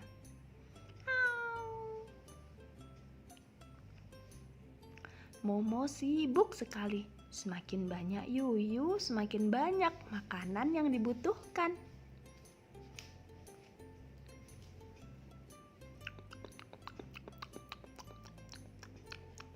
Ibu Yuyu dan anak-anaknya makan. Hingga suatu hari,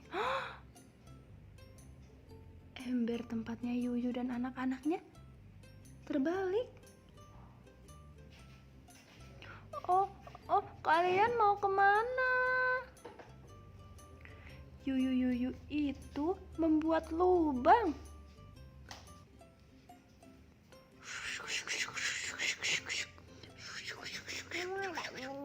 Boleh, silahkan.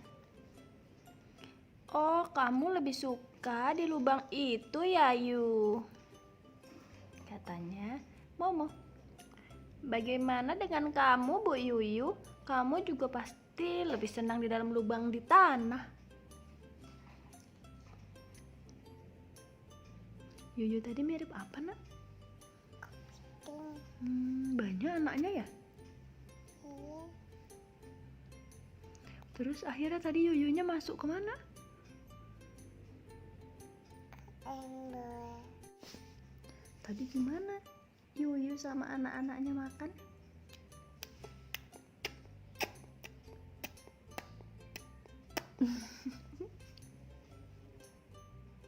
Yuyunya mau balik ke tempat tinggalnya di tanah. Dadah Yuyu.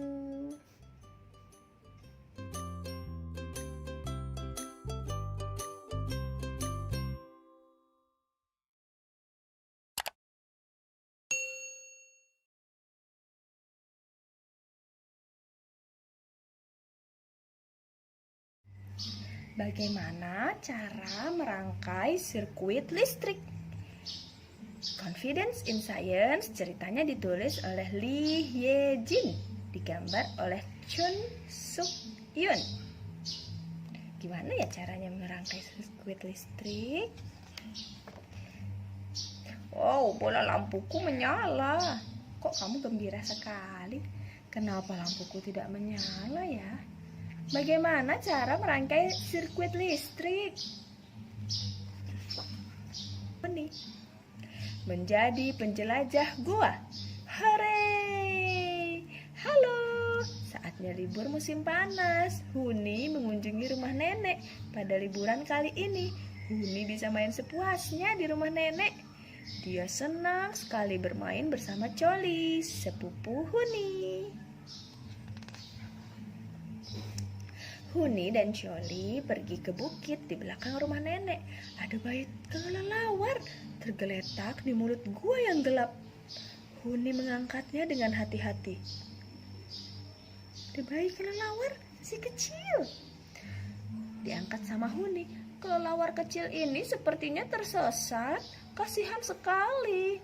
Ini kelelawar mungkin ada di dalam gua. Ayo kita antarkan. Dua anak lelaki itu masuk ke dalam gua dengan hati-hati. Di dalam gua gelap sekali. Mereka tak bisa melihat apa-apa. Coli, aku takut gelap. Pulang dulu yuk, ambil senter. Huni dan Coli pulang tergopoh-gopoh. Mereka menaruh bayi kelelawar di kardus kecil. Coli sibuk mencari senter. Huni pun turut membantu. Buka lemari. Senternya tidak ada. Di sini juga tidak ada. Senter, di mana kamu?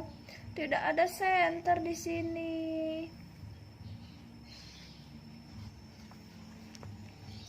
Huni dan Coli mencari kemana-mana, tapi tidak berhasil menemukan senter. Apa ya yang bisa digunakan untuk menerangi? Huni mengambil lampu meja. Kita bawa lampu ini saja. Tapi lampu ini tidak ada kabelnya. Di gua tidak ada stop kontak untuk mencolokkan steker. Karena di gua tidak ada stop kontak, kita perlu senter yang menggunakan baterai. Ya benar, kita bisa membawa baterai. Itu kubas kakak.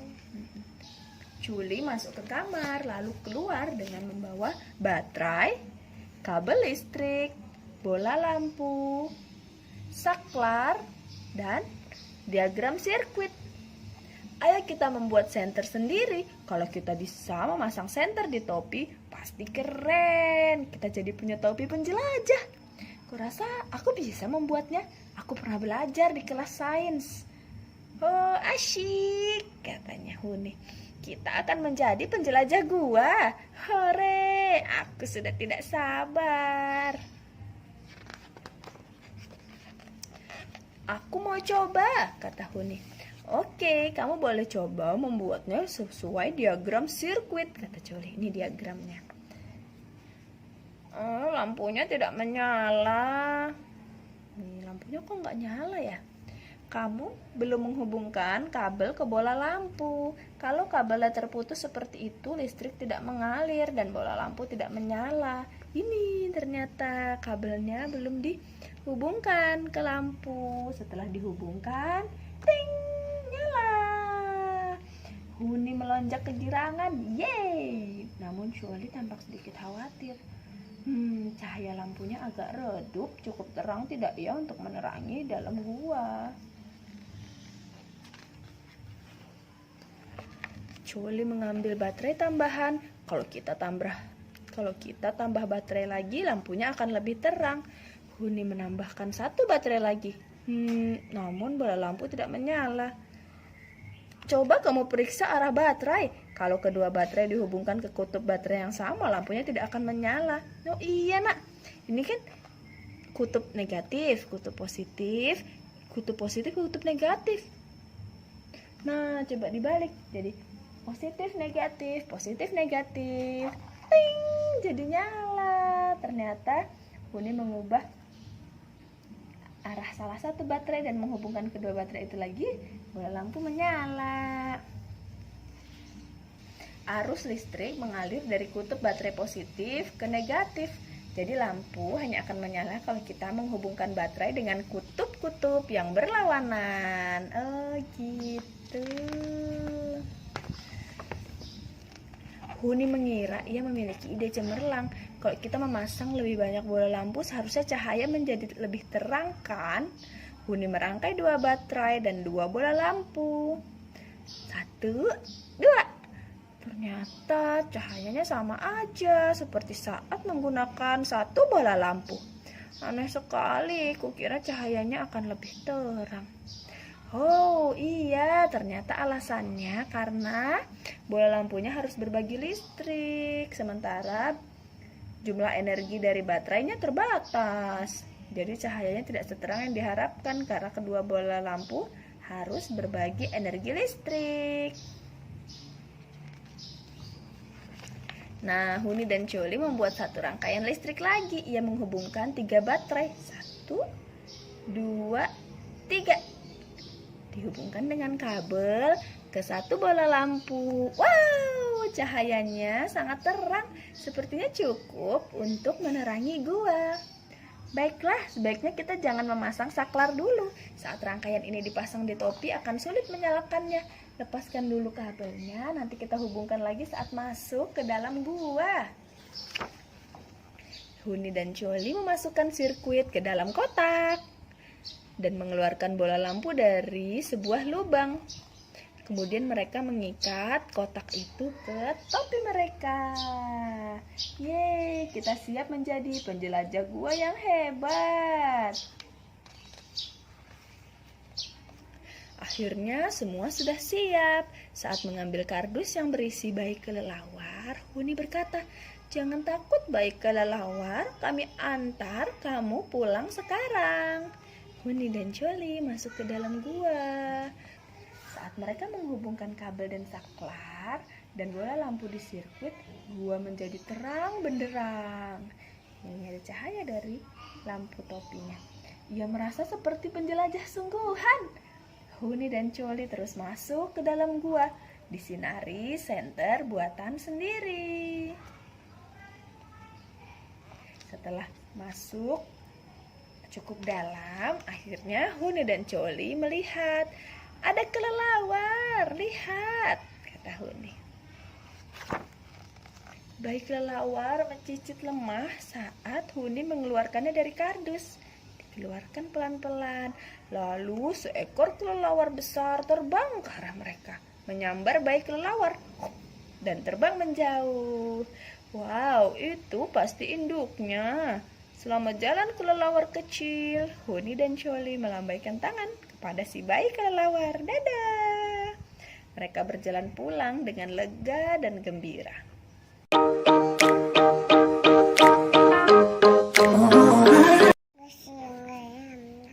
Mengapa ada bunyi? Ada bunyi. Si peniup suruling ajaib di negeri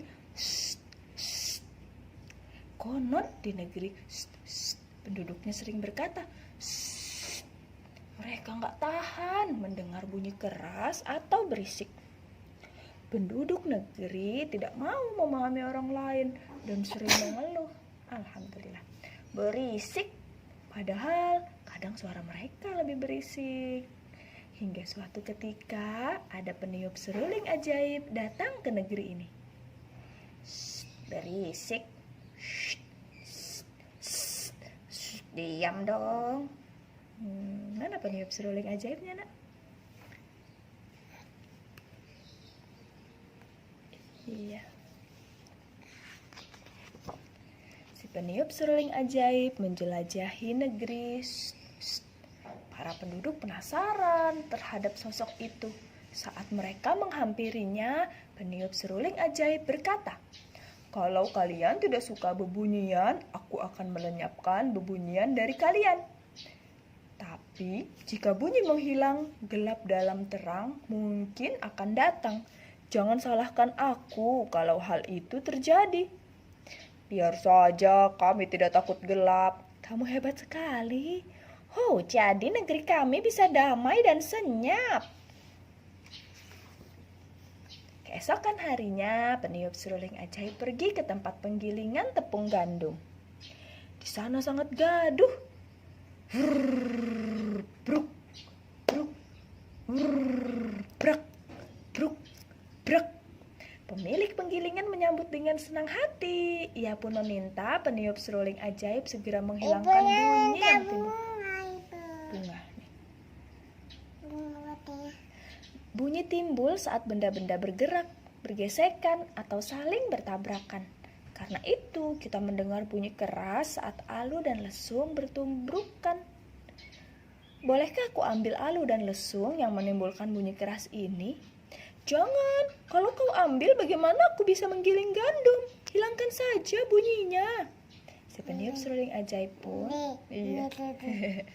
si peniup seruling ajaib pun meniup serulingnya. Bunyi brok, bruk, brok, bruk. Pergi mengikuti si peniup seruling ajaib yang meninggalkan penggilingan tepung gandum. Brok, bruk, brok. Si peniup seruling ajaib pergi ke bengkel pandai besi. Pak Pandai Besi juga meminta segera menghilangkan bunyi di sana. Iya, si peniup seruling ajaib tersenyum dan berkata, tanpa udara bunyi tidak akan terdengar. Kita bisa mendengar bunyi melalui udara. Boleh aku ambil udara dari sini? Jangan, kalau tidak ada udara bagaimana aku bisa bernafas? Ambil saja bunyinya. Nah, menarik. Kalau begitu akan kuhilangkan bunyi dari sini. Hari-hari selanjutnya, peniup seruling ajaib masih sibuk menghilangkan berbagai bebunyian di negeri. Penduduk negeri itu tidak menyukai segala jenis bunyi. Seperti salah seorang bangsawan yang sangat kaya. Ia berkata dengan pongah, aku hanya ingin mendengar alat musik yang mengeluarkan bunyi lembut dan merdu. Setiap alat musik memiliki bunyi unik dan menghasilkan musik indah. Pikirkan ulang. Bangsawan itu marah. Ia bersikeras bahwa bunyi yang ada di dunia ini hanya boleh bunyi yang disukainya. Ia meminta peniup seruling ajaib menghilangkan bunyi yang tidak disukainya, seperti bunyi biola yang melengking dan bunyi simbal yang nyaring.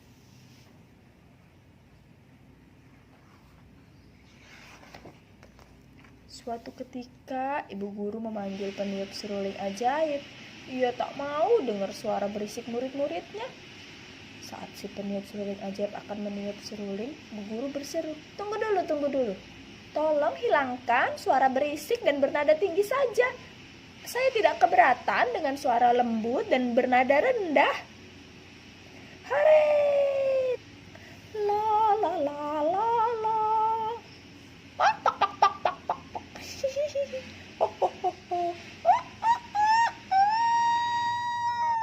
Wow, bum, bum. Hehehe. Ramai anak ya di sekolahan. Seiring menghilangnya beragam jenis bunyi, para penduduk jadi lebih sensitif terhadap bunyi. Mereka mengeluhkan bunyi bahkan yang sangat lemah. Setelah suara bising dihilangkan, mereka juga meminta peniup seruling ajaib menghilangkan suara lemah yang bahkan sebelumnya tidak terdengar oleh mereka. Ada. Aku mohon hilangkan suara tangisan bayiku. Bunyi apa itu? Aku mendengar sesuatu. Hai, anak muda, tolong hilangkan suara gemuruh dalam perutku. Bisakah kau menghilangkan suara burung yang berkicau di pegunungan?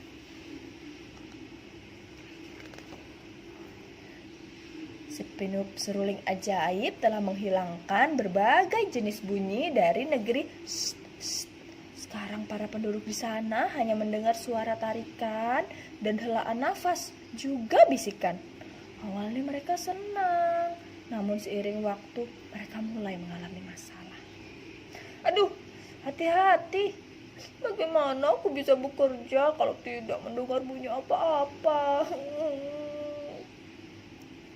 Aku tidak tahu hari sudah pagi. Kokok ayam jantan tidak terdengar. Ya ampun, aku hampir tertabrak kereta. Aku rindu bunyi penggilingan. Kenapa anak-anak terlihat lesu? Aku jadi ikut lesu. Para penduduk terlihat lesu, seperti sedang dilanda wabah penyakit. Mereka ingin tertawa, tapi tak ada suara. Mereka ingin menangis, tapi juga tidak ada suara. Mereka paham, inilah gelap dalam terang yang diperingatkan peniup seruling ajaib. Iya, kucingnya nggak ada suaranya, nak. Suara kucing gimana? Orang-orang di negeri ingin agar bunyi-bunyian dikembalikan kepada mereka. Kembalikan bunyi-bunyian kami. Jadi ditulis karena kalau mereka berteriak nggak bisa terdengar suaranya. Dengan keinginan yang sama, para penduduk negeri menapaki jalan ke arah perginya peniup seruling ajaib. Tak berapa lama, tiba-tiba mereka berhenti. Orang-orang merasakan getaran di bawah kaki mereka. Mereka cari tahu dari mana datangnya getaran itu. Mereka pun tiba di gua besar. Mulut gua itu tertutup sebongkah batu besar. Seorang pria menempelkan telinganya ke batu besar itu. Ia mendengar segala jenis bunyi yang sebelumnya ada di negeri. Iya. Baiklah, ayo kita dorong batunya sama-sama. 1, 2, 3. Blar. Batu besar itu bergeser. Pintu terbuka dan bebunyian berhamburan keluar dari gua. Suara kucing udah ada lagi. Kedebuk. Grrr. Brak. Bruk. Krik krik krik. Ini. Titin. Tring. Hahaha.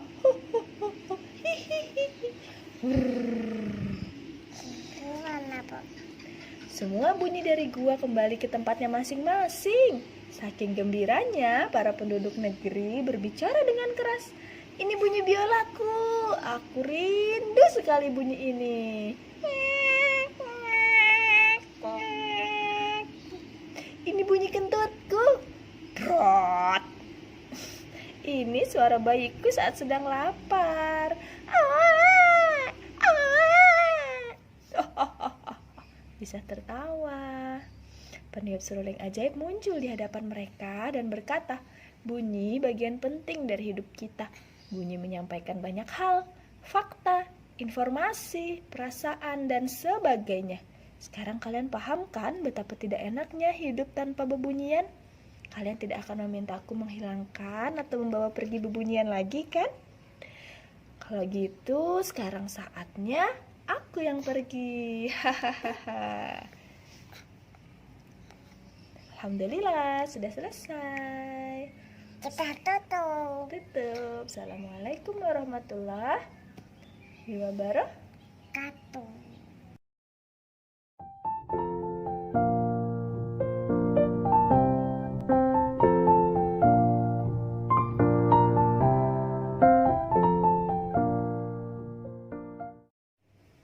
Assalamualaikum warahmatullahi wabarakatuh.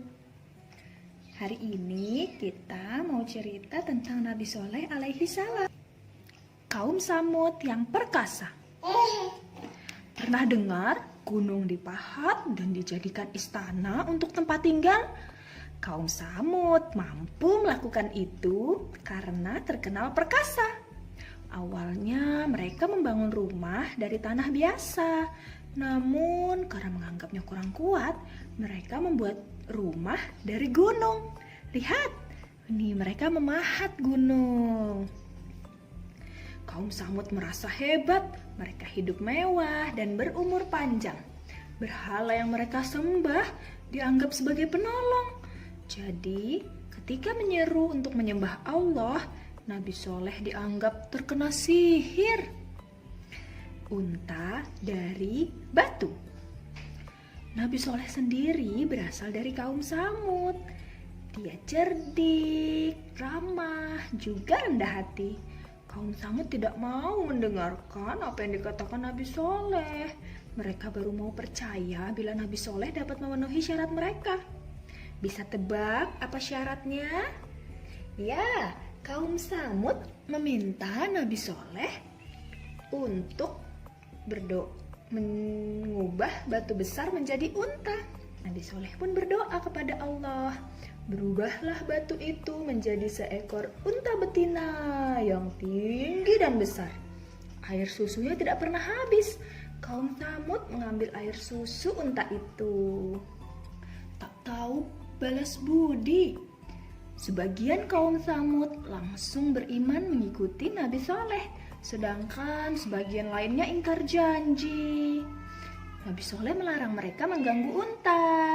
Bila si unta minum air dari telaga, mereka dilarang mengambil air berbarengan dengan unta. Mereka Anak kucing ada sama anak ibu kucing. Oh iya, ada kucing. Mereka hanya boleh mengambil pada hari yang lain.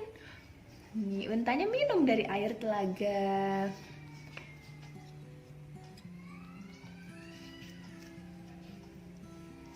Kaum Samud marah.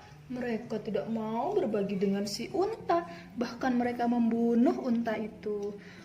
Astagfirullahaladzim. 3 hari menunggu azab.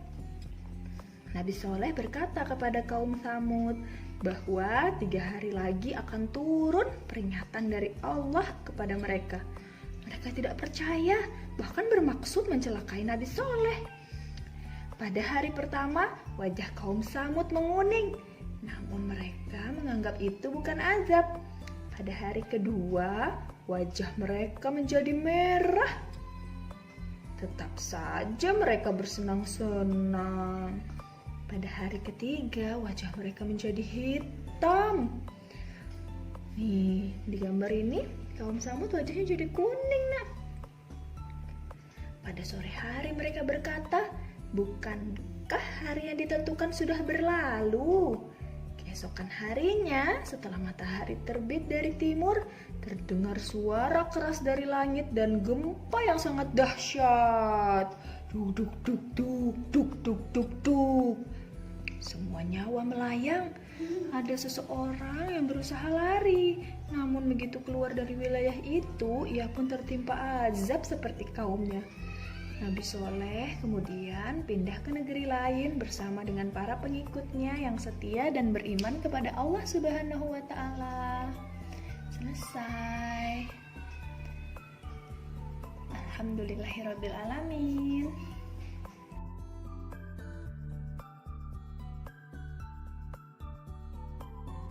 Assalamualaikum. Halo teman-teman. Hari ini kita mau lanjut cerita buku dari Litara yang ada di website Literasi Cloud. Hari ini temanya tumbuhan.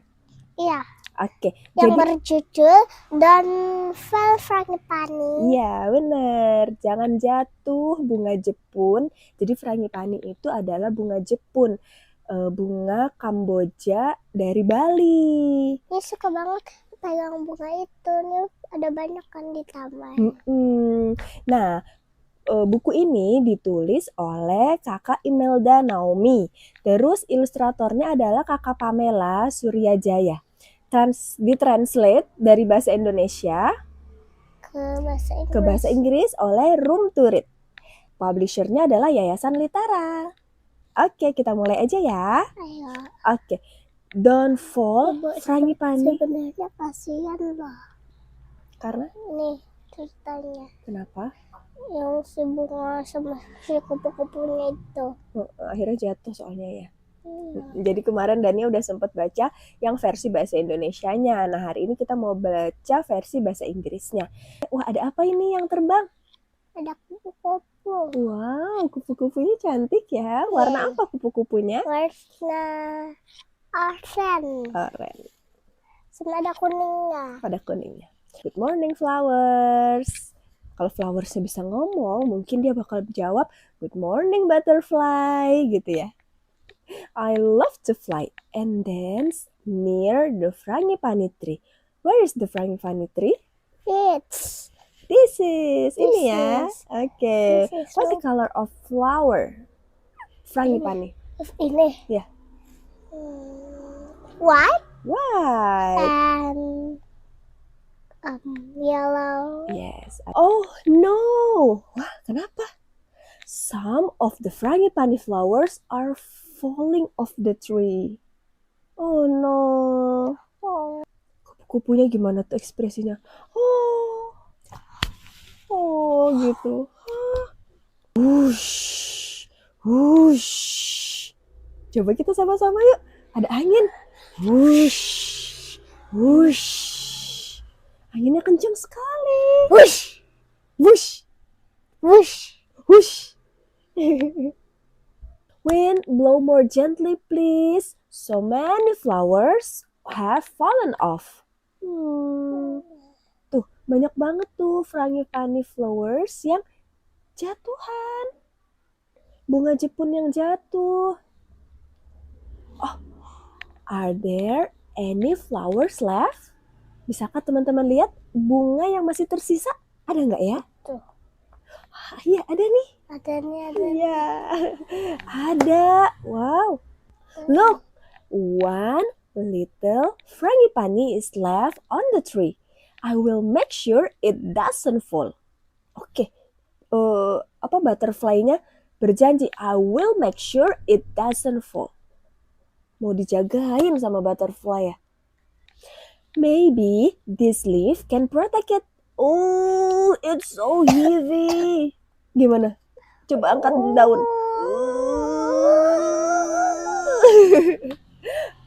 Baru dia punya akal yang lain. Dia punya ide lain ya. Maybe this sticky sap can keep the frangipani on the tree. Do you know sticky sap? Getah pohon. Ya, getah pohon yang lengket, yang sticky. Yang sticky, jadi dia bawa getahnya, mau dibawa ke dekat bunganya. Ayo kita lihat. Oh no, but now I'm sticky too. Sekarang aku jadi lengket juga. Ih, lengket.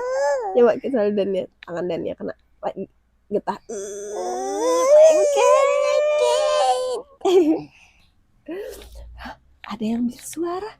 Tiba-tiba ada yang memberitahu. Ada suara. Butterfly, you can use my web. Siapakah itu? Laba-laba. Thank you, Spider.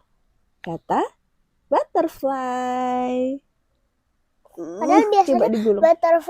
Butterfly sama laba-laba itu tuh saling memakan. Iya loh. Tapi kali ini mereka saling tolong menolong, bersahabat. Kita coba bantu Spider untuk menggulung jaringnya di dekat frangipani. Ya. Boleh gini. Gulung. Tapi kalau dia sih gini. Oh ya gini. Gulung. Jangan jatuh ya frangipani. We work hard to keep the last frangipani flower on the tree. Oh, but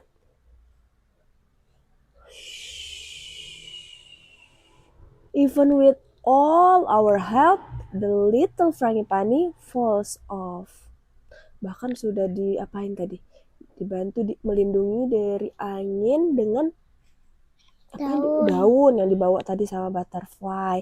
Terus itu coba pakai Getah pohon yang lengket. Yang tadi. Sampai bikin butterfly-nya ke lengket. Iya, badannya jadi lengket. Terus udah pakai spider web. Tapi putus. Tetap jatuh ya. Oh. Little frangipani jatuh di atas kepala anak perempuan. Little frangipani, where are you going now? Mau kemana ya? Little frangipani ya dibawa sama anak perempuan tadi.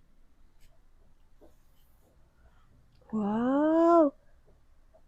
Ternyata little frangipani dipakai oleh banyak orang. Coba lihat, di mana little frangipaninya? Ini. Oke, ada nggak bunga frangipani, bunga Jepun yang lain? Ini. Oke, mana tuh kalau di sini? Itu. Tuh, banyak ya ternyata bunga Jepunnya ya. Iya. Dipakai di sini buat hiasan ya. Yang kepala. Now you are dancing. Tuck in the dancer hair. You look even more beautiful. Oh, ya kita dance bersama-sama bunga frangipani. Oh gitu. Di sini kisahnya bunga frangipaninya. Ayo teman-teman, kita dance bersama Frangipani. iya, frangipani atau bunga Jepun. Walaupun jatuh, ternyata alhamdulillah tetap bisa dipakai untuk hiasan para penari di Bali. Masya Allah. Oke, udah selesai. Terima kasih banyak teman-teman yang sudah menonton. Sampai ketemu esok hari. Kita mau baca buku lagi tentang apa ya? Nantiin besok ya. Ya, nanti kita cari tahu besok. Oke, say goodbye. Goodbye, Bye, my bye. friends. Oke, assalamualaikum warahmatullahi wabarakatuh. Dadah. Assalamualaikum. Halo teman-teman. Hari ini kita mau baca buku cerita yang berjudul The Land of Dim. Oke, penulisnya ini adalah Isa Hasanat, ilustrator Nabila Adani, translator Room to Read, publishernya adalah Yayasan Litara. Oke, kita langsung mulai aja ya. Nah, kita itu dulu. Apa tuh? Ya, kenalan dulu sama teman-teman. Oke, kenalan. Namaku Dania. Salam kenal teman-teman. Salam kenal teman-teman. Kita lanjut mau masuk Ke baca dalam rumah. ke dalam rumah. Rumahnya siapa ya ini? Itu rumahnya Kelana. Oh, rumahnya Kelana. Teman-teman nanti bisa lihat ya gambarnya. Ada rumahnya Kelana. Ini udah mulai gelap ya kayaknya. Kayak sunset ya. Sunset. Ini mau mataharinya berarti lagi. Ini kan yang buat terbenamnya nih, bulatan buat terbenam. Ini mataharinya. Oh, mataharinya mau terbenam nih teman-teman. Kelana lagi apa ya ini? Karena lagi main boneka sama baca buku. Oke. Tuh. Oh no, a blackout. What should Kelana do? Gitu ya, bahasa Indonesia. What should Kelana do? No, What should Kelana do? I don't know. Dilihat Mom, dulu. Mom brings a flashlight. Kelana. Flashlight itu tuh center ya. Bener nih senternya. Tuh, warnanya kuning, cahayanya Harusnya kan terang. putih, bukan kuning. Bol bisa, cahaya bisa putih, bisa kuning. Kelana has an idea. Apa ya kira-kira idenya Kelana? This is Remang, the ape from the land of dim. He wants to go to the land of light. Di mana ya land of light? The journey is not easy. Wow, Remang lagi ngelihat perjalanan petualangan yang ada di depannya pasti tidak mudah ya. Tapi kalau Remang mau menuju tanah yang negeri yang terang benderang. When Remang climbs the mountain, a giant bird swoops in. Let's go. Kita bikin bayangan dari Ini kan tangan. Iya, membentuk bird. Membentuk gini. giant bird. Gini. Oh, gini. Come on. Gini kali. Iya.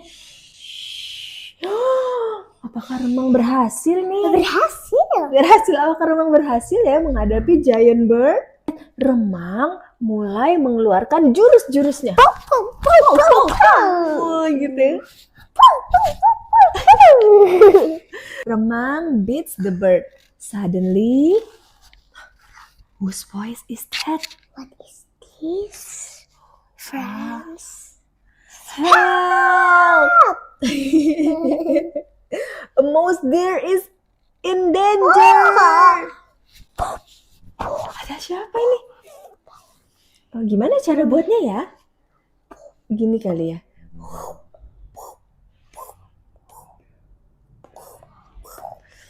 Wow, ada bayangan seperti apa ini? Serigala atau macan? Itu beruang madu yang Oh ya? Beruang madu. Mouse deer dalam bahaya. Ayo kita selamatkan. ayo sini Mas Gimana? Deer bersembunyi. Ayo Jurus. lari. Ayo kita lawan. Pow, pow, pow, pow. Ini aksinya remang. Wih, seru sekali ya. Akhirnya Dan dia bilang iya gitu. bener. Pow, pow.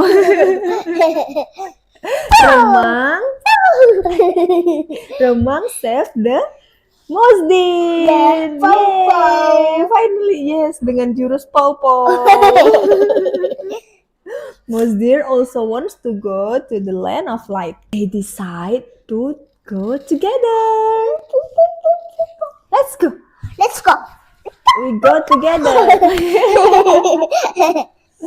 They sail into the big ocean. Bisa bikin ombak nggak Dania? Gini. Oh gitu ombak. Ya, mereka berlayar di tengah lautan yang luas banget. Remang and mouse deer aren't scared of the high waves. The big fish destroys their boat. Wow. Yes, it looks like the mouth of fish. Oh, Ini. wih. Oh, it's the big fish. Kalau yang lebih besar. Yang lebih besar. Oh, tapi kapalnya udah hancur. Tapi kira-kira Remang bisa nggak ya ngalahin big fish? Dengan jurusnya pow-pow. Coba pow-pow-pow. Pow, pow, pow, pow, pow. Yeay, Remang defeats the big fish. Even though the big fish is gone, how do they continue their journey? Apa? Gimana caranya mereka melanjutkan perjalanannya? Kapalnya sudah hancur, teman-teman. Fortunately, a kind tortoise helps them. Yay! Look, there is a bright light. It's the land of light. Mereka sampai deh di negeri yang terang benderang. Playing with shadow is so much fun. Nih, ternyata itu tadi Kelana lagi main bonekanya dengan menggunakan bayangan. Wow, tuh ada boneka apa aja nih? Ada kura-kura, ada remang, sama ada sih itunya. Rusa. The electricity is on again. It's time for Kelana to sleep. Gimana sleep? Oh yeah, let's go. We got to sleep. Mom turns off the lights so Kelana can sleep. Now, where do we go next? The land of water? Come on, let's go. Siapa yang mau pergi? Siapa yang mau ikut? Menuju land of water. Assalamualaikum. Halo teman-teman, Ketemu lagi sama Kakak Aziza. sama kakak Dania. Iya, hari ini kita mau baca buku lagi nih. Ceritanya kali ini berjudul I like your way. Iya. Nah, penulis buku ini adalah Kakak Audelia Agustin. Ilustratornya adalah Kakak Haikal. Haikal. Lalu buku ini berbahasa Indonesia, ditranslate ke bahasa Inggris oleh Room Room to to Read. read. Publishernya Yayasan Litara. Iya. Yuk kita langsung lanjut aja ya. Mom, Rano goes to Ali's birthday party. Rano lagi mau pergi ke rumahnya Ali. Mau ke kalau Alif mah ayahnya Dania. mau ada acara ulang tahun. Iya, Wah, itu Rano lagi jalan. dia ketemu sama Wuri. Iya, Rano adalah anak yang tidak bisa melihat. Ia bisa sampai ke rumah Aldi nggak ya? Bisa.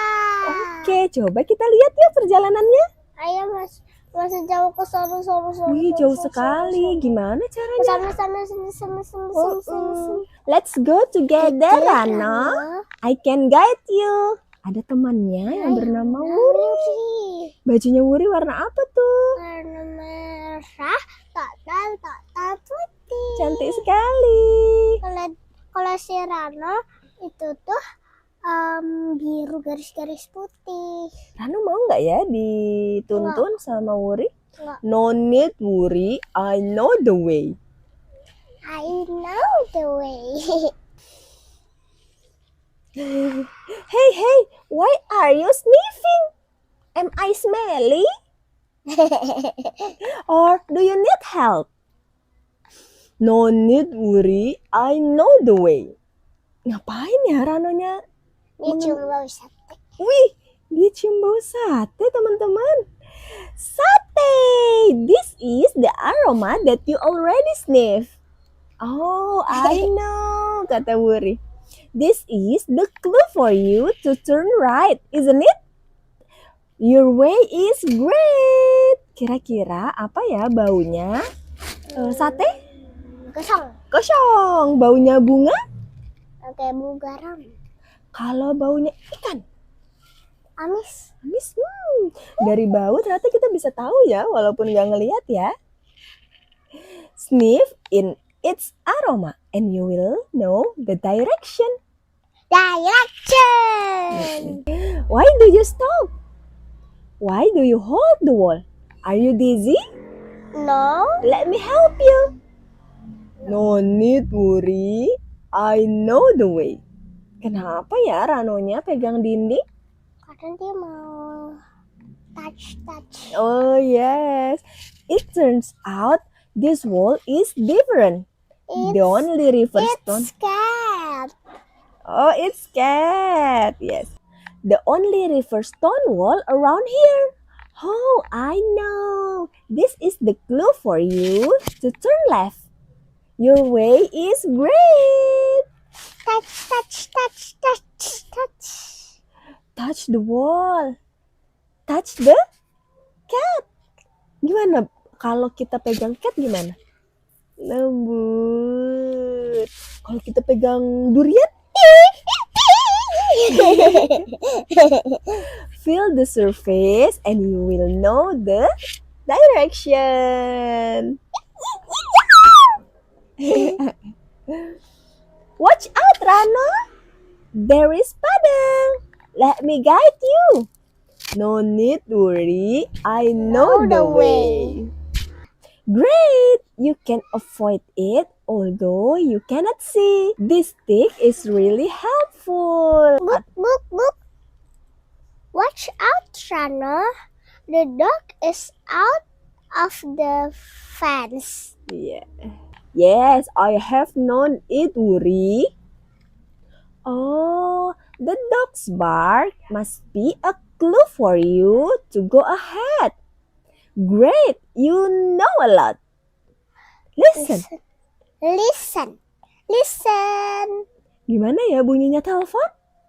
Kring. Bunyinya burung? Kalau ayam berkokok? Kukuruyuk. Pay attention to the sound and you will know the direction.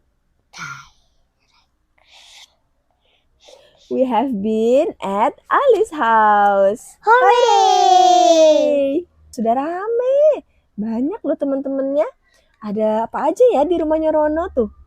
Ada balon, ada kayak yang ini di atas kepala Ondel-ondel, hiasan-hiasan ya. Wah, ada banyak juga yang bawa kado ya. Ini yang apa nih? Rebutan ya Allah. Rebutan kado. Padahal itu kan siapa yang bawa itu punyanya dia. Iya. Let me guess. Ayo kita coba. Nyam gemblang. Kue cucur. Nyem nyem nyem. And kembang goyang. Yay, you are right. I know what you want to say, Wuri. Taste, taste, taste. Recognize the taste. This is my way, Wuri.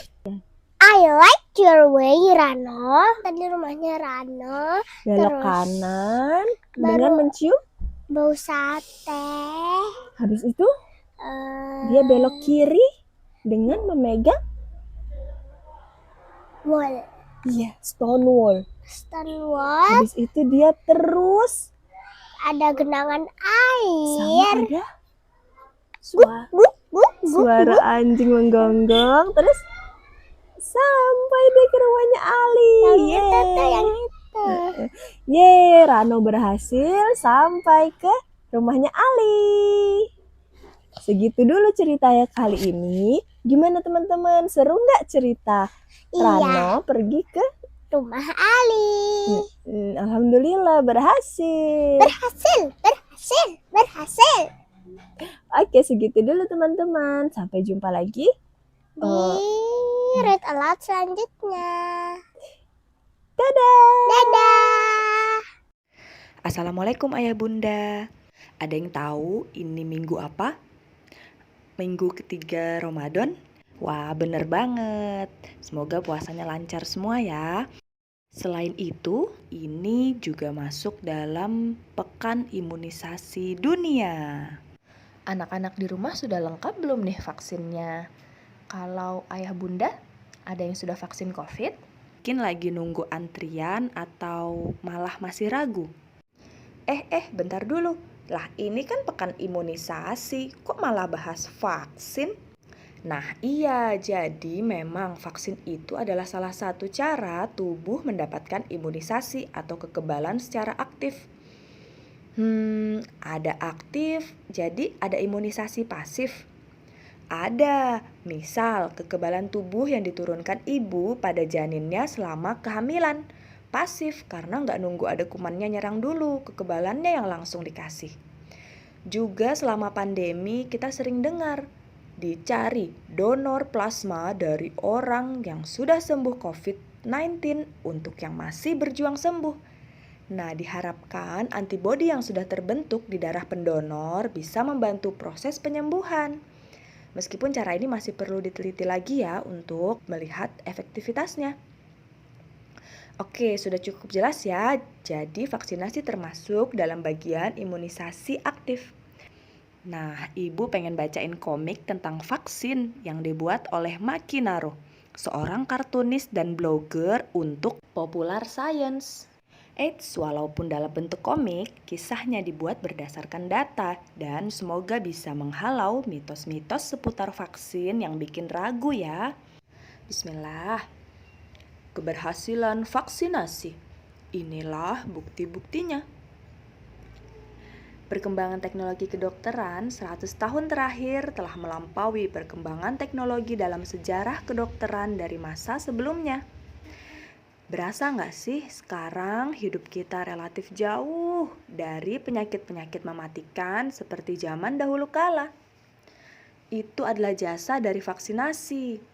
Meskipun sudah banyak bukti keberhasilan vaksinasi, nggak sedikit orang yang masih galau. Vaksin polio, vaksin cacar, apa sih yang mereka masukkan dalam tubuh kita? Nggak apa-apa, boleh berpikir kritis itu baik dan mudahan bisa mendorong kita untuk mencari tahu ilmunya lebih dalam. Oke, mari kita simak. Pada tahun 1798, penyakit cacar atau variola menyebabkan kematian ratusan ribu orang per tahun. Kalau sekarang kayaknya biasa ya, anak SD cacar ketularan temannya paling seminggu 2 minggu insya Allah sembuh. Nah, kalau zaman dulu enggak, ini sesuatu yang sangat berbahaya. Nah, sampai seorang bernama Edward Jenner memperhatikan bahwa gadis pemerah susu sapi yang pernah terkena cacar sapi, ini adalah jenis penyakit cacar yang lebih ringan ya, tidak terkena cacar. Inilah vaksin pertama. Vaksin seperti latihan untuk tubuhmu. Dengan menggunakan virus yang lemah atau rusak, vaksin akan memancing reaksi imunitas tubuh tanpa menyebabkan tubuh terkena penyakit tertentu. Dengan demikian, tubuhmu bisa membangun antibodi yang tepat dan membentuk kekebalan terhadap penyakit tertentu. Kuman-kuman mental. Sejak implementasi program vaksinasi, penyakit cacar telah berhasil diberantas. Penyakit seperti polio, campak, gondong, dan rubella sudah jauh berkurang dan diharapkan bisa segera musnah. Terus kalau vaksin bisa bikin kebal, kenapa aku harus mengulang vaksin influenza tiap tahun? Yang namanya evolusi itu seperti balapan yang tiada akhir. Ketika kita kebal terhadap suatu penyakit, si penyakit berusaha beradaptasi untuk menembus sistem kekebalan tubuh kita. Nah, virus flu itu jago banget dalam beradaptasi kayak gini. Tiap tahun, para ilmuwan memprediksi strain virus yang mana yang paling berbahaya dan perlu dilawan dengan vaksinasi. Tapi kan katanya vaksin menyebabkan autis. Tidak. Mitos tersebut berawal pada tahun 1998 ketika sebuah jurnal kedokteran Inggris bernama The Lancet mempublikasikan makalah yang mengklaim hubungan antara autisme dengan vaksin MMR, Measles, Mumps, Rubella. Namun setelah investigasi panjang diketahui bahwa Andrew Wakefield yang menulis makalah tersebut tidak hanya memalsukan data, tetapi juga melakukan hal-hal yang tidak etis. Misal, ia membayar anak-anak yang datang ke pesta ulang tahun anak laki-lakinya untuk diambil sampel darahnya. Tiap anak diberi uang 5 pound sterling. Wakefield juga memiliki banyak konflik kepentingan. Sebelum menerbitkan makalahnya, ia mengajukan paten untuk vaksin MMR versinya sendiri.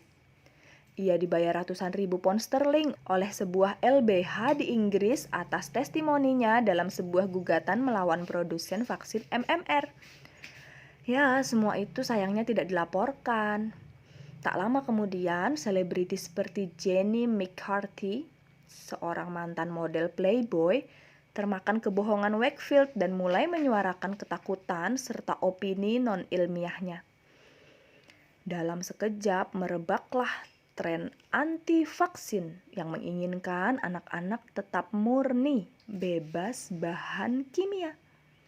Pada saat kesalahan Wakefield terungkap, makalahnya ditarik dan lisensi medisnya dicabut. Sayang, bola salju sudah terlanjur menggelinding. Banyak orang yang termakan bualan Wakefield dan dia diangkat sebagai martir oleh para pendukung anti-vaksin. Sekarang kita paham bahwa autisme adalah salah satu spektrum gangguan perkembangan dan para ilmuwan belum mengetahui secara pasti apa yang menyebabkannya. Ya, kita terus belajar hal-hal baru setiap hari. Tapi tidak ada satupun yang mencurigai vaksin sebagai penyebab autisme. Ini sudah dibuktikan oleh penelitian. Nihil. Tapi ada yang share tentang komposisi bahan vaksin. Serem-serem banget, bahan kimia semua. Masyarakat cenderung merasa takut terhadap hal-hal yang tidak mereka pahami. Hal ini menjadi senjata utama para pendukung anti-vaksin. Dengan membuat daftar komposisi bahan vaksin dan menyebarkannya, masyarakat bingung, terjangkit rasa was-was dan takut. Contohnya seperti ini, ada senyawa thimerosal seringkali ditunjuk sebagai penyebab autisme. Thimerosal merupakan zat anti jamur yang digunakan sebagai pengawet vaksin dalam ampul multidosis. Di dalamnya memang terkandung atom merkuri. Hal ini memungkinkan kita untuk memvaksinasi banyak orang dari satu ampul. Banyak dari kita terlanjur menganggap merkuri itu senyawa yang buruk. Padahal sebenarnya tidak sesederhana itu. Kita mungkin lupa bahwa dalam masakan yang kita makan setiap hari ada satu zat yang terbuat dari 2 unsur yang paling labil dan mematikan di dunia. Ya, sodium atau natrium adalah logam yang sangat reaktif. Bila terkena air bisa meledak. Klorin juga bersifat korosif. Tapi kedua unsur tersebut membentuk garam yang aman dikonsumsi setiap hari. Nah, merkuri yang terkandung dalam timerosal adalah etil merkuri yang dapat dikeluarkan dari tubuh, tidak terakumulasi. Tidak seperti saudaranya, metil merkuri yang merupakan senyawa jahat dan dapat diakumulasi dalam tubuh. Padahal metil merkuri itu terbentuk secara alami loh. Kamu tahu metil merkuri yang jahat itu ada di mana? Ya, tuna. Inilah kenapa kita mesti membatasi konsumsi tuna dan ikan-ikan laut berukuran besar lainnya, terutama bagi ibu hamil dan anak-anak. Meskipun ada risiko dengan maksud mengurangi kekhawatiran publik akibat misinformasi, CDC pun menghentikan penggunaan timerosal dalam vaksin. Bahkan setelah penelitian membuktikan tidak ada hubungan antara timerosal dalam vaksin dengan autisme. Hasil penelitian terkini menunjukkan bahwa peningkatan kasus autisme ini berkaitan dengan kesadaran yang lebih besar dan diagnosa yang lebih baik atas autisme. Zaman dahulu penyandang autisme seringkali hanya dilabeli gila dan tidak mendapatkan terapi. Yang dirugikan adalah masyarakat di negara berkembang yang kini harus membayar lebih mahal untuk vaksinasi. Karena bila tidak menggunakan timerosal, maka vaksin tidak bisa lagi disimpan dalam ampul multidosis, melainkan harus dalam ampul single dosis. Biaya produksi pun jadi semakin besar. Misinformasi lainnya adalah mengenai penggunaan asam klorida HCl dalam vaksin. HCl kan berbahaya. Tapi ingat kan pelajaran kimia di sekolah dulu? Larutan asam bisa ditambahkan ke larutan basa untuk memperoleh pH netral. Itulah yang terjadi dalam pembuatan vaksin, saudara-saudara. Oh iya ya. Masih banyak kalangan masyarakat kita yang belum menyadari bahwa beda baik dan buruk itu seringkali terletak pada dosisnya. Contoh, air. Kita selalu disarankan untuk banyak minum air. Tapi terlalu banyak minum air juga bisa membunuh kita loh. Pada tahun 2007, seorang wanita di California meninggal dunia setelah minum air 6 liter dalam waktu 3 jam. Waduh, dan masih banyak kasus water intoxication lainnya. Kandungan bahan-bahan kimia yang menyeramkan dalam vaksin masih jauh di bawah ambang batas yang ditetapkan FDA dan badan kesehatan lainnya. Formaldehid misalnya. Formaldehid merupakan salah satu hasil samping metabolisme tubuh secara alami loh. Selama membaca komik ini aja, tubuhmu memproduksi formaldehid dalam jumlah yang lebih banyak dibandingkan dengan yang terkandung dalam vaksin loh. Kelompok anti-vaks juga berbohong mengenai bahan vaksin agar masyarakat semakin takut. Kebohongan ini disebarkan melalui website bernama keren supaya banyak orang yang tertipu. Misalnya, vaccinetruth.com, The National Vaccine Information Center, dan juga melalui penggiat anti-vaksin lokal, misal Ibu USA. Pilih-pilih kalau gabung grup di FB ya. Kandungan vaksin yang selama ini dirahasiakan oleh para dokter, ginjal monyet, otak babi, janin hasil aborsi. Aduh, makin ngawur kan makin heboh. Tapi kalau semua itu tidak benar, mengapa masih banyak orang yang anti vaksin? Ironisnya, gerakan anti vaksin ini mirip dengan patogen yang mengancam kita. Sayang sekali tidak ada vaksin untuk kebodohan ya. Mereka berlomba-lomba menebar ketakutan akan vaksinasi, sementara membahayakan masyarakat dari berbagai ancaman penyakit. Timerosal menyebabkan autisme. Tubuh bayi yang kecil tidak siap menerima vaksin. Pakai referensi jurnal kesehatan ya, bukan majalah. Setiap kali tuduhan para anti-vaks dibuktikan salah oleh ilmu pengetahuan, mereka langsung membuat tuduhan baru tanpa mau mengklarifikasi atas kesalahan mereka sebelumnya. Aluminium. Oke deh kalau begitu, Tapi kalau nggak ingin vaksinasi ya biarin aja dong. Kan itu hak mereka untuk memilih mau vaksinasi apa enggak. Sayang, pernyataan itu cuma benar jika keputusan mereka tidak mempengaruhi orang lain. Tapi faktanya tidak demikian. Salah satu manfaat dari vaksinasi adalah suatu efek yang disebut herd immunity. Jika persentase masyarakat yang divaksinasi dalam satu populasi cukup banyak, lebih dari 83 sampai 85%, maka penyakit akan susah mewabah. Yang dilindungi oleh vaksinasi tidak hanya orang yang divaksin, tapi orang yang di sekitarnya karena suatu kondisi tidak atau belum bisa divaksin. Misal, terlalu muda, belum masuk jadwal vaksinasi, atau orang-orang yang memiliki alergi, memiliki kondisi kesehatan tertentu yang tidak memungkinkan untuk divaksin.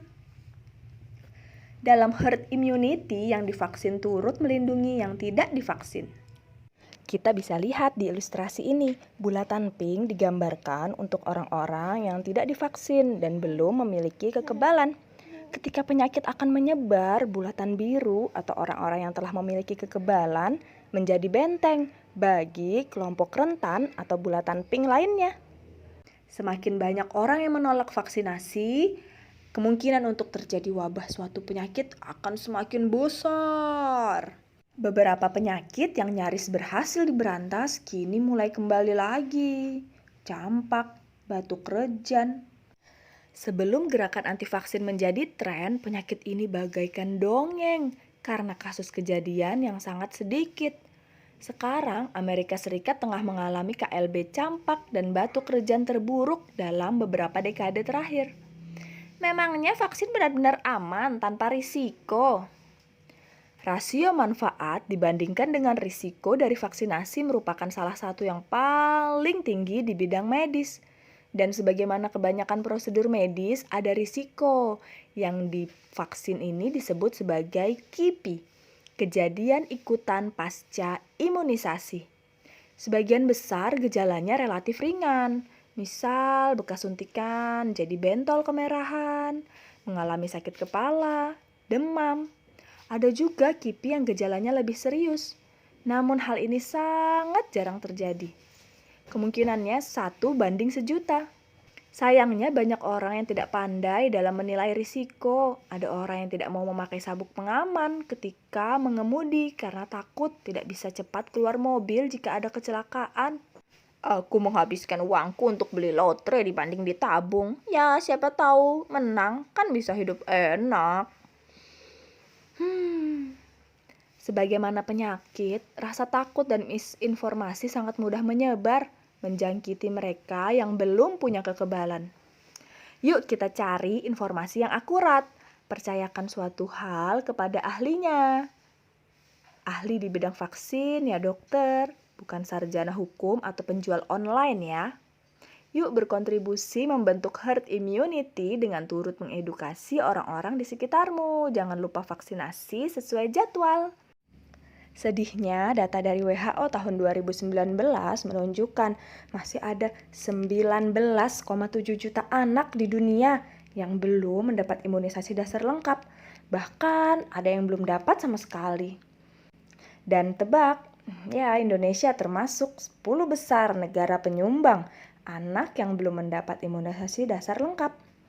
Padahal udah digratiskan ya. Gimana kalau bayar? Oke. Sekian dulu, semoga makin mencerahkan keraguan di hati seputar vaksin ya. Ayah, bunda, kakek nenek juga bisa mulai cek kondisi kesehatan untuk tahu bisa menjadi penerima vaksin COVID-19 atau tidak. Share video ini ke teman-teman, keluarga, tetangga yang masih pada kemakan hoaks seputar vaksin. Yuk vaksin, karena tak kenal maka tak kebal. Wassalamualaikum warahmatullahi wabarakatuh.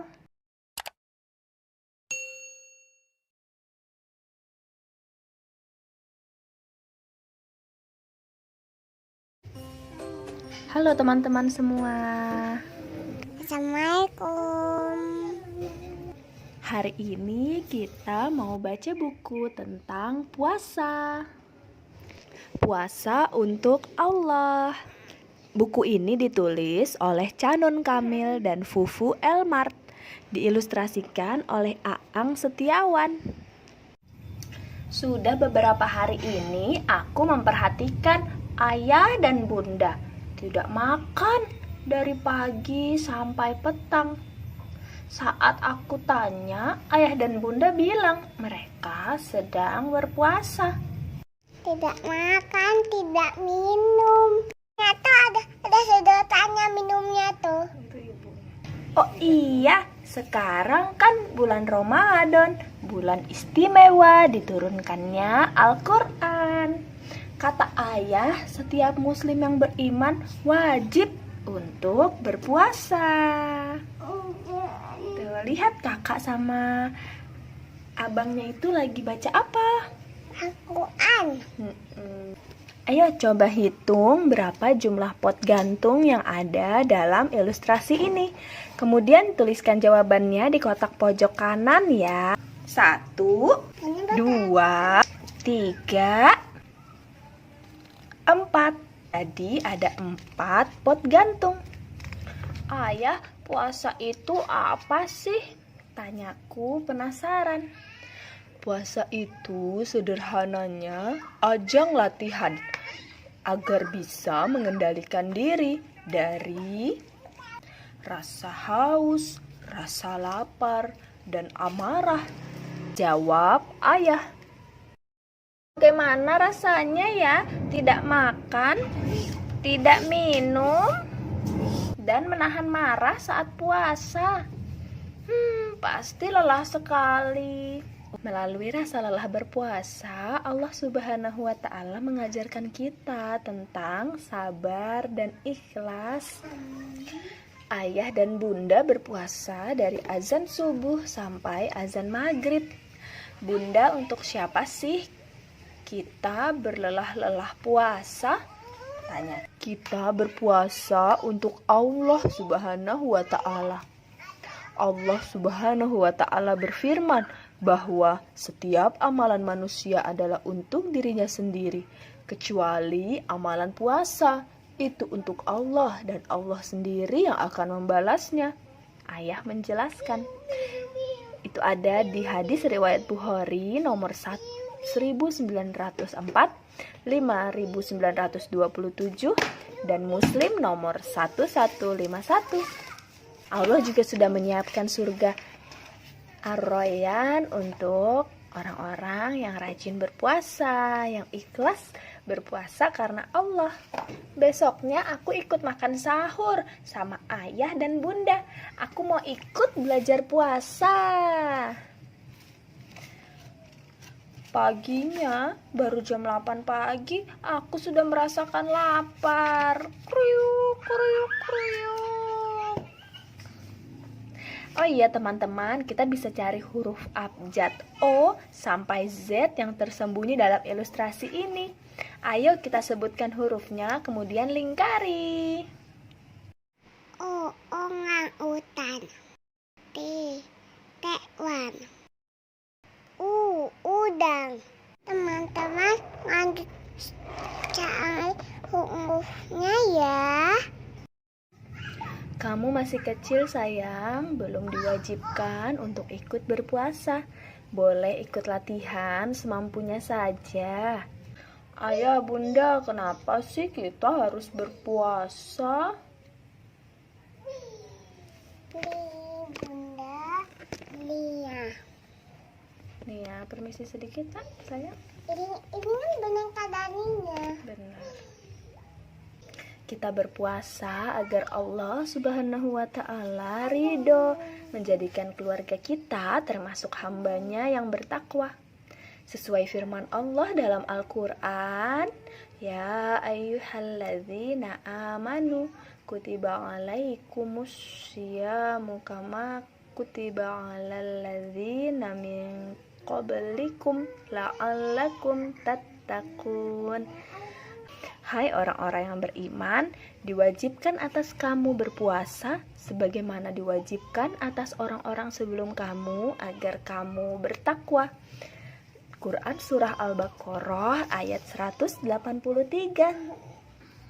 Masya Allah, ayah dan bunda temani aku perlahan untuk belajar tentang puasa ya, agar Allah Subhanahu wa Ta'ala ridho menjadikanku hambanya yang bertakwa. Ungkapku bahagia. Aku semangat. Bu, jangan digituin, kan nenek mengawat. Di belakang ibu kan. Aku semangat memulai belajar puasa untuk menunaikan ibadah rukun Islam yang ketiga. Sampai jumpa di buku selanjutnya. Makasih ya.